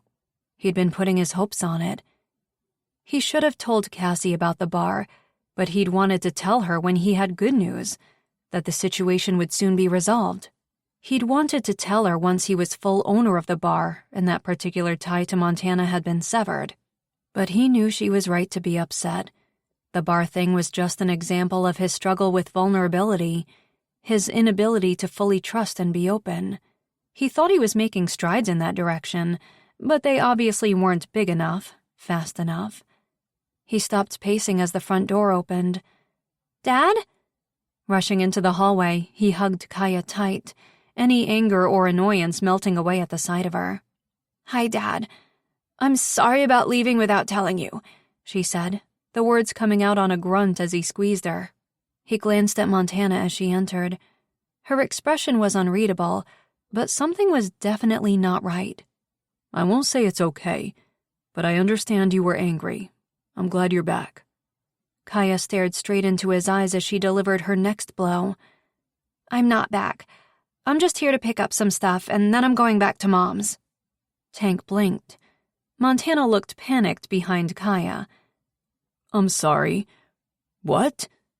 Keep calm. Don't raise your voice. This is a misunderstanding. Mom said it's okay with her, Kaya said, a note of defiance in her tone. She what? Tank stood and cleared his throat. Kaya, could you go to your room for a moment, please? Sure, I have to pack up some stuff. She turned to Montana. Don't leave without me. Montana simply nodded. When Kaya was out of earshot, Tank turned to his ex. What the hell, Montana? We said one night. They had a deal. If she thought she could join forces with Kaya against him, they were both wrong. He loved his daughter, and he respected her right to a relationship with her mother. But moving in with Montana after only a month was not happening. Calm down, Montana said. It was the only way I could get her to come back here. She was furious last night, then she was upset, then mad again. She's disappointed that you being with Cassie means you won't be with me. Did that fact also upset Montana? He couldn't read her, but she looked tired, not her usual vibrant self. Why didn't you explain things to her? Tell her that you and I aren't getting back together, with or without Cassie in my life. Her voice and expression took on an edge. Look, Tank, I'm not exactly used to this parenting thing. Exactly why you should continue to just let me do it. Too loud, too harsh, but the words were out. He meant them. Montana being in Kaya's life might be good for her, but in what quantity? Certainly not full-time, he knew that now. Not if she couldn't be honest with the child. Misleading Kaya hadn't been the right thing to do. I'm sorry, but you shouldn't have given her false hope about us. Or about her living with you. That's not going to happen. And he'd fight to make sure it didn't. His daughter needed stability and a strong role model, and while her mother had a million admirable traits, she wasn't fully committed to parenthood. She lacked the knowledge and experience he'd gained from years of raising Kaya alone. I don't want that to happen. She belongs here with you, she said quietly, and relief flooded his body. Unfortunately, Kaya wasn't relieved. You still don't want me? He whipped around at the sound of her voice and his stomach dropped. Shit. Montana was silent, looking to him to deal with it. Of course. Kaya, he started. She folded her arms and glared at Tank. This is your fault. You kept Mom away so long, now she doesn't want me. That's not true. Things were never your dad's fault, Montana finally said. Why would I believe you? Kaya asked, her eyes filling with tears. You lied to me. You said I could live with you. You said you were happy to be back in my life. She swiped at the frustrated tears running down her cheeks. Tank longed to hug her, comfort her, but any attempt wouldn't be appreciated at that moment. It broke his heart to see her like this. I'm sorry, Kaya, but this is your home, Montana said. To her credit, her tone was firm, resolute, final. Man, he felt like an asshole to be relieved that he wouldn't have to battle this out in court with Montana, that they were both on the same page. Especially when Kaya looked so devastated. I hate you both, Kaya yelled, going into her bedroom and slamming the door. Montana's eyes immediately filled with tears, and she looked as if she'd been kicked in the stomach. Tank knew that feeling quite well. He walked toward her and held out his arms. She stepped into them, and his t-shirt was instantly wet from her tears. She said she hates us. Welcome to parenting. Chapter 23. Montana looked a mess, which was completely off-brand for the woman. Rough day? Cassie asked carefully as Montana entered Snow Trek tours later that morning. She'd heard from Tank that Kaya was home, but not entirely happy about it. Update: she hates us. All of us. Cassie handed Montana a cup of coffee as she slumped into the chair next to her in the office. Sorry about my part in that. Why did she feel so awkward all of a sudden? She had nothing to apologize for. Montana and Tank were a thing of the past. But still, Working together now would be slightly awkward for both of them. Hopefully not so awkward that they couldn't still make this venture work. Montana squinted and rubbed her temples. "You okay?" She looked pale, and the dark circles under her eyes hadn't been there before. Cassie had assumed it was just the stress of the Kaya crisis, but maybe there was more to it. "Yeah, fine. Just a headache," she said, opening her purse. Cassie tried to pretend she wasn't looking, but she caught sight of various prescription-labeled bottles inside. Montana bypassed them and reached for a bottle of over-the-counter painkillers. Shaking several into her hand, she washed them down with the coffee. "You sure you're up for this?" They were planning on launching the first newsletter to the Jumpers that day, a teaser that something exciting could be on the horizon, drum up buzz and interest without giving all the details. Montana had suggested it, and Cassie could see how it was a good idea. She didn't want to get ahead of themselves, but the minute the site was approved, if it was, they wanted to hit the ground running. Summer was coming, and putting Wild River on these athletes' radar early was a good idea before they booked trips overseas to jump in other destinations. They weren't promising anything just yet, so Cassie didn't think it could hurt to reach out. At the very least, it might drum up other business for her company. "I'm fine," Montana said. "These painkillers should kick in at any moment." She reached for the laptop, turning it to face her. "Okay, so the newsletter blast should reach about 370 people. That may not sound like a lot, but these are serious jumpers. They will all be intrigued, and even if we get 10% of them interested in our inaugural jump tour package, it will be hugely successful for SnowTrek tours. Can we even handle 10%? They really were moving forward before things were finalized. They could pull together a tour package quickly if the site got approved, but she was worried about being able to safely accommodate a tour of more than 10 or 20 people. Absolutely. Evidently, the painkillers had kicked in record time because Montana's determination was back in full gear.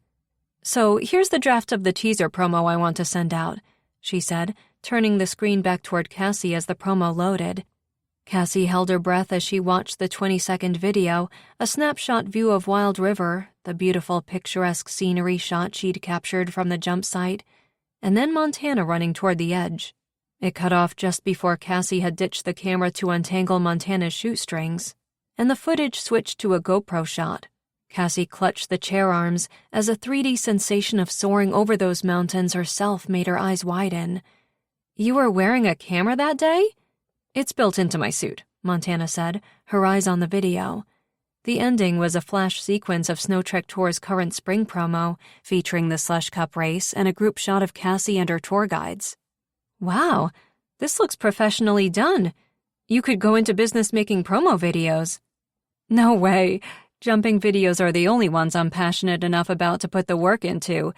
And I couldn't sleep last night, so I had plenty of time to work on it." "You really think it looks good?" "It's amazing. Maybe a little crazy." But she needed crazy. She'd been looking for crazy. She'd just never expected it to come in the form of Tank's ex. "Do it," she said. "Quick, before I change my mind." Montana gave a sheepish grin. "Okay, so I may already have." Cassie frowned. "What?" "Like I said, I couldn't sleep, and after I made the video, I was excited." She logged into YouTube as she spoke. The video appeared. With thousands of views already. "Look! Amazing, right?" That was one word for it. Unfortunately, her irritation with Montana overshadowed any excitement she could feel. You posted this without telling me?" "Yes, but I knew you'd be okay with it once you saw how many views it was already getting." Right. Just like she'd known Cassie would be okay with the illegal jump once she saw that it worked to impress Mayor Morrell. What other decisions would Montana continue to make without her? Before she could say anything, Montana continued. "And the best part," she opened an email and turned the laptop toward Cassie. "Look at the interest." Hundreds of unread emails sat in an inbox for a new base jumping site. Cassie blinked in disbelief. "You created your own website?" How much time did she have the night before? Montana shook her head quickly. No, of course not. It's not live anyway. I just created a template so that I could create an email address to attach to the YouTube version of the video. I knew you'd freak out if you started getting emails overnight to the Snow Trek Tours email, but don't worry, we can link this new site. Montana, stop, please, Cassie said, her annoyance rising. She'd launched the promo, posted it to YouTube, created a new site. Montana had made all of these decisions without even consulting her. They were supposed to be doing this together. Slowly, cautiously optimistically, not recklessly full speed ahead. She cleared her throat. While I appreciate the enthusiasm and focus, I think you should have waited to talk to me about it before doing all of this. The jump site's not even approved yet. Montana looked genuinely confused. But you just said to go ahead and send out the buzz email. Right. Together.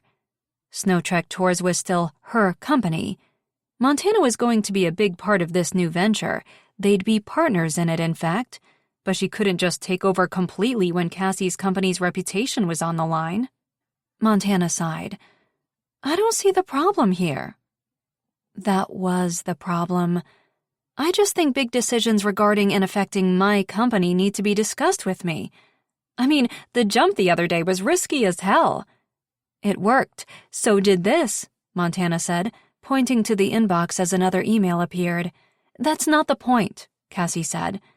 Montana studied her. What is this really about? You acting on things without talking to me. What did she think Cassie was annoyed about? Montana nodded slowly. This is about Tank. What? Look, I didn't know you two were more than friends. I would never have done it if I'd known that you two were together now, officially. Cassie's heart raced. Done what exactly? And why the hell was she hearing this from Montana, whatever this was? Her annoyance gave way to severe irritation, no longer at Montana, but Tank. What was he keeping from her now? She was desperate to find out, but not from Montana. She refused to let Montana know that obviously her and Tank's relationship wasn't strong enough for him to be open and honest with her. Cassie took a deep breath. This has nothing to do with Tank. It was true. She was professional enough to be able to separate her personal and professional lives. But Montana, I need to think about if this, you and I working together, is going to work.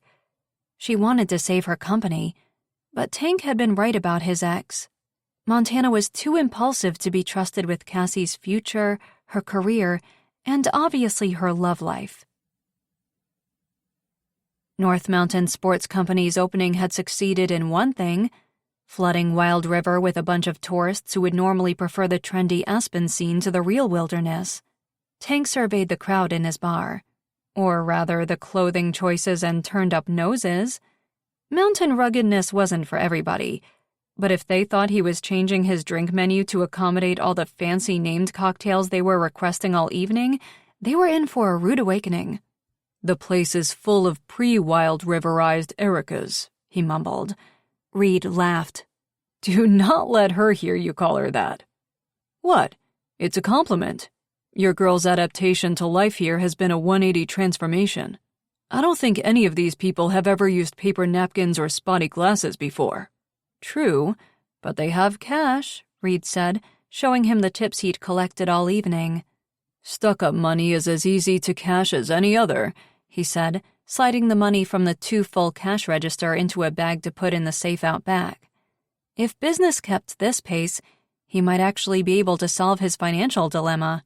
6 months of profits like this, combined with a lot of restructuring his budget, and he just might be able to pull off a buyout offer for Montana. Maybe not the $70,000 he'd originally planned, but close. Watch the bar for a sec. I'll be right back. Reed nodded. Hurry. These people aren't used to waiting for service. Taking the bag, Tank carried it into his office and secured the money. The influx of visitors would eventually taper off, but Reed was right. The money these tourists were bringing to his business was certainly appreciated, though he hated that something that benefited his company was hindering Cassie's. Grabbing his cell phone, he took the opportunity to text Kaya. She was still giving him the silent treatment, but his rule for letting her spend the night at a friend's house was that she had to answer his text messages. So he was using it to his advantage and texting her more than normal. He was dying from the silent treatment at home, and while he was determined to give her the time and space she needed to get over the initial shock of things and disappointment that he and Montana obviously weren't getting back together, he missed talking to her. Missed her smart-ass jokes and hearing her sing off-key in her bedroom. This tension between them had never happened before, and it needed to end soon. He had to find a way to talk to her. Just checking in. Everything good? He waited. A minute later, she replied, "No change from the last 10 times you asked." Most parents would be irritated by the attitude, but he grinned. She was coming around. Otherwise, she'd just have replied yes, like the last 10 times she'd replied. "Hey." Cassie's voice in the office doorway made him smile. Then it faded when he saw the look of irritation on her face. Shit. What had he done now?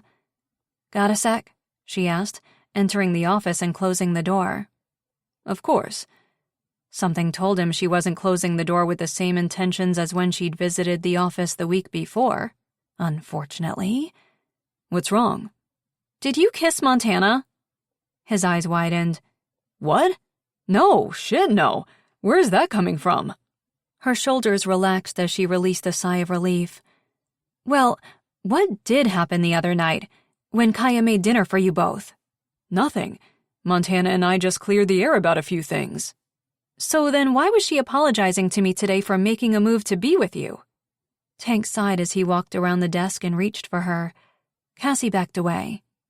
Damn it, she was pissed. He ran a hand over his beard. Look, it was really nothing. She just admitted that maybe the two of us together wasn't such a horrible idea, for Kaya's sake. And that's nothing? According to Cassie's expression, he was quickly realizing it might not be nothing, at least not to her. Okay, so it's not nothing, but I shut it down immediately. He touched her shoulders and bent at the knees to look her in the eyes. I told her there were no feelings anymore, that we wouldn't be trying again, not even for Kaya. Cassie stared at the floor. Why didn't you tell me? Damn, it seemed like she was asking him that question a lot lately. A lot more than she should have to. I guess I should have, but I handled it and it was over. I didn't want to upset you, especially when you two are going to be working together. I didn't want things to be awkward. She scoffed as she moved away from him. All of this has been awkward and challenging and heart-wrenching. Working with her was never going to be the most comfortable situation, but at least when I thought I wasn't in competition for you, it was a little less awkward. There's no competition. But she loves you? No, she just wanted to try to love me for Kaya's sake. Like before. A relationship of convenience that could never truly work. He knew that now. Montana had ample opportunity in the past to develop feelings for him, and she never did. She wouldn't now. And more than that, Tank realized he didn't want her to. He was falling hard for Cassie, harder than he'd ever fallen for Montana. Now might be the time to tell Cass that. Nope. The words got stuck somewhere in his throat, deep in his throat. What the hell was wrong with him? Why were feelings so hard for him to express? "Do you want her to love you?" Cassie asked. Oh, Jesus. No. See, this is exactly why I didn't mention this. I didn't want to make it worse. He paced back and forth in his office, annoyed with himself for not having the balls to just say how he felt. It would certainly diffuse the situation right now, but then again, he didn't want the first time he confessed his love to be in the middle of an argument to prove he still didn't love his ex. "You have to stop thinking that you're protecting me by not telling me things, Tank. I'm a grown-ass woman. I can handle hearing the truth. What I can't handle is feeling like your ex has all the control. She's holding all the cards, and she knows you better than I do." The pain in her voice killed him. That's not true. You and I are so much closer than Montana and I ever were.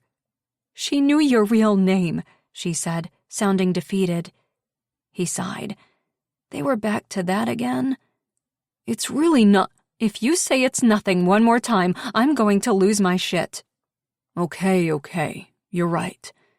Tank released a deep breath as he sat on the edge of his desk. He ran a hand over his face. Cassie was so right. About everything. He'd kept things from her over the years, not just to protect her, but to protect himself. They couldn't move on with a real relationship, though, unless he opened up to her, let her in, the way he'd let Montana in years ago. Cassie wasn't Montana. She wouldn't hurt him. Still, he wasn't a freaking machine, able to just bring up all the shit from his past without feeling the emotions he'd felt back then. Hopeless, lost, confused, angry. Cassie still waited for him to say something, but he had no idea how to give her what she wanted. I don't know what you want from me, Cass. I've been here for you and Kaya for a long time. I've never expected anything from you, but I deserve to have someone who is willing to go all in with me. I need someone who wants to share their life with me, the good and the bad. And I'm not sure you're ready for that, she said, sounding sad and defeated. He stood and folded his arms across his chest, his annoyance with his own inability to be vulnerable making him take it out on her. Tell me then, what old wound would you like me to reopen for you? Tank, how awful it was to know that my mother didn't care enough to push through her own pain and suffering to take care of me? How shitty life was moving from one foster family to another? Tank, stop, please. This is what you wanted though, right? You want me to talk about my past so that you can feel as though you know me, because knowing the person I am now isn't enough. Cassie shook her head. That's not it. I'm just frustrated that Montana seems to know you so much better than I do. She shares your past, your present, and she'll continue to share your future. Tank swallowed hard. He wanted to reassure her, make her feel better. He was confident about them, but she was right about Montana. And in that moment, he was tired of disappointing her. I'm not sure I'm ever going to be able to be the person you want me to be, Cass. He stared at the floor, because looking at her would break him. He'd been selfish regarding her for too long, and until he could be what she deserved, that had to stop. I'm not asking you to be something you're not. I was just hoping someday you'd let me in the way you... Her voice trailed off. The way he'd let Montana in. And I guess I was hoping I wouldn't need to.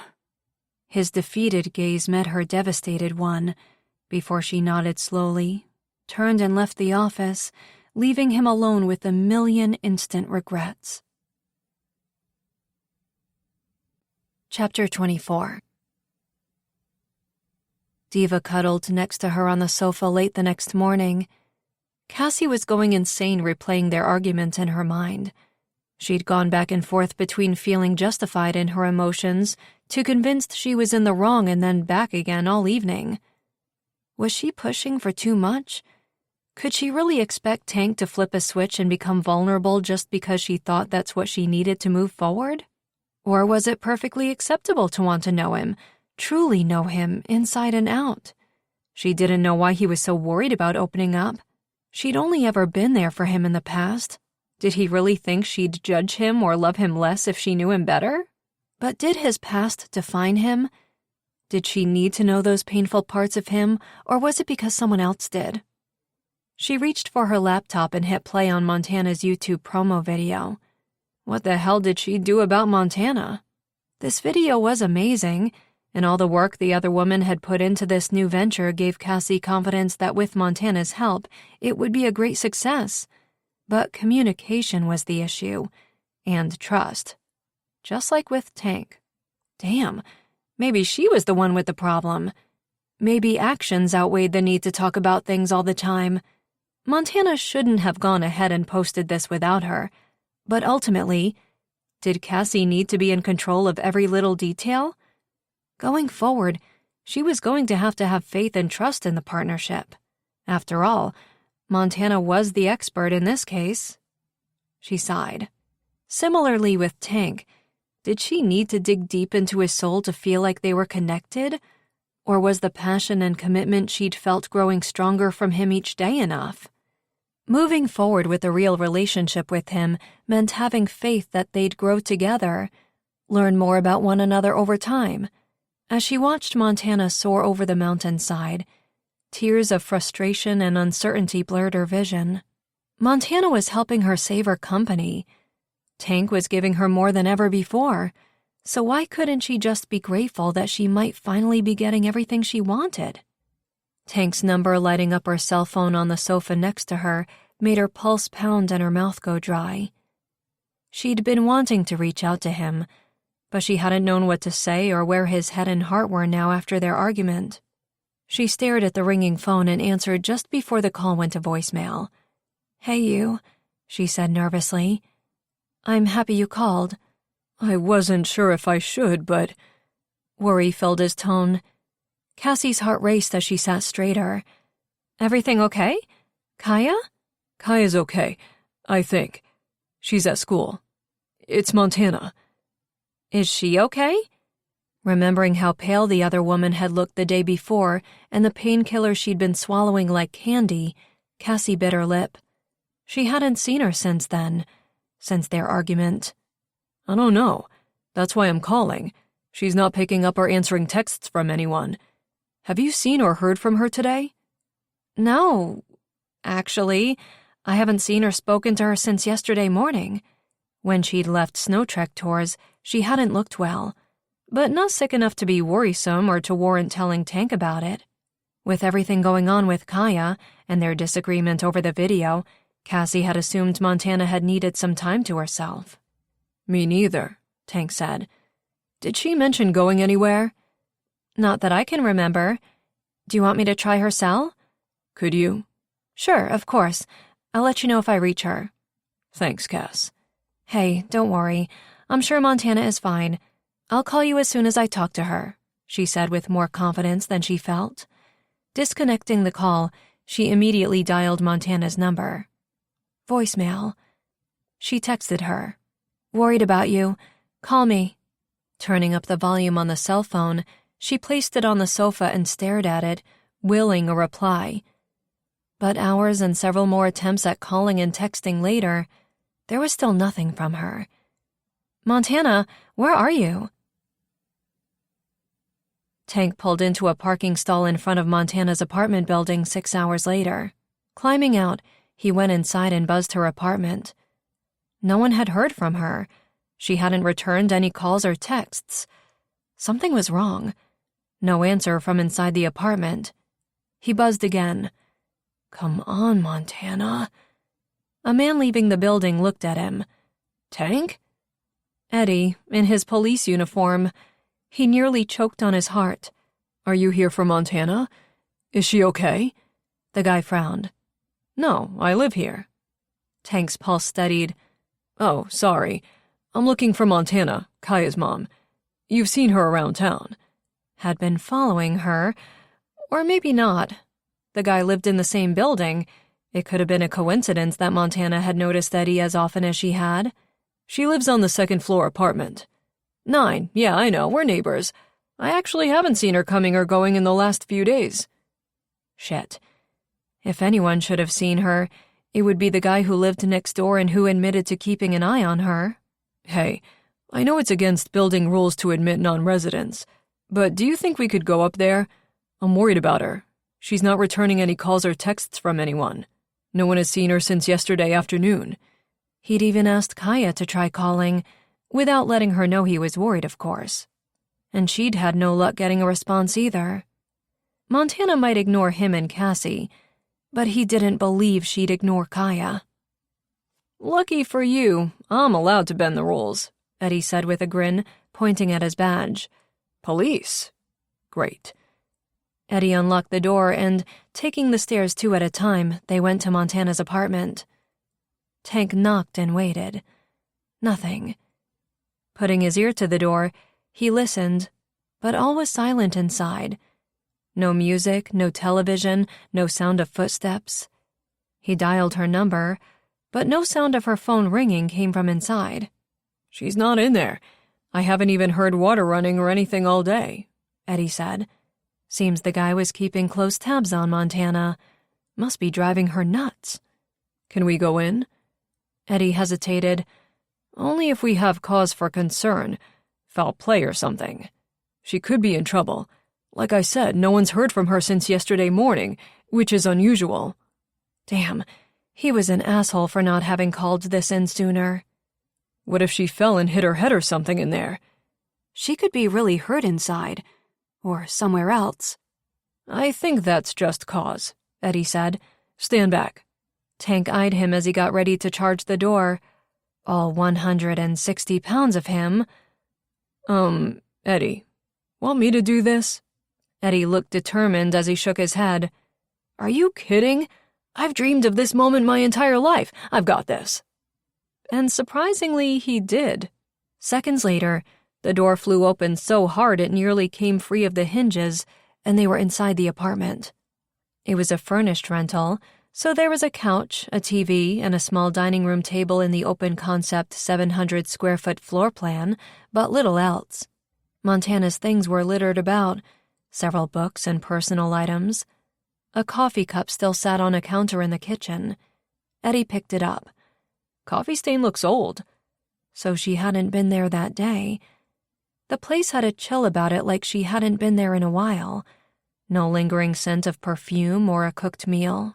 Tank scanned the room for a note or any indication of where she'd gone and couldn't decide if it was a good thing or not to not find one. He followed Eddie into the bedroom. Nothing. Just an unmade bed and clothes spilling out of her suitcase. Some of Kaya's things were in the closet, and the picture of him and Kaya sat on the nightstand. Nothing else. Well, her suitcase is here, so she probably didn't leave town, Eddie said. Right. So where had she gone? Did she know anyone else in town? Could she be visiting someone? I don't think so. He ran a hand over his beard as he scanned his mind for where she might be. Well, what do we know about her? What clues about her whereabouts might we get by considering her hobbies, her passions? Her passion. Shit. He knew exactly where she was, or at least where she'd been heading. Staring at the map of the backwoods area where Cassie and Montana were planning to open the jump site, Tank's palms were sweating. Had he known the two of them were running around out there in these less traveled areas, he would have fought harder against the idea. No wonder the two of them had kept the exact location to themselves, until now. Cassie looked guilty and worried, pacing the station as the crew discussed their plan. Tank didn't doubt Montana's survival skills, if she was actually better. But if not, who knew where she might be or what danger she might be in? So, we have 8 of us ready to start the search near Suncrest Peak, where we suspect she would have headed, Reed said. Montana wouldn't have gone anywhere else. They were all fairly certain of that. It was better to have more hands on deck in the most likely location than to separate into 2 teams and search elsewhere. Eddie had called in the missing person report to the Wild River State Trooper's office and was there, offering his support. Tank's cell sounded and his heart raced, seeing Kaya's number. What the hell was he going to tell her? He'd already asked one of her friend's parents if she could stay at their place for the evening, but they hadn't spoken properly in days and he didn't want her worrying. How was he supposed to answer without giving something away? Luckily, Cass took the phone. Despite the awkward tension still lingering between them, she held his hand tightly in hers as she answered. Hey, Kaya, it's Cass. Oh no, he's fine. Just got a call at the station, so he's in briefing with Reed and the crew. I'm acting as secretary. She forced a laugh. Thank God for her. As soon as they found Montana, they needed to talk. The night before in his office, he hadn't known how to respond to how she was reacting, how she was feeling. But he was desperate to find a way to communicate with her, apologize, make things better between them. But first, they had to find his ex. Yeah, no worries. I'll come get you and we can hang out tonight, if that's okay. Having Kaya with Cass was the only thing that made sense, and he was so grateful that she'd simply assumed she'd be with the little girl during the search. He paused for a second, realization hitting him. Was that the reason Cass had never applied to be on the crew? Had she known that he needed her? Maybe her adrenaline-craving spirit had a balance he hadn't fully realized was there. Seems he'd worried about a lot of things he shouldn't have for too long. Okay, I'll be there to pick you up soon, Cassie said, disconnecting the call. Handing the phone back to him, she added, "She said to be careful and she loves you." His daughter loved him. She might still be upset with him, but she loved him. He'd take it. Was the same true of Cassie? "Thank you for that. And for stepping in together." He kissed her forehead. "Of course." "Okay, I think we've mapped our in and out. Suit up and let's meet outside in 5, Reed said, photocopying their routes for the team. Tank grabbed his gear, and 3 minutes later, he waited out front for the rest of the crew. Diva sat at his feet, looking at him expectantly. "No, girl. I know you want to go, but you're not quite ready yet," he said, petting the dog. Diva yapped disobediently, obviously disagreeing with his assessment. "Soon." Though he'd love to have her out there. An extra set of eyes and super sharp nose would certainly be appreciated. It was a shame she wasn't fully certified yet. Cassie hesitated before saying, "You know, maybe it's not a bad idea. You said she was doing really well." "But she's not certified yet, and these backwoods are dangerous. For a first mission." "Every mission is dangerous. We both knew Diva would have to face this eventually. She wants this. Look at her." The smart husky was sitting, alert, waiting for her commands. No trace of a playful puppy anywhere. "I, for one, would appreciate the backup," Reed said, joining them, putting on his reflective jacket. If nothing else, she could provide a sense of comfort to the crew. "They're all a little stressed about this one," Erica said, zipping into her own gear. Tank looked at the dog. She stared right back at him. "Okay, Diva, let's get your vest," he said, uneasy about the idea. Already, one person he cared about was lost out there, and now his closest friends were heading out with him to find her. "I think this is the right idea, but I can't watch you all leave. I'm going to go get Kaya." She paused. "What do you want me to tell her? Anything or just wait?" Cassie asked him. Shit. His little girl was going to be worried enough. If she tried reaching Montana again and got no response, she was smart enough to put the pieces together. "Wait for now. But if she asks about Montana, be honest with her." "Okay." She looked hesitant for a fraction of a second, but then stepped into his arms. He breathed in the scent of her, savoring the comfort and security of her arms wrapped around him. She was always his rock, his best friend, the woman he was falling in love with. Already loved. They really needed to talk. He needed to tell her, and he hoped it might put all her doubt to rest. "Be careful," she whispered. "We will be back soon." She bent to hug Diva, then her brother and Erica. "Everyone be safe," she said. He walked her to her truck and hugged her again quickly before she jumped into it and drove away. 10 minutes later, the crew gathered at the base of the trail leading toward Suncrest Peak. Along the way, Eddie had gone back to Montana's for an article of hers for Diva to get the scent. He jumped out of his squad car now and hurried toward them. "I brought her pillowcase. All of the clothing looked clean, and I wasn't sure how helpful it would be." "Pillowcase? Genius." "This is great. Thanks, Eddie." Tank introduced Montana's scent to Diva. She pawed at it and sniffed it for several minutes, then sat back on her hind legs and waited. "Find." Tank gave the official command. Diva stood, ready to go. "She looks confident," Reed said. At least one of them was. "Okay, let's go." A misty rain started as they headed into the woodsy area at the base of the unworn, unfamiliar hiking trail. "This weather had to pick now to start," Tank mumbled. It had been sunny and mild all week. That day had seen a change in temperature, a cold wind and overcast clouds. "I don't like it either," Reed said, scanning the sky in the distance. "It looks like storm clouds to the west." The forecast hadn't predicted any thunder and lightning, but by the looks of the clouds, they were going to be in for some unexpected weather that evening. "Have you been through these woods before?" Tyler asked, zipping his coat higher over his neck and pulling his hood up. "No, these trails aren't great for hiking." "How on earth did Montana even discover the jump site out this far?" he asked. "Cassie said she'd seen it on a heliskiing trip with her father years ago," Tank said. How she'd remembered the site for so long was a mystery. Clearly it had left an impression on her back then. Tank pushed through an uncleared section of the forest, holding back the large tree branches for the rest of the crew to make it through to the clearing on the other side. Diva walked through first, barking when she'd reached the other side to announce everything was safe ahead, and the search for Montana began. "They've been out there for a long time," Kaya said, her attention obviously not on the new Disney movie that Cassie hadn't been paying attention to either. "Has Dad checked in yet?" The crew had only been out for 8 hours, but it felt like days. It was after 3 a.m., but Kaya had insisted she couldn't sleep.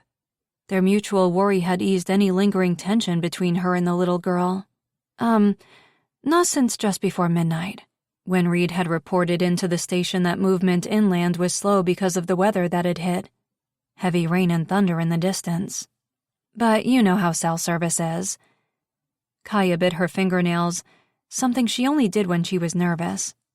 "I wish I hadn't been so mad at him. I've barely even talked to him in 3 days. Cassie knew the feeling. She hated that their last real conversation was an argument, and she desperately wanted to tell him that she'd been wrong to push him for more than he could give, wanted to give. She couldn't wait for him to be back, safe. "Don't worry, you two will have plenty of time to talk as soon as he gets back.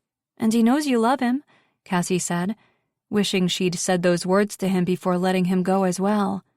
It hadn't felt like the right time, but now... "Yeah, I know. Can you call the station for another update?" It was the same every rescue. Kaya was always as nervous as she was, if not more so. But this one had Cassie more on edge, too. So far, she'd dodged having to tell Kaya that they were out looking for her mother. But not telling her was taking its toll. Knowing both of the little girl's parents were out there was driving Cassie to the brink of insanity. "Sure, I'll call and check in," she said. Dialing the station, she listened to 3 rings, then Riley's stressed-sounding voice. She knew before asking that there wasn't an update. Not a good one, anyway. "Hey, it's Cass. Just checking in." "Sorry, Cass, still no news. Reed radioed in about 3 hours ago, but I haven't been able to make contact with him since." Right. That was their last update. "Okay, thank you. Let us know." "You'll be my first call," Riley said, disconnecting. Rescues were hard on the crew member back at the station as well. They were waiting for good news and having to field the update calls to the family and friends. All the positions on the search and rescue crew were challenging, and she admired everyone who put their lives at risk. It worried the hell out of her that too many of them were her close family and friends. And the man she was in love with. She should have told Tank she loved him before he left. What if... No. She wouldn't go there. There would be plenty of time to tell him how she felt once they were all back safe and sound. "No news?" Kaya asked. She'd paused the movie and had been listening intently. "Not since the last update, but everything was okay then, so I'm sure things are fine." "We're hitting critical time." It sometimes sucked having the little girl know so much about the search and rescue procedures. "Hey, don't worry. Reed's leading the crew and you know he won't sacrifice everyone's safety." Cassie paused. In this case, putting the crew's safety first and turning back would mean abandoning the search. Abandoning Montana. "Is it okay if I try calling my mom? I know it's really late, but I think she should know that Dad's out there." Damn it. It was unfair to keep this up. The little girl deserved to know. "Kaya, there's something I need to tell you." She sat on the couch and turned to face her. "What's wrong? Is Dad okay?" "I'm sure he is, sweetheart. The thing is..." She paused for a deep breath. "The crew is out looking for your mom." Tears and fear filled the little girl's eyes, and Cassie swallowed a lump in her throat. "My mom is lost out there?" she whispered. Cassie nodded. "We think she may have been headed up to the jump site yesterday." Kaya got up from the couch. "Yesterday?" "We don't need to worry yet. We both know your mom wouldn't have ventured out there unprepared." If she was fully aware of what she was doing. How much did Cassie tell Kaya? For now, just what she needed to know. What if she's hurt? The search and rescue team will find her. I'm sure she just got turned around. The trails up there are a little confusing. Not helping. Kaya paced in front of the television. This can't be happening. I just got her back in my life. I can't lose her again. Tears were streaming down her cheeks now. Cassie stood and hugged her tight. Hey, you're not going to lose her. She's going to be fine. They will find her. Kaya wasn't relieved. But you said yourself, Reed will do its best for the crew. If things get too dangerous, he will turn back and leave my mom out there. There was no right thing to say. Her brother's priority was the crew. If they didn't find Montana in the next few hours, they would head back, get the crew rested and head out again in the morning with volunteers. But the objective of the next mission was a little different, and the outcome not so promising. Cassie, you have to tell them not to leave my mom out there. The little girl was practically hysterical, and Cassie hugged her tighter as tears fell down her own cheeks. Please, Cassie, please. Sitting on the floor, Cassie pulled the little girl into her arms as she leaned back against the living room wall. She said the only thing she knew to be true. Don't worry. Your dad won't give up until he finds your mom and brings her back. Chapter 25. Heavy, unrelenting rain had the ground slippery beneath their boots as they trudged along the path. Mud and slick tree branches cluttered the trails along the mountains. Wind had picked up out of the northwest, piercing through their wet clothing. Searching familiar territory posed its own risks. This more remote area of the mountain was somewhere none of them, besides Cassie, had really ventured into before. Most tourists stuck to the familiar trails, and even the more adventurous locals, familiar with the outback, rarely hiked these woods. Why Montana had ventured out here alone was a mystery, and especially without letting anyone know her plans. 10 more minutes in this direction, then I suggest heading east along the Chugach mountain range. There hasn't been any trace of her having gone this way, and we have no idea what to expect further up, Reed said next to him. Normally, Tank didn't question the lead rescue's advice.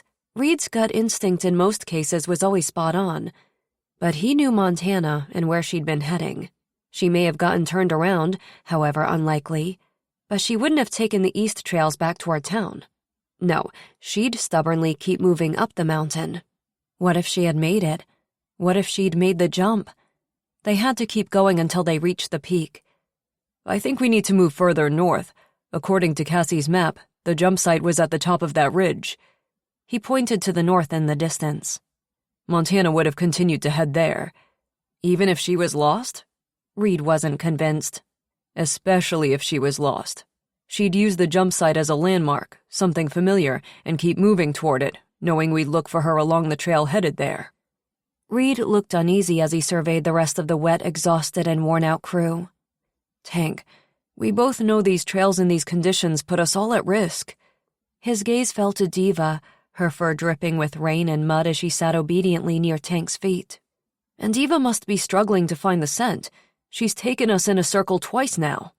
The dog wasn't certified yet. She wasn't ready for this. But having her with him did provide some comfort, and he believed if they continued to move higher and Diva could catch the scent away from the heavy, dense forest, she might be able to put them on the right path. It was really their only hope. Look, I know the crew's safety is your main concern, and I understand that, but we can't just head back toward town. We are reaching 48 hours missing. Montana could be in danger. 2 days out there would be challenging for anyone, especially in this current weather. He hoped she'd had enough sense to bring food and water. The medication Cassie had mentioned seeing in her purse, had she brought that along? Had she taken it? I'm just suggesting we take the safer trails, at least until this torrential downpour stops, Reed said, glancing at Tyler and Tiffany struggling to get traction on the side of the steep mountain. 2 steps forward, then they'd slide backward several feet. They weren't getting anywhere fast. But retreating would be worse.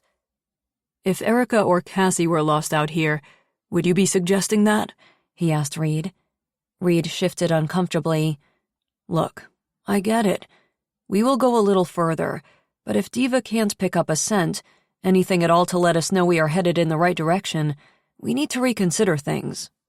Tank nodded, but he knew he wouldn't be turning back. Reed had to look out for the safety of the crew. He understood that. And the crew included Diva. Soon, they could all start heading down the safer trails. And he would continue on. There was no way he could return to town without Montana safe and sound and look his daughter in the face again. He'd never forgive himself if something happened to her. Slick terrain grew more challenging to climb the higher they went. Every step forward made little progress as their boots slipped and the footing shifted. "This has to be the worst hiking conditions I've ever attempted," Tyler said after another 20 minutes. "Extreme athletes or not, is Montana serious about these base jumpers being so hardcore that they'd tackle this hike for a 30-second adrenaline rush?" Tank nodded. "These guys are nuts. Hence the passion for free-falling from a cliff," he muttered. "Crazy, man." Reed stopped the group a few minutes later as they finally reached a small level clearing, still about 500 feet from the peak. He gestured for everyone to gather around. The wind and rain in the clearing were even worse without the shelter of tree branches and overhang, so he had to yell to be heard. "Unfortunately, I think we've gone as far as we can safely go." He glanced at Tank, and Tank avoided his friend's eyes. "I suggest going back for the drones.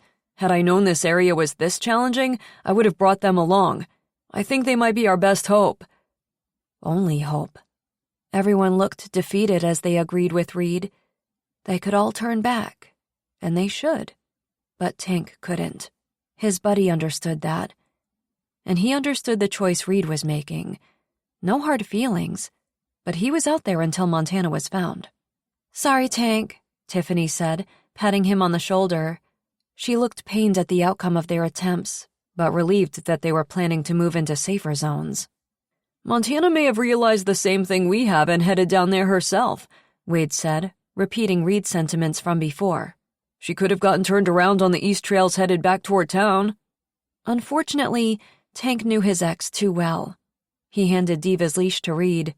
"I'm going to keep looking." Reed didn't try to talk him out of it. He simply nodded. Diva's sad, low-toned whine reflected Tank's feelings perfectly. He bent to pet the dog. "You did good. Real good. But it's time to head home." "We will be back at sunlight with the drones and more volunteers," Reed said. Sunlight. About 4 hours from now. He was on his own until then. Tank stood and watched as the crew carefully headed down the slope. But the dog refused to budge as Reed attempted to head down after them. "Come on, Diva. Let's go see Cass." The dog was unmovable. Her butt glued to the ground, she refused to leave Tank's side. She turned her head from side to side, sniffing the air. "Go on. Follow Reed," Tank commanded in a gruff voice, or at least as commanding as he could manage when emotions had him choking. Diva was such a great dog, and someday she might be an amazing search and rescue member, but he'd barely given her the chance needed to succeed. He'd been unfair to her. "Diva, go." She continued sniffing the air. Then she stood up, alert. 3 sharp barks before pulling Reed slightly west of where they'd been searching. "She's got something," Reed said. He handed the leash back to Tank. "I'll let the others know we are moving west." Tank nodded his gratitude at his friend. Thank God he'd have their assistance a little longer. "What do you got, girl?" he asked Eva as he unleashed her and followed her toward an overgrown path to the west of the mountain. Wet slabs of evergreen branches and moss covered the ground as they moved further into the bush. Slow, calculated, careful steps. Diva stopped and sniffed some more. Tank held Montana's pillowcase close to her nose, letting her confirm the scent she was following. 3 sharp barks, then she was moving again. All business. Serious. Dedicated. Tank heard the cracking of tree branches ahead on the trail before he glimpsed Montana. But seconds later, she turned and saw them there. Diva hurried toward her target, Tank close behind her. Montana was weak, wet, and cold. No backpack, and just a thin spring jacket that was now soaked all the way through. She was disoriented as she stumbled along the path toward them. He heard Reed call into the station as he moved closer. "Montana, it's okay. We're here to help you." Wild-eyed, she looked panicked, scared, lost. Never had he seen her look this way. Her hair was soaked and matted to her face, Makeup stained her cheeks and her yoga pants were dirty and torn. She frowned, recognizing him. "Tank?" Her voice was hoarse, either from lack of fluids or from calling for help. Either was gut-wrenching. "Yes, I'm here. We're going to take you back to town. Get you warmed up, food and water. You're okay now," he said. Thank God they'd found her. His own relief had his exhaustion setting in, but they still needed to hike back out on these uncertain trails. Diva sat at his feet, waiting, obviously sensing her job wasn't over. "I got turned around, that's all," Montana said, looking worried. "I swear I was headed in the right direction." Her voice trailed off. "Happens to the best of us," Tank said, checking her for signs of injury. Reed moved closer with a heated blanket that wouldn't stay dry and warm long, but would at least offer some instant comfort to Montana. He opened a canteen of hot water and helped her drink from it. Immediately, Montana looked less frightened, seeing everyone around her. "I'm okay?" Tank nodded. "Yes, you're okay. But we need to hike back out. Are you hurt?" "No," she said. "I can make it." She drank more of the water and accepted a granola bar from Reed with a shaky hand. "Okay, slowly. We move out along the east trails," Reed said to the crew. Then to Tank he said, "Let's get her home." Tank supported Montana's one arm, and Tiffany supported the other as they started the hike back out of the bush. Diva, the world's best search and rescue dog, was never more than a pace ahead of Montana, providing comfort and security on her first successful rescue. Cassie had barely parked the truck when Kaya had her seatbelt off and the passenger side door opened. The search and rescue vehicles were parked in the hospital emergency lane already, so she said, "Go on ahead. Be careful." Kaya ran toward the hospital, and Cassie moved at a sprint right behind her seconds later. Inside, Reed and Tank stood at the triage desk, filling out paperwork and answering the questions posed by the nurses. When Reed saw them enter, he turned to Tank and said, "Go ahead. I'll finish taking care of this." Tank patted him on the back. Then he and Diva approached them. They were both caked in mud. Rain had Tank's clothes and Diva's fur soaked and dripping. They both looked exhausted, but they were safe. Montana was safe. Kaya rushed to hug Tank, and normally Cassie would have held back, giving the father and daughter some space. But that morning, she was more relieved than ever to see him, so she rushed into the three-way hug.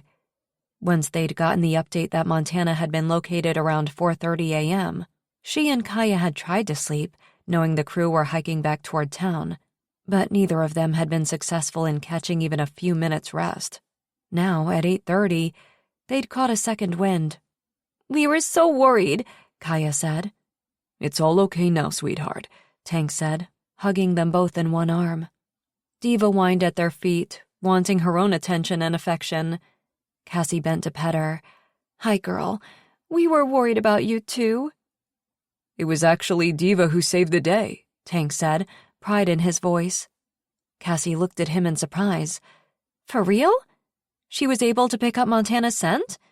"It wasn't easy, but she pulled it off in the nick of time," Tank said, looking affectionately at the dog. Kaya bent to wrap her little arms around Diva's neck. "Thank you, Diva. You're my hero." "Hey," Tank said, teasing in his voice. "After you, of course," Kaya said, still cuddling the dirty, tired but pleased-looking dog. "How's Montana?" Cassie asked. "She's okay. No major injuries, just dehydration. She was wet and cold and disoriented when we found her. Erica's in with her now, assessing any less obvious injuries." "Can I see her?" Kaya asked. "Soon," Tank said. "Why don't you take Diva for a quick walk outside? I'm sure she must have to pee by now." "Okay," Kaya said reluctantly. She headed for the door with the dog, but then ran back to give Tank another hug. "Everyone's okay, sweetheart," he said, kissing the top of her head. When the little girl went outside, Cassie asked, "Montana was headed to the jump site?" "From what we can gather, yes. She had her jump gear with her originally, as well as food and water for one day, but she got turned around on those south side trails that all look alike and ditched her gear as the provisions ran out and exhaustion set in." "A legitimate accident, or..." Was it because of her brain injury? We're not sure. Hoping Erica can help with that. He ran a dirty hand through damp hair and released a big, heavy sigh. Man, it was a close one, Cass. She didn't have to ask what he meant. She suspected there had been more than one difference of opinion out on those mountains that day. If Diva hadn't caught the scent when she did. He shook his head. It worked out. Everyone's safe, she said, wrapping her arms around him. Now wasn't the right moment, but as soon as he was rested and relaxed, she needed to tell him she loved him. She always had, and she wanted him to hear it. She longed to hear the words back, whenever he was ready.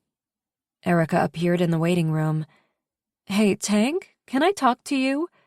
Her friend waved to her and offered a small, tired smile. Her best friend was a superstar, trading in her search and rescue gear for her scrubs without even taking a break. "Sure," Tank said, slowly releasing Cassie and heading toward Erica. "She okay?" Cassie strained to hear, but Erica led Tank down the hall for privacy, so she had no other choice than to wait. She approached Reed as he finished the paperwork. "You okay?" He nodded as he turned to her with his own exhausted expression. "Nothing a hot shower and a 12-hour nap can't fix. You and Tank okay?" "Yeah." He wasn't willing to give up on the search, was he? "No, and I understand where he was coming from out there. I'm just relieved we found her when we did. Leaving him out there alone would have killed me." "No doubt," she said. Reed touched her shoulder. "Hey, don't for a second read anything more into Tank's unwillingness to give up. He couldn't leave his daughter's mother out there. He wouldn't have been able to face Kaya." Her brother's reassurance helped keep things in perspective. And if it had been anyone that Tank cared about out there, he'd have dug in his heels just the same. "I can't believe Eric is treating her. She must be exhausted." "She's planning on heading home as soon as Montana is stabilized." Tank returned, and he seemed more at ease. "So?" "Erica says she's doing great. They want to keep her overnight, but she will be released in the morning. She said after talking to her, she believes it was a simple mistake that caused her to lose her way. She's scheduling an MRI in the morning to get a baseline from Montana if she's going to be her physician from now on. And she's already requested Montana's medical file from Colorado General Hospital." They saw Kaya approach the hospital doors, and Tank took Cassie's hand in his. "Montana's not up for visitors yet, so I think the best thing to do is get out of here and come back in the morning." Cassie nodded, hugging him tight, relief overwhelming her. They were all safe. They would all be okay. Chapter 26. "Thanks for the ride," Tank said as Cassie pulled her truck into his driveway 10 minutes later. Kaya was passed out in the back seat, with Diva curled up beside her. He glanced back at her and released what had to be his millionth sigh of relief. What the hell would he have told her if they hadn't found Montana? What if he hadn't made it back to her? He wouldn't think about it. Everyone was safe. "She's out cold," Cassie said with a small smile. Tank reached across and touched her cheek. "Thank you again for staying with her and being honest with her and making her feel safe." He owed so much to Cassie. She was his rock when he had to be at his strongest. He didn't know what he'd do without her. He never wanted to be in that position. There was no other place I would have wanted to be. She was so scared, but she was also very brave. I'm not sure I could have held it together as well as she did if my parents were both out there. Tank's chest was full of emotion when he glanced back and forth between the two women who held his heart. "Do you want to come in?"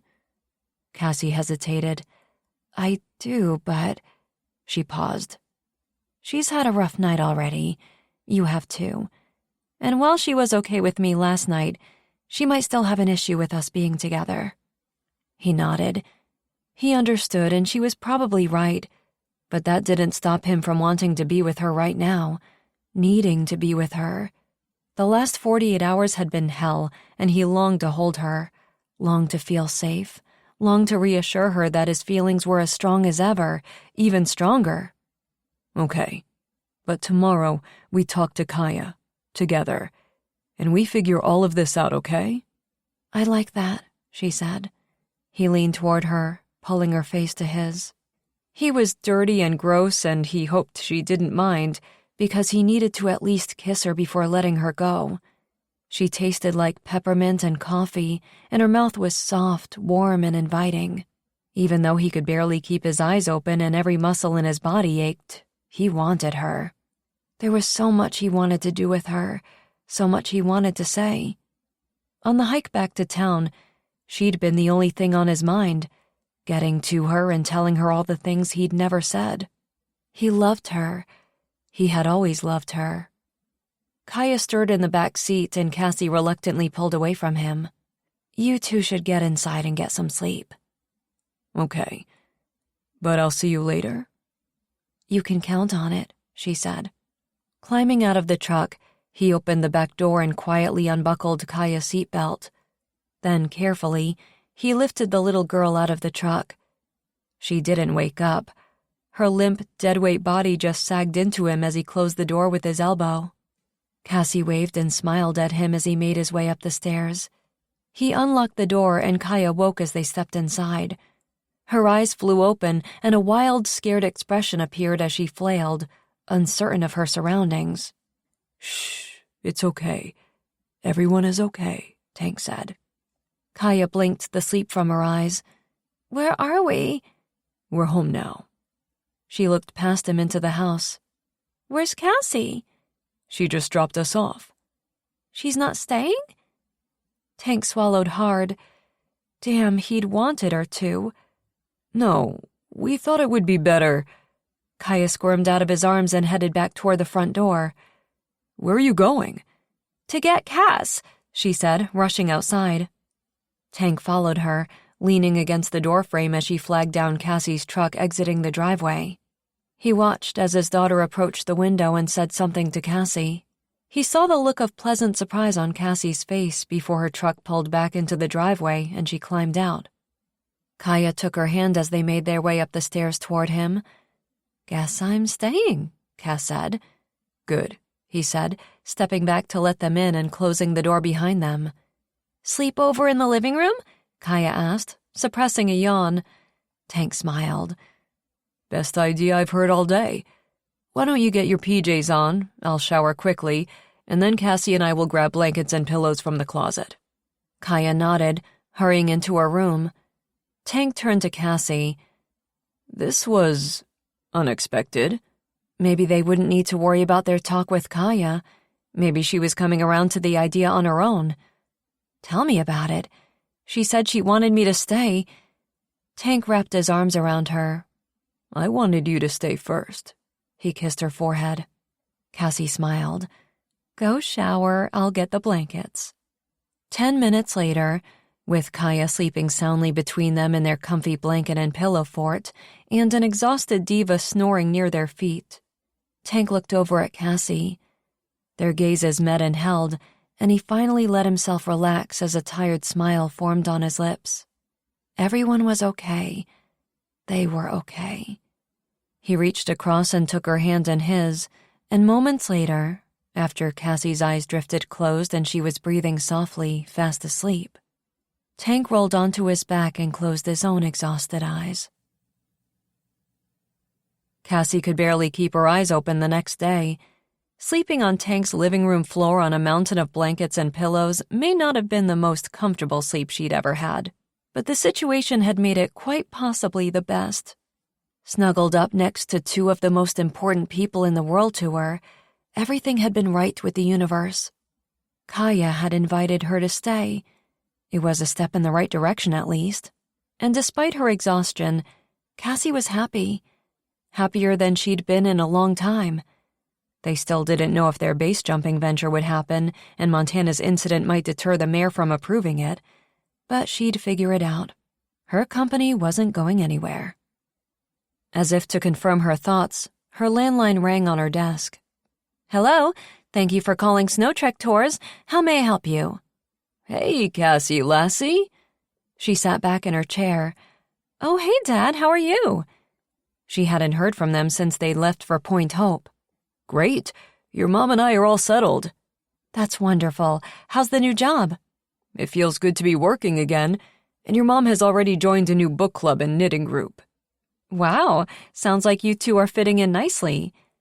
That was a relief. She'd worried that her mom would miss her life in Willow Lake, that she might second-guess giving it all up. But it sounded like she'd worried for nothing. "We're doing great. I wanted to call and check in with you and Reed. Everything okay?" Yeah, things are good. There was a rescue last night, but it all turned out okay. Luckily, it had. But Cassie couldn't squash the uneasiness in the pit of her stomach. Montana was okay, but what happened now? Tank and Kaya were heading to the hospital to see her. Erica had decided to keep her a day longer to make sure she got enough rest, but she reassured them Montana was fine.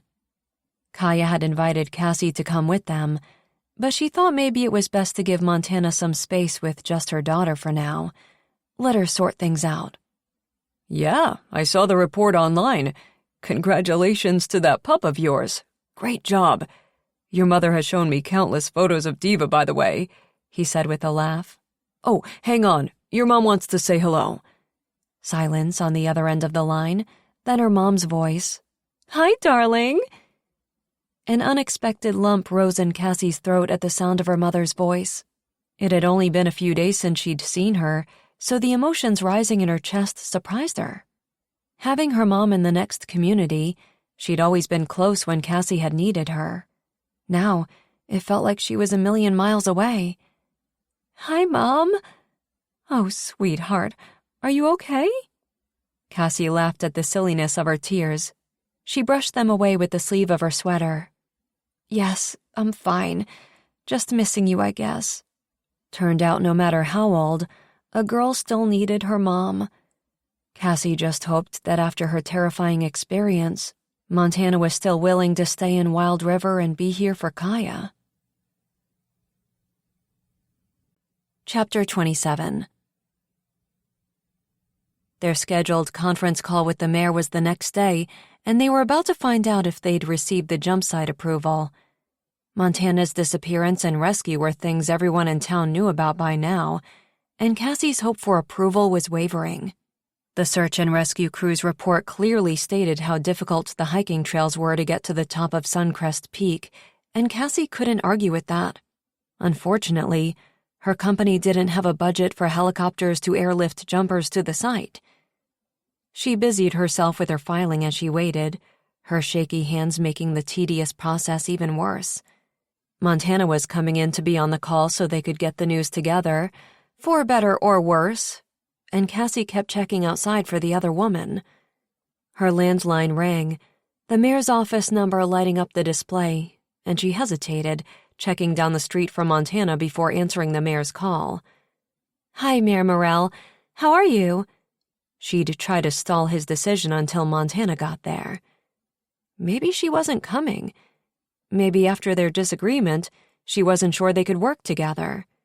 Maybe after her experience in the woods, she'd lost hope in this venture and couldn't bring herself to be there for the bad news. "Great, Cassie. Just great. Is Montana there with you?"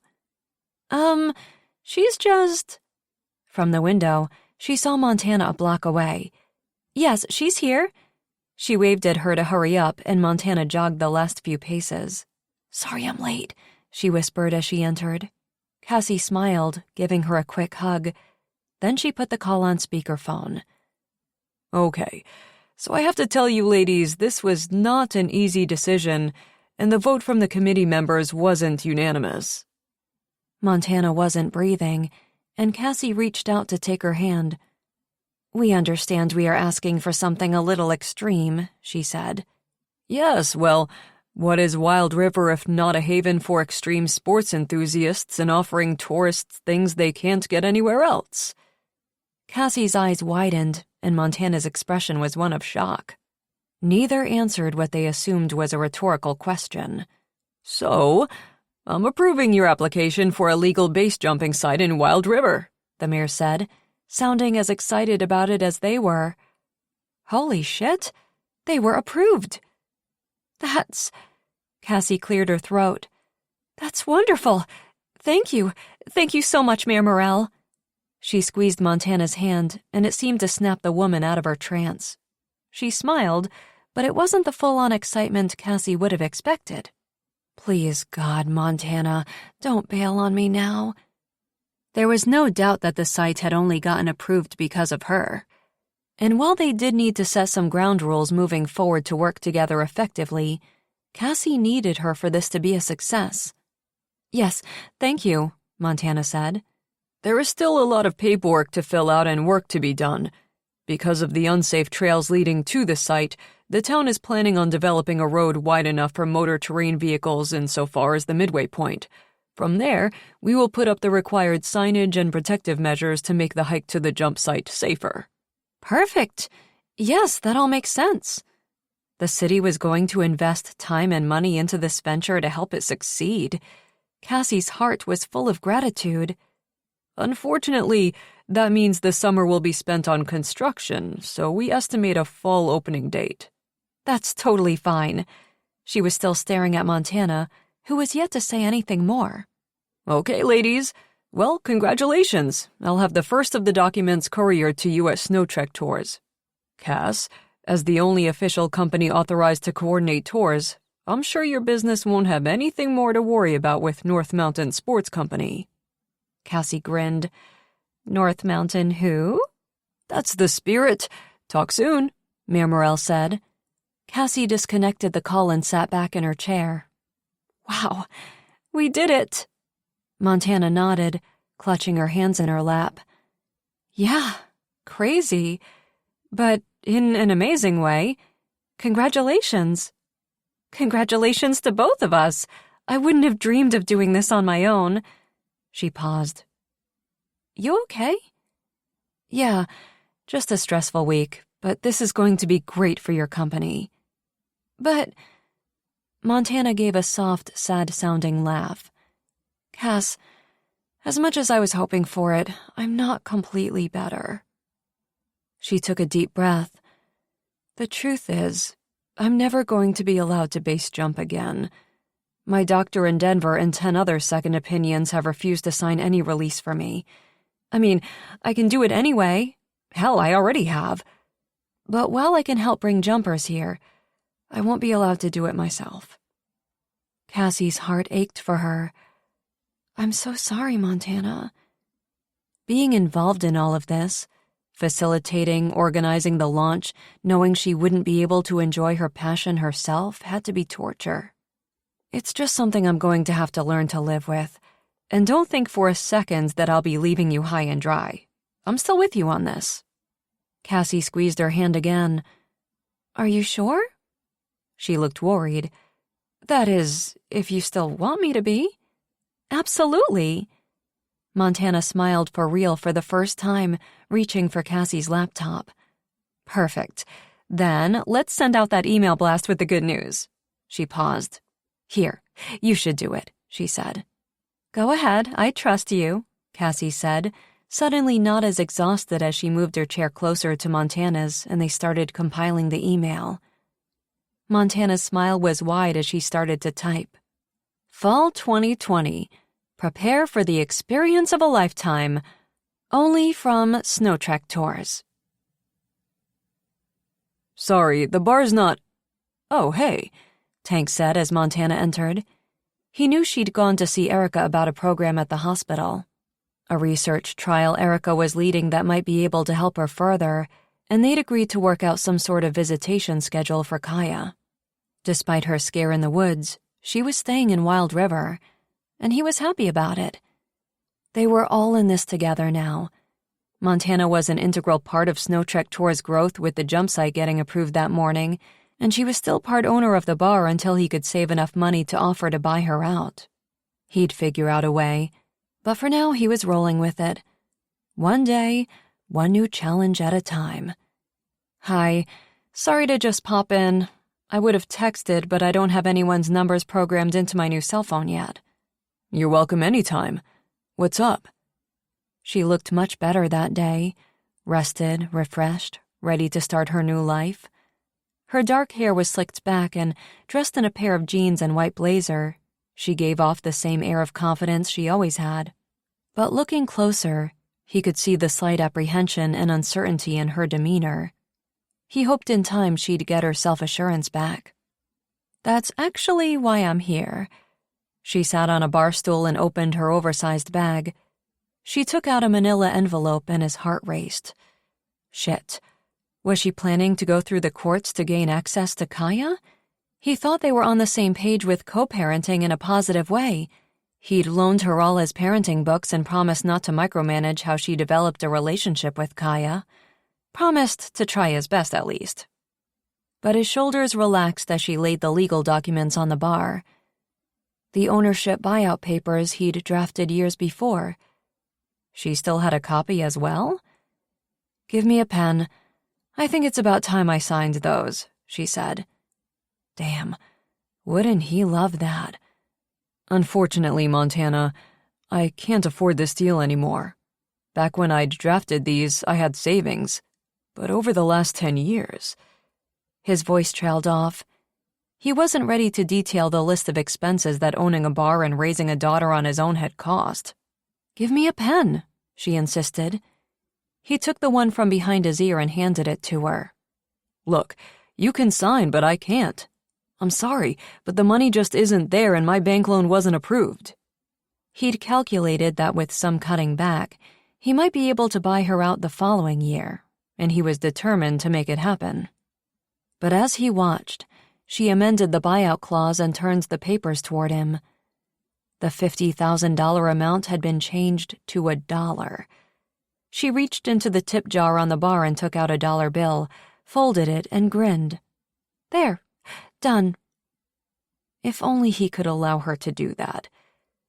"This is an amazing gesture, but I can't ask you to just sign over the rights to the bar like this without being compensated."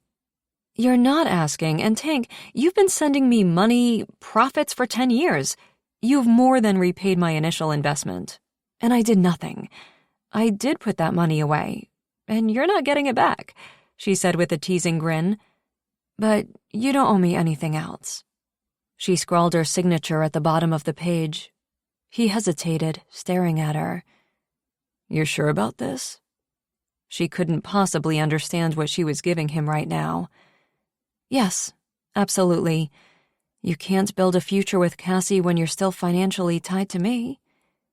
Okay, so maybe she knew exactly what this meant to him, and she sounded perfectly okay with the idea of him building a life with Cassie, which was a relief because that was the only life he wanted moving forward. Montana was right. He needed to be free of the financial ties with her. He cleared his throat.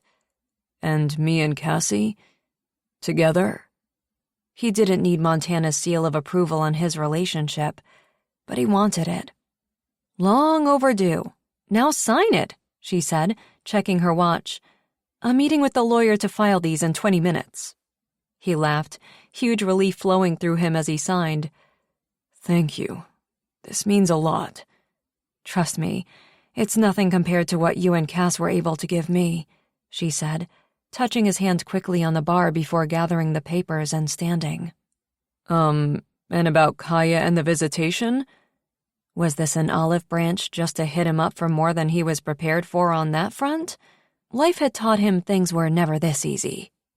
"Every second weekend she spends with me, and I'm included in all of her important life events. Sound good to you?" Shit. Had he really hit the lottery that it could all be that easy? Then, thinking of Kaya, he nodded slowly. "With the clause that if Kaya wants more time, we allow it. Work with it?" Their needs, their daughter's needs, would change over the years, but as long as they could work together on this, Kaya would reap the benefits. And it was her they needed to think about. "I like that," Montana said. "I'll see you both tomorrow at the passing of the leash ceremony," she said with a wave as she left the bar. Tank released a deep sigh as he stared after her. The passing of the leash ceremony and his and Diva's official certification was the last loose thread on his list now, and he knew the perfect way to wrap that up. Chapter 28. "Oh my God, this is so silly, but I can't stop tearing up," Cassie whispered to Erica as they sat in the Wild River fire hall the next day. Chairs were set up in front of a wooden stage, and dozens of people had gathered for the passing of the leash search and rescue dog ceremony. Diva's successful rescue had been her passing test. Frank Jennings had said that her actions under the pressure of a real-life situation proved far more than any simulated rescue he could have challenged her with in training. All over town, Diva was receiving the star treatment she deserved that week. A row of soon-to-be retired search and rescue dogs and their human partners, dressed in their S&R gear, lined up along a wooden stage. Dutiful canines sat at attention, looking proud and slightly sad, knowing the significance of the ceremony. On the other side, eager expressions lit up the faces of the younger pups, though they also waited respectfully as the ceremony started. Erica lowered her sunglasses to reveal teary eyes of her own. I don't know how that dog did it, but she certainly weaseled her way into my heart. She has that effect on everyone, Kaya said, sitting next to Cassie. Montana nodded.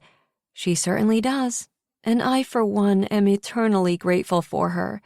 She saved my life. Cassie's pride was at an all-time high as her friends praised her dog. On the other side of Erica, Reed sniffed and Cassie shot him a look. What? Allergies, he said. Sure, she said with a laugh. They were all such saps. She was so happy for Diva and Tank, but a little sad for herself. She'd known this day would come, when she'd have to be selfless and allow the dog to move in with Tank. But she'd been hoping. She sniffed and wiped a tear from the corner of her eye as the head of ASARD, Mitch McDonald, stepped up to the microphone. Hello, everyone. We are once again honored to perform this ceremony of passing the leash from one generation of rescuers to another. As these new teams follow in the foot and paw prints of the brave rescuers before them, we wish them safety and confidence. He continued on, but Cassie's attention was on Tank and Diva. They looked so great up there. They made a wonderful team, and her heart was full seeing them reach this incredible achievement. Tank had really helped Diva reach her potential, and the dog's loyalty to Tank rivaled Cassie's own. Frank Jennings approached the new teams, a certificate in one hand and a new official vest for the dogs in the other. Tank looked a little nervous being the center of attention, but Diva sat proudly, soaking it all up when it was her turn. As Diva comes full circle from rescue to rescuer, Mitch continued, we are proud to announce Wild River's newest canine rescuer and her partner. A round of applause echoed through the fire hall, and Cassie clapped loudest of all. Kaya stood on her chair and let out a whistle that had all the dogs turning to look. Oops, sorry, she said, climbing down and sitting back on the chair. Cassie smiled and held her hand. Thank you to everyone for being here today as we honor our new ASAR team, Theodore, Tank, Wheeler, and Diva. They have completed their training and excelled with flying colors, and we are proud and excited to have them on the team. Frank handed Tank the certificate and shook his hand. Great job, man. Thank you. Couldn't have done it without you, Tank said. Frank handed Tank the new vest and leash for Diva. You can do the honors, he said. Tank bent on one knee and fastened the new vest to the dog. Then he petted her head and hugged her affectionately. The lump in Cassie's throat nearly choked her, and she heard Kaya's heavy sigh. Yeah, I can totally see why you love him, Erica whispered. Right? Cassie whispered back. And you're totally fine with Montana staying in Wild River? More than fine, she said, wiping a tear from the corner of her eye as Tank smiled at her. She was. She was confident in her relationship with Tank. She loved him and he loved her. No one could come between them. An hour later, and barely a dry eye in the room, everyone dispersed. Cassie hugged Tank and Diva as they joined her in the back of the room. Congratulations, you did it, Cassie said, petting Diva's head. It was hard to believe this 60-pound hero sitting in front of her was the same little pup with narcolepsy that she'd found on the side of the highway a year before. So confident and special. You did great, too, she said to Tank. He looked amazing, and she longed to crawl into his arms and kiss him, but there were still a lot of people around. And this moment was about him and Diva. I was nervous as shit up there, and man, it was heart-wrenching watching those other dogs retire. Well, you two have a long career together before that happens. Cassie cleared her throat. Speaking of which, I have some of her things in the truck outside if you want to grab them. It was easier to do the handoff now. If she'd brought Diva back home with her that day, she might never let the dog move in with Tank. Erica had reminded her that she could adopt a new puppy, one that needed a good home and lots of love, and maybe she would eventually, but no one could replace Diva. Tank led the way outside and Diva hung back, walking next to Cassie, to reassure her that things would be okay, and maybe also a little sad knowing what was happening. Either way, it did give Cassie comfort. She was such a great dog. Cassie would miss her, but so many other people would benefit from Diva's generous spirit and determination of heart. At the truck, Cassie opened the back and handed Tank the bag of Diva's belongings. Her bowl and favorite bed, and a bunch of toys. Tank smiled as he took the bag from her and put it in the back of his truck. Well, it appears she's all set to come live with me. Cassie refused to cry. The dog was just going to be staying at Tank's house. She'd see her every day. She was practically at Tank's all the time now. This made sense for everyone. Especially Diva. Cassie couldn't be selfish. Now we just need to get your things all packed up, Tank said. She blinked. What? Tank took a step toward her. Did you honestly believe I was going to steal your dog and not you as well? Cassie stared at him. Was he serious? You want me to move in with you? They'd never discussed it before. Things had only just recently moved out of friend territory. Was Tank really ready for that? With me, Kaya, and Diva. Eventually. He couldn't mean right now, could he? Nope, now. He took a step toward her and wrapped his arms around her waist. I've given this a lot of thought, Cassie, and I want to start a real life with you. What about Kaya? She's thrilled about it. Really? But she wanted you and Montana to be together.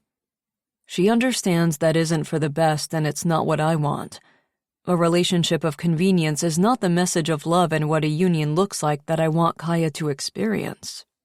Tank touched her cheek gently, but his words were sure and strong. Wow. When had Tank gotten so intensely deep about this? Clearly, he was better with emotions than he gave himself credit for. I want Kaya to have a relationship with her mother and with me, but trying to pretend to be a family isn't in anyone's best interest. Not Kaya's, and definitely not mine. He wrapped his arms around her and she moved in closer. For the first time in 10 years, I want to consider what I want, Tank continued. And I want you. And I honestly believe that you and I together is the best thing for Kaya. We can provide an example of what real love looks like. Cassie's mouth dropped. She barely recognized the man standing in front of her. The changes in Tank and his attitude about them over the last few days had turned everything upside down. In a fantastic way. And Montana? I think she was about ready to kick my ass if I didn't ask you. He kissed her nose. So, what do you say? She could barely speak above the emotion strangling her. This was more than she'd ever expected. Getting Tank to open up and be committed to her was enough. This was everything she'd ever wanted. I say yes. And it's about damn time. I love you, Cassie Reynolds, Tank said. Too many emotions that day. Many wonderful, amazing, long overdue emotions. She hugged Tank tighter and kissed him hard. She never wanted to stop. The last few months had been full of twists and turns and life's uncertainties, but now their future looked better than she ever could have hoped. Well? He pulled back to look at her, tucking her hair behind her ears. Well, what? She teased. Do you love me? Only for the last 5 years, and only for the rest of my life, she said, jumping into his arms as he lifted her off her feet and into the air. Sometimes, Life was full of the unexpected, in all the best ways. This is Melissa Moran. We hope you have enjoyed this unabridged production of Under an Alaskan Sky by Jennifer Snow, presented by HQN Books and Harper Audio. This program was produced by B Audio Limited. Executive producer Jennifer Lopes. Text copyright 2020 by Jennifer Snow. Production copyright 2020 by Harlequin Enterprises Limited. Used under license with Harlequin Books S.A. All rights reserved. Thank you for listening.